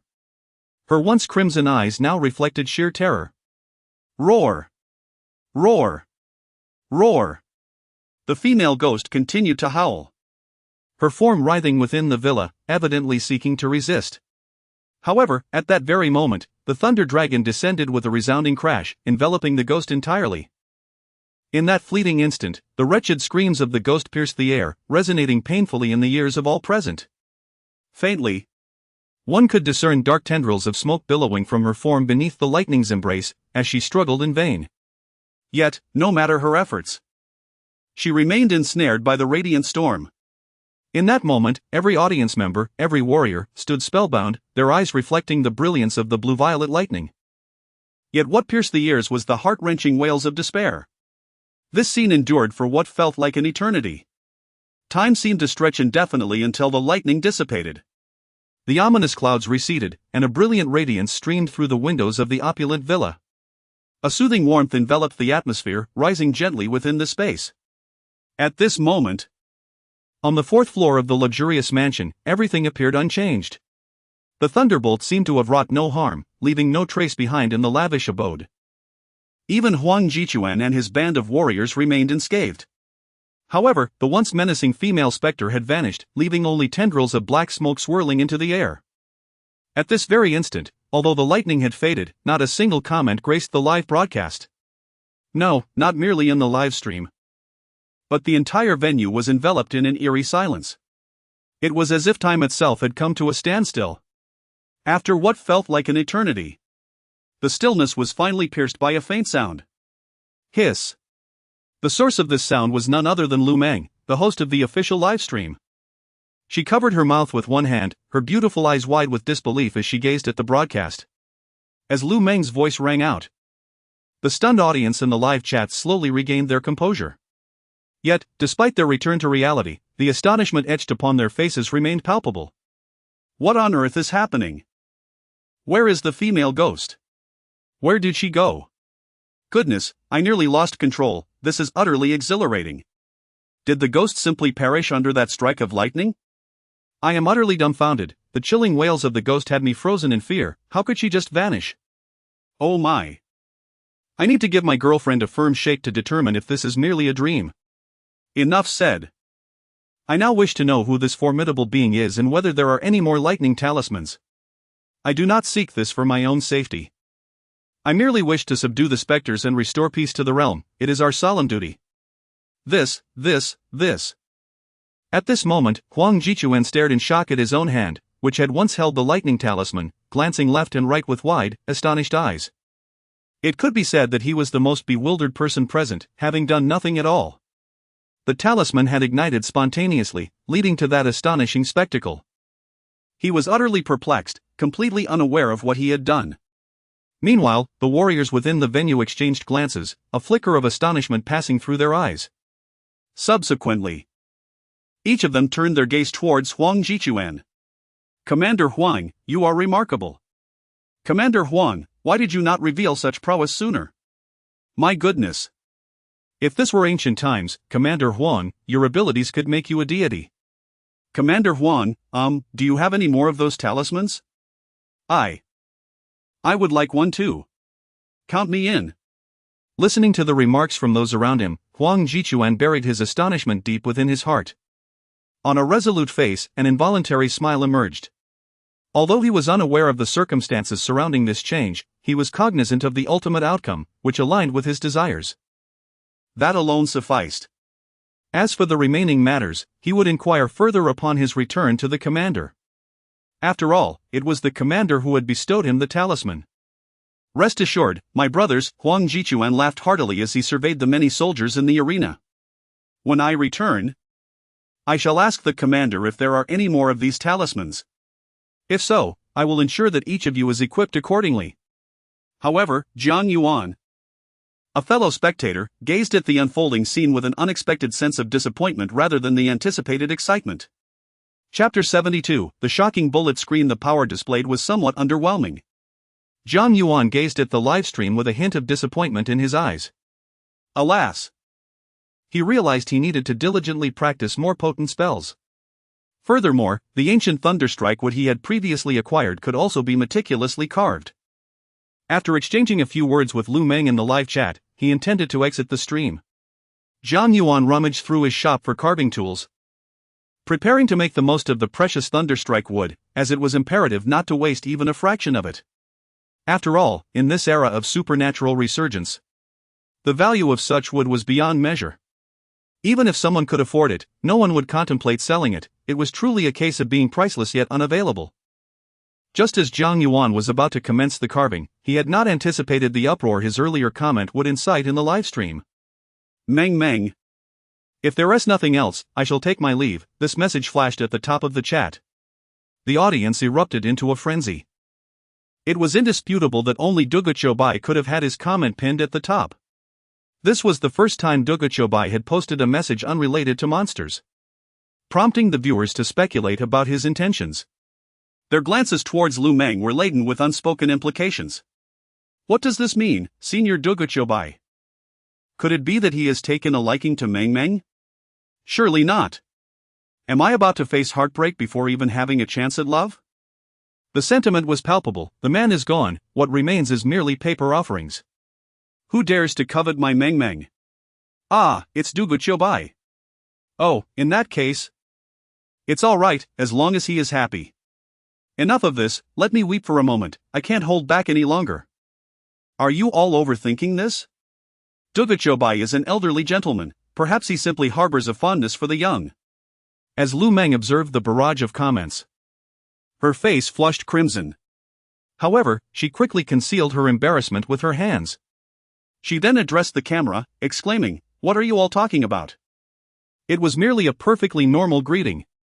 And I greatly admire Senior Duguchobai, but I regard him as an idol, nothing more." Meanwhile, as time progressed, the warriors in the luxurious villa returned to their base, driving 2 large trucks. Upon arriving, they hurried straight to the showers. After all, to prevent the female ghost from harming them, each soldier had been drenched, resembling drowned rats. Not only were they reeking, but in such a state, encountering their fellow soldiers would surely lead to ridicule. Certainly, there exists one exception among them, and that is the esteemed mentor, Huang Jichuan. Upon alighting from the vehicle, he made a beeline for the commander's office, intent on thoroughly inquiring about the nature of these talismans. Just as he had articulated earlier in the opulent villa, should each soldier be equipped with these talismans, the preservation of their lives would be significantly assured. "Commander, Before long, Jiang Yuan arrived at the threshold of the commander's office. After rendering a military salute to the surrounding guards, he rapped on the grand door. "Enter!" A voice emanated from within the room shortly thereafter. As he pushed open the door, Jiang Yuan's gaze immediately fell upon the commander seated at the desk. "Commander." He mentally organized his thoughts, poised to speak. When the commander's voice resonated first. With a slight elevation of his gaze and a push of his spectacles, he looked intently at Jiang Yuan and remarked, "I watched your live broadcast. This time, you performed admirably. Commander." "Enough, I am aware of what you wish to convey." Before Jiang Yuan could utter a word, the commander gestured dismissively and continued, "Regarding the matter of the talismans, I shall make inquiries with my acquaintances. If feasible, I will ensure that all soldiers are duly equipped." "Thank you, Commander." Jiang Yuan's countenance brightened with joy. Chapter 73, The Supernatural Resurgence Across the Globe. However, just as a smile began to grace his features, the commander hesitated momentarily before solemnly stating, "Do not harbor overly high expectations regarding the talisman paper. The power it possesses is not something an ordinary individual can conjure, even if you may not fully comprehend it." Upon hearing this, Jiang Yuan fell silent for a spell, nodding in agreement. He had witnessed the talisman's potency firsthand. Not to mention the lightning strike talisman, even the immobilization talisman was sufficient to upend his worldview. Yet, it is vital to remember that prior to the existence of talisman paper, they had exhausted every conceivable method to subdue the zombies. What was the outcome? Countless warriors sacrificed their lives, and even depleting all ammunition hardly inflicted a scratch on those monstrosities. "Commander, does your esteemed friend have any intention of coming officially?" Suddenly, an idea struck Jiang Yuan, and he looked up with keen eyes to inquire. The commander, upon hearing this, maintained an impassive facade, though internally he stifled a wry smile. "He is hardly a sage, he is merely a young lad, even younger than you. Moreover, you have invited him yourself during the livestream." Of course, despite his inner musings, the commander refrained from voicing these thoughts. He was ever mindful of Jiang Yuan's warning to keep his identity concealed. "Enough," the commander declared, shaking off his reverie. "You've had a long day, it is best for you to rest. I shall inquire with that old friend of mine regarding the availability of talisman paper." With that, the commander rose, hands clasped behind his back, and strode purposefully toward the door of his office. Jiang Yuan watched the commander's slightly stooped figure elongate in the twilight, a wave of respect washing over him. Clap. Jiang Yuan stood in silence, saluting his father's retreating silhouette. Indeed, he was the commander's son. But this very fact had led to a lifetime of high expectations, leaving him devoid of paternal affection. Yet, Jiang Yuan bore no resentment towards his father, for he understood that his father had genuinely devoted his life to the nation. Meanwhile, within the official livestream room, as the soldiers returned to their units, Lu Meng, with a lack of tasks, began to chat casually with the audience. However, at that moment, her expression suddenly shifted, her pupils constricting as if she had heard something monumental.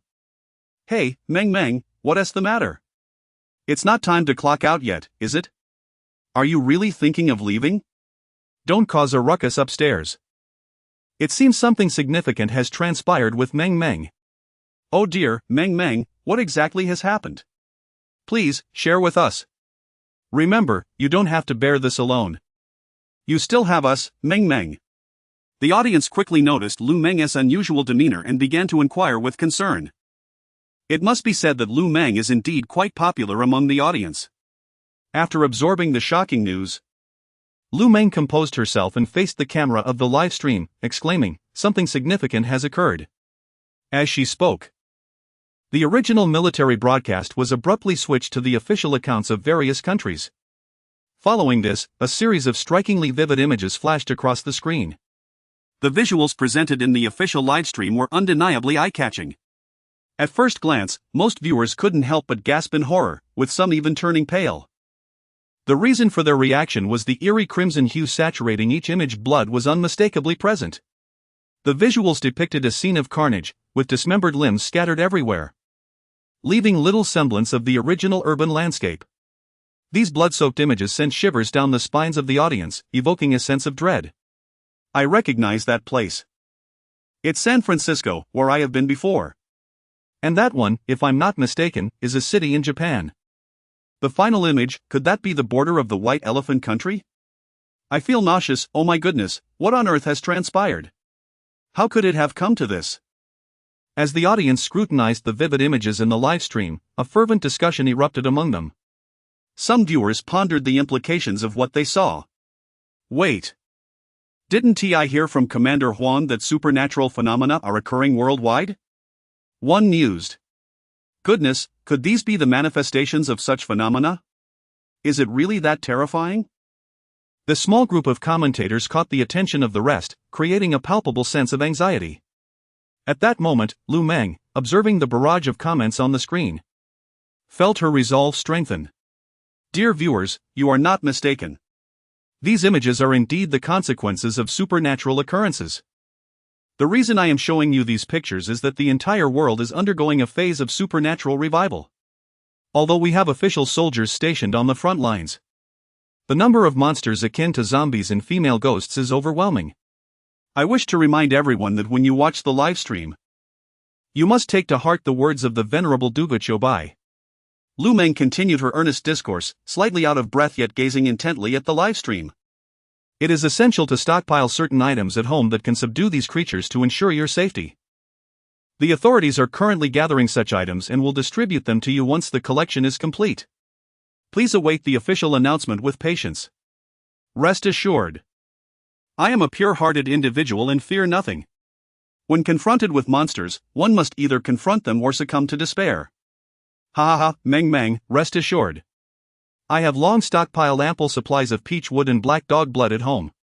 How fortunate we are in the Great Xiao Nation. Our government regards this matter as a top priority. Recently, while navigating the internet beyond the Great Wall, I was astonished by the actions of the United States. They allow monsters to roam freely within their borders. How fortunate we are in the Great Xiao. Indeed. Being born in the Great Xiao Nation is something I have always taken pride in. In conclusion, I shall say this, I have no regrets in my allegiance to the Great Xiao. In my next life, I shall also be a citizen of the Great Xiao. Chapter 74, Lu Meng, I merely admire the esteemed Duga Chobai. At this moment, the day's labor came to a close as the sun dipped below the horizon. Lu Meng, having completed her day's work, concluded her live broadcast. Though she hosted the official stream, she was still but a human.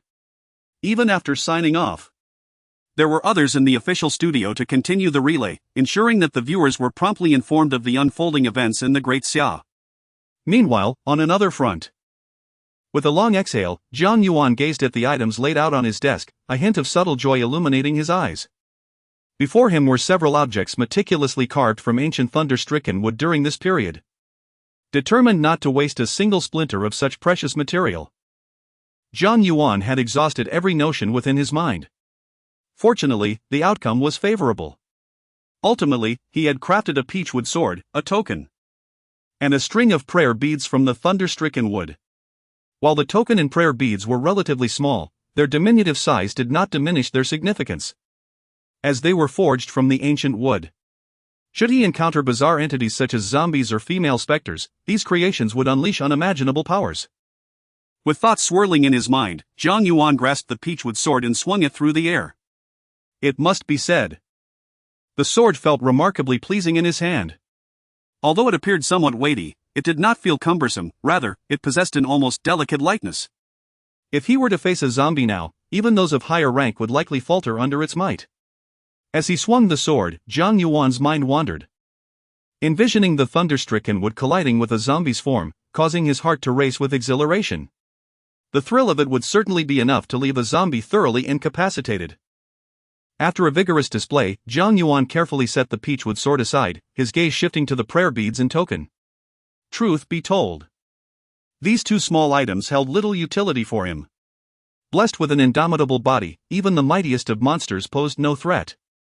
With the peachwood sword now in his possession, he mused that the token would be a fitting gift for Meng.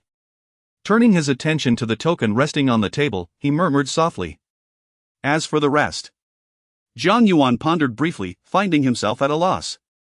He had only recently arrived in this world and spent most of his time shuttling between the shop and his rented room, leaving him unfamiliar with anyone here. Ah! It matters not, he decided to leave it for its destined owner. Shaking his head to dismiss these trivial thoughts, Jiang Yuan carefully wrapped the peachwood sword in a black leather bag, preparing to take it back to his rented room. He slipped the token into his pocket, while the prayer beads were left casually on the table. With that, he closed the shop and set off towards his lodging. Do you remember when you said that home is the only castle? As the fragrant rice flows, I continue to run, smiling gently, aware of the dreams of my childhood. Embracing the soft moonlight at the horizon, I tread lightly, with melodious songs soaring from the mouth of the river. Clearly, he is in high spirits at this moment. This is quite normal, after all. The reward for signing in today is the legendary Thunderstrike Wood. Even if Uncle Gio were to receive it, he would surely be excited for days and nights without sleep. In just a few minutes, Jiang Yuan returned from the shop to his rented apartment. He took out his keys and opened the door, only to discover that Lu Meng had surprisingly returned before him. Jiang Gu, you left quite early today? Hearing the noise, Lu Meng turned her head toward the door and, upon seeing Jiang Yuan, pouted and asked. Yes, Jiang Yuan nodded and approached Lu Meng, inquiring, what's wrong? Wasn't the live broadcast great today? Lu Meng nodded, but her gaze fell upon the table in front of the sofa. Following her line of sight, Jiang Yuan noticed a bag of cold steamed buns lying on the table. He paused for a moment, as if recalling something, and looked at Lu Meng with slight surprise. Did you buy this for me this morning? Otherwise? Lu Meng puffed out her cheeks, turning her head away in a manner that suggested she did not wish to engage with Jiang Yuan. Ha ha ha. Jiang Yuan couldn't help but chuckle at her demeanor. You're still laughing. Meng, look at this. Jiang Yuan pulled out the token from his pocket and waved it in front of Lu Meng. What is this? Lu Meng was instantly captivated, momentarily forgetting her earlier annoyance, and curiously asked. You haven't forgotten what I do, have you? Jiang Yuan smiled, adopting a serious tone. Things outside are rather tumultuous. If danger arises, this item can ensure your safety. Is it really that mystical? Lu Meng gazed at the token with wide eyes, astonished. The token was entirely black, yet on both sides, it bore strange patterns etched in cinnabar. Of course, Jiang Yuan nodded, smiling. So, do you want it? Yes. Lu Meng eagerly replied, snatching the token from Jiang Yuan's hand and examining it closely in her palm. The material of the token was impressive, exuding a sense of quality. However, what captivated Lu Meng's attention the most were the two illustrations on either side of the token. Jiang Gu, what do these two illustrations signify? They signify safety. Jiang Yuan casually remarked. Then he asked, how was your day as a host? It was great, Lu Meng said, fastening the token to her waist, her face lighting up with pride. The director even praised me. For the first time, the legendary Dugu Chobai mentioned a comment unrelated to the monsters, telling me to keep it up. As Lu Meng spoke, a thought seemed to cross her mind, causing her delicate face to flush, and she continued, Brother Jiang, you must not take the comments from those netizens in the livestream too seriously. What comments? Jiang Yuan inquired, a hint of curiosity in his tone. It's just. Lu Meng struggled to articulate her thoughts, finally steeling herself and closing her eyes as she declared. It's those viewers who claim that Duguchiobai has taken a liking to me. You must not take that seriously. Oh? Upon hearing this, Jiang Yuan's tone became laden with meaning as he replied, that might actually be true. Even if it were true, it doesn't matter. Lu Meng hurriedly clarified. Even if it were true, I only regard Duguchiobai as an idol. Ha ha ha. Jiang Yuan looked at the flustered Lu Meng, unable to suppress a chuckle, and found himself at a loss for words. After all, Lu Meng remained unaware that Duguchiobai was, in fact, him. Chapter 75, The Ancient Thunderstruck Wood. Django, what do you have on your back? Lu Meng inquired, fastening the token to her waist while her gaze fell upon the black plastic bag slung over Jiang Yuan's shoulder. Her curiosity piqued. This. Jiang Yuan replied with a mysterious smile, opening the black plastic bag to reveal a peachwood sword crafted from ancient thunderstruck wood. He waved it gracefully in the air before declaring, This is a remarkable item. Is this a peachwood sword? Lu Meng asked, her eyes wide with intrigue. Indeed. Jiang Yuan affirmed. Haha, Jiang, I never expected you to be quite safety conscious, Lu Meng chuckled heartily. Absolutely, Jiang Yuan replied, raising an eyebrow as he hung the peachwood sword on a nearby wall. And this is no ordinary peachwood sword. No matter the supernatural entity, if struck, it shall certainly meet its demise. Really? Just like the Thunderstrike talisman in today's livestream? Lu Meng exclaimed, her beautiful eyes blinking in astonishment. Seeing her expression, Jiang Yuan understood immediately. She was skeptical. Well, if you don't believe, that's fine, he said, waving his hand dismissively. Oh come on, Lu Meng laughed, Jiang. I'm not disbelieving at all. I believe everything you say. After a lively conversation, the two ventured outside for a meal before returning to their rented accommodation to watch the official livestream together. Fortunately, that evening, the official livestream showed no signs of abnormality.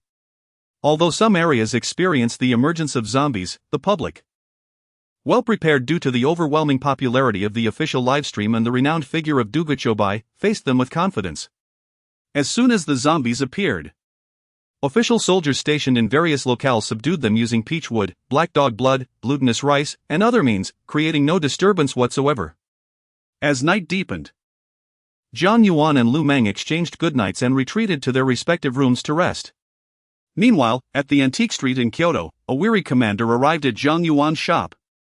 However, the establishment was devoid of customers. Am I too late? The commander sighed, surveying the empty space. Should I visit the residence of Dugu Chobai instead? He pondered, gazing at the closed shop door and reflecting on the information he had gleaned about Jiang Yuan. After a moment of contemplation, he ultimately dismissed the thought. Given the circumstances, he considered it inappropriate to disturb someone at such a late hour, particularly when Lu Meng, who lived with Jiang Yuan, was unaware of his identity as the internet sensation. Dugu Chobai. The notion of a commander visiting a young man late at night might lead Lu Meng to overthink the situation. Never mind. Since Dugu Chobai has already retired for the night, I shall return tomorrow. With that resolution, the commander abandoned the idea and decided to find a nearby inn to rest for the night, ensuring he could come first thing in the morning. The commander located a modest inn near the antique street of Kyoto. Although the inn appeared rather rudimentary, it was conveniently close to the antique street. Merely a few minutes' walk to Jiang Yuan's shop. After a night of silence, the commander awoke at the break of dawn. After hastily consuming a few buns, he set off towards the antique street. In just a few minutes, he arrived at his destination. At this early hour, the sky was just beginning to lighten, and the shop doors remained tightly shut. The streets were devoid of the usual bustling crowds, with only a handful of pedestrians visible. Observing the closed doors, the commander felt no frustration. Instead, he began a light jog around the antique street, exercising while awaiting Jiang Yuan's arrival. Meanwhile, Jiang Yuan awoke to a bright morning. After bidding goodnight to Lu Meng the previous evening, he had engaged in his cultivation practice for some time before finally drifting into a comfortable slumber in the early hours. Although his sleep had been somewhat insufficient, he felt remarkably refreshed and invigorated upon waking. Perhaps this was a result of his training. Following his practice the day before, he sensed a steady rise in his internal energy. Additionally, he had acquired knowledge of more potent techniques from the comprehensive teachings of the Maoshan arts. He was eager to test them. With a quick motion, Jiang Yuan sprang from his bed and proceeded to the bathroom to brush his teeth and wash his face. Once he had tidied himself, he stepped out of his room and cast a glance towards Lu Meng's bedroom. The door was wide open, revealing a room adorned in shades of pink. The space was impeccably organized, with the bedding neatly folded. However, Lu Meng was nowhere to be seen. Oh, she certainly rose early today. Jiang Yuan mused before shifting his focus and preparing to leave for the shop to practice the talismans he had learned the previous day. As he traversed the living room, his gaze inadvertently fell upon the table in front of the sofa, causing him to halt in his tracks. There, laid on the table, was a steaming bag of buns. Upon closer inspection, he noticed a piece of white paper resting beside it, inscribed with elegantly penned words, "Brother Jiang, remember to eat breakfast." Smiley face. Reading the note brought a faint smile to Jiang Yuan's face. He tucked the note into his pocket, picked up the still warm buns, and with a heart full of joy, he departed from his rented room, heading towards the shop. In just a few minutes, he finished the buns and arrived at the shop's entrance. After opening the door and taking a seat for a moment, he stood up to search for some yellow paper and cinnabar. Just then, as Jiang Yuan was about to move, a deep and resonant voice echoed from behind him. Turning around, he was met by the elderly figure from the previous day. Now, he should be referred to as the commander. The aged face of the general bore a hint of tension as he gazed at him. "You have arrived," Jiang Yuan observed the general, feeling neither surprised nor taken aback. Instead, he calmly nodded in acknowledgement. Chapter 76, Have I Truly Become a Billionaire?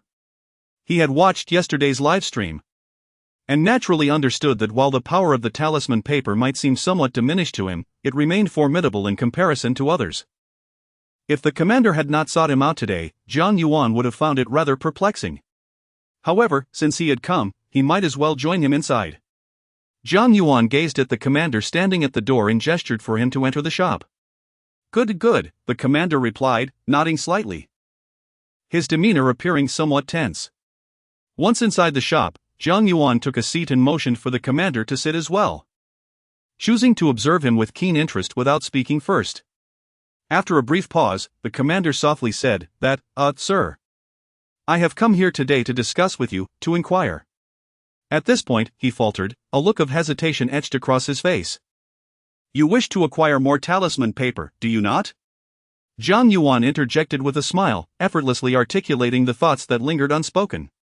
"Indeed," the commander replied after a moment of silence, nodding gravely. "Very well," Jiang Yuan said with a smile, "please wait a moment. I shall prepare some new talisman papers for you today." With that, Jiang Yuan rose and began to rummage around for talisman paper and cinnabar, eventually settling down at the table. After meticulously arranging the materials, he took a deep breath and began to adorn the cinnabar, channeling his inner energy into his fingertips. He deftly maneuvered them across the talisman paper. In the instant he sealed the brush, a golden light flashed upon the talisman paper, stronger than the previous time. Once the golden light dissipated, the talisman paper was complete. Jiang Yuan lifted the talisman paper with satisfaction, naming it the fiery talisman. Similar to the thunderstrike talisman, once activated, it would transform into a raging fire to incinerate the enemy. Setting the fiery talisman aside, he skillfully created several additional talisman papers, which were akin to those he had crafted yesterday. He was acutely aware that, at present, the most useful talismans for the official soldiers were the simpler ones, like the immobilization talismans. After a short while, Jiang Yuan's table was adorned with a collection of talisman papers, 20 immobilization talismans, 2 thunderstrike talismans, and 1 fiery talisman. Once completed, he took a moment to rest before packaging the talismans. Turning to the commander, he said, "You may take these back with you. They are similar to those from yesterday, with the exception of the fiery talisman, which operates on the same principle as the thunderstrike talisman." Upon hearing Jiang Yuan's words, the commander's eyes were fixed on the talisman papers, unable to tear away from their allure. His hands trembled as he accepted the talismans. "Sir, have you truly not considered joining the official ranks? If you wish to join the official ranks, I am more than willing to accommodate any requests you may have. All I seek is your inclusion in our ranks." With that, the aging face of the commander brimming with anticipation turned toward Jiang Yuan, eagerly awaiting his response. After a moment of contemplation, Jiang Yuan slowly shook his head and replied, "Let us discuss this matter at a later time. I tend to be somewhat laid back and fear I may not adapt well to the rigors of military life. Moreover, the current situation in the Great Xia Kingdom appears to be quite stable.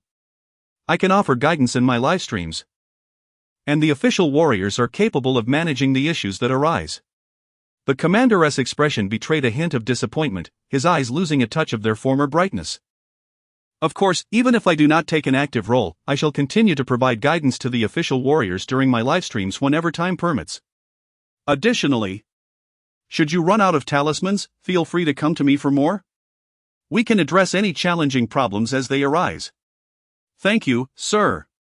Upon hearing this, The commander's earlier disappointment dissipated, and a glimmer of hope rekindled in his eyes, sparked by Jiang Yuan's final words. "By the way," Jiang Yuan said, slightly inclining his head before pausing to add, "regarding Meng Meng, if she happens to say something inappropriate, I kindly ask that you do not hold it against her. After all, she is still a newcomer. Rest assured, sir, with me here, I will ensure that Meng Meng is treated fairly," the commander declared, thumping his chest with assurance. Indeed, Jiang Yuan nodded once more, his gaze drifting to the bracelet on the table. "By the way, you might as well wear this bracelet. It could prove beneficial to you." Jiang Yuan offered the bracelet to the commander, feeling that it was of little use to him. A mere trinket that was more of a burden than a treasure. Since the commander had promised to assist Meng Meng, Jiang Yuan was content to bestow this item upon him. "Unless there is anything else, Commander, you may take your leave." "Very well." The commander accepted the bracelet, donned it on his wrist, and saluted Jiang Yuan respectfully before turning to exit the shop. As he stepped outside, it seemed a thought struck him, and he abruptly halted. Turning back to Jiang Yuan, he stated, "Sir, this payment, like yesterday's, will be transferred to your card as soon as I return." Upon hearing this, Jiang Yuan, who had just taken a seat, was momentarily taken aback, utterly bewildered by the unexpected turn of events. What payment? He thought, as he was certain he had not received any funds. Suddenly, a look of astonishment crossed his face as he paused in realization. He quickly retrieved his phone, searching for his bank card. Logging into the app, he was greeted by a shocking display of zeros in his account balance, leaving him utterly speechless. "How much is this?" he wondered, counting the digits, 1, 2, 3, 4, 5, 6, 7.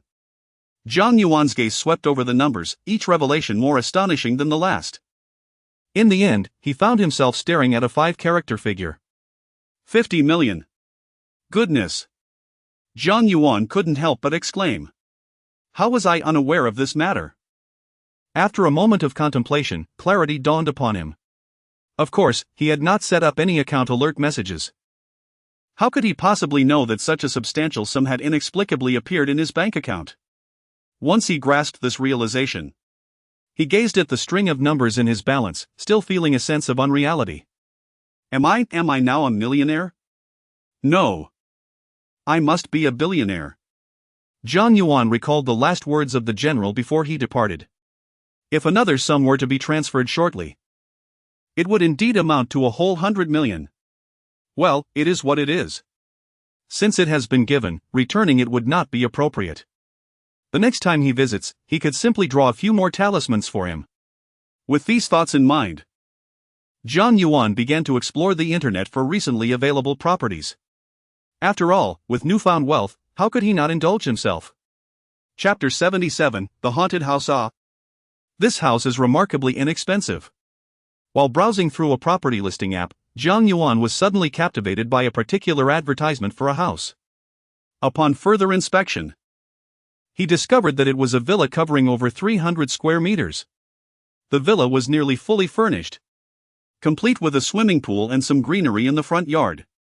What particularly caught Jiang Yuan's attention was the surprisingly modest price of 3,800,000. This seems too good to be true. Such an affordable villa exists? Jiang Yuan scrutinized the images of the property, his expression a mix of disbelief and curiosity. 3,800,000 is hardly a significant amount in Kyoto, or even a modest home in the suburbs could cost a fortune.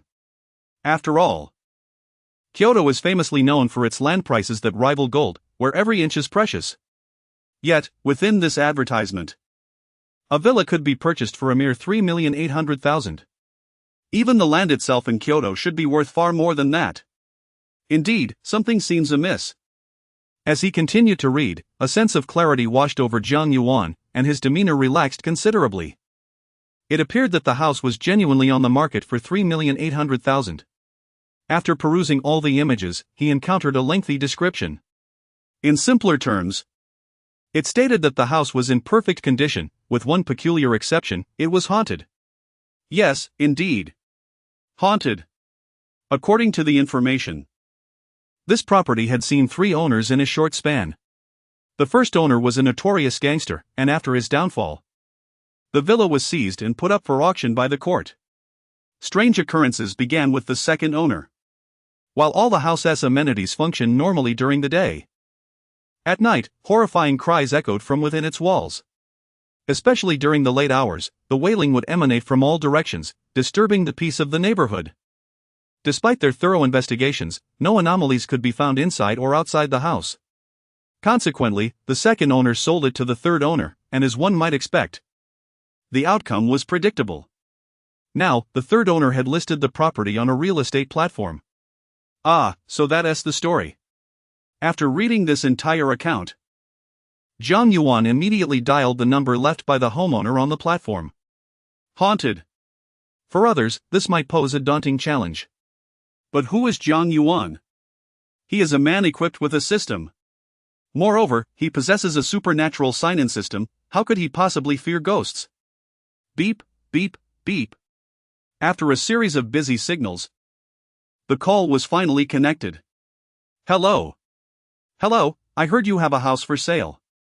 I would like to inquire further. What house for sale? The voice on the other end of the phone was filled with astonishment. Sir, you must not have seen my previous message, right? No, I did see it, but...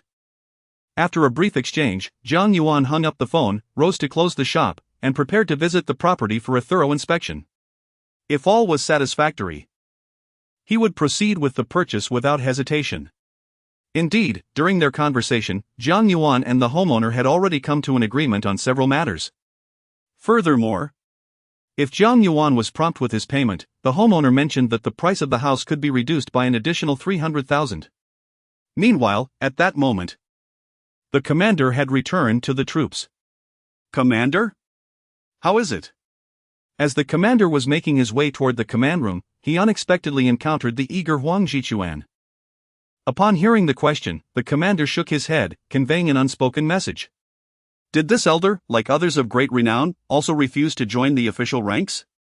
Huang Jichuan's expression immediately dimmed. Indeed, these two were essentially the same person, the commander silently mused.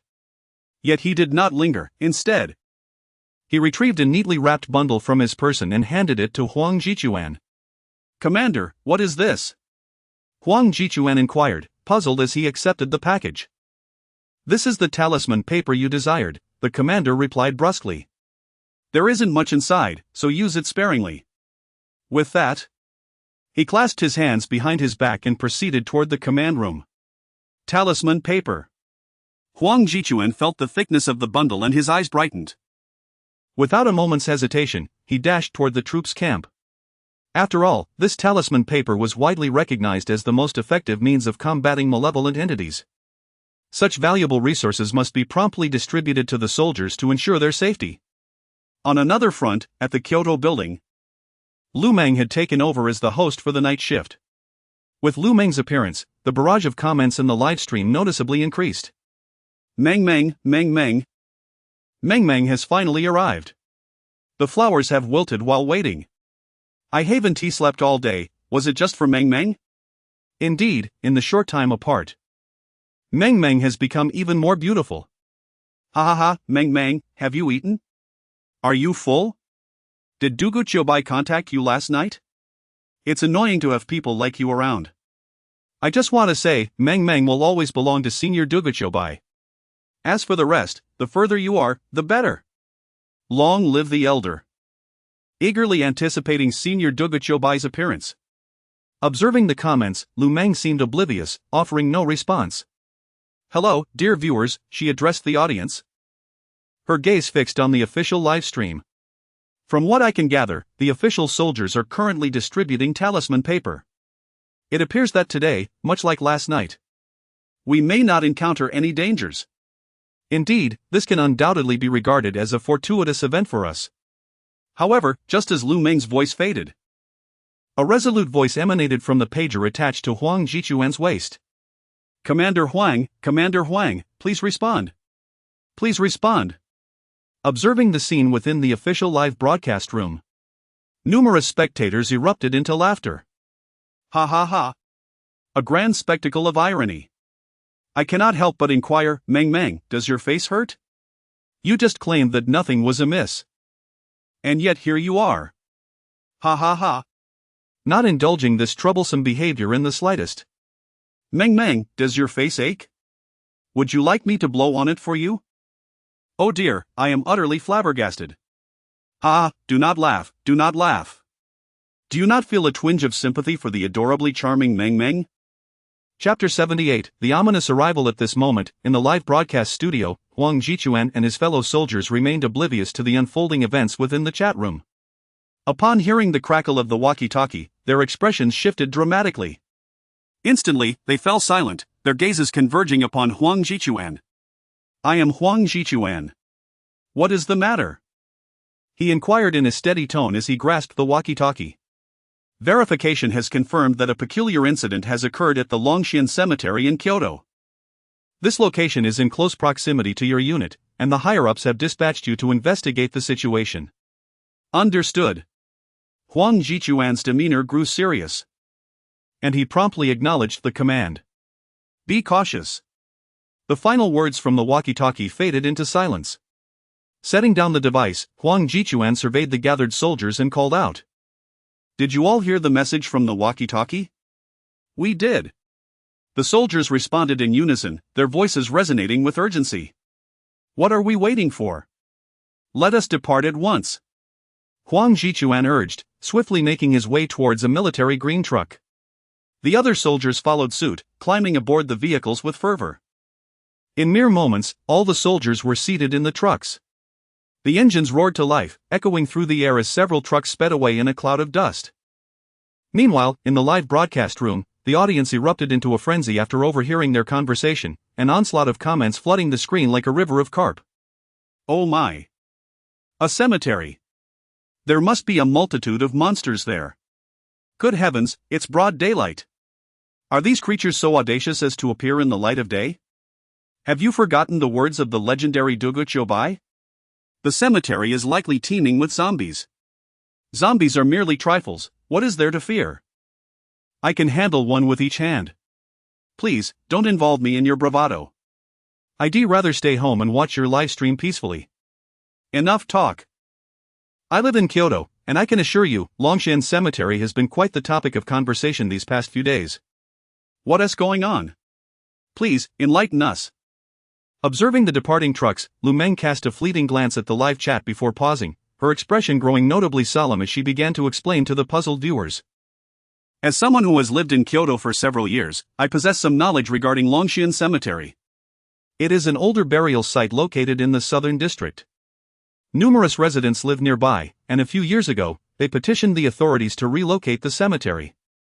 After all, having a cemetery right behind one's home can be rather unsettling. The authorities initially approved the request, but for reasons unknown, the relocation never materialized. Currently, the residents near Longxian Cemetery have largely vacated the area, rendering it quite desolate. After a brief pause, Lu Meng's voice took on a serious tone as he remarked that something had occurred at Longxian Cemetery today. As his words resonated in the live stream, numerous viewers from nearby Kyoto nodded in agreement. Lu Meng speaks the truth. I am also from Kyoto and had previously heard about the relocation.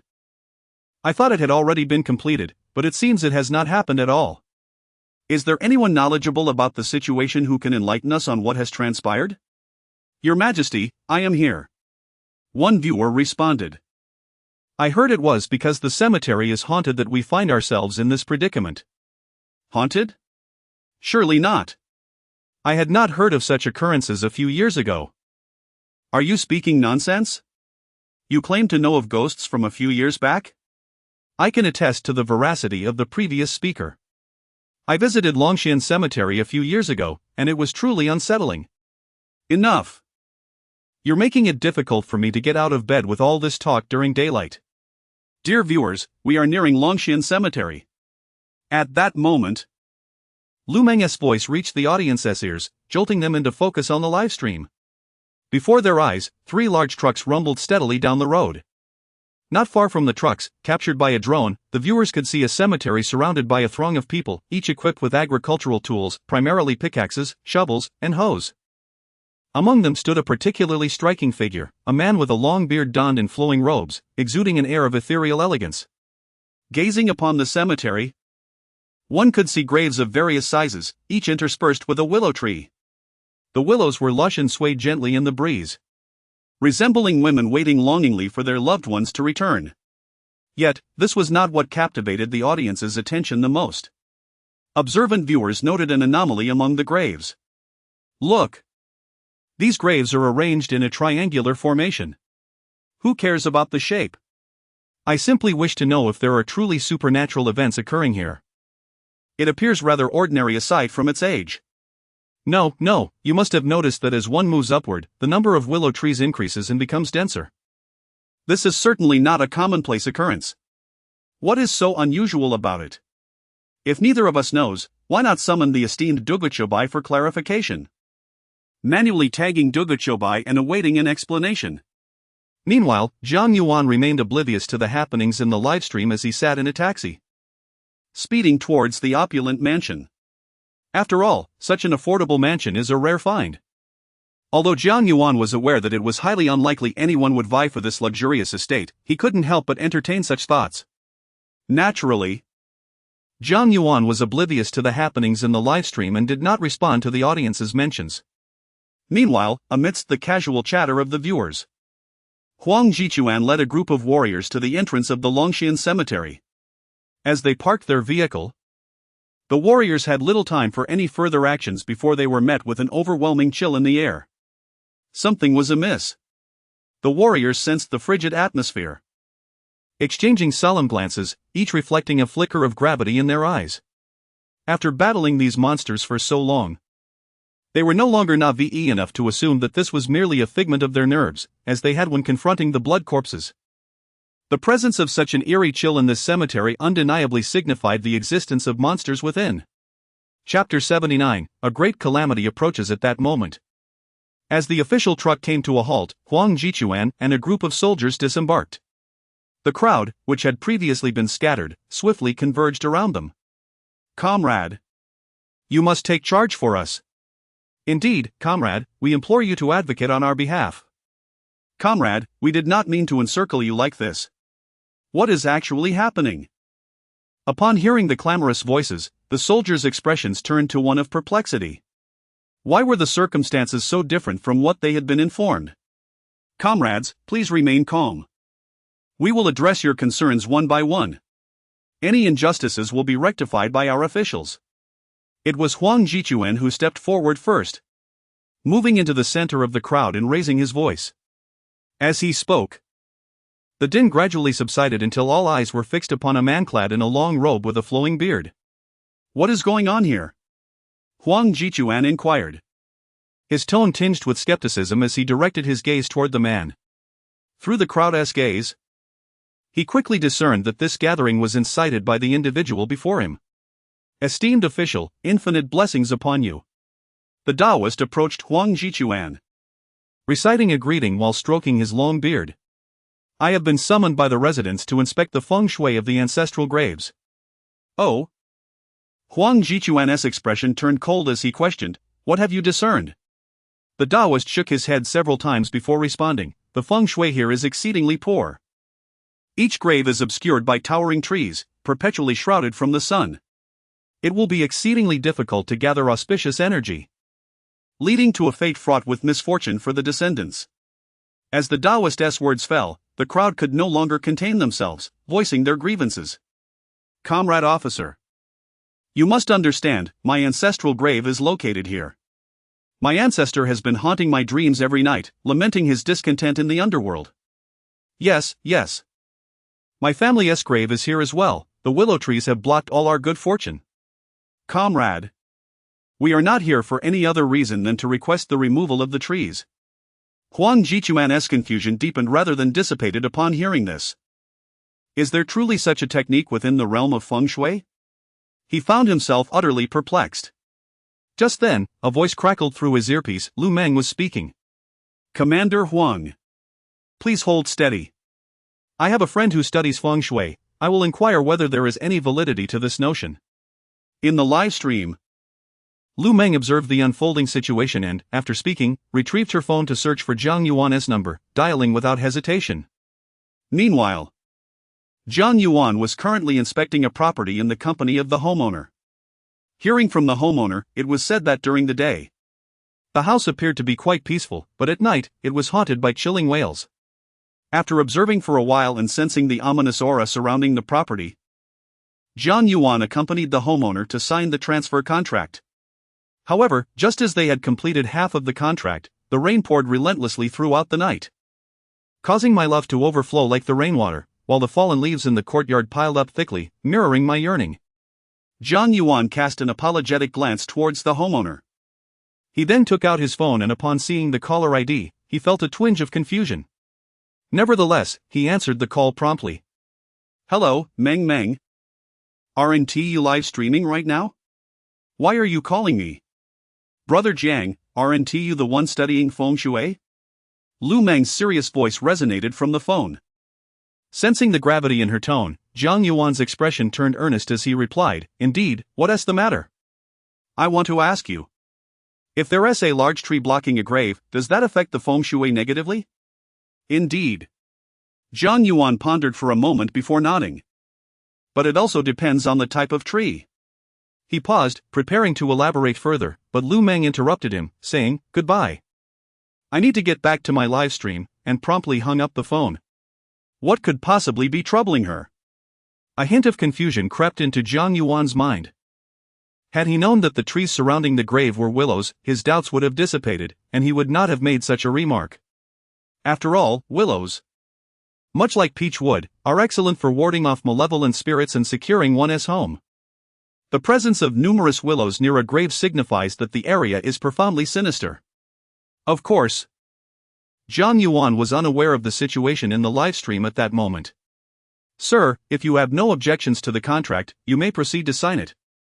The homeowner reminded Jiang Yuan as he put down his phone. Also, sir, I must confirm once more, there will be cries at night. Are you certain you wish to proceed with the purchase? It's all right. Jiang Yuan smiled, feeling a sense of appreciation for the homeowner.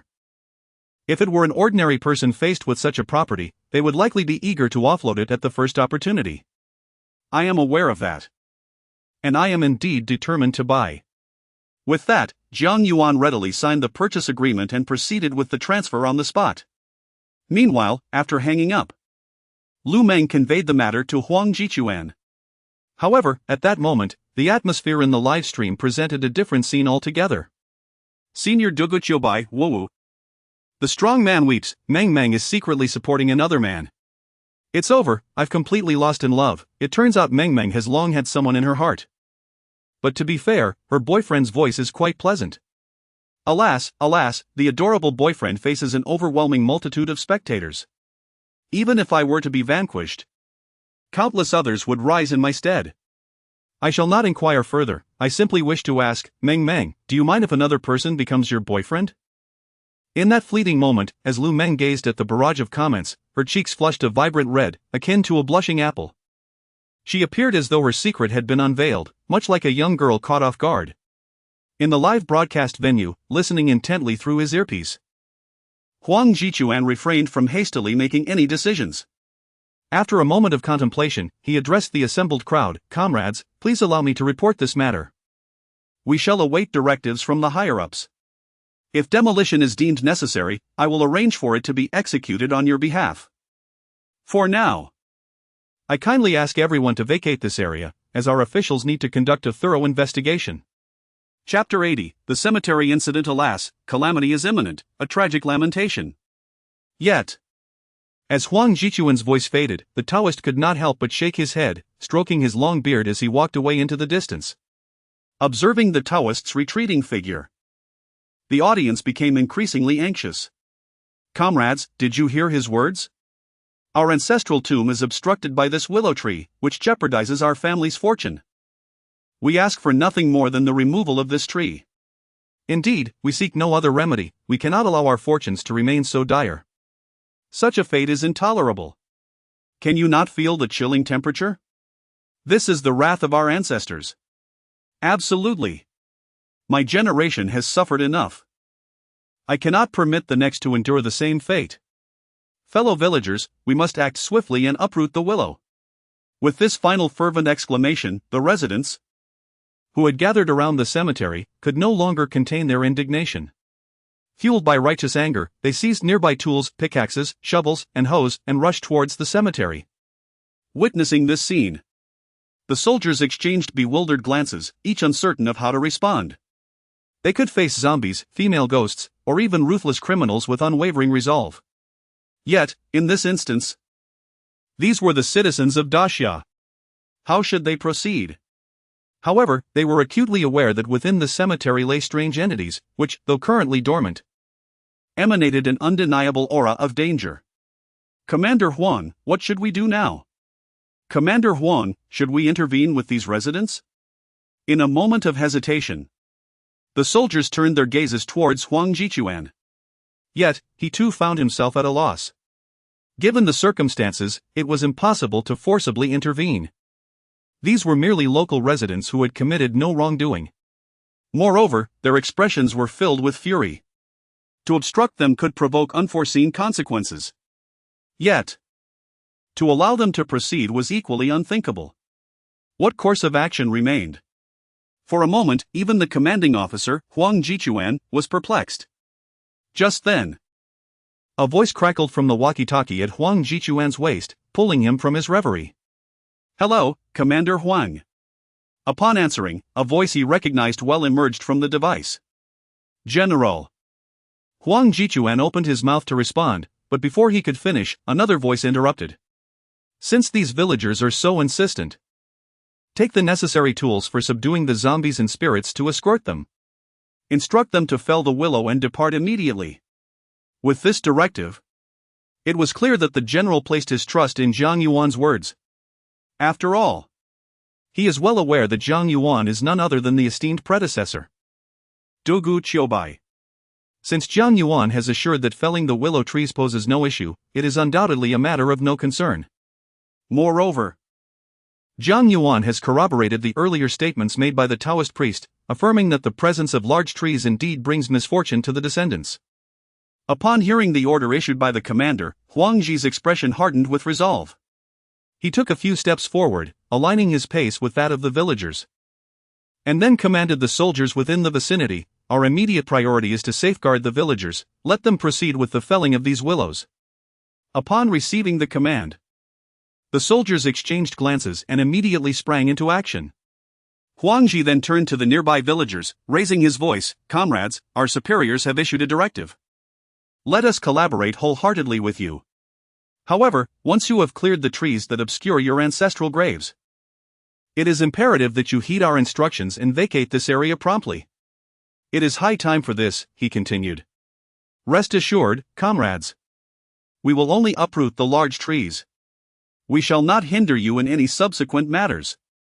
The villagers nodded in agreement, expressing their reassurance. "Indeed, as long as the willows are removed, allowing our ancestral graves to bask in the light once more, you need not concern yourselves with our future actions." Listening to Huang Ji's fervent proclamations, the crowd of villagers enthusiastically acquiesced, quickening their pace toward the cemetery. Upon entering, they dispersed in search of their respective ancestral graves, preparing to clear the willows that grew nearby. Meanwhile, a multitude of soldiers, having entered the cemetery, maintained a vigilant demeanor, their eyes scanning the surroundings. Each soldier could feel the temperature around them drop significantly, sending a chill down their spines.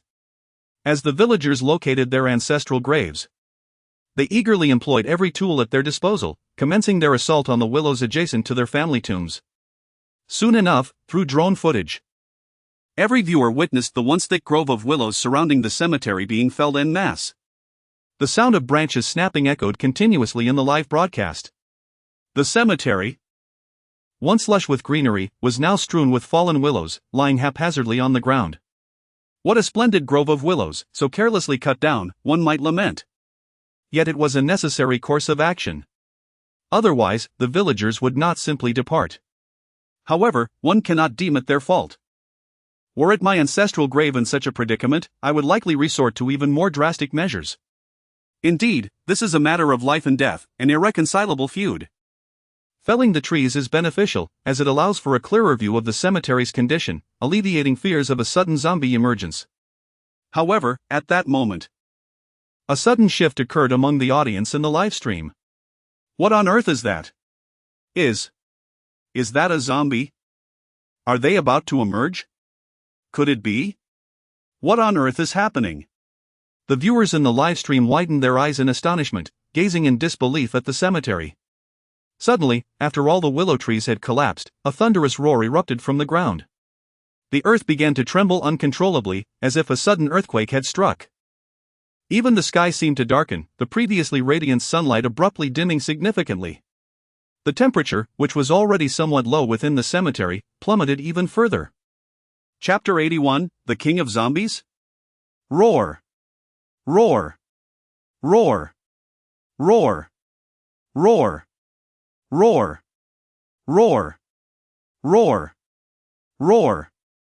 At this moment, as the ground trembled violently, a series of deafening roars echoed throughout the cemetery.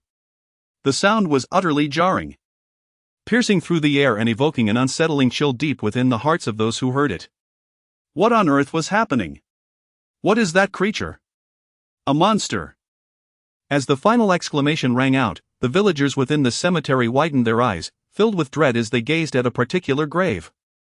Suddenly, the soil atop that grave began to quiver ominously. With a loud thud, a desiccated arm burst forth from the earth. Clumps of dirt clung to the limb, which was an eerie shade of green and continued to twitch slightly. Most horrifying of all were the fingernails at the end of the fingers, jet black, sharp, and elongated like deadly blades. The sight was utterly chilling. Upon witnessing this grotesque arm, a frigid sensation surged from the villagers' heels, rushing up to the crown of their heads. However, what transpired next extinguished all their emotions, leaving only sheer terror in its wake. A deafening roar erupted from the grave. In an instant, the tomb exploded, dirt flying in all directions. Alongside the scattering earth emerged a figure, the owner of that dreadful arm. With a fearsome roar, the creature clawed its way out, its savage visage aimed menacingly at the nearest villager. With a swift thrust, the sharp claws pierced through the villager's body, gouts of crimson blood erupting forth. The attacked villager's face turned ashen, yet he could scarcely utter a cry of despair. The creature opened its maw, revealing razor-sharp fangs that sank into his neck, greedily drinking his life essence. In the blink of an eye, the unfortunate villager emitted no sound, his head tilted, and he fell silent forever. With a casual toss of the lifeless body, the creature let out another furious roar directed at the remaining villagers. Witnessing this horrific scene, they stood frozen in shock. Yet time did not halt for their bewilderment. From the graves within the cemetery, the ground continued to erupt with explosive sounds and feral roars. With each thunderous blast, strange arms emerged from the graves. As this chilling spectacle was captured by drones and presented to the audience, the sheer onslaught of grotesque arms emerging from the graves created a visual shockwave. Even in the broad light of day, viewers in the live stream felt an overwhelming sense of dread, truly terrifying. Even the host, Lu Meng, trembled slightly. Meanwhile, the live broadcast site had descended into utter chaos. Monsters, monsters. Indeed. Do not kill me, my flesh is unappetizing. I have an 80-year-old mother and a 3-year-old child. I do not wish to perish here. The faces of every fleeing villager were etched with profound terror. In the relentless pursuit of the monsters, they scurried about like headless flies. Do not panic. Do not panic. Huang Jichuan's gaze was fixed on the emerging creatures. He hurried forward, shouting to the villagers, "Comrades, these are zombies. Remain calm. With peach wood, black dog blood, and cinnabar, they can be vanquished." Yet, his words fell on deaf ears, creating not a single ripple. Instead of halting, the villagers descended further into chaos. A glance around revealed a frenzy of fleeing villagers and the echoing roars of zombies. Brothers, let us unite and eliminate these zombies. In desperation, Huang Jichuan moved against the tide of the fleeing crowd, brandishing peach wood and an array of items meant to subdue the undead, buying precious time for the villagers to escape. Observing this, the other warriors hesitated not, seizing their tools to engage in battle with the zombies. For a fleeting moment, armed with peach wood, black dog blood, talismans, glutinous rice, and cinnabar, anything that could quell the zombies, the warriors gradually gained the upper hand, suppressing the horde. However, this scene was not to last. Suddenly, a resounding roar erupted from the highest point of the cemetery. Roar! Instantly, those zombies that had been subdued by the warriors reacted as if receiving some command. Unleashing furious howls, they surged past the warriors, accelerating towards the panicked villagers. Despite the warriors' efforts with their tools, they could only maintain a semblance of control. Faced with villagers who had no knowledge of how to resist, these zombies resembled merciless demons from the netherworld, ruthlessly reaping lives within the crowd. As the zombies shifted their focus from the warriors to the villagers, each flicker of crimson light in the livestream signaled another villager's demise at their claws. Though the warriors were determined to halt this carnage, their numbers were limited. Moreover, the villagers failed to gather, utterly paralyzed by fear, only knowing to flee, flee, flee. Yet, no matter how swiftly they ran, could they ever outpace the zombies? In that moment, the air was filled with a cacophony of roars, wails, and cries. The once desolate cemetery transformed into a vast slaughterhouse, blood flowing freely. A potent, acrid scent of blood permeated the air. What is happening to these villagers? Why do they not resist? Must they be slaughtered without a fight? It infuriates me. Are they truly so cowardly? Do they not understand that fleeing aimlessly will not resolve their plight? In truth, this represents the typical response of ordinary individuals when confronted by zombies. If I were in their position, my circumstances would likely not be any better than those of the villagers. Though I am aware of this fact, it still fills me with frustration. I can no longer bear to watch, my heart feels as though it might explode from anger. In the live stream, the audience observed the situation unfolding with expressions of exasperation and disappointment. They wished fervently to be among the villagers, so they could demonstrate their prowess. Witnessing the overwhelming circumstances within the cemetery, Huang Jichuan's eyes suddenly turned a fierce crimson. These individuals are all citizens of the Great Xia. His fiery gaze was fixated on the ominous figure at the pinnacle of the cemetery. He understood that the bizarre behavior of the zombies was a direct result of that presence. Hold on. I will take down the zombie at the top, Huang Jichuan bellowed. Drawing a lightning strike talisman from his pocket and immediately sprinting towards the summit of the cemetery. Chapter 82, Two Lightning Talisman, is this just a teasing game? The figure standing at the pinnacle evidently noticed the rushing Huang Jichuan. It let out a ferocious roar, accompanied by a terrifying force, leaping through the air towards Huang Jichuan. What on earth is this? Witnessing this scene, Huang Jichuan's heart quivered violently. The zombie before him was drastically different from any he had encountered previously. The most immediate sensation was an overwhelming sense of helplessness. It felt as though this creature was insurmountable. Moreover, this zombie could leap to such heights. A feat unmatched by any ordinary undead. With a mere bound, it seemed to soar through the air, as if disregarding the laws of gravity entirely. However, Huang Jichuan had little time for contemplation. In the blink of an eye, the zombie was already upon him. With claws extended, displaying 10 blood-red, sharp talons, it lunged fiercely at Huang Jichuan. Excellent! In response, Huang Jichuan suppressed his shock, stealing his expression, and immediately hurled the lightning talisman he held. In an instant, as the talisman slipped from his grasp, it shimmered with golden light, rapidly disintegrating into ash. Then, a thunderous roar erupted. The once pristine white clouds in the sky darkened abruptly as if ink had been poured upon them. Simultaneously, thunder rumbled, and dark clouds amassed, enveloping the area with an oppressive aura, as if something dreadful were about to descend. Sensing this overwhelming presence, the previously animated zombies in the vicinity froze, their rigid forms trembling slightly. Watching the sudden shift in the atmosphere, the audience in the livestream erupted with delight. Once more, they were in awe of the lightning talisman. Even cinematic special effects dared not portray such spectacle. The moment the lightning talisman was deployed, its effect was palpable. Just look at these zombies, they appear completely dazed, paralyzed with fear. Indeed, what is this? It is the lightning talisman. Come, let us speculate, under the might of the lightning talisman. How long can the leading zombie endure? Without much thought, one might wager no more than a minute. This zombie seems quite formidable, even commanding the others. I would guess it would last less than 30 seconds. Goodness, after hearing you say that, I am particularly curious about who this expert might be.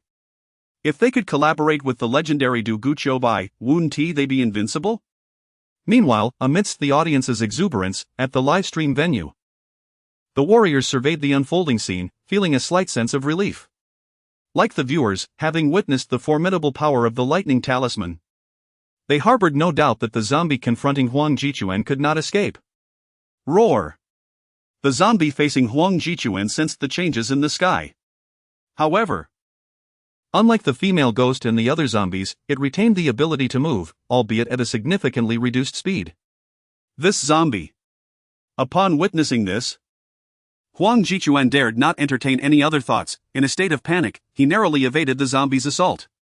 The creature, instead of pursuing him relentlessly, let out a furious roar, directing its gaze towards the trembling zombies within the arena, seemingly venting its inner discontent.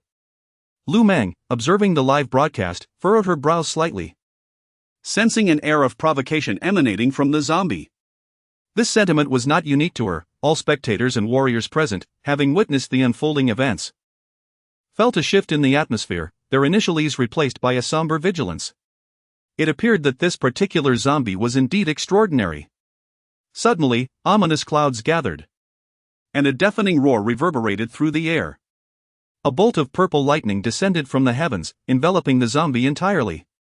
At this sight, the tension in the hearts of the onlookers relaxed slightly, as it seemed this zombie was not as formidable as they had feared. Yet, just as this thought began to settle, an enraged roar erupted from the live scene. The sheer intensity of the roar caused hearts to race once more. They knew that only the zombie, shrouded in lightning, could produce such a sound. Unlike the agonized wails of the previous female specter struck by lightning, this roar conveyed pure fury and indignation. Ha! You think you can withstand me? Huang Jichuan, perceiving the shift, let out a cold snort and once again summoned a lightning talisman. Thunder rumbled ominously as the previously dissipating clouds began to coalesce once more. The sky darkened, and light was extinguished. Even the drone's footage dimmed in this moment. Only the ear-splitting booms and the swirling purple light remained. As time passed, the purple light intensified, becoming dazzling and radiant, akin to a violet sun, casting an ethereal glow within the broadcast room. With a thunderous clap, the purple brilliance, like a legendary sword, cleaved through the darkness. When the celestial purple light dissipated, revealing the sun once more, it descended upon the zombie's form with a resounding impact. In an instant, everyone beheld as brilliant purple rays encircled the zombie, relentlessly battering its body.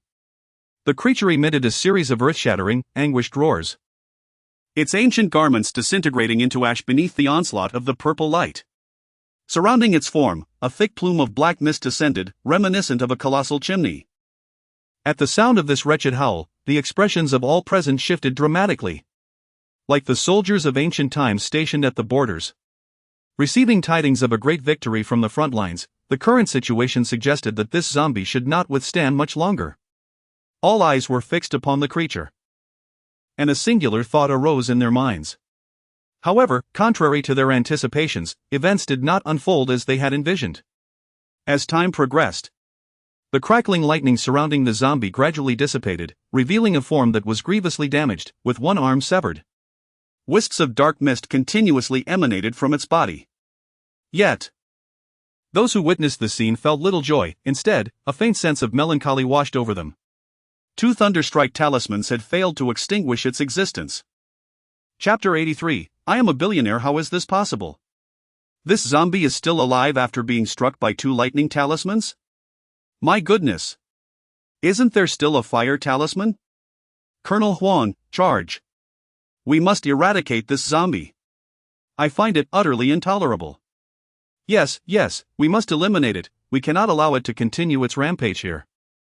Could this be the advanced zombie that the esteemed Dugu Chobai spoke of?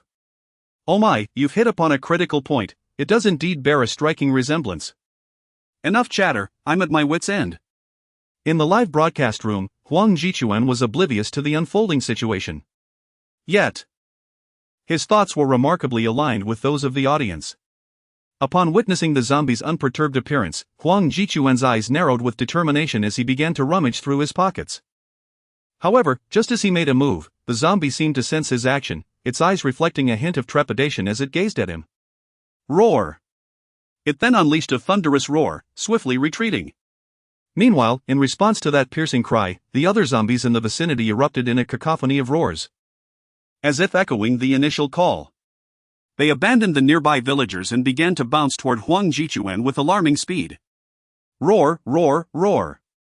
Attack! We must not allow them to approach Colonel Huang. Where are the talismans? Quickly, bring them out. The soldiers, witnessing the chaos, gripped their peach wood, black dog blood, glutinous rice, vermilion, and talismans, all ready to engage in battle, hoping to buy some time for Huang Jichuan. Ah! Don't hit me, don't hit me. You can fight, but why are you coming for me? No, no. Simultaneously, the surviving villagers were wailing in despair. A closer look would reveal large wet patches on their trousers, a stark contrast to their earlier defiance against the soldiers in the cemetery, where they had vowed not to rest until every willow tree was cut down. However, due to the villagers' frantic movements, the soldiers' efforts were significantly hampered. They had to consider the safety of the villagers, while the zombies showed no such restraint. Several times, just as the soldiers were on the verge of subduing a zombie, a crisis involving the villagers would arise, forcing the official soldiers to abandon their prime opportunity to capture the undead in order to rescue the villagers. Thus, while the soldiers managed to fend off some zombies, a greater number slipped through the gaps in the crowd, advancing toward Huang Jichuan. In that moment, Huang Jichuan found himself overwhelmed, unable to free his hands to defend against the zombies attacking from behind. Damn it! As he grappled with the other zombies, he watched the formidable one slipping further away. The entire atmosphere grew increasingly frenzied, as one wielded a peachwood staff, akin to a tiger amongst a flock of sheep. The movements were erratic and remarkably swift, striking down upon the bodies of the surrounding zombies. Occasionally, a talisman was drawn from within, directly subduing the undead. These villagers. Lu Meng observed the live broadcast, her mouth agape in indignation. Ultimately, recalling her role as the official host of the stream, she refrained from further commentary, letting out a heavy sigh. Although she felt a sense of frustration towards the villagers, she recognized her position and chose not to criticize them in such dire circumstances. Yet, while Lu Meng held her tongue, the viewers in the chat transformed into keyboard warriors. What on earth are these villagers doing? Why are they running? Don't they realize that the zombies are not even targeting them? Wouldn't it be wiser to find a safe place to hide? I am truly exasperated. If I were an official warrior, I would not bother fighting zombies, I would simply deliver a resounding blow. Alas, I am at a loss for words. All I can say is, well done. Meng, I will voice what you dare not, these villagers truly deserve their fate. If it were not for their actions, that formidable zombie would never have escaped. Do they not understand that allowing such a powerful undead to flee makes capturing it in the future exceedingly difficult? After venting their frustrations, the viewers fell into a solemn silence, their eyes fixated on the drone footage capturing the retreating figure of the formidable zombie, which eventually dwindled into a mere black dot before vanishing entirely from the screen. Now, no words could amend the situation, that fearsome zombie had already fled. One could only hope that this escaping creature would not commit any heinous acts, though the odds of such a wish being fulfilled were incredibly slim. Meanwhile, Jiang Yuan remained oblivious to the events unfolding in the livestream. After signing the contract with the previous owner, he returned to his shop, preparing to rest before investigating the peculiarities of that villa later that night. After all, it was to be his future residence, and he felt a nagging discomfort at the thought of not expelling any lurking spirits. Suddenly, the funds had arrived. Jiang Yuan, seated in a grand armchair, gazed at his bank account, which had increased by 50 million, his eyes narrowing with a glimmer of satisfaction.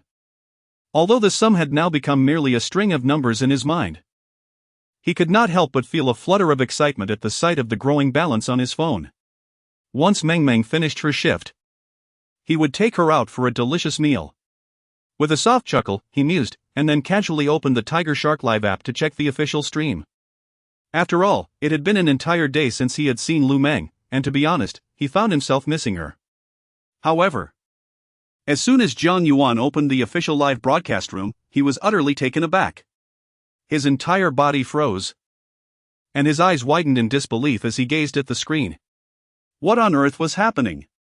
Surrounded by a sea of blood and an array of zombies, Jiang Yuan was immediately engulfed in confusion. Had he encountered some formidable supernatural entity? How could there be so much blood? Moreover, the barrage of comments in the live chat left him somewhat bewildered. How could such a monumental event transpire in the brief time since he last watched a live stream? Chapter 84, The Escaping Fierce Zombie. At this moment, with Jiang Yuan's arrival in the live broadcast room, the battle within the cemetery was nearing its conclusion. With the departure of the formidable zombie, the remaining rampaging zombies disintegrated into disarray, instinctively fighting on their own. In this scenario, although villagers were scurrying about, they gradually fell into a disadvantage against the well-equipped warriors. As each zombie was subdued by the soldiers, the balance of power shifted further in favor of the warriors. Ultimately, the majority of the zombies were subdued, yet a small fraction managed to escape due to the fleeing villagers. A gentle breeze swept through the area, dissipating some of the overwhelming stench of blood within the cemetery. Huang Jichuan and the other soldiers surveyed the scene, their faces marked by the palpable fear of the surviving villagers and the numerous zombies adorned with talismans. Logically, the subjugation of so many zombies should have filled any warrior with joy. Yet, there was no exhilaration among them. Instead, a heavy gloom shrouded their expressions. Despite their success in subduing countless zombies, the sight of lifeless bodies strewn across the ground, coupled with the unmistakable terror and despair etched on their faces, served as a constant reminder of their defeat. This battle had been a resounding loss. Such a powerful zombie was not like a female ghost. It could not be confined to its original territory. Capturing that fierce zombie would prove exceedingly difficult. Moreover, as long as such a formidable creature remained at large, it posed a significant threat, a malignant tumor, to the citizens of the Great Xia Kingdom. If they had known earlier, they would have employed the fire talisman at the outset. At least, in doing so, even if they had failed to subdue the fierce zombie, the situation would not have been as dire. Huang Jichuan gazed upon the gruesome scene of bloodshed within the cemetery, tightly clutching the fire talisman in his hand. The most crucial fierce zombie had escaped. As he observed the unfolding events in the live broadcast room, Jiang Yuan's mind was suddenly filled with a mechanical voice. Detection of paranormal activity, sign-in successfully triggered. Would the host like to proceed with the sign-in? Listening to the system's prompt, Jiang Yuan did not immediately respond. He remained perplexed by the events that had transpired in such a brief span of time. His gaze swept across the live broadcast room until it froze, fixating on the bloodstained willow tree on the cemetery ground. His expression darkened instantly. The willow tree, divided into mountain willows and water willows. Mountain willows attract spirits, while water willows dispel evil. Typically, cypress trees are planted near graves, symbolizing eternal greenery. However, from the footage captured by the drone, Jiang Yuan noted the absence of a water source nearby, indicating that these willows were indeed mountain willows. As one of the 5 major trees, mountain willows are particularly ghostly, and their presence near graves over time accumulates negative energy, transforming the area into an exceedingly domain. Gazing upon the fallen willows scattered throughout the cemetery, one cannot help but ponder that, after years of gathering, this site has likely evolved into a realm of profound darkness. Nourished by the malevolent energy, the corpses within the graves are indeed susceptible to transformation. If Jiang Yuan's conjecture holds true, the zombies presented in the livestream are most likely nourished by the willows. The collapse of these willows undeniably disrupts their roots, inciting their wrath. Thus, even in broad daylight, these zombies continue to emerge in relentless succession. Yet, where is the leading zombie? As Jiang Yuan comprehended the situation, he scrutinized each zombie. Aware that within this realm of extreme darkness, there must exist a singular entity far superior to the rest. After all, the malevolent energy, a potent sustenance for the undead, could not possibly be evenly distributed among them all. At that moment, the voice of Lu Meng resonated within the official livestream, alleviating Jiang Yuan's confusion. Dear official warriors, do not despair, Lu Meng spoke comfortingly into her earpiece, observing the somber expressions of the official warriors on screen. Your ability to subdue such numerous zombies is a testament to your efforts. Without you, the plight within the cemetery would undoubtedly be far more tragic. If that formidable zombie has fled, so be it, we shall surely capture it next time. Upon hearing Lu Meng's words, the audience nodded in agreement, acknowledging her sentiment. She is right, this time, the official warriors truly exerted themselves. Two Thunderstrike talismans failed to vanquish that zombie, it is not their fault. The zombie can fly, who could possibly intercept it if it wishes to flee? I won't say more, I've locked myself indoors and wish to avoid encountering that zombie. Rest assured, I am a resident near Longshan Cemetery, and I firmly believe that the official warriors will soon subdue that zombie. The audience in the venue was abuzz with various comments, yet they shared a common theme, comforting the official warriors. Upon hearing the words through the earpiece, Jiang Yuan and his fellow warriors momentarily regained their composure, exchanging glances that revealed a hint of bitterness. The previous Blood Corpse King had long been subdued.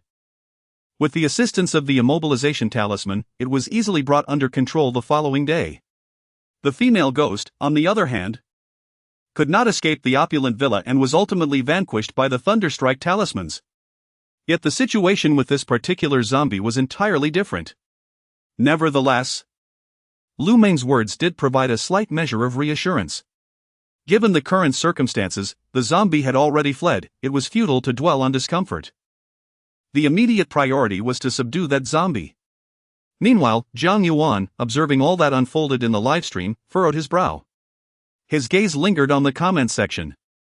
And after a moment of contemplation, he slowly typed a message. Are you certain you encountered a flying zombie? As the top comment materialized in the live stream, the audience erupted in excitement. Alas! I have captured a living embodiment of the legendary Duguchobai. I was wondering why the esteemed Duguchobai did not offer an explanation earlier. It turns out he was not in the live stream.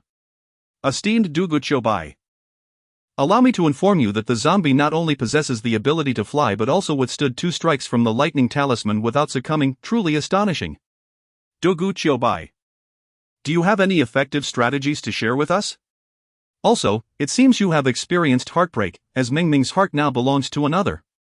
Furthermore, I must discreetly report that Meng Meng was engaged in a conversation with her boyfriend during the livestream. Indeed, esteemed Duguchobai, if your affections for Meng Meng are genuine, it appears that hope is lost. Chapter 85, The Divine Reward, the 9-layer demon tower. Lu Meng gazed at the barrage of comments, feeling both exasperated and amused. At such a crucial moment, the audience managed to turn the situation into a jest directed at her. After calming her thoughts and organizing her words, Lu Meng respectfully addressed the camera, saying, Senior Duguchobai, it is as follows.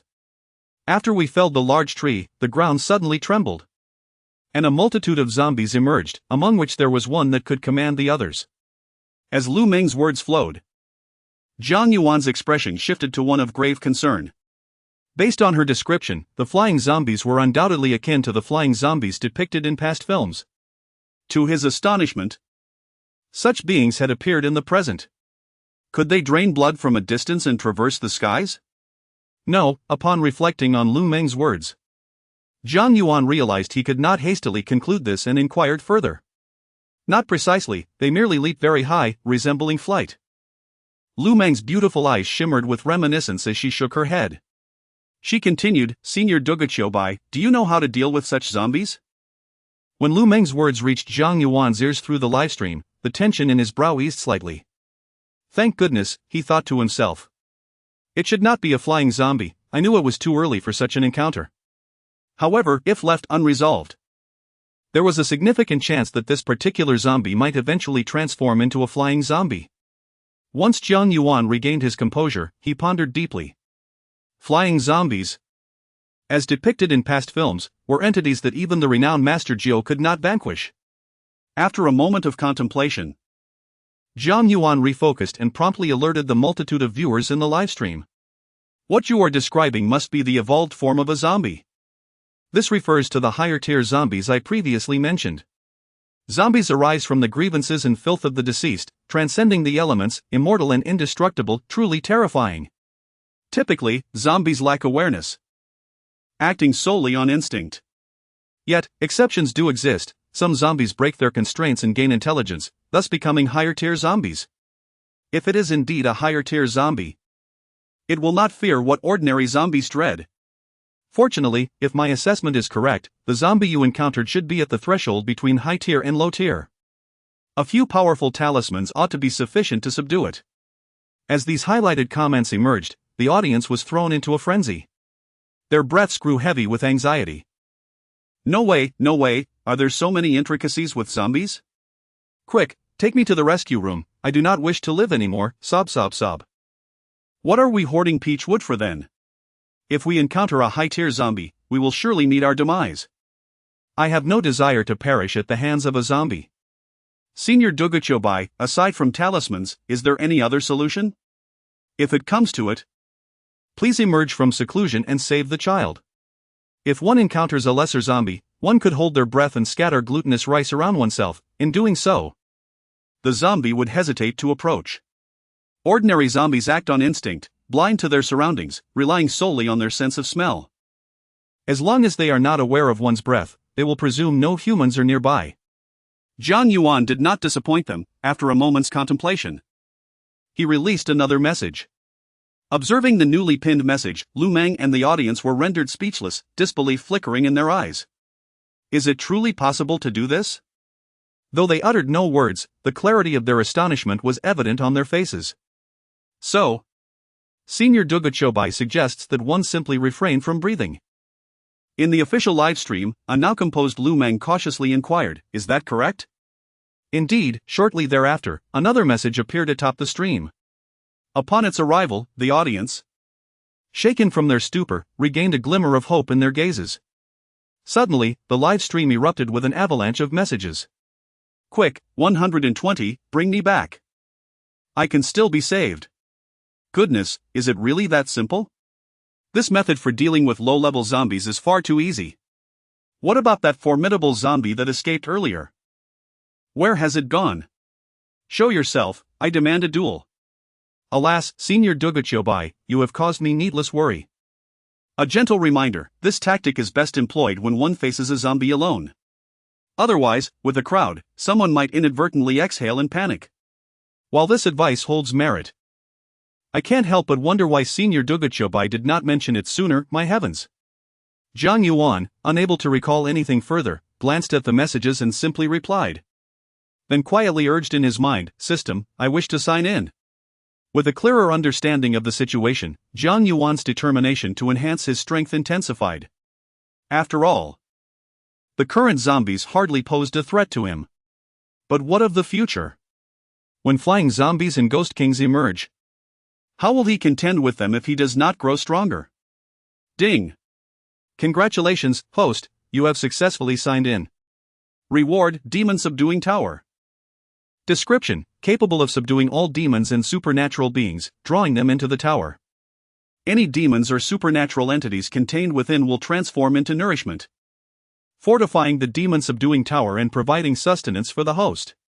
As the system's voice faded, a radiant golden light erupted from the table before Jiang Yuan, revealing a 9-tiered tower. Is this the demon subduing tower? Upon hearing the system's words, Jiang Yuan could not suppress the exhilaration coursing through him. If one possesses the demon capturing tower, the act of subduing spirits and other entities can directly benefit oneself. Thus, as long as one's internal true qi is abundant, there exists no spell within the entirety of the Maoshan incantations that one cannot master. Upon contemplating this, Jiang Yuan scrutinized the demon capturing tower meticulously. This tower, comprising 9 tiers, emanated a deep brown hue, exuding an ancient and profound aura. Suddenly, a notification chimed, host may introduce a drop of blood from the fingertip to establish ownership. However, upon hearing this, Jiang Yuan, after a moment of elation, did not rush to claim ownership, but instead wore a look of contemplation. The system's description suggested that this tower was exceedingly formidable. Drawing upon his experiences from a past life spent immersed in novels and various media, Jiang Yuan was aware that such treasures often posed a risk to the human body. As if sensing his thoughts, a mechanical voice resonated abruptly in Jiang Yuan's mind, "Rest assured, host. A product from this system is guaranteed to be of the highest quality." Chapter 86, The Night Falls, Jiang Yuan seeks spirits. Upon hearing this, Jiang Yuan pondered for a moment. Ultimately, he pricked his middle finger with a needle, allowing a drop of blood to fall upon the spirit-collecting tower. In an instant, the tower radiated a brilliant golden light, levitating in midair, its form swiftly diminishing until it transformed into a streak of luminescence and vanished into Jiang Yuan's brow. Simultaneously, at that moment, A slowly rotating spirit-collecting tower materialized within his consciousness, appearing as though it had shrunk several hundred times. Alongside this, he also acquired profound knowledge regarding the spirit-collecting tower. It became evident that the spirit-collecting tower was not as extraordinary as Jiang Yuan had initially believed. Given his current abilities, he could only unlock the first layer of the tower, which was capable of imprisoning only weaker creatures. Furthermore, to capture these creatures, they must be rendered incapable of resistance. However, according to the knowledge he had obtained, once Jiang Yuan's strength grew formidable enough to wield the tower with ease, all 9 layers would become accessible, unleashing the tower's full potential. After digesting this information, Jiang Yuan couldn't help but let out a bitter smile, realizing that his power was indeed rather meager. Thus, the most pressing matter was to enhance his abilities. Jiang Yuan mused silently, casting a glance at the livestream. At this moment, the warriors' expressions had relaxed, and the crowd had dispersed. They were now loading the subdued zombies onto trucks and cleaning up the aftermath of the battle in the cemetery. Observing this, Jiang Yuan quietly exited the livestream. The situation there had settled, and in order to effectively subdue the peculiar entities within the mansion that night, it would be beneficial to practice for a while longer, mastering more potent spells and charms. At the very least, this would ensure that he was in peak condition by evening. Soon, under the guidance of the system, Jiang Yuan immersed himself completely in his training, wholeheartedly dedicating himself to the practice while learning the entirety of the Maoshan techniques with the system's assistance. Meanwhile, on the other side, Huang Jichuan and his fellow warriors were moving swiftly. After dispersing the surrounding villagers, within minutes, they had loaded the subdued zombies into a large truck, preparing to hand them over to the authorities. As for the bodies of the villagers in the cemetery, they had contacted the local officials to manage the subsequent arrangements. With a rumble, the engine roared to life as they finished loading the zombies onto the truck. Under Huang Jichuan's leadership, all the warriors marched toward their unit. In the official livestream, Lu Meng had informed the official soldiers the moment Jiang Yuan's message appeared in the chat. She then glanced at the stream. Despite the cleanup, traces of dark red blood still marred the cemetery ground. With a sigh directed at the camera, she addressed the audience. Ladies and gentlemen, the situation in the cemetery has now been resolved. I recently observed that many of the villagers are elderly individuals. While you are watching the live stream, it is imperative to inform the older generation at home about how to respond when encountering zombies. Many of them do not possess smartphones and have never watched a live broadcast. If they remain unaware of these matters, they might, like the villagers this time, be utterly clueless when faced with bizarre creatures such as zombies or ghosts. Lu Meng's voice is sweet, yet her expression and tone exude a seriousness that is particularly striking. Ha, is this really Meng Meng? I have completely fallen for her. Nay, I am enamored by her. Meng Meng, when will you introduce your boyfriend to us? Fear not. Meng Meng, I shall make sure to thoroughly inform my grandparents about the dangers involved. Alas, I was already planning to take notes on the words of the esteemed Du Guqiu Bai, and now I must also remember Meng Meng's advice. However, Meng Meng's words ring true. My grandparents live in the countryside and are not adept at using smartphones. They may, indeed, be unaware of what transpires online. Come on, brothers, what are we waiting for? Let us hasten to inform our elders at home about these matters. As the barrage of comments flooded the live stream, viewers eagerly picked up their phones, dialing numbers to relay the situation to their families. In the ensuing hours, Huang Jichuan and his fellow warriors maneuvered their large truck without encountering any further strange occurrences. Upon returning safely to the base, each soldier resumed their duties, embarking on their respective training sessions. As the day wore on, the official soldiers did not receive any combat assignments, and the official live stream remained devoid of any reports of other peculiar events. Clearly, following the incidents at the cemetery, no new bizarre occurrences had emerged. This calm continued until evening when Lu Meng concluded her chat with the audience, signaling the end of her shift.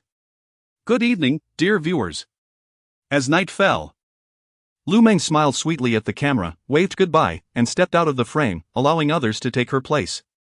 After exchanging pleasantries with the leaders, she exited the Kyoto building. Standing at the entrance, she gazed at the descending sun and did not rush back to her rental. With Jiang Ji's birthday approaching, Lu Meng tilted her head, reminiscing about the date on Jiang Yuan's ID when they signed the rental agreement. I think I will return home a little later in search for a suitable gift for Jiang Gu. With this thought in mind, Lu Meng stood by the roadside, awaiting a taxi. Meanwhile, Jiang Yuan, who had been diligently practicing, exhaled a breath of stale air and slowly opened his eyes. His calm gaze momentarily glimmered with golden light. But it quickly returned to normal. Quite remarkable, Jiang Yuan mused with a smile. After half a day's cultivation, Jiang Yuan successfully mastered several techniques of the Maoshan school.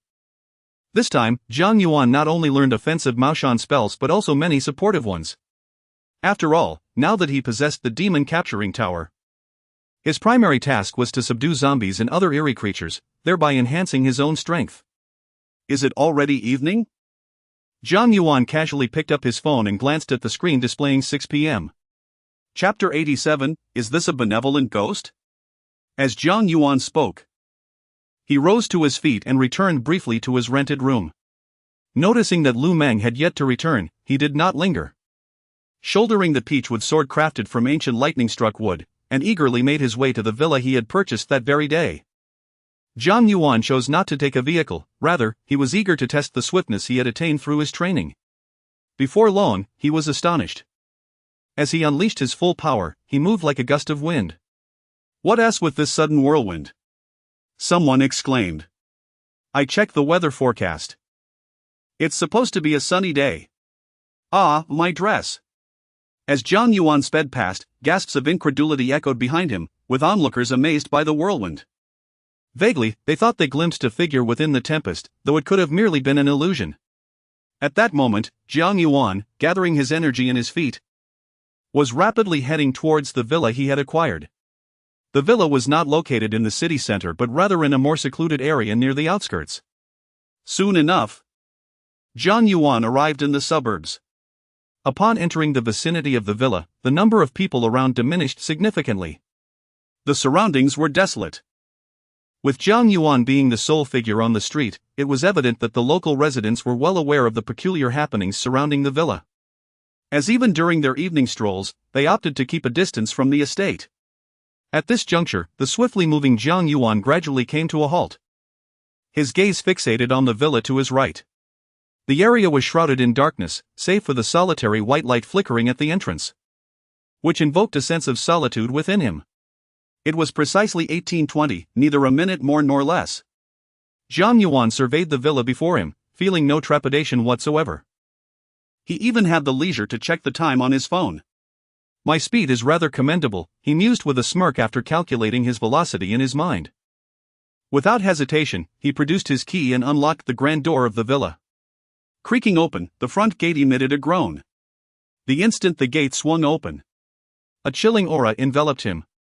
This spirit seems quite formidable, Jiang Yuan remarked, excitement flickering in his eyes. This was, after all, his inaugural venture into subduing a ghost. To claim his emotions were unperturbed would be disingenuous, for his idol, Uncle Gio, had always inspired him. And now he found himself engaged in deeds akin to those of his idol.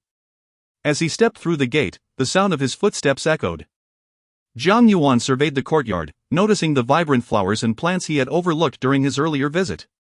Now, he was taken aback by their lushness, as if tended to daily. Yet according to the previous owner, he had ceased visiting the villa ever since he had heard inexplicable cries in the night. Quite intriguing. A smile of interest crossed Jiang Yuan's face. He quickened his pace and approached the villa's entrance. Without a hint of hesitation, he pushed the door open and entered. As he fumbled to illuminate the entire villa, flooding the house with light, Jiang Yuan found himself perplexed. The villa was eerily silent, devoid of any chilling cries. Perhaps they had yet to manifest. With that thought, Jiang Yuan began to roam the villa, his earlier cursory glance at the contract in the morning now seeming inadequate. Upon closer inspection, he found his confusion deepening. The villa was impeccably maintained, pristine and orderly, not a speck of dust or even a spider web could be found. It appeared almost brand new, as if no one had ever resided there.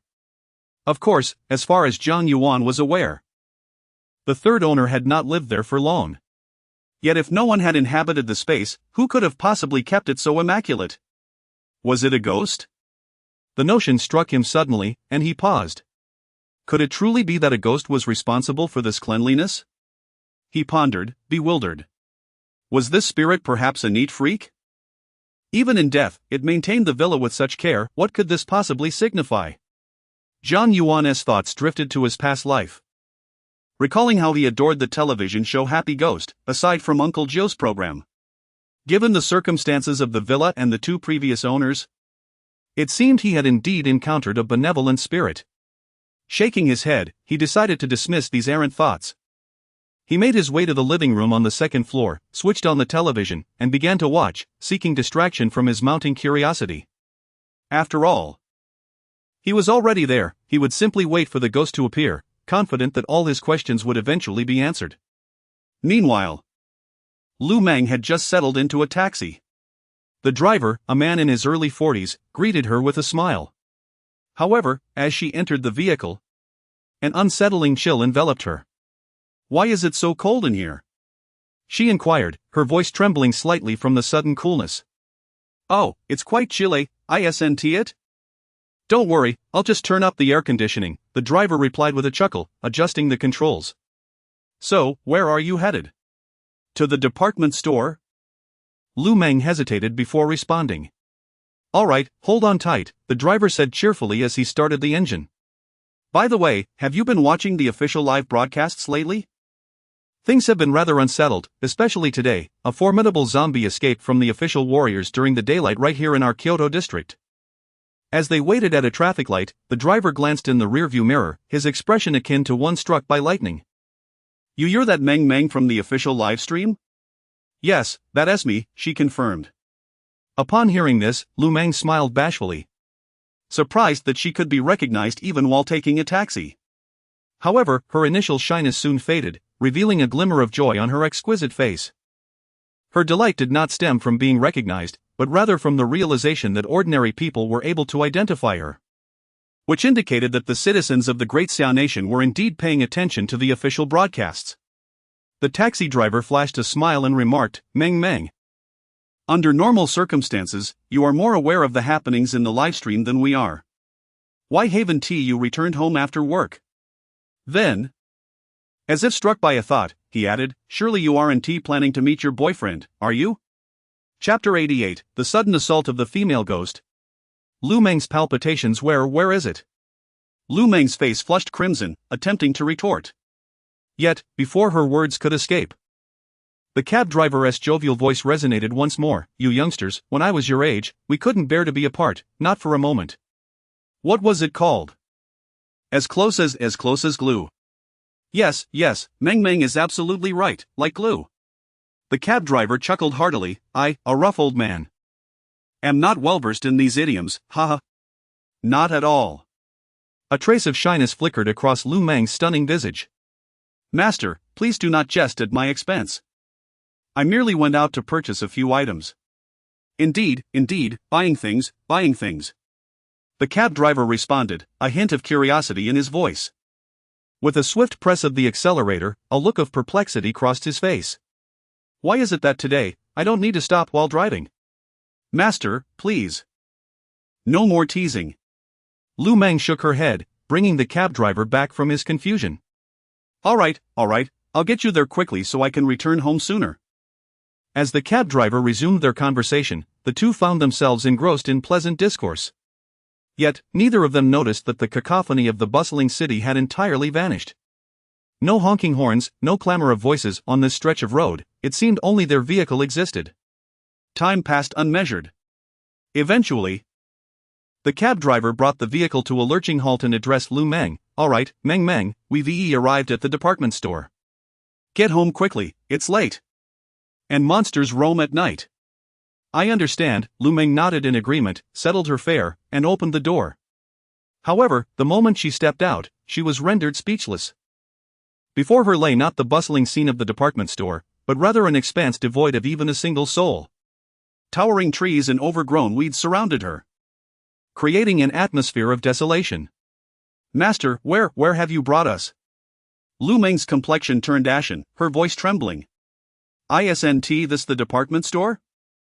the cab driver queried, equally perplexed, before he too opened the door.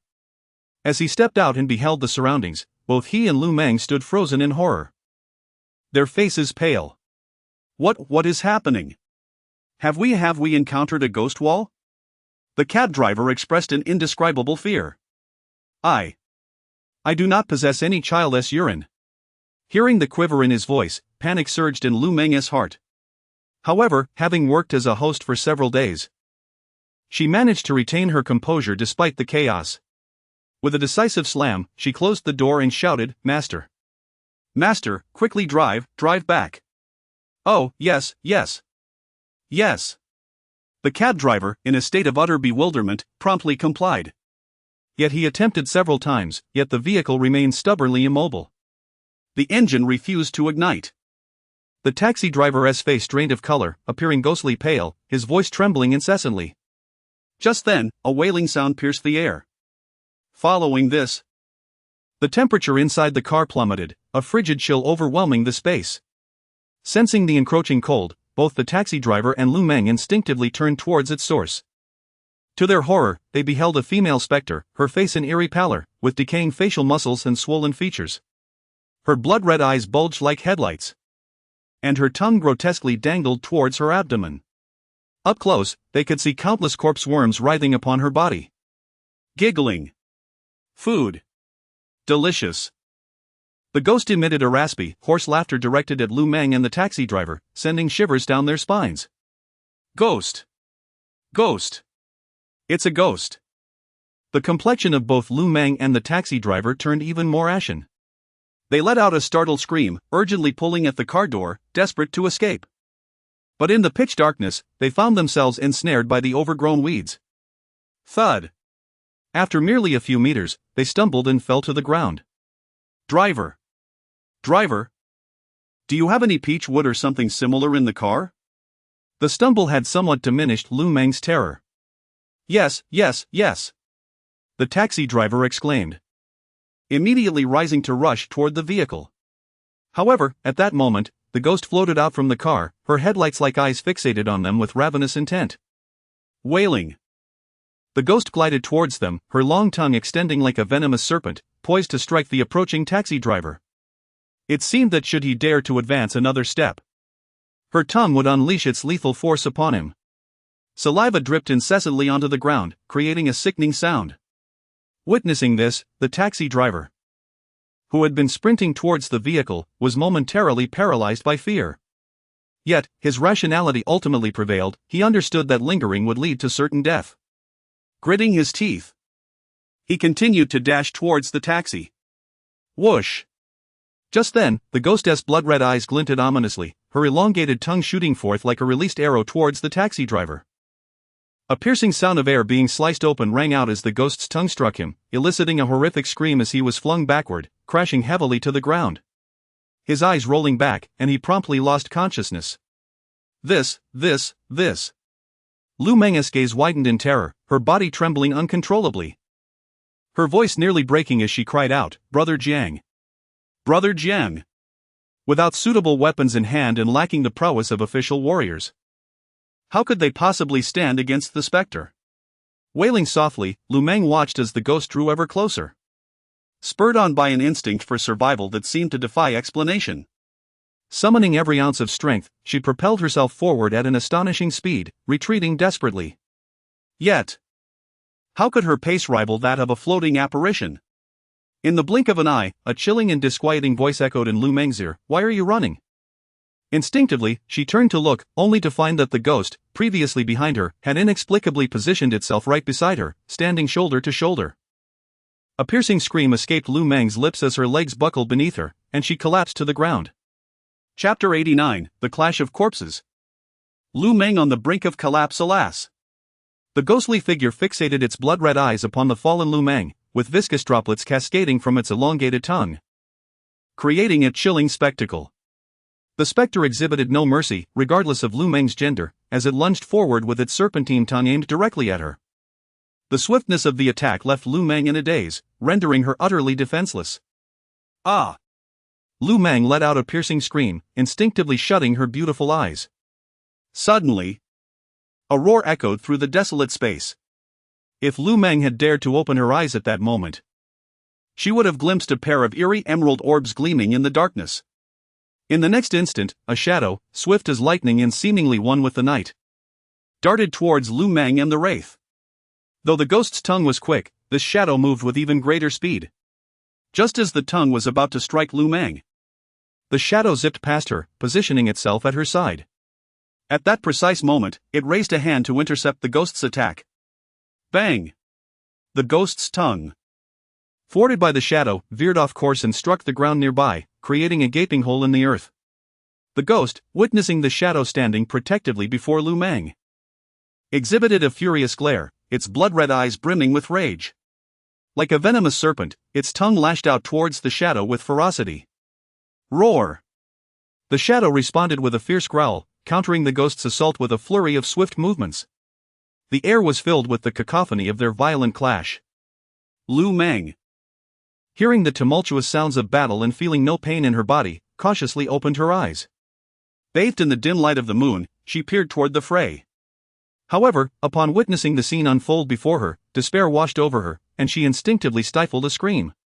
Fortunately, she quickly regained her composure, covering her mouth tightly, striving to suppress any sound and diminish her presence.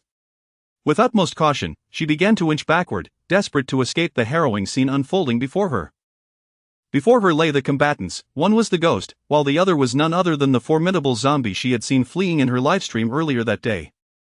The sheer improbability of such an encounter left Lu Meng on the verge of tears. What misfortune had she incurred to find herself in such a predicament? Encountering a ghost was already enough to plunge her into despair, and yet now she was faced with a zombie as well. Alas! The battle between the zombie and the ghost raged on.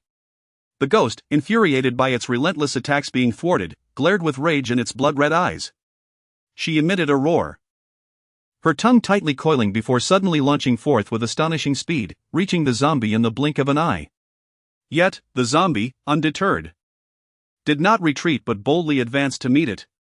Just as the tongue was about to strike, its right fingernail shot out, piercing through the ghostly woman's elongated tongue in an instant. A pained wail escaped her lips as she desperately attempted to retract her tongue. However, the zombie refused to relent, propelling its entire body forward in pursuit of the ghostly figure. As it drew near, a fierce glint of murderous intent flashed in its eyes. In a swift motion, its vacant left hand cut through the night, descending upon the ghost's head.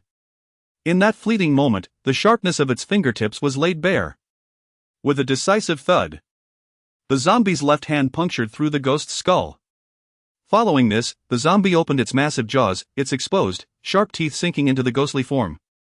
A howl of agony erupted from the ghost as pain coursed through her, dark energy billowing from her body, only to be drawn into the zombie. She trembled violently, straining to escape the clutches of the zombie.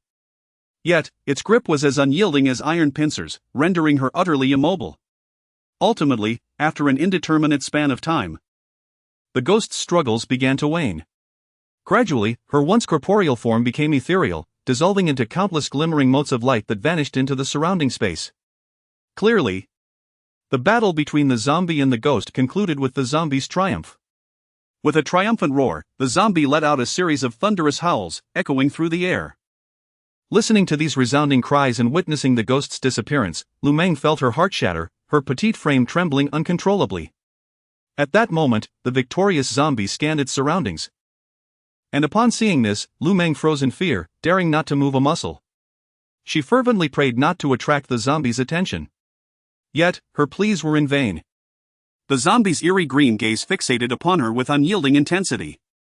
As she met those penetrating eyes, her breath caught in her throat, terror flooding her being.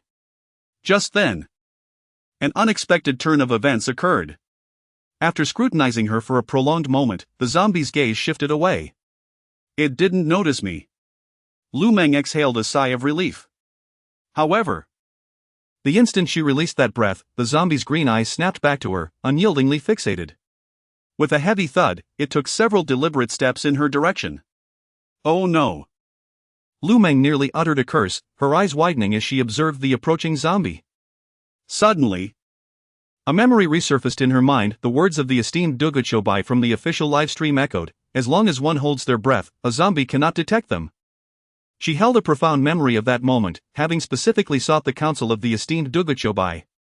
Reflecting on this, Lu Meng observed the approaching zombie with trepidation. She dared not dwell on her thoughts any longer. Taking a deep breath, she steadied herself, holding her breath. Indeed, as she did so, the zombie that had been advancing towards her abruptly halted, its head swiveling back and forth in bewilderment, seemingly puzzled by the unfolding circumstances. Witnessing this dramatic scene, Lu Meng felt a surge of encouragement within her. Hastily, she retrieved her mobile phone, eager to inform the official warriors of the situation at hand. Once the official warriors arrived, all challenges would surely be surmounted. Yet, at that very moment, as she held her breath, the zombie's gaze shifted, landing on a nearby taxi driver. With a fearsome roar, the zombie redirected its course, advancing toward the taxi driver with a menacing gait reminiscent of the Grim Reaper. Chapter 90, The Death of Lu Meng? Upon witnessing this scene, Lu Meng's previously relaxed heart plummeted once more into a state of anxiety. Bathed in the silvery moonlight, she discerned the faint outline of the taxi driver, lying amidst the weeds. Undoubtedly, the taxi driver remained in a state of unconsciousness, utterly oblivious to the calamity unfolding around him. If the zombie were to approach him now, the outcome would be dire. Lu Meng's gaze shifted towards the zombie, which was merely a few meters away from the comatose taxi driver. In that moment, her face, marked by fear, flickered with uncertainty as her fingers intertwined tightly. She was acutely aware that remaining still and awaiting the arrival of the official warriors was the safest course of action. Yet, could she truly bear to witness the taxi driver being mercilessly slain before her eyes? No. She could not stand idly by as the taxi driver met his demise. The hesitation that clouded her expression dissipated, replaced by a glimmer of determination amidst her fearful countenance. However, she understood that a reckless attempt at rescue would only lead to disaster, turning her into a mere sacrificial offering. Then it struck her, suppressing her fear. And after a brief contemplation, Lu Meng conceived a plan. "Hey, zombie!" With newfound resolve, she lifted her body and shouted at the zombie, now standing before the taxi driver. "I'm over here." Indeed, upon sensing Lu Meng's presence, the zombie abruptly halted its advance, its eerie green gaze fixed intently upon her. A chill surged from the depths of her being, swiftly enveloping her entire body. In the next instant, the zombie propelled itself off the ground, soaring through the air like a cannonball aimed directly at Lu Meng. Clearly, the anger within the zombie had been thoroughly provoked by her repeated taunts and fleeting concealment. So swift. A wave of alarm coursed through Lu Meng as she quickly inhaled, holding her breath. Just as she stilled her breathing, the zombie lost its target, halting mere meters away from her. It scanned the surroundings, seemingly incredulous, as its claws lashed out wildly, stirring up fierce gusts of wind. The noxious odor emanating from the zombie was unmistakable, and Lu Meng could vividly perceive its sickly green skin. This sight struck her with a profound visual shock. "Stay calm. Lu Meng, you can do this." She hastily averted her gaze, glancing towards the taxi driver, silently urging him to awaken. "Hurry, hurry."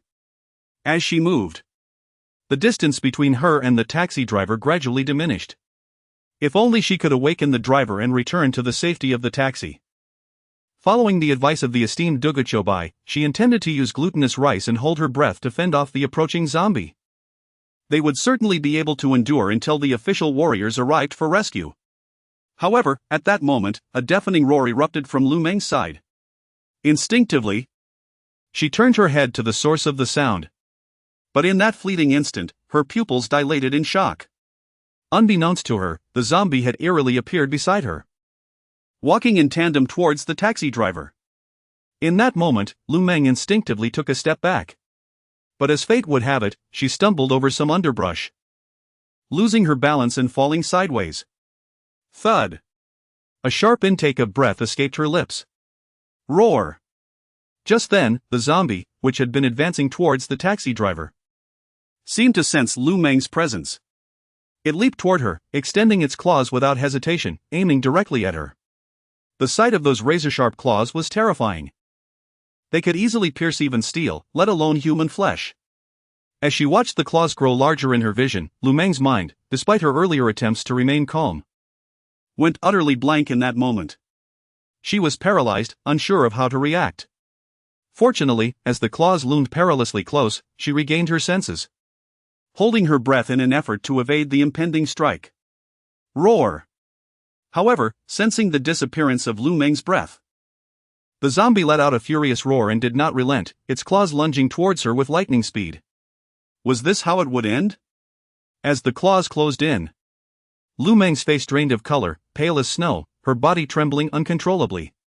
She was merely an ordinary person, and to endure this much was already remarkable. Ultimately, she ceased to struggle, for she understood that this strike was inevitable. Brother Jiang, farewell. She hoped that in this era of supernatural resurgence, he would survive unscathed. This thought surged within her heart. Chapter 91, The thunderous light and the token's power. As death approached, her heart's trepidation diminished somewhat, revealing a trace of bitterness on her face. However, just as the zombie's sharp claws descended upon her, an astonishing scene unfolded. A radiant flash of lightning emanated from her waist, where the claws struck. Suddenly, the dark token that had been secured at Lu Meng's waist floated before her, spinning rapidly. The peculiar patterns on its dual sides erupted with two brilliant bolts of lightning, enveloping her entire being. The brilliance of the lightning illuminated the vicinity, casting a shimmering glow over the area.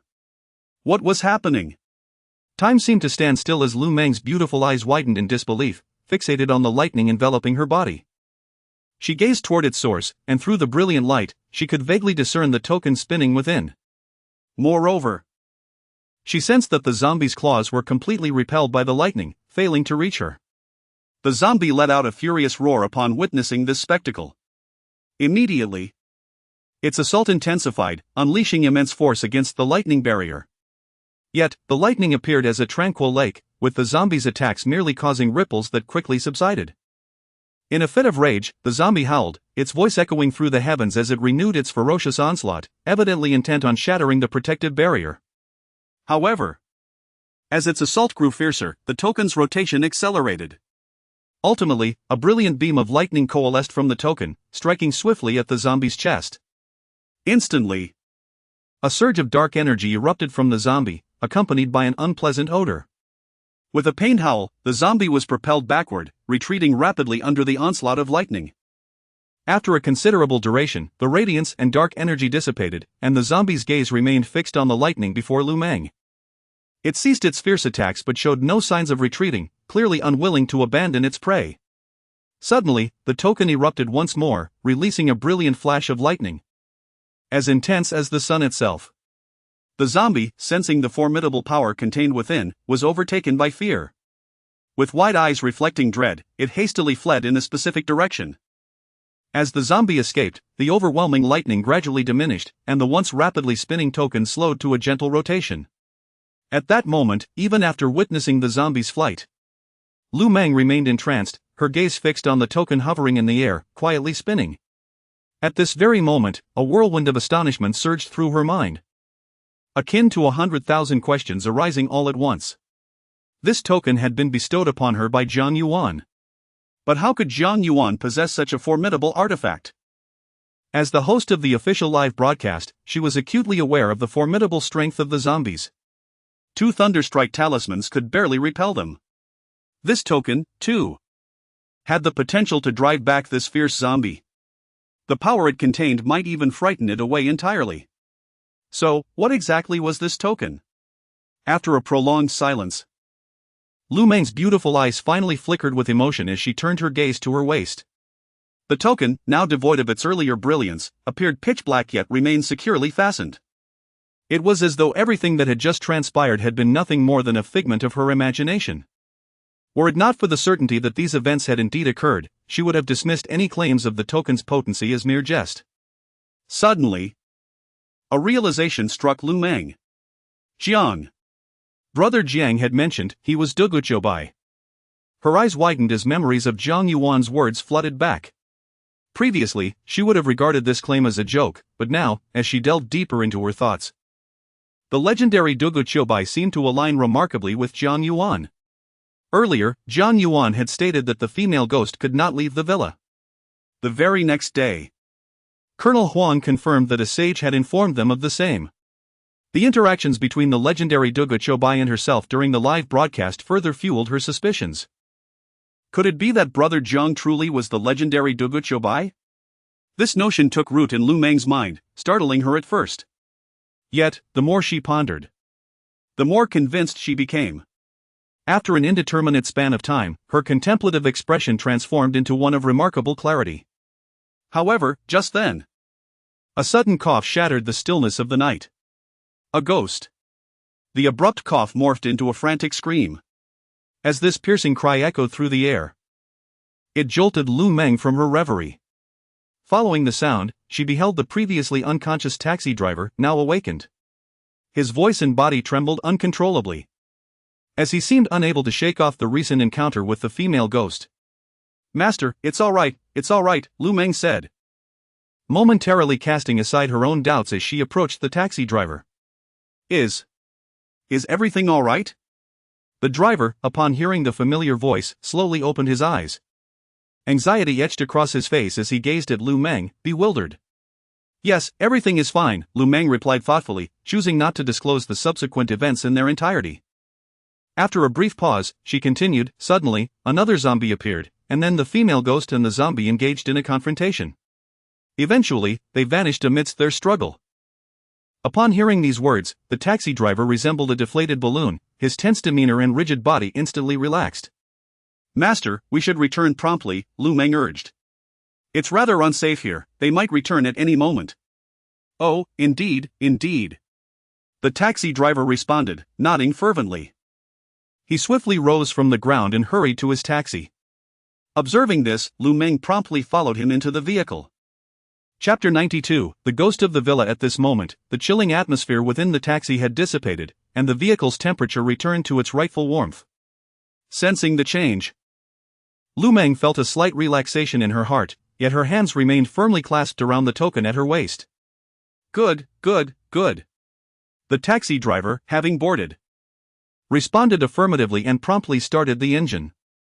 Unlike the previous occasion, this time the car roared to life effortlessly.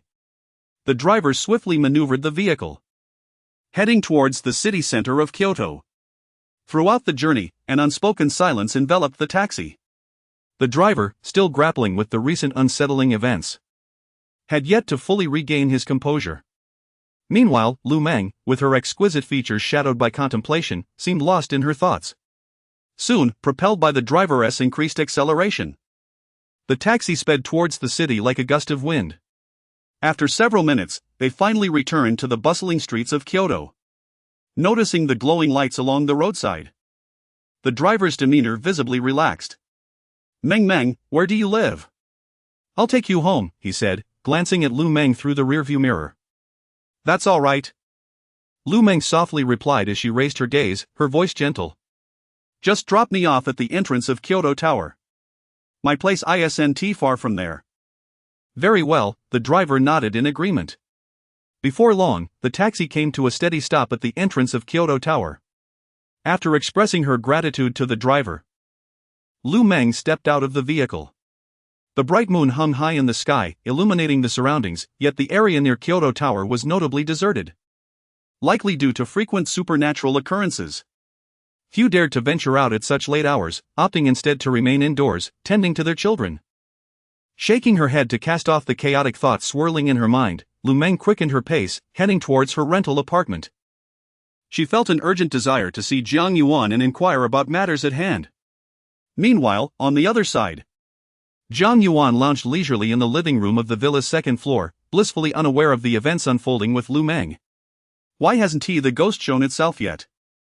He mused, reclining on the sofa and casually flipping through television channels. He had watched the official live stream that evening, although formidable supernatural beings had made an appearance. Under his guidance, the official warriors had successfully subdued the creatures without any casualties. How much longer must I wait? Jiang Yuan sighed, glancing at his phone to check the time. It was already 10 o'clock, and he had been waiting for several hours without a hint of anything amiss. Not a single soul had crossed his path, let alone a ghost. Could it be that the ghost was aware of my presence and chose to remain hidden? He pondered humorously. Suddenly, at that very moment, zzz. The once brightly lit villa suddenly flickered, casting an eerie atmosphere. Simultaneously, a chilling aura surged violently within the premises. The moment had arrived. Jiang Yuan suppressed his internal musings, his expression shifting to one of determination as a glimmer of excitement danced in his eyes. Fixated on the strobing lights above. This marked his inaugural encounter with the supernatural. To be candid, it filled him with a sense of anticipation. Oh! This is intriguing. Jiang Yuan's gaze drifted toward the window of the villa. There, amidst the flickering lights, he discerned a shadow, flowing like liquid, swiftly extending from the wall across the floor towards him. If one were not attentive, it would remain undetected. In an instant, as the lights continued their erratic display, the shadow had encroached within a mere meter of Jiang Yuan. A chilling wail pierced the air, and from the ground, an arm formed of indistinct shadows lunged forth, seizing Jiang Yuan's right foot with a fierce grip, attempting to drag him down into the abyss. If this was all it had to offer. Jiang Yuan regarded the shadowy arm beneath him, shaking his head slightly. Fire incantation. Jiang Yuan swiftly summoned the energy within him, crafting an unusual hand sign while reciting an archaic incantation with a cadence that felt foreign to his tongue. With a sudden jolt, his right foot trembled. Whoosh! As Jiang Yuan's voice echoed, a spark ignited from thin air. The ember descended upon the shadow at his foot, instantly erupting into a raging inferno, engulfing it in flames.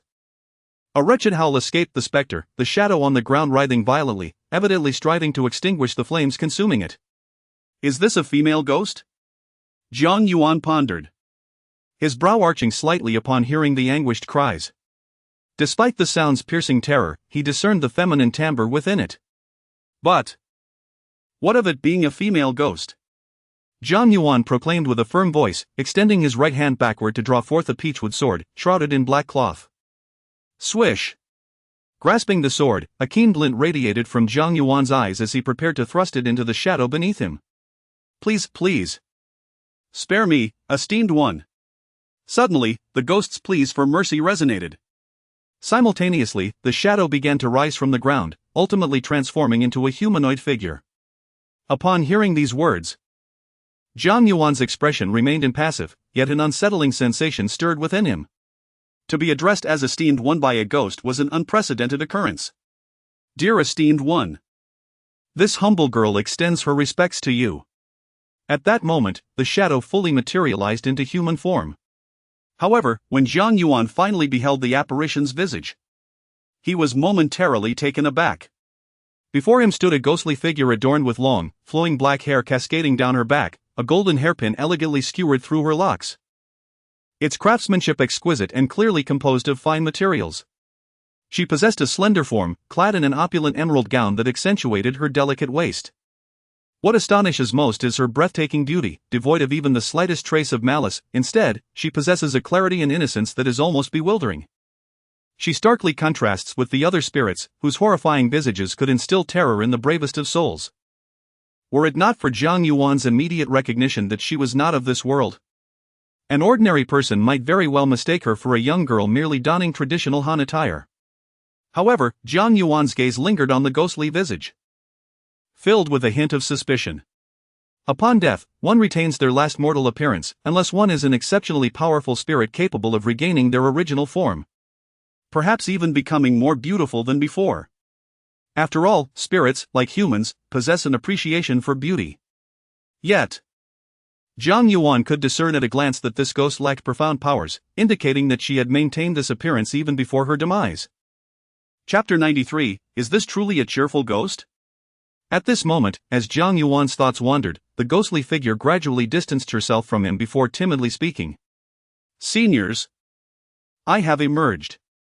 Could you perhaps spare me? Since becoming a ghost, I have never harmed anyone. They invaded my home, and I merely frightened them away. I am a benevolent spirit. Upon hearing this, Jiang Yuan shifted his gaze away from the specter. His grip on the peachwood sword remained firm as he inquired, What do you mean by others occupying your home? This is my house. The ghost's face clouded with a hint of grievance as she continued, Previously, a very fierce person seized my home. Subsequently, I am not sure how, but he ceased to appear, and another individual came to my house. Ultimately, I scared him off, yet another person attempted to take over my dwelling. After I frightened him away, no one has returned. After listening to the ghost's account, Jiang Yuan nodded inwardly. Her narrative aligned perfectly with the information he had received. Moreover, her revelation implied that she had been here since the arrival of the first homeowner. As for why she hadn't frightened the initial occupant, Jiang Yuan scrutinized her figure, his mind forming a hypothesis. The first homeowner was a notorious gangster. Such individuals inherently exude malevolence, and as for this ghost, Jiang Yuan mused that her abilities were indeed inadequate. "What is your name?" Jiang Yuan inquired after a moment of silence. "Where do you hail from?" I do not know," the ghost replied. Her eyes wide with confusion as she gazed at the ceiling, eventually shaking her head. "This." Jiang Yuan opened his mouth, momentarily at a loss for words. The ghost's attire suggested she was not of modern times, she was likely an ancient spirit. However, how could a ghost who had supposedly existed for several centuries possess such low abilities? "Then why did you frighten them?" Jiang Yuan took a deep breath and asked again. "They occupied my space, could I not frighten them?" The ghost replied earnestly. Coughing softly, Jiang Yuan fell silent. At first glance, her reasoning seemed sound. Upon closer reflection, there appeared to be no fault in her logic. Yet the most significant issue was that before him stood not a human, but a genuine ghost. As Jiang Yuan remained silent, the ghost timidly glanced at him and said, "Senior, if you choose to reside here, I assure you I will not frighten you." "Would it serve any purpose for you to frighten me?" Jiang Yuan retorted, tapping the peachwood sword in his hand and casting her a sidelong glance. The ghost appeared momentarily flabbergasted, uncertain of how to respond. "First and foremost, let me clarify that this place should not be the era you are familiar with. I purchased this house with my own money, and according to contemporary standards, I am the rightful owner here. As for you..." Jiang Yuan's voice faltered at this point, pausing momentarily. He contemplated deeply in his mind how to deal with this female ghost. The ghost possessed limited power and had never harmed anyone. It was precisely for this reason that Jiang Yuan hesitated to take action. Just like humans, ghosts can embody both good and evil. While he was willing to subdue malevolent spirits, he felt reluctant to eradicate a benevolent one. After all, once a ghost is vanquished, it is utterly annihilated, leaving no chance for rebirth. However, upon hearing Jiang Yuan's words, the female ghost's face revealed a flicker of panic. Subsequently, she addressed the pensive Jiang Yuan, saying, I cannot leave this place. Please do not drive me away, I can do so many things. I can sweep the floors, do chores, and I can." As she spoke, her brows furrowed tightly, seemingly pondering what else she could offer. I can warm the bed." After a brief moment, a spark of inspiration lit her mind, and she exclaimed, "Warming the bed." Jiang Yuan was taken aback, staring blankly at the female ghost, unsure of how to respond. How could such an ancient spirit be familiar with this term? Indeed, warming the bed. Yet, the ghost, misinterpreting Jiang Yuan's expression, assumed he was intrigued. "How do you know this?" Jiang Yuan asked, still in a daze. The ghost replied candidly. "The previous few people I scared away, and that fierce individual, all mentioned needing someone to warm the bed." "Don't you need it?" Jiang Yuan surveyed the ghost with an impassive countenance before responding in a deep tone, "I do not require it." With that, he turned and walked toward the staircase of the villa. Observing Jiang Yuan's retreating figure, the ghost panicked, fearing he would reject her offer and cast her out. However, just as Jiang Yuan reached the staircase, he paused momentarily and said, "If you wish to stay, you must restore the lights to normal." "Oh, all right." The ghost was slightly taken aback but quickly complied. With a gentle wave of her hand, the flickering lights instantly returned to their former steadiness. Seeing this, Jiang Yuan proceeded down the stairs.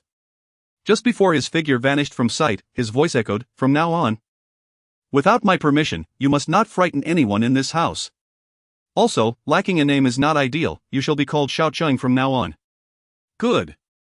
The ghost paused briefly, then joyfully agreed.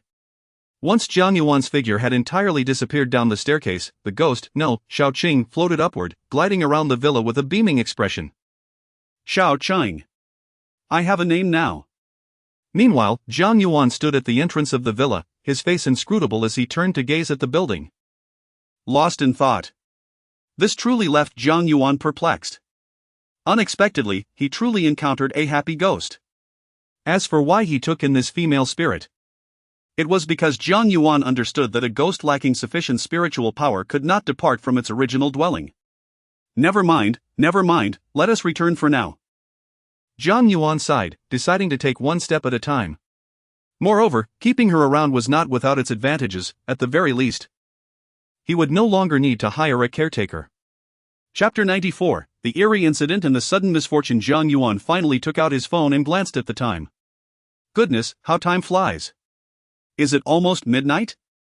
He thought in surprise, and without further delay, he quickly stowed away his phone and turned to dash swiftly towards the direction of his rented room. Would Meng Meng be worried? The issues at the villa had been resolved successfully. Now, what excuse should he concoct to explain the move from his rented room to the villa to Lu Meng? As he pondered, Jiang Yuan hastened towards his rented accommodation. His speed was commendable, and within a few minutes, he had exited the villa's vicinity. Although the streets remained largely deserted, the streetlights had transformed from a solitary flicker into a series of lights spaced a few meters apart. Soon, he could discern the homes of some villagers lining the streets. At this point, Jiang Yuan had been moving at a rapid pace for nearly 10 minutes.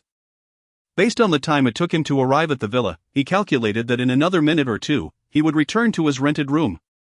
It was late. And he hadn't gone back yet. Sighing, he gazed at the swiftly retreating scenery before him. Imagining how worried Lu Meng must be upon returning to the rented room only to find him absent. Suddenly, a gentle breeze wafted from the distance. In the darkness, as this breeze brushed against Jiang Yuan, it halted him in his tracks. His gaze fell in astonishment upon a house at the edge of the street. This house was quite unremarkable, merely 2 stories tall and looking rather dilapidated. It occupied a small plot of land, standing in stark contrast to the other houses, spaced several dozen meters apart and appearing somewhat isolated. Under normal circumstances, Jiang Yuan would have paid no heed to this house. However, at that moment, the breeze carried with it an unusual scent. This odor, sharp and faintly reminiscent of blood, drifted from the direction of the house. What could have transpired? Had some supernatural creature emerged in this vicinity? A chill crept into Jiang Yuan's eyes as he cautiously altered his course towards the house. After all, he was uncertain of the situation at hand. If everything was merely a figment of his imagination, then rushing in would be unwise. As he drew closer, the metallic scent of blood intensified.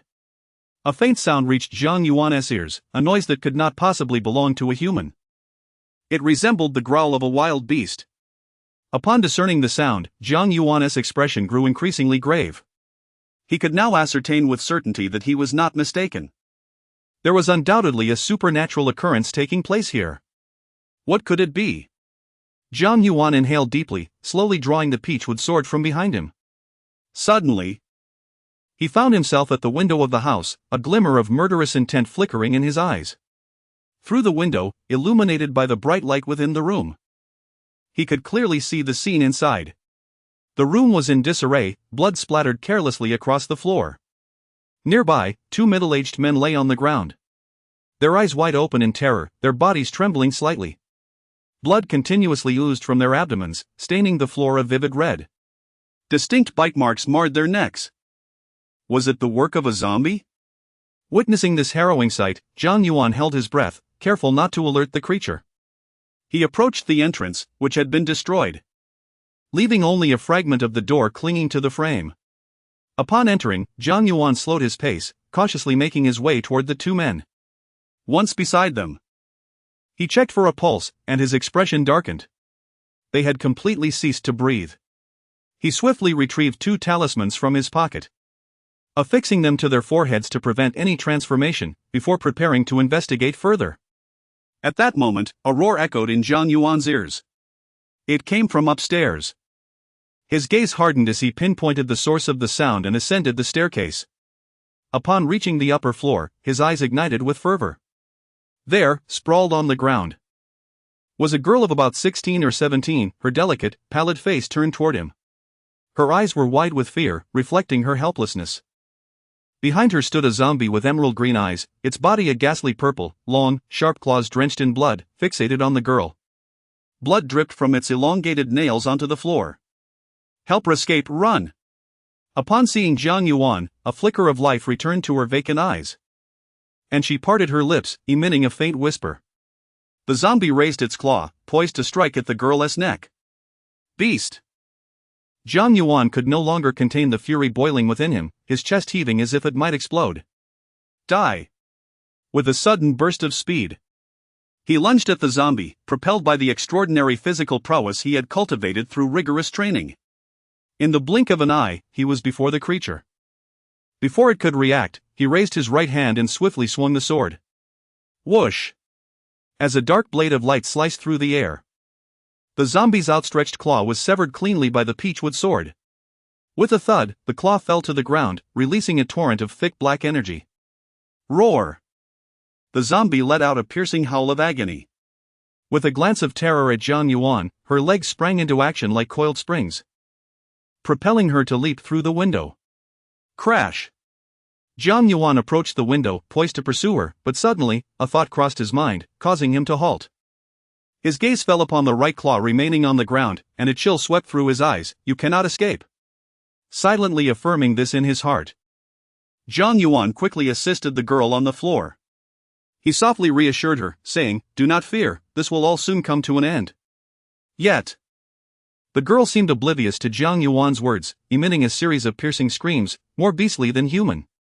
Chapter 95, Preventing Corpse Transformation. At this moment, the young girl trembled violently, beads of perspiration cascading down her face like a torrential downpour. Her abdomen bore numerous claw marks, the wounds already exhibiting a purplish hue, with strands of black blood seeping through the lacerations. As the sounds of her anguished cries filled the air, Jiang Yuan could distinctly observe her canine teeth gradually elongating and sharpening, extending beyond her lips. Realizing the gravity of the situation, Jiang Yuan's expression darkened once more. Corpse transformation. A person afflicted by a zombie-esque grasp would inevitably retain the corpse's malevolent energy, and once this energy permeated their entire being, it would trigger a transformation into a zombie.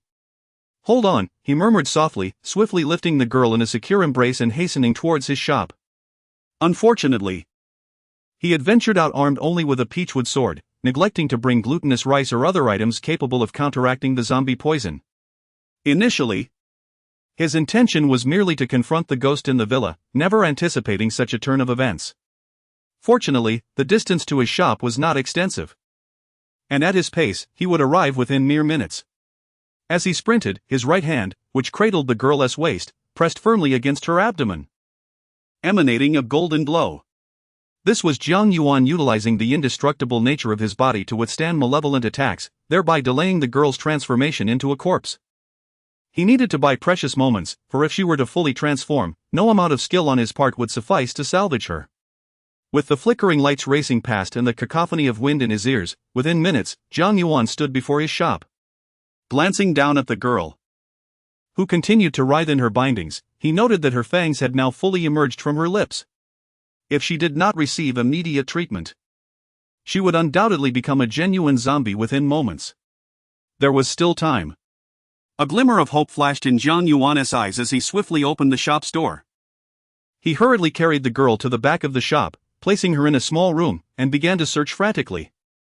This establishment was a fortune-telling shop steeped in geomancy, and glutinous rice, a crucial item, was in ample supply. After a brief search, Jiang Yuan retrieved a bag brimming with glutinous rice. Without a moment's hesitation, he dashed to the back room, extracted a handful of rice, and sprinkled it over the girl's abdomen. Suddenly, the girl emitted a series of heart-wrenching screams, her expression contorted in agony. However, as the rice made contact with her wounds, a faint, foul-smelling white smoke began to rise. Jiang Yuan paid no heed to her cries, his gaze fixed on her injuries. As the smoke billowed, the rice that had settled upon her wounds transformed into a dark hue, and the previously purplish lacerations began to fade slightly. Thank goodness, thank goodness! Jiang Yuan's expression softened considerably as he proceeded to scatter the entire bag of glutinous rice around the young girl and over her abdomen. Ah! Roar, roar, ah! With the rice falling, the girl's screams became increasingly chilling and horrific, and thick white smoke began to rise from her belly. In an instant, the shop was filled with a foul odor. Finally, after a span of more than 10 minutes, the girl's anguished cries gradually weakened, leaving behind only faint, indistinct moans. The white smoke emanating from her abdomen slowly dissipated. She lay with her eyes closed, her consciousness still not fully awakened. Her face was drenched in cold sweat, and strands of long hair clung to her skin. The two slightly protruding fangs at the corners of her mouth returned to normal. Almost there. Jiang Yuan sighed deeply. He observed that the claw marks on the girl's abdomen had significantly faded, and the surrounding wounds were no longer purple, reverting to a healthy milky white. No black blood oozed from the claw marks, only a hint of reddish bruising. After retrieving a medical kit, Jiang Yuan carefully bandaged the claw wounds on her abdomen. Feeling a sense of relief wash over him. The corpse poison had been expelled, and with a period of rest, the remaining wounds would heal completely. However, when this girl awakens to find her family all deceased, how devastating that realization will be. Jiang Yuan, standing not far from the edge of the bed, gazed at the pale-faced girl and gently shook his head with a sigh. He could save the girl. But the two middle-aged individuals who had long since fallen silent were beyond his reach, regardless of his great abilities. Moreover, his current strength was not particularly formidable. After a moment of silent contemplation, he cautiously closed the small room's door behind him and stepped outside. As the door clicked shut, a chilling glint flashed in Jiang Yuan's eyes. Now that the girl's corpse poison had been eradicated, it was time to attend to more pressing matters. A flicker of cold light danced in his gaze. This opportunity had presented itself, but would he encounter it again? There exists a saying, one cannot guard against a thief for 1,000 days. If that zombie were to roam freely, how many innocent people would fall victim to its malevolence? With this thought in mind, Jiang Yuan strapped on his peachwood sword, hesitated for a moment, and then picked up a flashlight. Through his training, his night vision had certainly improved, yet he still deemed it prudent to carry a flashlight in case of unforeseen circumstances. Once prepared, Jiang Yuan stepped out of the shop and hurried back. The previous situation had been so urgent that he had not retrieved the zombie's right arm. Now, he had no choice but to return for it. Shortly thereafter, propelled by Jiang Yuan's urgency, he quickly arrived back at the house from before. Upon surveying the scene within, his expression darkened. As he had anticipated, the two middle-aged individuals who had been affixed with talisman paper had transformed into zombies. However, due to the constraints of the talisman, the two zombies lay motionless on the ground, emitting low growls reminiscent of wild beasts. Chapter 96, Jiang Yuan Strikes. The power of the 10,000-year thunderstrike with Jiang Yuan circumvented them and ascended the staircase. Everything upstairs remained unchanged. The zombie's severed right arm lay desolately on the ground, clearly indicating that the creature had not returned. Time was of the essence. Jiang Yuan thought to himself as he approached the dismembered limb. He settled into a meditative position, gently closed his eyes, and formed a peculiar hand seal, reciting a series of intricate incantations. As he uttered the spells, a golden light began to emanate from his body, forming a slowly rotating innate bagua disc on the ground, centered around him. The innate bagua disc, with its 8 trigrams, typically displayed variations at the positions of Kan, Jin, and General. Although Jiang Yuan's eyes were closed, his mind had already focused on these 3 directions, seeking the trace of the zombie. At last, just as the innate bagua disc began to spin rapidly, Jiang Yuan's eyes suddenly flew open, revealing a flicker of golden light within them. "Break!" he shouted emphatically, causing the golden bagua disc on the ground to abruptly halt. Gradually, it began to converge towards the center of his being, and once fully gathered, a low hum resonated. In an instant, the severed zombie arm trembled slightly, rising from its previous stillness. With a buzz, as the arm hovered in the air, it quivered violently. Suddenly, golden light flickered upon it, and it shot forth like a breaking window into the distance. Witnessing this spectacle, Jiang Yuan leapt into the air, forming a spell with his hands, and hurried after the dismembered limb. This technique was a recent acquisition, part of the comprehensive Taoist arts of Maoshan, specifically the Bagua technique. Although his understanding of the Bagua was still limited, the presence of a zombie's remnant nearby made this pursuit well within his capabilities. Soon, Jiang Yuan trailed the zombie's right arm across fields, arriving at a small mountain. This mountain was not a towering giant but stretched for several dozen miles, its end obscured from view. How could this zombie have found such a place? Jiang Yuan pondered as he raced onward, surveying the landscape with a sense of astonishment. Typically, mountains are devoid of human presence, and this one was no exception, lacking dense foliage and vitality. A place devoid of life and energy would undoubtedly serve as an ideal hideaway for such a sinister being as a zombie. In this desolate wilderness, he mused, would he encounter any awakened spirits or supernatural beings? As he studied the mountain's contours, a thought suddenly surfaced in his mind. After all, this mountain could be a haven not only for zombies but also for other malevolent spirits. It would be an excellent place for them to recuperate. As time passed, Jiang Yuan had already traversed a small portion of the mountainside in pursuit of the zombie's right arm. This zombie truly had remarkable speed. He reflected as he continued his journey along the mountain path. Although these journeys may seem trivial to him now, Jiang Yuan still wishes to avoid such prolonged travels, especially along the mountainous paths. Finally, just as Jiang Yuan's lamentation faded, he noticed a radiant golden light emanating from the zombie's right arm as he traversed a mountain gorge. After advancing several meters, the golden glow intensified momentarily as he arrived at the edge of a lake. But soon, the brilliance began to dissipate, and the zombie's right arm, devoid of its luminous aura, plummeted to the ground like a kite severed from its string. Have I arrived? Jiang Yuan thought, his gaze sharpening as he observed the fallen arm. He scanned the vicinity of the gorge with cautious eyes until his attention settled on a patch beside the lake. Beneath the silvery moonlight, he discerned a thicket obscured by overgrown weeds, all bent as if violently trampled. Behind the foliage, a cave entrance emerged, shrouded in darkness, its depths indiscernible due to the night. Perhaps this is the place, Jiang Yuan mused, contemplating the cave as he unsheathed his peachwood sword from his back, gripping it firmly. Despite his indomitable body being impervious to malevolent beings, he harbored an aversion to any contact with their claws or other unwholesome entities. While he doubted they could inflict harm, the notion was nonetheless unsettling. Upon approaching the cave entrance, Jiang Yuan retrieved a corpse-restraining talisman from his pocket and affixed it to the cave's exterior before proceeding inside. His reasoning for employing such a talisman stemmed from a concern that the zombie might attempt to escape. Although it would be challenging for a zombie to flee in such confined quarters, it was better to be overly cautious and prepared. As he stepped into the cave, darkness enveloped him, rendering his hand invisible before his eyes. Suddenly, he froze, brow furrowed, a scent of blood lingered in the air. Alarmed, he extracted a flashlight from his coat, intending to investigate. However, before he could switch it on, an overwhelming sense of danger surged within him. Jiang Yuan's expression hardened as he swiftly pressed the flashlight S button. With a flash, a beam of light pierced the inky darkness, illuminating the cave where a zombie fixated upon him, its left claw poised to strike. Its left claw was slick with congealed blood, while its right arm hung limply.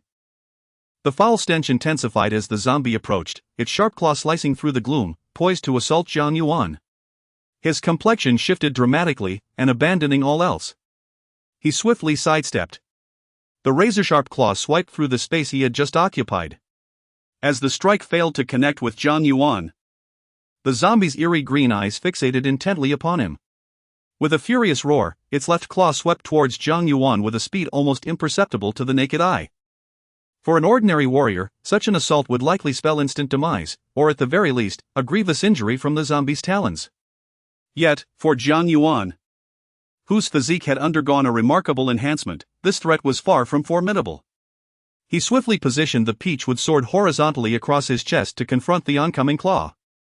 Chapter 97, The Terrifying Giant Python of Death. As the left claw of the zombie made contact with the peachwood sword, dark lightning surged forth from the blade, enveloping the claw and emitting a crackling sound. A chilling howl escaped the zombie, and the strength in its left claw dissipated significantly. Crafted from ancient thunderstruck wood, the peachwood sword was indeed extraordinary. Jiang Yuan gazed at the sword in his hand, marveling at its power. With a sudden intensity in his eyes, He channeled his internal energy into his hand, executing a swift maneuver to swing the peachwood sword with ferocity. His speed was astonishing. In an instant, the sword, crackling with lightning, struck the zombie's left wrist. With a swift motion, the peachwood sword pierced through the zombie's arm, as if it were made of mere paper. Despite its body being impervious to bullets, the sword emerged from the other side of the zombie's left hand, and in the next moment, a thunderous wail echoed through the air as thick black mist poured from the severed wrist, which fell to the ground as if sliced by a sharp machine. Jiang Yuan coldly observed the wailing creature before raising the peachwood sword again and leaping into the air, darting towards the zombie. Another streak of darkness merged with the night as he reached the zombie's side, thrusting the sword forward. With a chilling precision, the sword pierced through the zombie's chest, devoid of any emotion, reminiscent of a cold machine. In an instant, the lightning ravaged the zombie's body, causing a surge of black mist to erupt, enveloping the cavern in shadows. At that moment, the zombie appeared to forget the pain in its wrist, its emerald eyes fixated on the sword impaling its chest. A profound terror flickered in its gaze, and though it yearned to struggle, it found itself paralyzed, unable to unleash its formidable power. With a swift motion, Jiang Yuan withdrew the sword from the zombie's chest. The creature, deprived of support, fell backward before it could emit another cry. Is it truly this feeble? Jiang Yuan remarked disdainfully, eyeing the fallen zombie as he sheathed the peachwood sword behind him. After securing the sword, he reached for his phone, intending to contact the authorities to manage the situation. Just then, a mechanical voice resonated in his mind. Ding! Alert to the host, based on the current situation. This zombie has lost its combat capability and can be captured into the demon capture tower. Oh! Jiang Yuan exclaimed, smacking his forehead as he nearly forgot this crucial detail. Promptly, he summoned the demon capture tower from his consciousness. In an instant, a small tower materialized in his right hand, brown and comprised of 9 rotating layers. As he gazed at the tower, he concentrated his internal energy, directing it into the artifact. The demon capture tower expanded and soared into the sky, ultimately coming to rest above the zombie. At that moment, the first level of the tower radiated a brilliant golden light, illuminating the zombie beneath. Bathed in this golden glow, the zombie's body rapidly diminished in size, clearly indicating the tower's intention to confine it within. The rich golden light emanating from the tower even managed to brighten the surrounding darkness somewhat. It was then that Jiang Yuan realized that while the cave appeared small from the outside, its interior was surprisingly vast, capable of accommodating a dozen individuals without issue. As he scanned the cave with the aid of the golden light, he sought the source of the faint metallic scent that lingered in the air. Suddenly, Jiang Yuan's brow furrowed, his gaze fixed on the opposite side of the cave. There, coiled ominously, lay a terrifying giant python, its scales a glossy black. The creature was massive, estimated to be around 15 to 16 meters in length, with its formidable head agape, revealing rows of serrated teeth that appeared menacing. Upon witnessing its full form, Jiang Yuan instinctively took a few steps back. However, he soon seemed to notice something, halting abruptly, his eyes drawn upward to the python's head. There, a deep gash marked the surface, with blood oozing from the wound and trickling down its colossal body to the ground below. The sight was exceedingly unsettling. Could it be that this zombie had just vanquished such a formidable beast? Jiang Yuan glanced at the zombie and then at the lifeless python, his expression one of sheer astonishment. He had not anticipated that this zombie possessed such ferocity, easily dispatching a creature of such magnitude. But then, a sudden realization struck Jiang Yuan, his gaze shifting back to the python, filled with uncertainty. This serpent, merely by its size, eclipsed even some of the largest anacondas. Furthermore, although they were in a desolate wilderness, they were still within the boundaries of the Great Xia Kingdom's capital. How could such a fearsome python exist in the heart of the capital? Confusion surged within him. Just then, a humming sound resonated through the cave. The golden light dissipated, and the demon capture tower retracted from the sky, returning to Jiang Yuan's right hand. Instinctively, he looked down at the tower, observing the first level enveloped in a golden light, quietly spinning. Through the tower, he could faintly see the subdued zombie inside. The remaining 8 levels, however, were dim and lifeless, clearly unopened.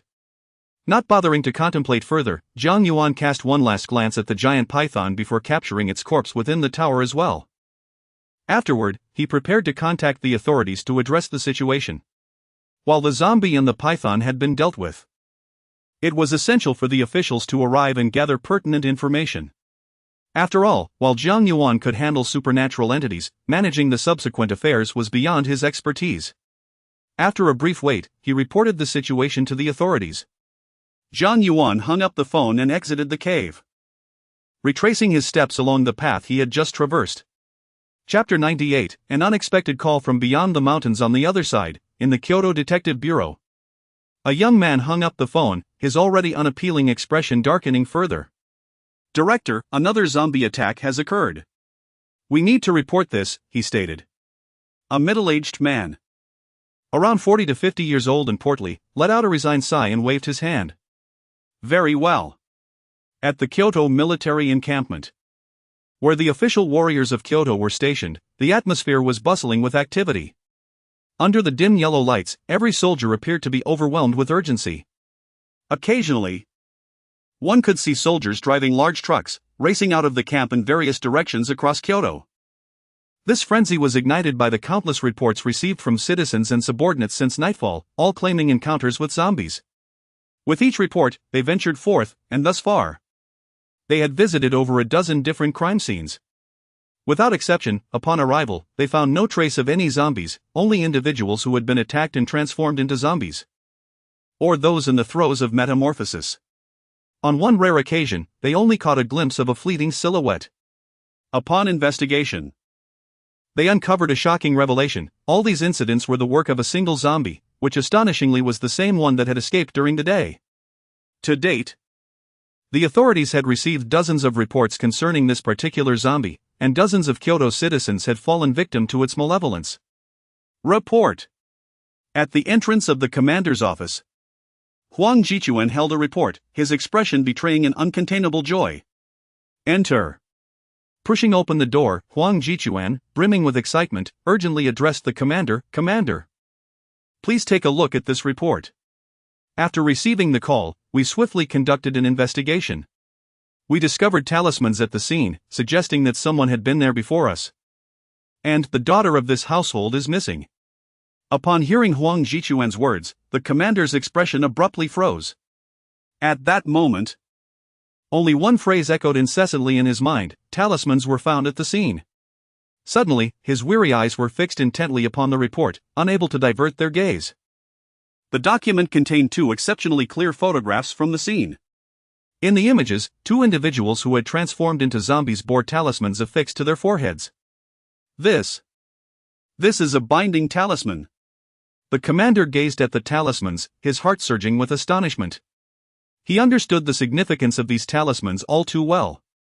He had acquired them directly from the esteemed master, Duguchobai. This indicated that the individual who had arrived before them was likely none other than Duguchobai himself. After all, Duguchobai had always warned that his identity must remain concealed. Thus, apart from Duguchobai, the commander could not conceive of anyone else possessing such talismans. As the esteemed Duguchobai had made his move, a staggering possibility began to take shape in the mind of the commanding officer. Huang Jichuan observed the expression on the officer's face and instantly comprehended that their thoughts aligned. The mere notion of such a possibility ignited an uncontrollable excitement within Huang Jichuan, causing his voice to tremble as he inquired, "Commander, could it possibly be your esteemed friend, that extraordinary figure, who has intervened?" "Let us keep this matter confidential," the commander replied, regaining his composure from the shock. With a deep breath, he managed to suppress the tumultuous waves of emotion within him, his weariness easing slightly. While his demeanor softened, the commander remained acutely aware of Jiang Yuan's previous cautionary words. He paused briefly before asserting in a grave tone, "Remember, this information must be kept absolutely under wraps." Before Huang Jichuan could respond, the voice of a young messenger echoed from outside. "Report, Commander, new developments have arisen. Come in." Upon hearing the words from outside, Huang Jichuan and the commander exchanged glances before the commander responded in a deep voice. With a sharp sound, a young messenger entered, holding a report with an unusual expression. "Commander, Colonel Huang," he exclaimed. "What has transpired?" the commander inquired. "Commander, we have just received another report," the messenger replied, his tone peculiar. A citizen claims to have spotted a zombie on the distant Luofeng mountain.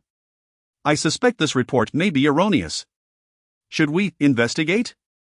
Huang Jichuan and the commander exchanged a knowing look. Indeed, Luofeng Mountain, with its treacherous paths and long-abandoned wilderness, seemed an unlikely location for sightings of zombies. Let alone reports of such.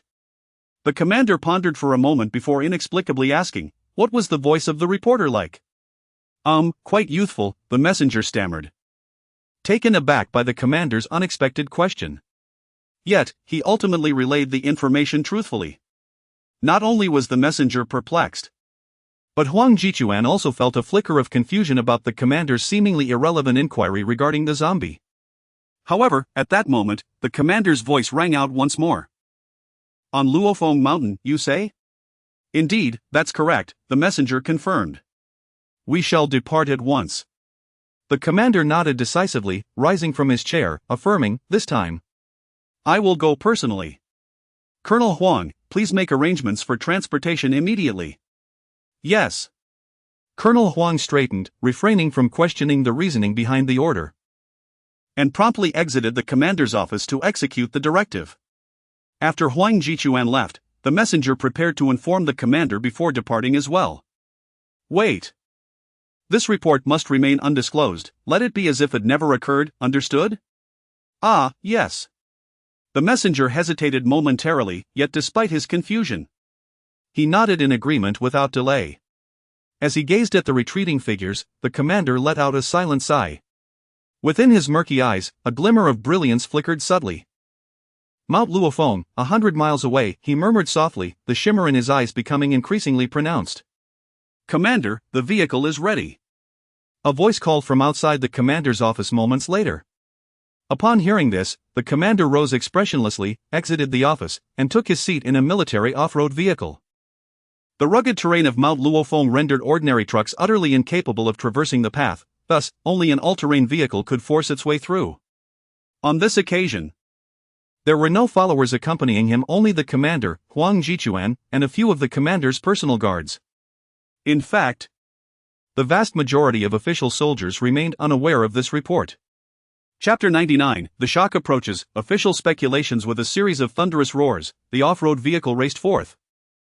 Having already burst out of Kyoto and arrived at the foot of Luofeng Mountain, the mountain road was perilously difficult to traverse, even with an off-road vehicle. Its speed remained sluggish. Especially now, as they navigated the night, visibility was limited to the glow of the headlights, rendering the surroundings nearly indistinguishable. This further impeded their speed, for traversing such treacherous terrain posed the risk of plummeting with the slightest misstep. As time progressed, the moon slowly descended, and dawn began to break. After a prolonged journey, the off-road vehicle finally reached a midway point, halting beside a lake along the mountain path. Commander, based on the informant's observations, this should be the place, remarked the bodyguard who had been driving. Indeed, the commander nodded, promptly opening the door with a decisive pop and stepping out. Once the vehicle was secured, the group disembarked, their gazes sweeping the surroundings. Huang Jichuan inhaled deeply, a flicker of confusion crossing his eyes. He turned to the others and inquired, do any of you detect a peculiar scent? It resembles the smell of blood. At Huang Jichuan's words, the group fell silent, then closed their eyes, focusing intently as they inhaled deeply. Soon, each of them discerned a faint, metallic scent of blood. Upon recognizing the odor, they exchanged glances, their expressions laden with suspicion. Let us investigate, the commander declared, his eyes now open, as he stepped purposefully toward the source of the scent. The others quickly followed in his wake, their expressions tense with vigilance. Following the scent, they proceeded cautiously until they arrived at a tangle of overgrown grass. Through the thicket, they caught sight of a small opening in the foliage, just large enough for two individuals to pass through. The scent of blood grew increasingly potent, emanating from within the cave. Let us enter together, but exercise caution, the commander commanded, advancing toward the cave entrance.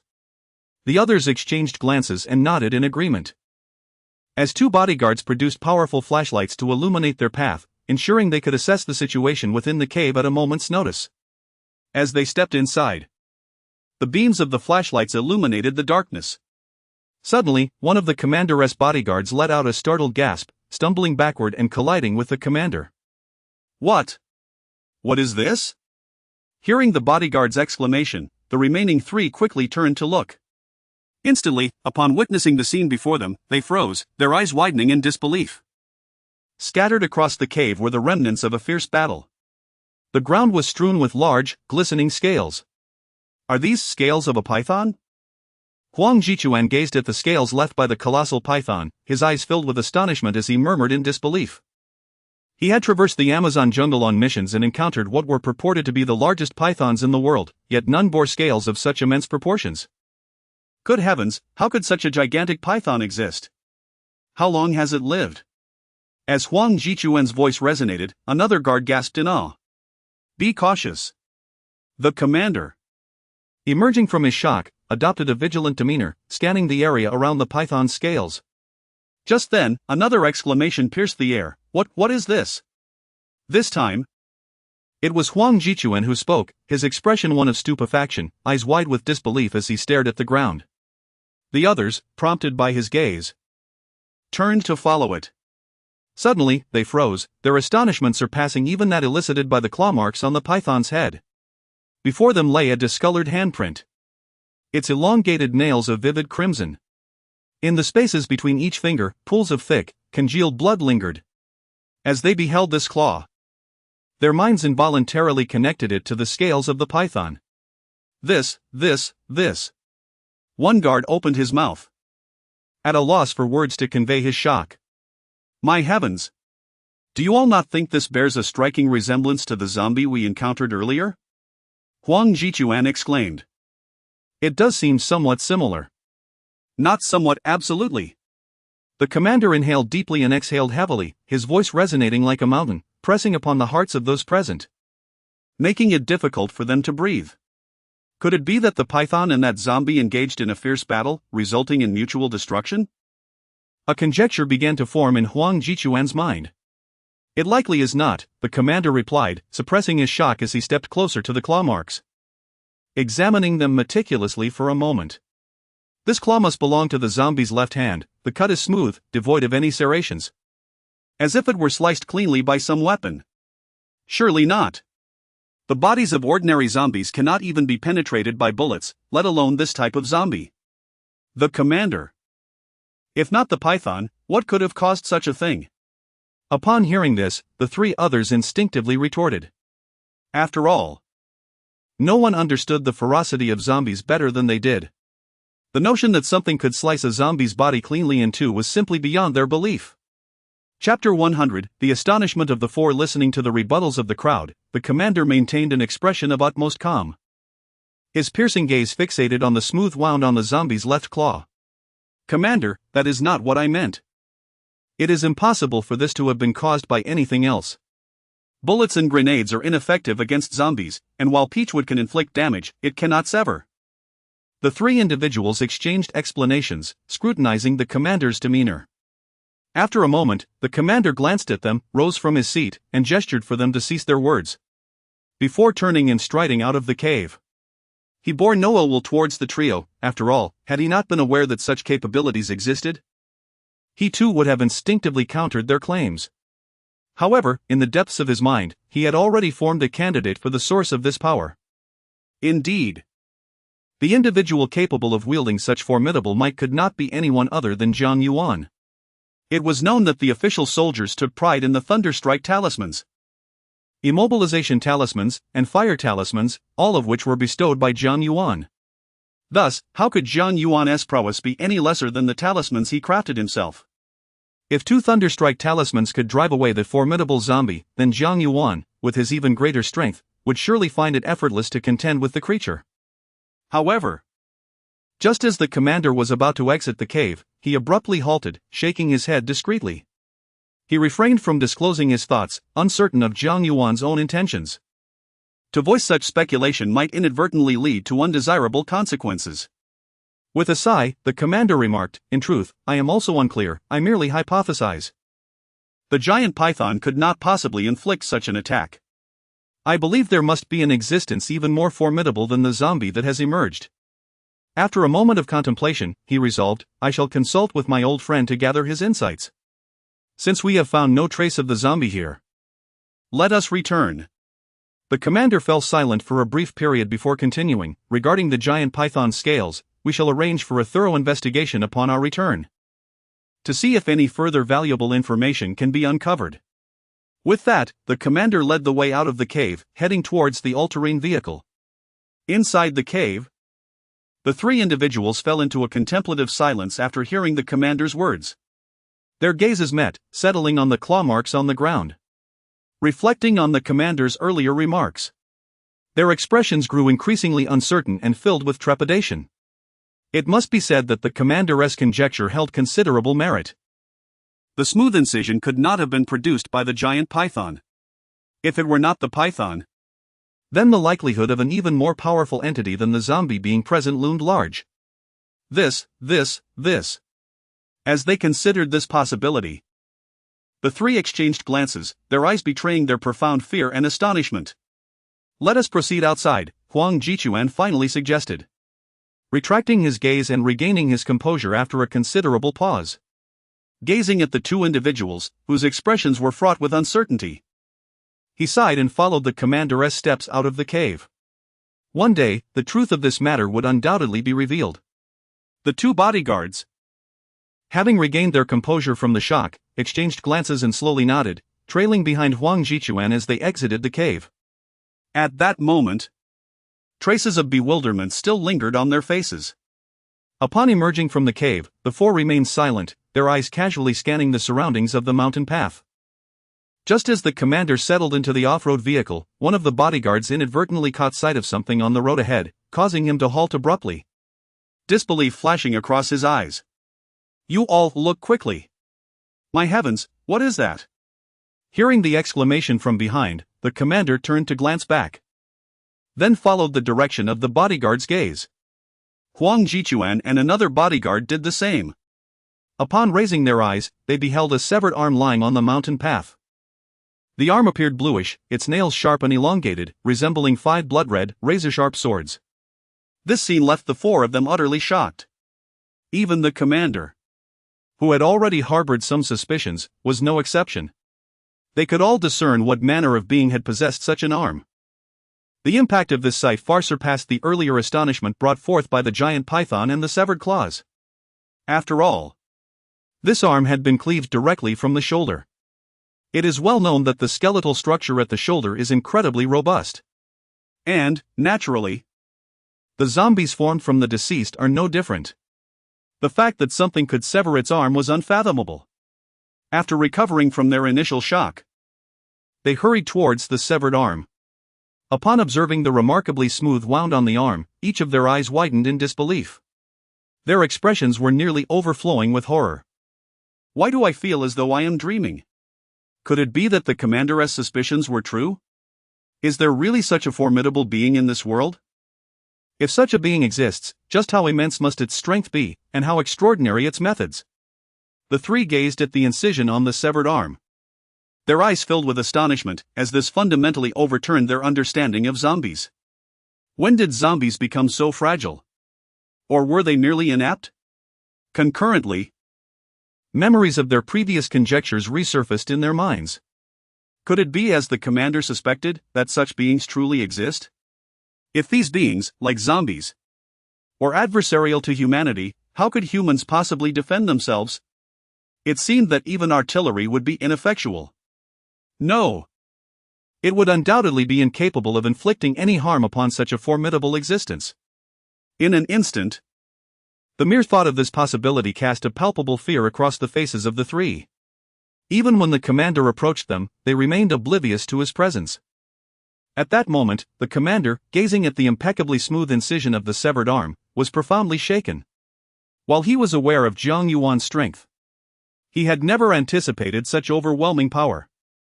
Even at this moment, the once resolute heart of the commander began to waver with doubt. Was this truly the doing of Jiang Yuan? Or had fate unwittingly struck true, heralding the arrival of a great calamity?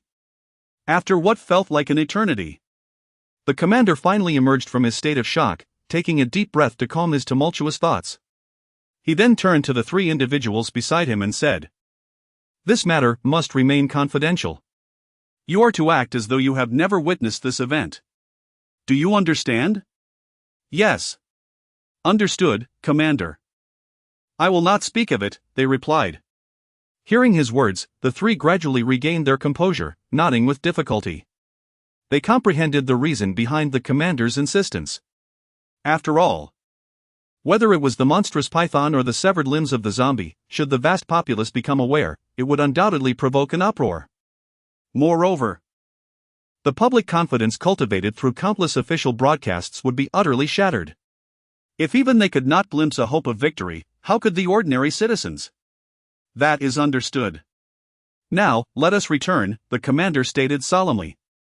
Chapter 101, The identity of Duguchobai is on the brink of revelation at this moment.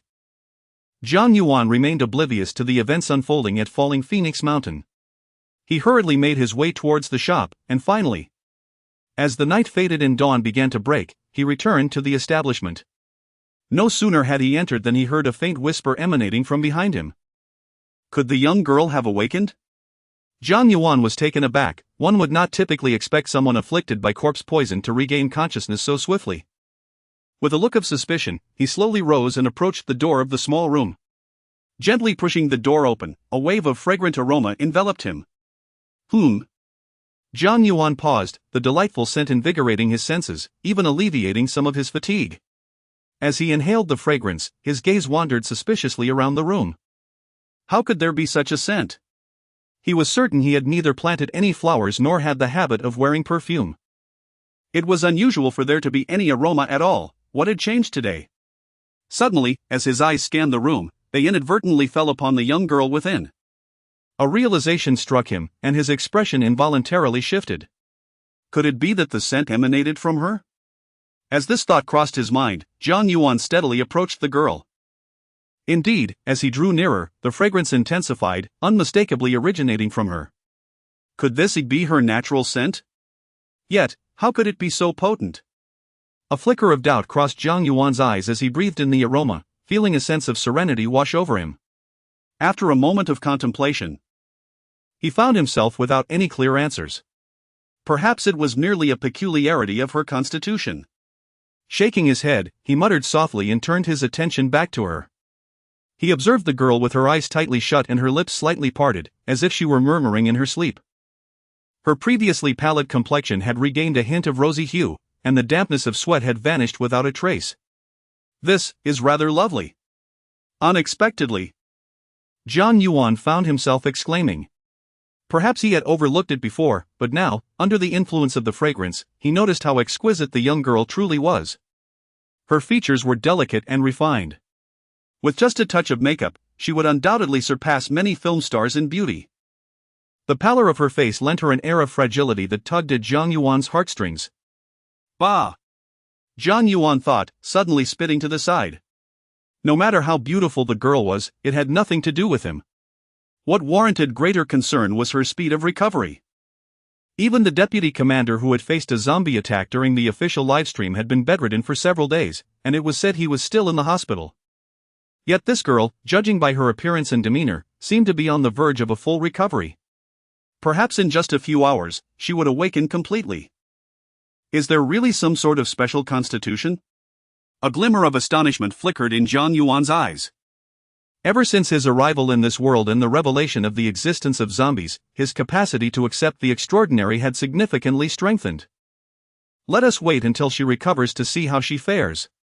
Jiang Yuan murmured softly, preparing a kettle of hot water and placing it in the small room to prevent the girl from waking up parched before he quietly exited the chamber. Is it already daytime? Jiang Yuan stepped to the front of the shop, gazing at the sky, momentarily struck by the fleeting nature of the night. It seemed rather peculiar as well. Averting his gaze, he casually picked up his phone, intending to reassure Lu Meng of his safety. However, after several attempts, he found himself unable to unlock the device. Ultimately, when it did turn on, it only lasted for a fleeting second before succumbing to darkness once more. Goodness! Has this phone truly run out of battery? It appears to be quite old, perhaps it is time for a replacement. With a slight exclamation of frustration, Jiang Yuan made his way towards his rented room. After all, in this era of supernatural resurgence, a night spent away would likely lead an ordinary person to fear the worst. Lu Meng would undoubtedly be worried sick. It was essential to return and assure her of his safety, sparing her any unnecessary anxiety. A few minutes later, Jiang Yuan stood at the doorstep of his rented room. After adjusting his disheveled clothing, he pushed the door open and entered. Upon stepping inside, he immediately spotted Lu Meng sprawled on the living room sofa. Resting on her side like a small cat, she curled up with her eyes gently closed, one hand cradling her head while the other firmly grasped a token. Clearly in a deep slumber. This girl, has she really fallen asleep on the sofa? Jiang Yuan sighed softly, then quietly closed the door and tiptoed into the bedroom. He retrieved a cotton jacket and approached Lu Meng, preparing to drape it over her. Just as he placed the jacket upon her, her long black eyelashes fluttered slightly. Gradually, Lu Meng opened her beautiful eyes. Jiang. Brother Jiang? The first sight that met her gaze was Jiang Yuan. Meng. A smile graced Jiang Yuan's lips as he remarked, "How is it that you fell asleep on the sofa? You mustn't do that again. Brother Jiang. I find you to be quite mysterious." Yet, Lu Meng seemed to disregard Jiang Yuan's words, slowly rising and fixing her bleary yet piercing gaze upon him, speaking earnestly. Mysterious? Jiang Yuan rubbed his nose, puzzled. What is so mysterious about merely not returning for a night? However, the words that followed from Lu Meng left him utterly astounded. Brother Jiang, last night I encountered the zombie that escaped from the official livestream. Ah. Jiang Yuan's expression shifted. His eyes swiftly scanning Lu Meng for any signs of distress. Did anything happen to you? No, Lu Meng shook her head and replied truthfully. I honestly thought I was going to die. Lu Meng spoke as she waved the dark token before Jiang Yuan. Upon seeing the token, Jiang Yuan silently exhaled in relief, realizing how he had overlooked this matter. With the token as a safeguard, how could Lu Meng possibly be harmed by the zombies? Observing Jiang Yuan's expression, Lu Meng continued to inquire, Brother Jiang, you must be the legendary Duguchobai, am I correct? As she voiced her thoughts, a mixture of anxiety and anticipation flickered across her face, her gaze fixed intently on Jiang Yuan. Chapter 102, It turns out you are the senior Duguchobai. Upon hearing these words, Jiang Yuan fell into a brief silence before lightly nodding. Initially, after acquiring the demon suppression tower and witnessing the horrors inflicted by the zombies, he had already entertained thoughts of stepping out of seclusion. Moreover, since Lu Meng was able to pose such a question, it was evident that the token had manifested its power. At the moment Jiang Yuan's words echoed in her ears. Although Lu Meng had long harbored suspicions, her mind seemed to freeze in that instant. Other than the indescribable shock, she felt no other emotions. After all, that was the revered senior Duguchobai, her long-admired idol. Without the presence of senior Duguchobai, the official warriors would have undoubtedly faced catastrophic losses in their battle against supernatural occurrences. It is no exaggeration to assert that it was precisely due to senior Duguchobai that the great Xia dynasty managed to turn the tide, avoiding the fate of becoming a land strewn with corpses like other nations. In her mind, she had always envisioned the esteemed senior Duguchobai as an ethereal elder. Yet the reality was that he was a handsome young man, not much different in age from herself, and someone she interacted with daily. This revelation completely shattered Lu Meng's worldview. What? You don't believe it? Jiang Yuan shrugged, then affectionately ruffled Lu Meng's hair, chuckling. It's not that. Lu Meng took a deep breath, her dazed expression rekindling a glimmer of light as she inquired, So, what do you intend to do now? Will you accept the official invitation? I am considering it, Jiang Yuan replied, resting his chin on one hand, nodding earnestly. Lu Meng nodded lightly, as if a thought crossed her mind, and then, with a serious expression, she asked, Then, if you are indeed Duguchobai, do you know the master who crafted the talismans? According to Lu Meng's conjecture, both were masters, and initially, when others doubted the efficacy of the talismans, Jiang Yuan had stood up to speak on their behalf. Therefore, they should be acquainted. If you are referring to the master who provided the talismans to the official warriors, then yes, that would be me, Jiang Yuan said, spreading his hands in a gesture of helplessness. It was at this moment that time seemed to stand still. Upon hearing this revelation, Lu Meng stared at Jiang Yuan in utter disbelief. Her mouth hung agape, wide enough to fit an egg, as her mind abruptly stalled. This she had never anticipated. She began to question her own existence. How could such an exceptional and handsome man be her roommate? Doubts about her own worth began to plague her thoughts. Jiang Gu, you aren't a transformed spirit, are you? After a prolonged silence, Lu Meng asked Jiang Yuan in a daze. Transform? Nonsense, Jiang Yuan gently tapped Lu Meng's head. Is there anything about me that seems inhuman to make you doubt me so? Lu Meng opened her mouth, at a loss for words. The thought echoing in her mind was, Senior Duguchobai and that master are, in fact, the same person. All right. Jiang Yuan rose to his feet. Observing Lu Meng, who appeared dazed and motionless, he gently patted her head and remarked, all of that is mere illusion. It is but a fraction of the skills I have gleaned from my master. I am indeed a figure of great prowess, yet I am also an ordinary person. Your roommate, Jiang Yuan. Let us not dwell further on this. Upon hearing Jiang Yuan's words, Lu Meng's petite face suddenly flushed crimson. Jiang Gu, she murmured, lowering her gaze as she called his name. What is it? Jiang Yuan asked, puzzled by her blushing countenance. He lightly placed his hand on her forehead. Meng. You seem to have a fever, he said with feigned seriousness. Why not take a day off? Skip work today. A few dark lines flickered across Lu Meng's originally flushed cheeks. She swatted Jiang Yuan's hand away and, biting her silver teeth, huffed, What sickness? What fever? Nonetheless, Jiang Yuan's words served as a timely reminder. After rebutting him, her enchanting eyes darted to the clock on the wall. Suddenly, Lu Meng's expression shifted dramatically, and she sprang up from the sofa. Oh no. It's already 8:30. I'm going to be late, she exclaimed. Jiang Gu, we can talk later. I must head to work now. With that, she dashed into her bedroom, soon re-emerging with her toiletries and sprinting into the bathroom. After hastily attending to her morning routine, she burst out of the bathroom and flung open the door of their rented accommodation, rushing out like a whirlwind. Meng, don't forget to wear your badge. Jiang Yuan called after her, scratching his head in confusion. She really did seem like she had a fever. Suddenly, he slapped his forehead, realizing, how could I have forgotten to inform Meng about the villa situation? It was too late now. He would have to wait until she returned in the evening to discuss it. Dismissing his lingering doubts, Jiang Yuan glanced at the clock, and a peculiar expression crossed his face. Goodness!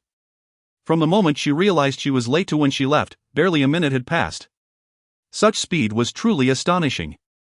After resting briefly on the sofa, Jiang Yuan commenced his own morning preparations. Once he was ready, he tidied up the bedroom and departed from the rented space, making his way back to the store. After all, there was still a young girl lying within. Given her unique constitution, it was entirely possible she had awakened by now. Having recently lost her parents, if she were to wake in an unfamiliar environment, it would be challenging for her to maintain her composure.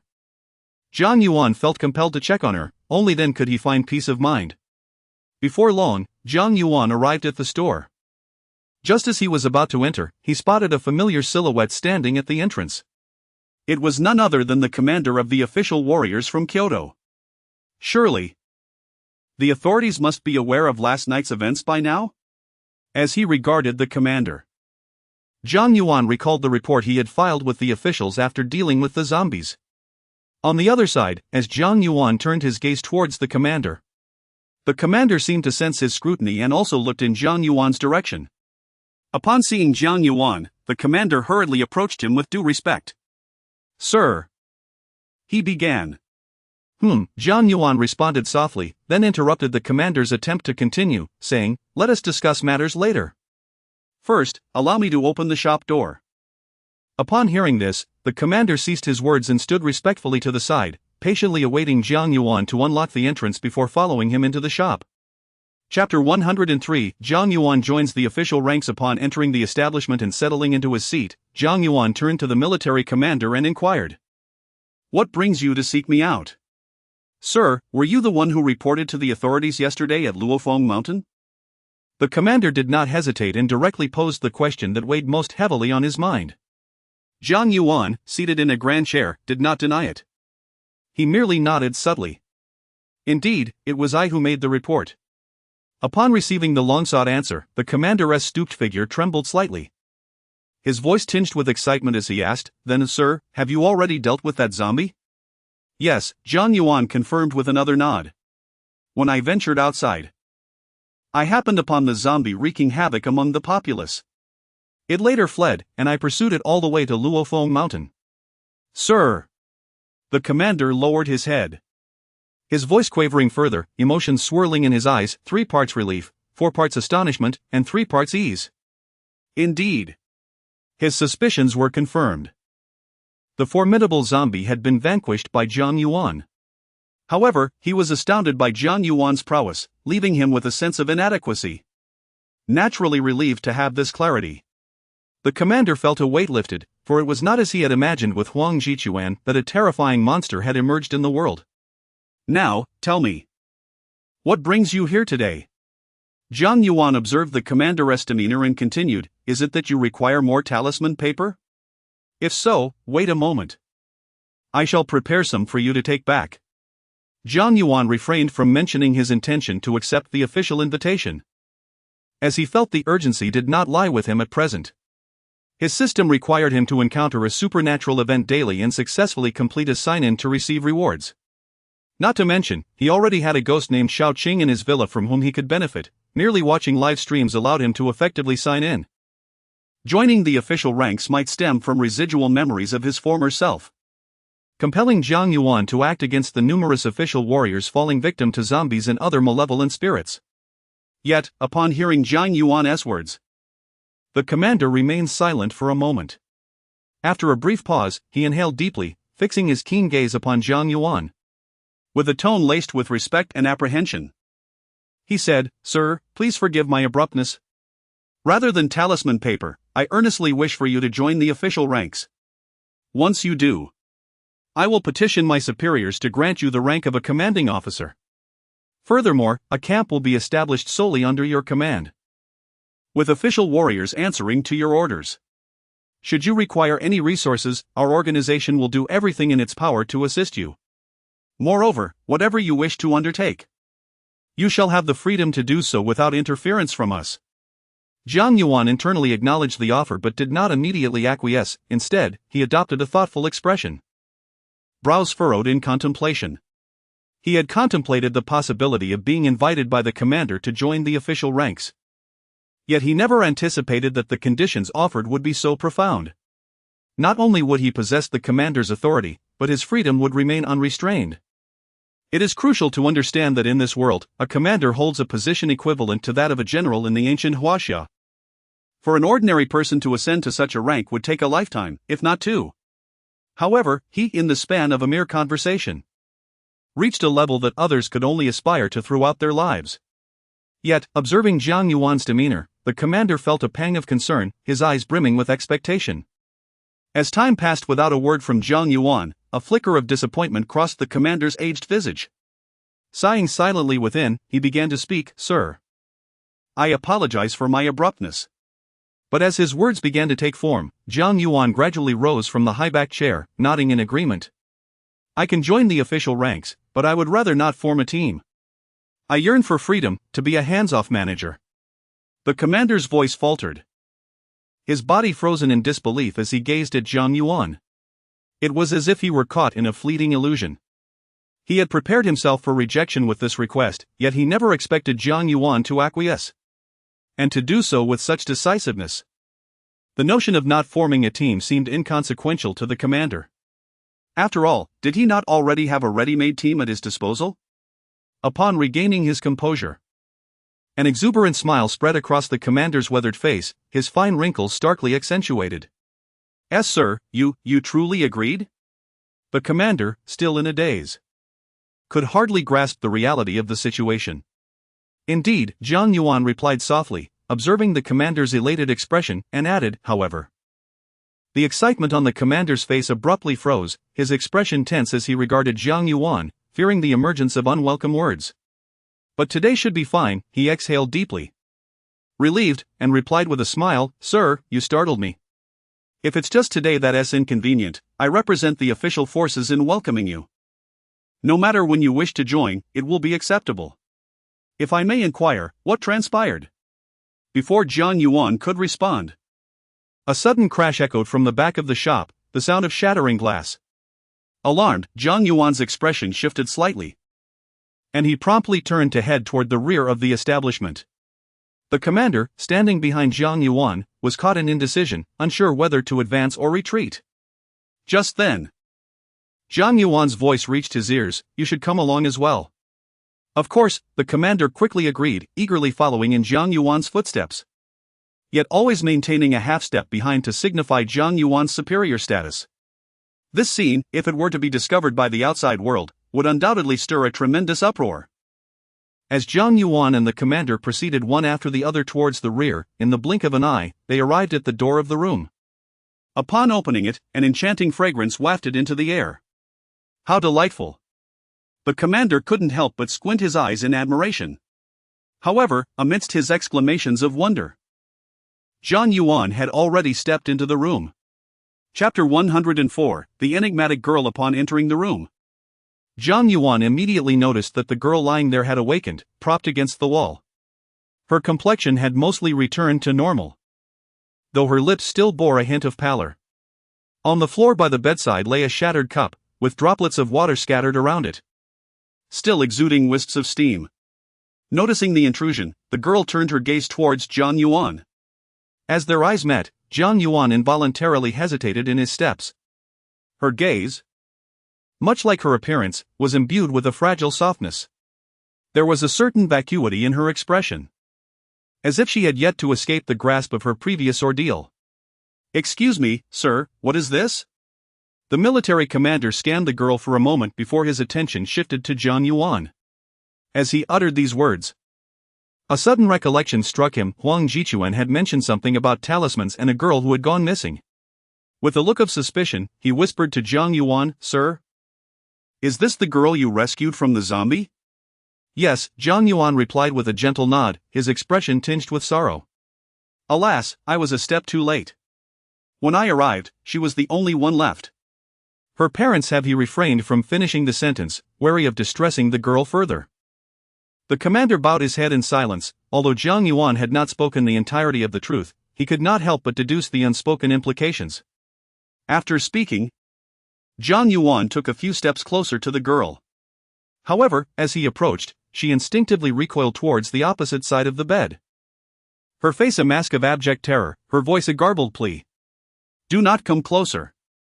Do not come closer." Jiang Yuan halted, observing the frightened girl, and softened his tone. "Little sister, we are not bad people. The villains have been driven away. You are safe now." Seemingly grasping his words, the girl's trembling gradually subsided, her voice becoming increasingly subdued. Yet her eyes remained devoid of any spark. "Little sister, we are good people. Do not be afraid. We are safe now." Exchanging a glance with the commander, Jiang Yuan subtly nodded. They continued to offer quiet reassurances while slowly advancing towards her. As they spoke, they noticed that their gentle voices seemed to capture the girl's attention. Her emotionless eyes were fixed on them, her form curled beneath the covers still trembling slightly, though considerably less than before, and she had ceased her screams. With each cautious step, they finally stood before the girl. Suddenly, they were enveloped by a faint fragrance that wafted through the air. Yet, at that moment, neither of them took note of this peculiarity, their expressions radiating warmth. "It's all right now. Little sister, it is all right now, everything will be fine." Their gentle reassurances enveloped the girl as the two spoke in unison. They comforted her for an extended period. Although she remained silent, her earlier wariness began to dissipate, and her once trembling frame gradually settled into calmness. Yet, her gaze remained fixed, devoid of life, upon the ceiling. Seeing this, Jiang Yuan and the commander exchanged a glance, a flicker of helplessness illuminating their eyes. They understood the girl's turmoil and recognized that her emotional state would not improve swiftly. "Have my parents passed away?" a delicate voice, barely above a whisper, reached their ears. The commander and Jiang Yuan exchanged glances, uncertain about how to convey this tragic truth to her. The girl's emotional stability was precarious. And while they understood the reality, imparting it to her was another matter altogether. However, before they could respond, her fragile voice broke the silence once more. They are gone. Aren't they? They must have been killed by the zombies. As she uttered the last words, her body trembled anew, but despite her frailty, a profound hatred flickered in her lifeless eyes. Little sister, the sudden emergence of zombies is indeed perplexing. But rest assured, no matter how bizarre or formidable they may be, their fate is sealed. They will ultimately be eradicated by our official warriors. The commander declared, thumping his chest resolutely. Are you an official warrior? The girl's eyes sparkled with a glimmer of hope. Indeed, the commander affirmed, nodding earnestly and patting the insignia on his shoulder. Trust us. The zombies in the Great Xiao will not reign unchecked for long. Can I become an official warrior? She inquired. After a brief pause, the commander replied with conviction. Of course. As long as you desire it, the doors of our official warriors are always open to you. At this, the girl fell silent once more, turning her gaze back to the ceiling, lost in her thoughts. Eventually, with the comfort of Jiang Yuan and the commander, the girl, perhaps still weary from her recent awakening, succumbed to sleep. Yet, traces of tears lingered on her face, a testament to the turmoil she had not fully expressed. Once she had drifted into slumber. Jiang Yuan and the commander exchanged quiet glances, carefully closing the door behind them as they stepped out. As they faced the closed door, both exhaled deeply. Sir, what are your plans moving forward? The commander inquired after a moment's contemplation. Jiang Yuan glanced at the door before shrugging his shoulders in resignation. What else can we do? We shall wait until she awakens and allow her to make her own choices. However, I believe that her joining the military could be a commendable opportunity. Sir, do you think she might be too young for the army? The commander expressed his concerns. Not at all, Jiang Yuan replied, shaking his head. Have you not noticed a certain detail? What detail? The commander inquired, puzzled. With a mysterious smile, Jiang Yuan remarked, this young lady is quite extraordinary. Extraordinary? The commander pondered this for a moment before suddenly recalling the time when Huang Jichuan had presented him with the report yesterday. Chapter 105, Special Physique. The report from yesterday detailed the discovery of two individuals transformed into zombies, marked by talismans on their foreheads. However, the girl at home had mysteriously vanished. It has now come to light that she was rescued by Jiang Yuan.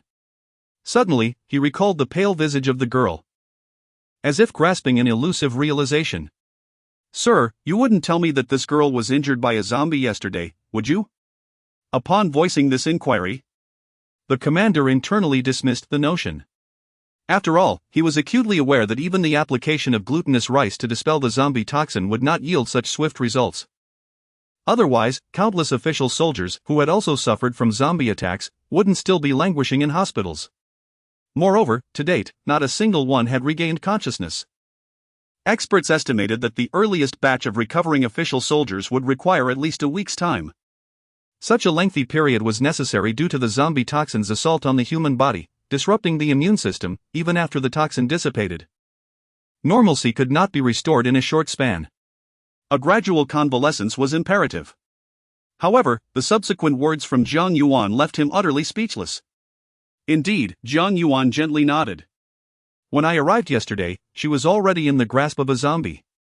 After driving the creature away, I managed to bring her back and treated her with glutinous rice. What? The commander could not restrain his astonishment. This was simply beyond comprehension. Even the official soldiers, who possessed stronger physiques than ordinary people, required ample time to recuperate from the effects of the zombie toxin. Yet this young girl? From yesterday to this morning, she had awakened in a mere 12 hours. He understood the implications of this better than anyone, being the commander of the anti-zombie unit. With the right guidance, this girl would undoubtedly evolve into a formidable warrior. Observing the commander's expression, Jiang Yuan placed a reassuring hand on his shoulder and smiled. Although he was uncertain about the specifics of the girl's condition, Her remarkable healing abilities were evident. Given time, she would surely develop into a warrior that would instill fear in zombies. As for the path the girl would ultimately choose, Jiang Yuan chuckled softly and remarked, "That will depend on her own decisions." "Indeed," the commander replied, regaining his composure and nodding solemnly. "As for today, I shall remain in the shop to monitor her condition. Once everything regarding the girl is settled, I will accompany you to the base tomorrow." "Excellent!" the commander exclaimed with delight, nodding vigorously. "Then, sir, I shall come to fetch you early tomorrow morning." After a brief pause, the commander, observing Jiang Yuan's composed demeanor, cautiously added, "Sir, upon my return, may I disseminate the news of your impending arrival at the official base to uplift the spirits of the people?" "Very well." Jiang Yuan pondered for a moment before finally nodding. Since he had already resolved to accept the invitation, the difference between an early or late announcement was negligible. "Then, I thank you, sir." Upon receiving the answer, the general's countenance brightened with joy. He promptly commanded a retreat and prepared to return to his troops to commence preparations for the matter at hand. However, at that moment, Jiang Yuan gestured for the general to wait, and then proceeded to craft 15 talismans, which he handed over to the general. These talismans were identical to the previous ones. 12 were binding talismans, while the remaining 3 were thunderstrike talismans. Accepting the meticulously crafted talismans from Jiang Yuan, the general felt a surge of excitement and respectfully bid farewell to him once more. Once the general vanished from sight, Jiang Yuan pondered for a moment. He retrieved yellow paper and vermilion powder, preparing to forge some calming talismans to bestow upon the young girl. At the very least, this would help stabilize her emotions and prevent excessive fluctuations. Meanwhile, in a flurry, the general returned to the troops, foregoing any rest. He seized the radio and dialed out, "General!" The voice of Huang Jichuan soon echoed through the receiver. The general cleared his throat, striving to quell his rising excitement as he spoke in a grave tone. "Commander Huang, instruct the soldiers still stationed at the base to immediately cease their current tasks and gather at the training ground. I have a significant announcement to make." "Understood." Huang Jichuan responded promptly. After hanging up, the general inhaled deeply and glanced at the time, meticulously adjusting his sleeves. He even retrieved an old-fashioned military cap from the hat rack. As he gazed at the cap, the general's rough hands tenderly caressed its surface, his eyes reflecting a hint of nostalgia. This was the first military cap he donned upon becoming a general, holding immense significance for him. After giving it a thorough wipe, he placed it atop his head, his face brimming with exhilaration. Previously, while outside, he had felt a rush of excitement upon hearing Jiang Yuan's agreement. Yet he had tempered it within, for he was the commander of the troops and needed to uphold their dignity. Upon returning to the general's office, he glimpsed reports detailing injuries caused by zombies and other supernatural entities strewn across the desk. Unable to contain his excitement any longer, he realized that with Jiang Yuan's involvement, these reports would no longer appear daunting. Instead of being burdened with worry and uncertainty, he felt a renewed sense of assurance. Once properly attired, the general exited his office, where Huang Jichuan had long awaited his arrival. "General," Huang Jichuan said, observing the general, particularly the military cap perched atop his head. Though his exterior remained composed, a tempest of emotions surged within him. As the general's heir, he understood that such a cap would only be worn for significant occasions. Moreover, he could sense the general's attempt to maintain calm, albeit with an unmistakable undercurrent of exhilaration. Clearly, something monumental had occurred. What could have transpired during his brief absence to elicit such excitement? Why the need to assemble all the soldiers? Had the general received a response from an old friend, uncovering a greater threat than zombies? Or perhaps he had discovered a new strategy to combat the undead? Or was it possible that he had finally learned the identity of the legendary Du Guqiu Bai? In that instant, countless speculations surged through Huang Jichuan's mind.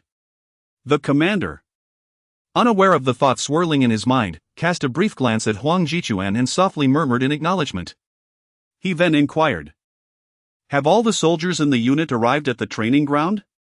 "Yes," Huang Jichuan replied, coming back to his senses and nodding affirmatively. "Good. Let us proceed to the training ground now." The commander nodded slightly and led the way towards the venue. At that moment, the training ground was already a sea of humanity. Each individual bore a resolute expression, standing tall and gazing ahead. A profound silence enveloped the gathering, as they strictly adhered to military discipline. Chapter 106, the event that stirred the entire internet at this moment, in the official live broadcast room. Lu Meng observed the footage captured by the drone with a sense of bewilderment. Dear viewers, it seems that something significant is about to unfold. Lu Meng appeared perplexed. Having arrived at the official television station this morning to replace the night shift host, she had initially felt a sense of joy upon seeing the seemingly ordinary live broadcast room. However, now it appeared that something monumental was imminent.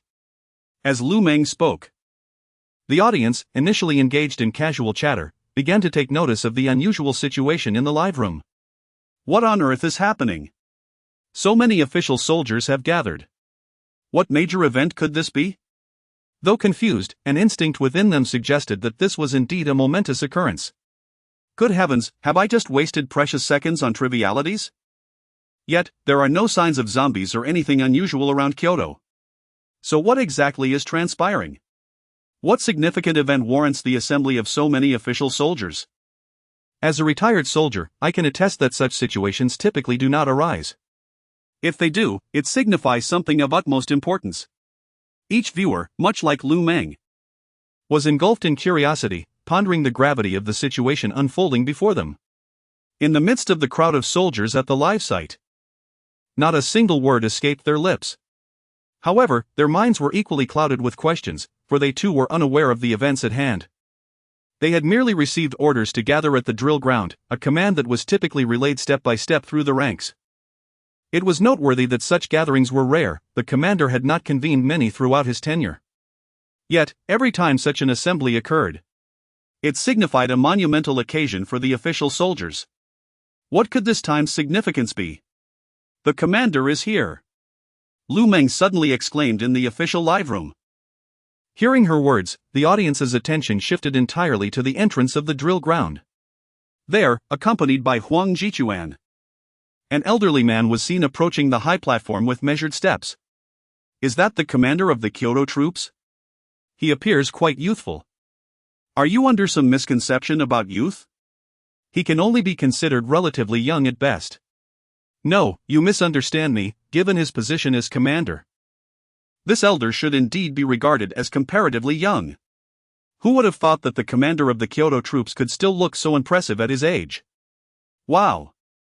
I can't handle it. Haha, let me share a harsh reality with you. Didn't you hear Lu Meng mention earlier? Commander Huang is actually this man's son.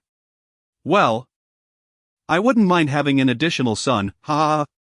Goodness, the wolf is here.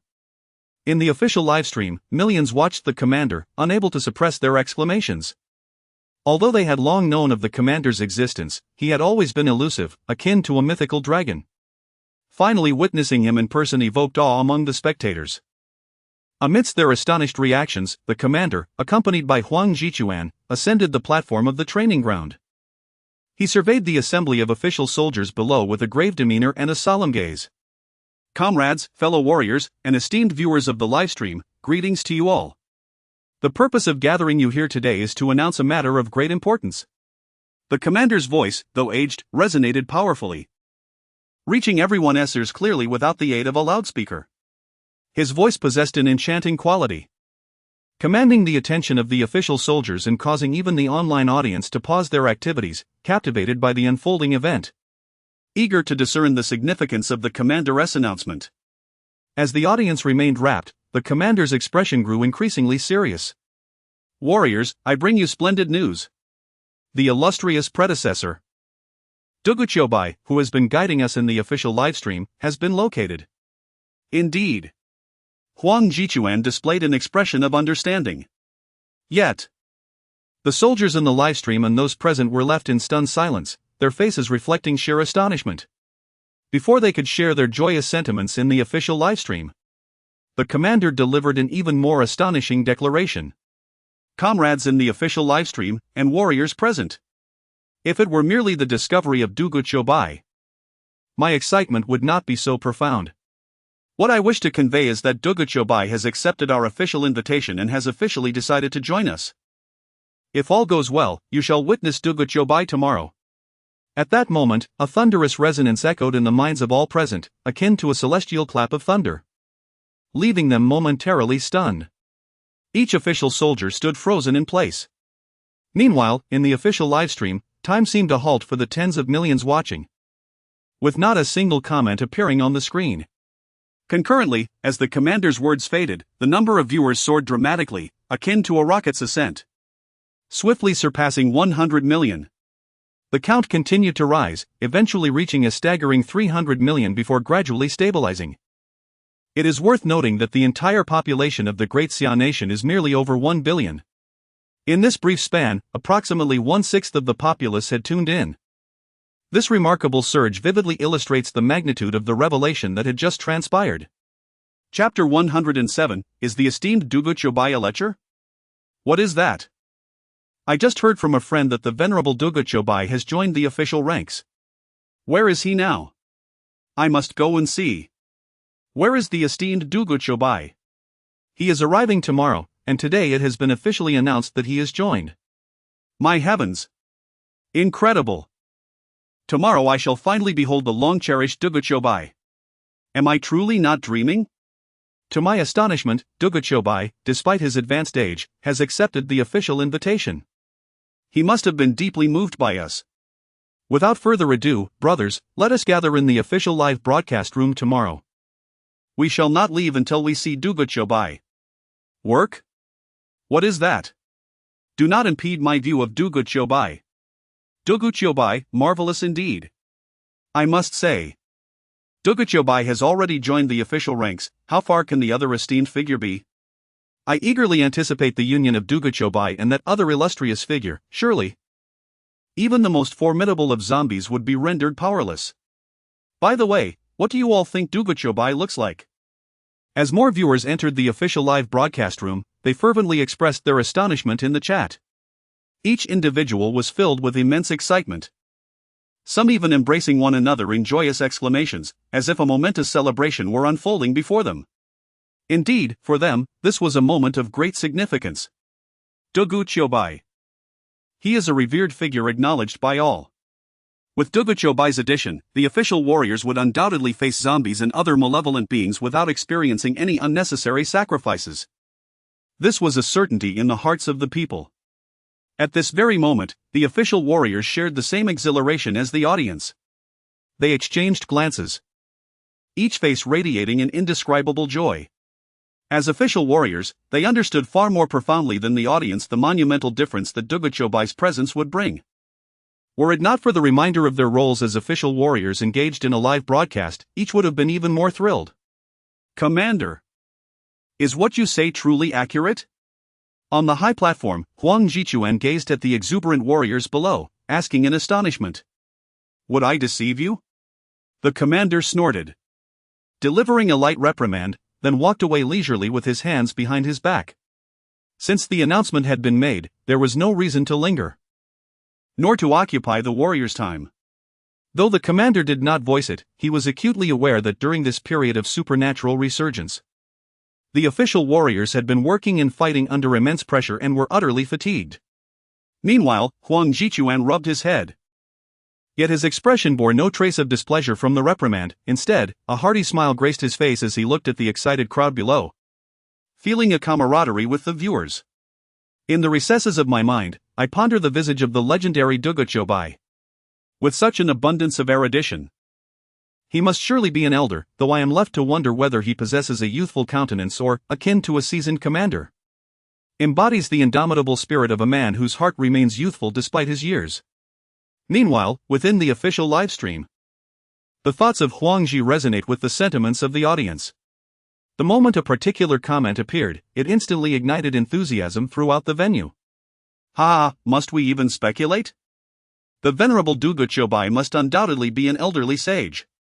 Yet, I contend that with such profound knowledge, he ought to resemble a university professor, brimming with wisdom and exuding an air of righteousness. I must disagree, however, given Duguchobai's fondness for the adorable. My preliminary conjecture leads me to believe that he is quite the lecherous figure. Oh, retract that. Ah, dear friend above, do beware, for Duguchobai is surely watching you. How could that be? The esteemed Duguchobai is far too occupied with affairs of great importance, and with no zombies in sight. How could he possibly be present in the official live stream? Are you speaking of me? At that very moment, a dazzling comment swiftly ascended to the pinnacle of the official live stream. Lo and behold, we have captured the great Duguchobai online. To the person above. I must confide that Duguchobai has indeed made an appearance. Misfortune may befall you. Haha, this is utterly delightful, to speak ill of Duguchobai. Not realizing he has been observing the stream all along. Esteemed one, I was merely jesting, please, take my words lightly. As if I were but a fleeting thought. Woe is me, I shall never dare again. Oh dear, great Duguchobai, I implore you not to take offense. It would be unfortunate for your health to be compromised because of me. Ha ha ha. In the official live stream, Lu Meng, witnessing the unexpected entrance of Jiang Yuan and the reactions of the audience, found herself in fits of laughter. The contrast of emotions was indeed striking. Yet, amidst her amusement, she felt compelled to assure the viewers, rest assured, the venerable Duguchobai is magnanimous and will not hold us accountable. As for Jiang Yuan's recent association with the official channel, Lu Meng was somewhat taken aback, though her surprise was limited. After all, she was already aware of Jiang Yuan's intentions. However, the realization that he had concealed this from her for such an extended period ignited a smoldering anger within her.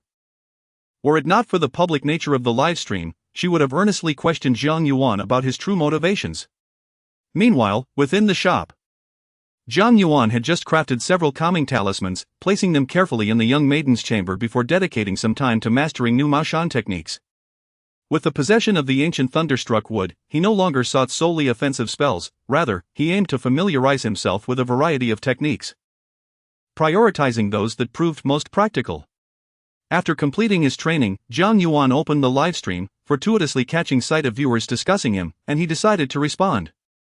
At that moment, observing the self-deprecating comments in the official livestream, Jiang Yuan offered a faint smile, unfazed by the banter. He was well aware that others were merely jesting, and he was not easily provoked. Furthermore, Lu Meng had assured him that she would not be upset. So he chose not to elaborate any further. Casting a few glances around the official livestream, he noted that nothing seemed amiss, prompting him to exit the broadcast. With no significant occurrences in the stream, he deemed it unnecessary to dedicate all his time to it. The paramount concern at present was still his cultivation. Suddenly, a cough resonated from the back of the shop. Jiang Yuan glanced at the time on his computer, feeling a tinge of surprise. Had it really been less than 2 hours, and so swiftly? Although taken aback, he rose and proceeded towards the rear of the shop. Chapter 108, Sudden Events. The fear of the crowd. As Jiang Yuan approached the small room, he took a moment to prepare a cup of warm water. Upon opening the door, he was rather taken aback to find that the once intense fragrance had dissipated considerably, leaving only a subtle, refreshing scent lingering in the air. The young girl was half-seated on the edge of the bed, her previously pale complexion now restored to a healthy blush. Yet, her beautiful eyes still carried a hint of fragility, an innate quality that seemed to be part of her essence. Had Jiang Yuan not been aware of her prior infection with zombie poison, he might have believed she was merely a girl awakening from slumber. This realization sent a slight shock through Jiang Yuan. He could now ascertain that the girl's constitution was indeed extraordinary. Otherwise, it would have been impossible for her to recover so swiftly. Nevertheless, he expertly concealed his astonishment, ensuring it went unnoticed by her. "How are you feeling? Any better?" Jiang Yuan asked gently, setting aside his surprise as he approached her and offered the warm water. The girl took a small sip and then gazed at Jiang Yuan, responding with a silent nod. Observing her calm demeanor, Jiang Yuan pondered whether the effects of the heart-calming charm contributed to her tranquility. He opened his mouth to speak. Yet words eluded him. He had not anticipated her serene reaction. The girl, noticing his hesitation, remained equally reticent, as if she had no intention of breaking the silence. Consequently, the atmosphere in the small room grew heavy with awkwardness. Just as Jiang Yuan contemplated how to ease the tension, the girl broke the silence. "If I become an official soldier, will I be able to save more people like my parents?" Taken aback by her composed inquiry, Jiang Yuan hesitated to respond. Surprised by her calmness. He had envisioned various scenarios for their conversation on his way here, yet her tranquility was entirely unexpected. After a moment's reflection, he nodded gently. Indeed. Becoming an official soldier can help rescue more families afflicted by the zombies. But you. Then I want to join the officials, she interjected before he could finish. Join the officials? Jiang Yuan did not immediately acquiesce but rather countered with a question. Becoming a qualified soldier is no easy feat, especially for a young woman. I understand. She replied, her gaze soft yet infused with a flicker of determination and resentment. But I must become an official soldier. To avenge my parents. And to prevent zombies from harming more families. Jiang Yuan hesitated, caught off guard. However, the girl fixed her eyes intently upon him and continued. I know you have a way, don't you? At her words, Jiang Yuan fell silent. How about this, when the official soldier arrives tomorrow, you can speak to him directly. If he consents, then you shall be brought into the official fold, if he does not. All right. The young girl, upon hearing this, lightly tapped her head. Subsequently, she fell silent once more, tilting her gaze slightly upwards towards the ceiling. Observing the girl who evidently wished to refrain from further conversation, Jiang Yuan discreetly scrutinized her. Noting that her emotions remained remarkably unperturbed. After exchanging a few words with her, he voluntarily exited the room, granting her some much-needed privacy. Once reseated in the grand armchair, Jiang Yuan's astonishment became fully apparent. In his view, the girl exhibited an unsettling level of composure, far removed from that of a typical 16 or 17-year-old. This was especially evident when she expressed her desire to join the official ranks and seek vengeance against the undead. Could it be that this was attributed to her inherent disposition? Jiang Yuan pondered internally. Meanwhile, in the official live broadcast room, as Lu Meng's words echoed in the air, the audience erupted into a flurry of excitement. Wow, did I just discover something? Meng actually stood up for the esteemed Duguchobai. What does this signify? Do I even need to elaborate? Let us just say, those who understand, huh? Meng, you have changed, sob. Meng, good gracious.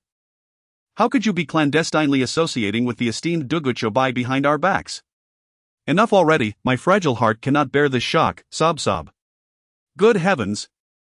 A theory has suddenly emerged. Could it be that Duguchobai's joining the official ranks is due to Meng? Brother, you're not alone, I thought the same. You all. Please refrain from such speculation. Lu Meng glanced at the barrage of comments, her face instantly turning as red as an apple. Although she recognized that the audience was likely jesting, understanding this was one matter, how she felt was another entirely. After all, she was acutely aware of who the esteemed Duguchobai truly was, as discussed by netizens. Fortunately, perhaps reason prevailed over emotion in the end.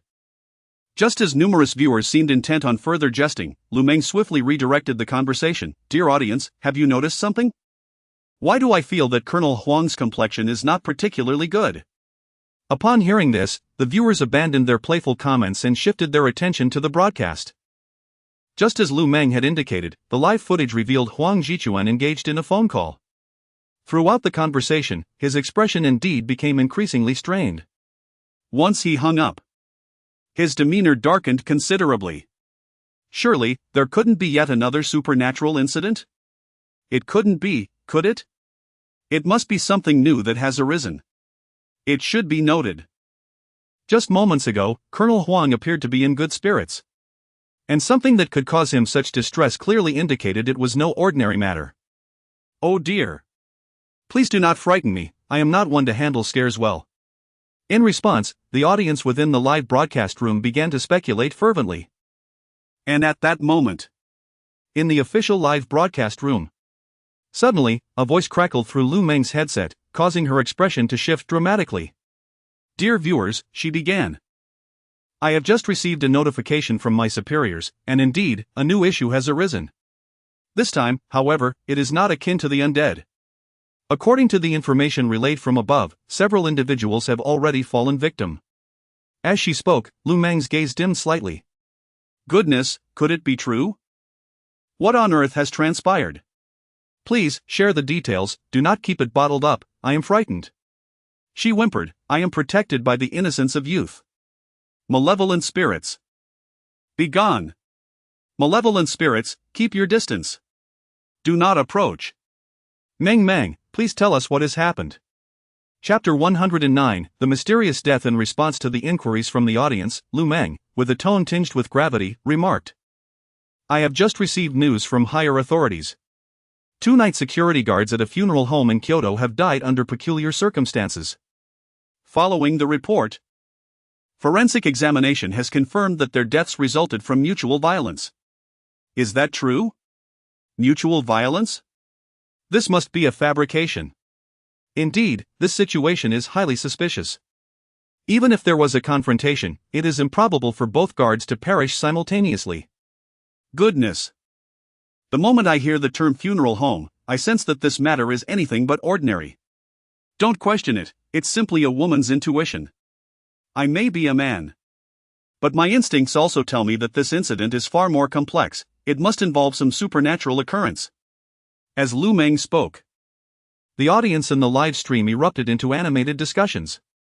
You are right, Lu Meng observed the barrage of comments, her voice growing increasingly somber. The investigators share the same sentiment. After a thorough examination of the scene, particularly the surveillance footage, it has become evident that this is indeed a supernatural event. However, I am not privy to the specific details. With that, Lu Meng's gaze shifted to the footage captured by the drone. At that moment, Huang Jichuan had already led a team of soldiers, driving away from their base. Lu Meng paused briefly before continuing. Commander Huang has also received this news and is currently en route to the location.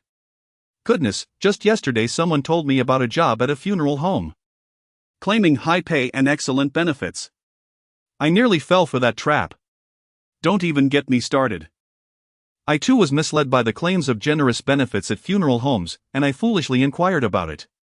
I must have been out of my mind. Nevertheless, it must be said that with official soldiers on the case, this matter should be relatively straightforward to resolve. That is true, although this is a supernatural incident. It appears not to be particularly intense.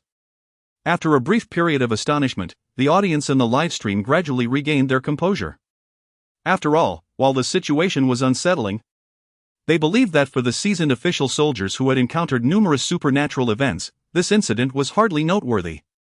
As the viewers continued to send comments, Huang Jichuan and his team of soldiers sped towards the funeral home Lu Meng had mentioned. Due to the unexpected nature of the incident and the presence of numerous bodies awaiting cremation, the funeral home had only sealed off the area where the event occurred, while the rest of the premises continued to operate normally. Huang Jichuan and his soldiers naturally attracted considerable attention upon their arrival at the funeral home. Many recognized Huang Jichuan, as it was no exaggeration to say that the citizens of the Great Xia Nation were keenly following the developments of the official livestream. Fortunately, upon their arrival, the staff of the funeral home promptly guided them to the scene of the incident, thus averting any unnecessary complications. As they stepped into the scene, the brows of Huang Jichuan and his soldiers inevitably furrowed in concern. They could distinctly perceive an unusual chill in the air at the scene, a sensation far from that induced by temperature-controlled air conditioning. This led the official soldiers, who had previously encountered numerous supernatural events, to realize that something paranormal had indeed transpired here. Exchanging cautious glances, they surveyed their surroundings with vigilant eyes. A faint scent of blood lingered in the atmosphere, and the ground bore the remnants of darkened bloodstains. In the center, facing the entrance, lay an uncovered coffin, beside which rested 2 corpses, both draped in white cloth. Judging by their attire, it was evident that these were the unfortunate security guards mentioned in the reports. The area had been cordoned off by detectives, several of whom were stationed nearby. Detective Huang, the leading investigator, felt a wave of relief wash over him upon seeing Huang Jichuan and his companions arrive. What transpired here? Huang Jichuan inquired directly, skipping any pleasantries. According to the coroner's investigation, the cause of death for the 2 guards was mutual assault, however. It was perplexing that their expressions were filled with terror, their pupils dilated as if they had witnessed something horrifying in their final moments. Upon hearing this, Huang Jichuan furrowed his brow and gestured for an official soldier nearby to cross the containment line for further inspection. The soldier swiftly lifted the white cloth from the corpses, examined them, and reported solemnly, "Report, Detective Huang. Both individuals exhibit varying degrees of injury, yet none are fatal. These injuries likely do not account for their demise. Furthermore, their faces are contorted and pallid, indicating they must have seen something they should not have before their deaths. Preliminary assessments rule out a zombie attack, suggesting a potential ghostly involvement." Ghost? Huang Jichuan's brow furrowed further, memories of confronting a female specter still vivid in his mind. After a moment of contemplation, he crossed the boundary toward the central coffin. Instantly, a corpse came into view. The body had been meticulously prepared by an undertaker, presenting a serene appearance, however. The ghastly and shocking wounds were unmistakably visible. How did he perish? Huang Jichuan inquired. Investigations revealed that the deceased had succumbed to a traffic accident. He was in the vehicle with his child at the time, who has since regained consciousness but insists that his father did not die from the accident, rather, he was murdered by the reckless driver. Have you pursued this lead? Huang Jichuan's expression shifted with concern as he asked again. Upon learning of the child's statement, we conducted an investigation, yet all evidence pointed to a standard traffic mishap, with no eyewitnesses in the vicinity. So, you failed to apprehend the driver? The lead detective nodded with a pained expression. Detective Huang, although we operate within different systems, you must understand that our apprehensions require irrefutable evidence. We cannot act solely on a child's testimony. I understand. Taking a deep breath, Huang Jichuan nodded, a serious demeanor settling upon his features. The laws of the Great Xia Kingdom are well understood. Without conclusive evidence, detectives cannot detain a suspect for an extended period, with a maximum duration of merely 24 hours. However, following the incident involving the vengeful spirit's murder, Huang Jichuan found himself compelled to reflect deeply on the matter. Meanwhile, within the official live broadcast, a multitude of viewers engaged in spirited discussions as they listened to the dialogue between Huang Jichuan and the detective. Goodness! Why do I sense that this matter is far from simple? One exclaimed. Let us not kid ourselves, I have come to suspect that this is indeed a homicide. Yet, those two security guards sigh. Nonetheless, the detective's assertion holds merit. Apprehending individuals, especially for sentencing, necessitates irrefutable evidence. Chapter 110, The frightening surveillance footage. I boldly conjecture that it must be akin to the previous female ghost, seeking vengeance. If my supposition is incorrect, then it must surely be a miscalculation. No need for alarm, I possess the essence of youth, and thus I remain unperturbed. A mere spectre, after all. I shall wield this youthful essence and compel them to kneel and sing of their subjugation. If indeed it is a ghost, resolving the matter should prove relatively straightforward. What does this imply? It serves as a reminder to avoid harboring enmities, lest one finds themselves ensnared even in death. In the live broadcast setting, after a moment of contemplation, Huang Jichuan, still devoid of any leads, glanced at the surveillance cameras positioned at the scene of the incident.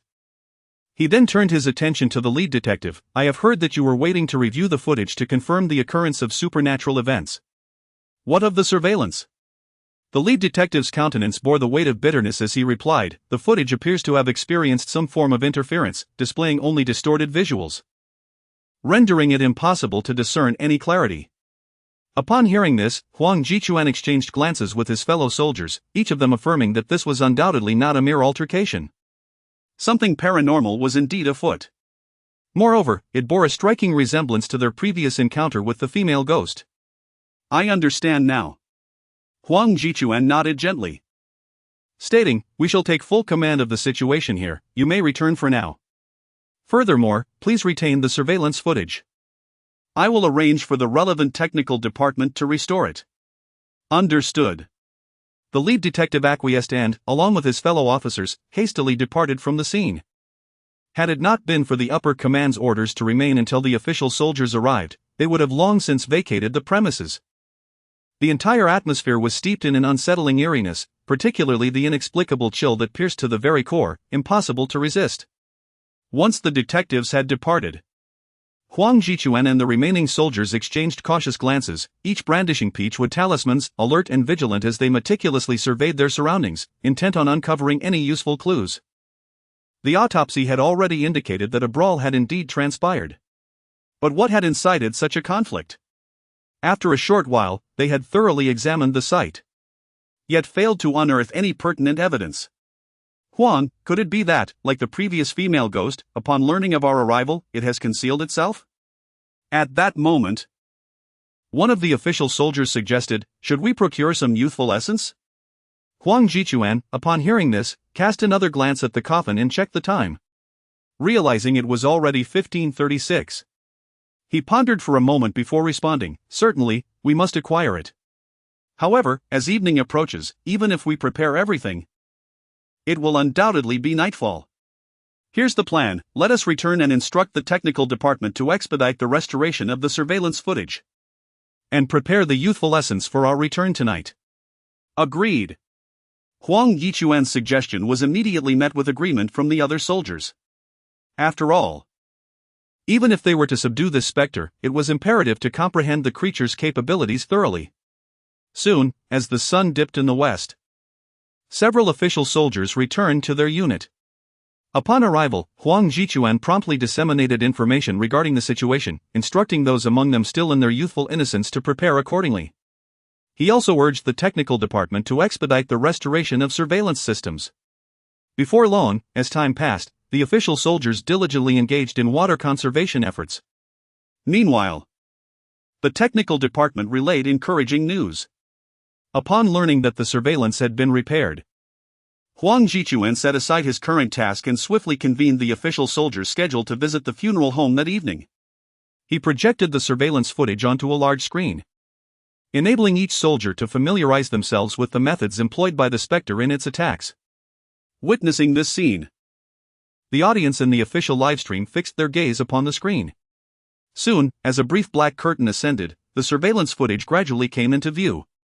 The lighting was bright, allowing everyone to see clearly. The footage revealed no anomalies, and everything appeared eerily quiet. 2 security guards dutifully patrolled the vicinity of the funeral home, maintaining their watch. However, this tranquil tableau was soon disrupted. One of the guards called out to his colleague, raising the cigarette in his hand. The two approached one another and walked out together.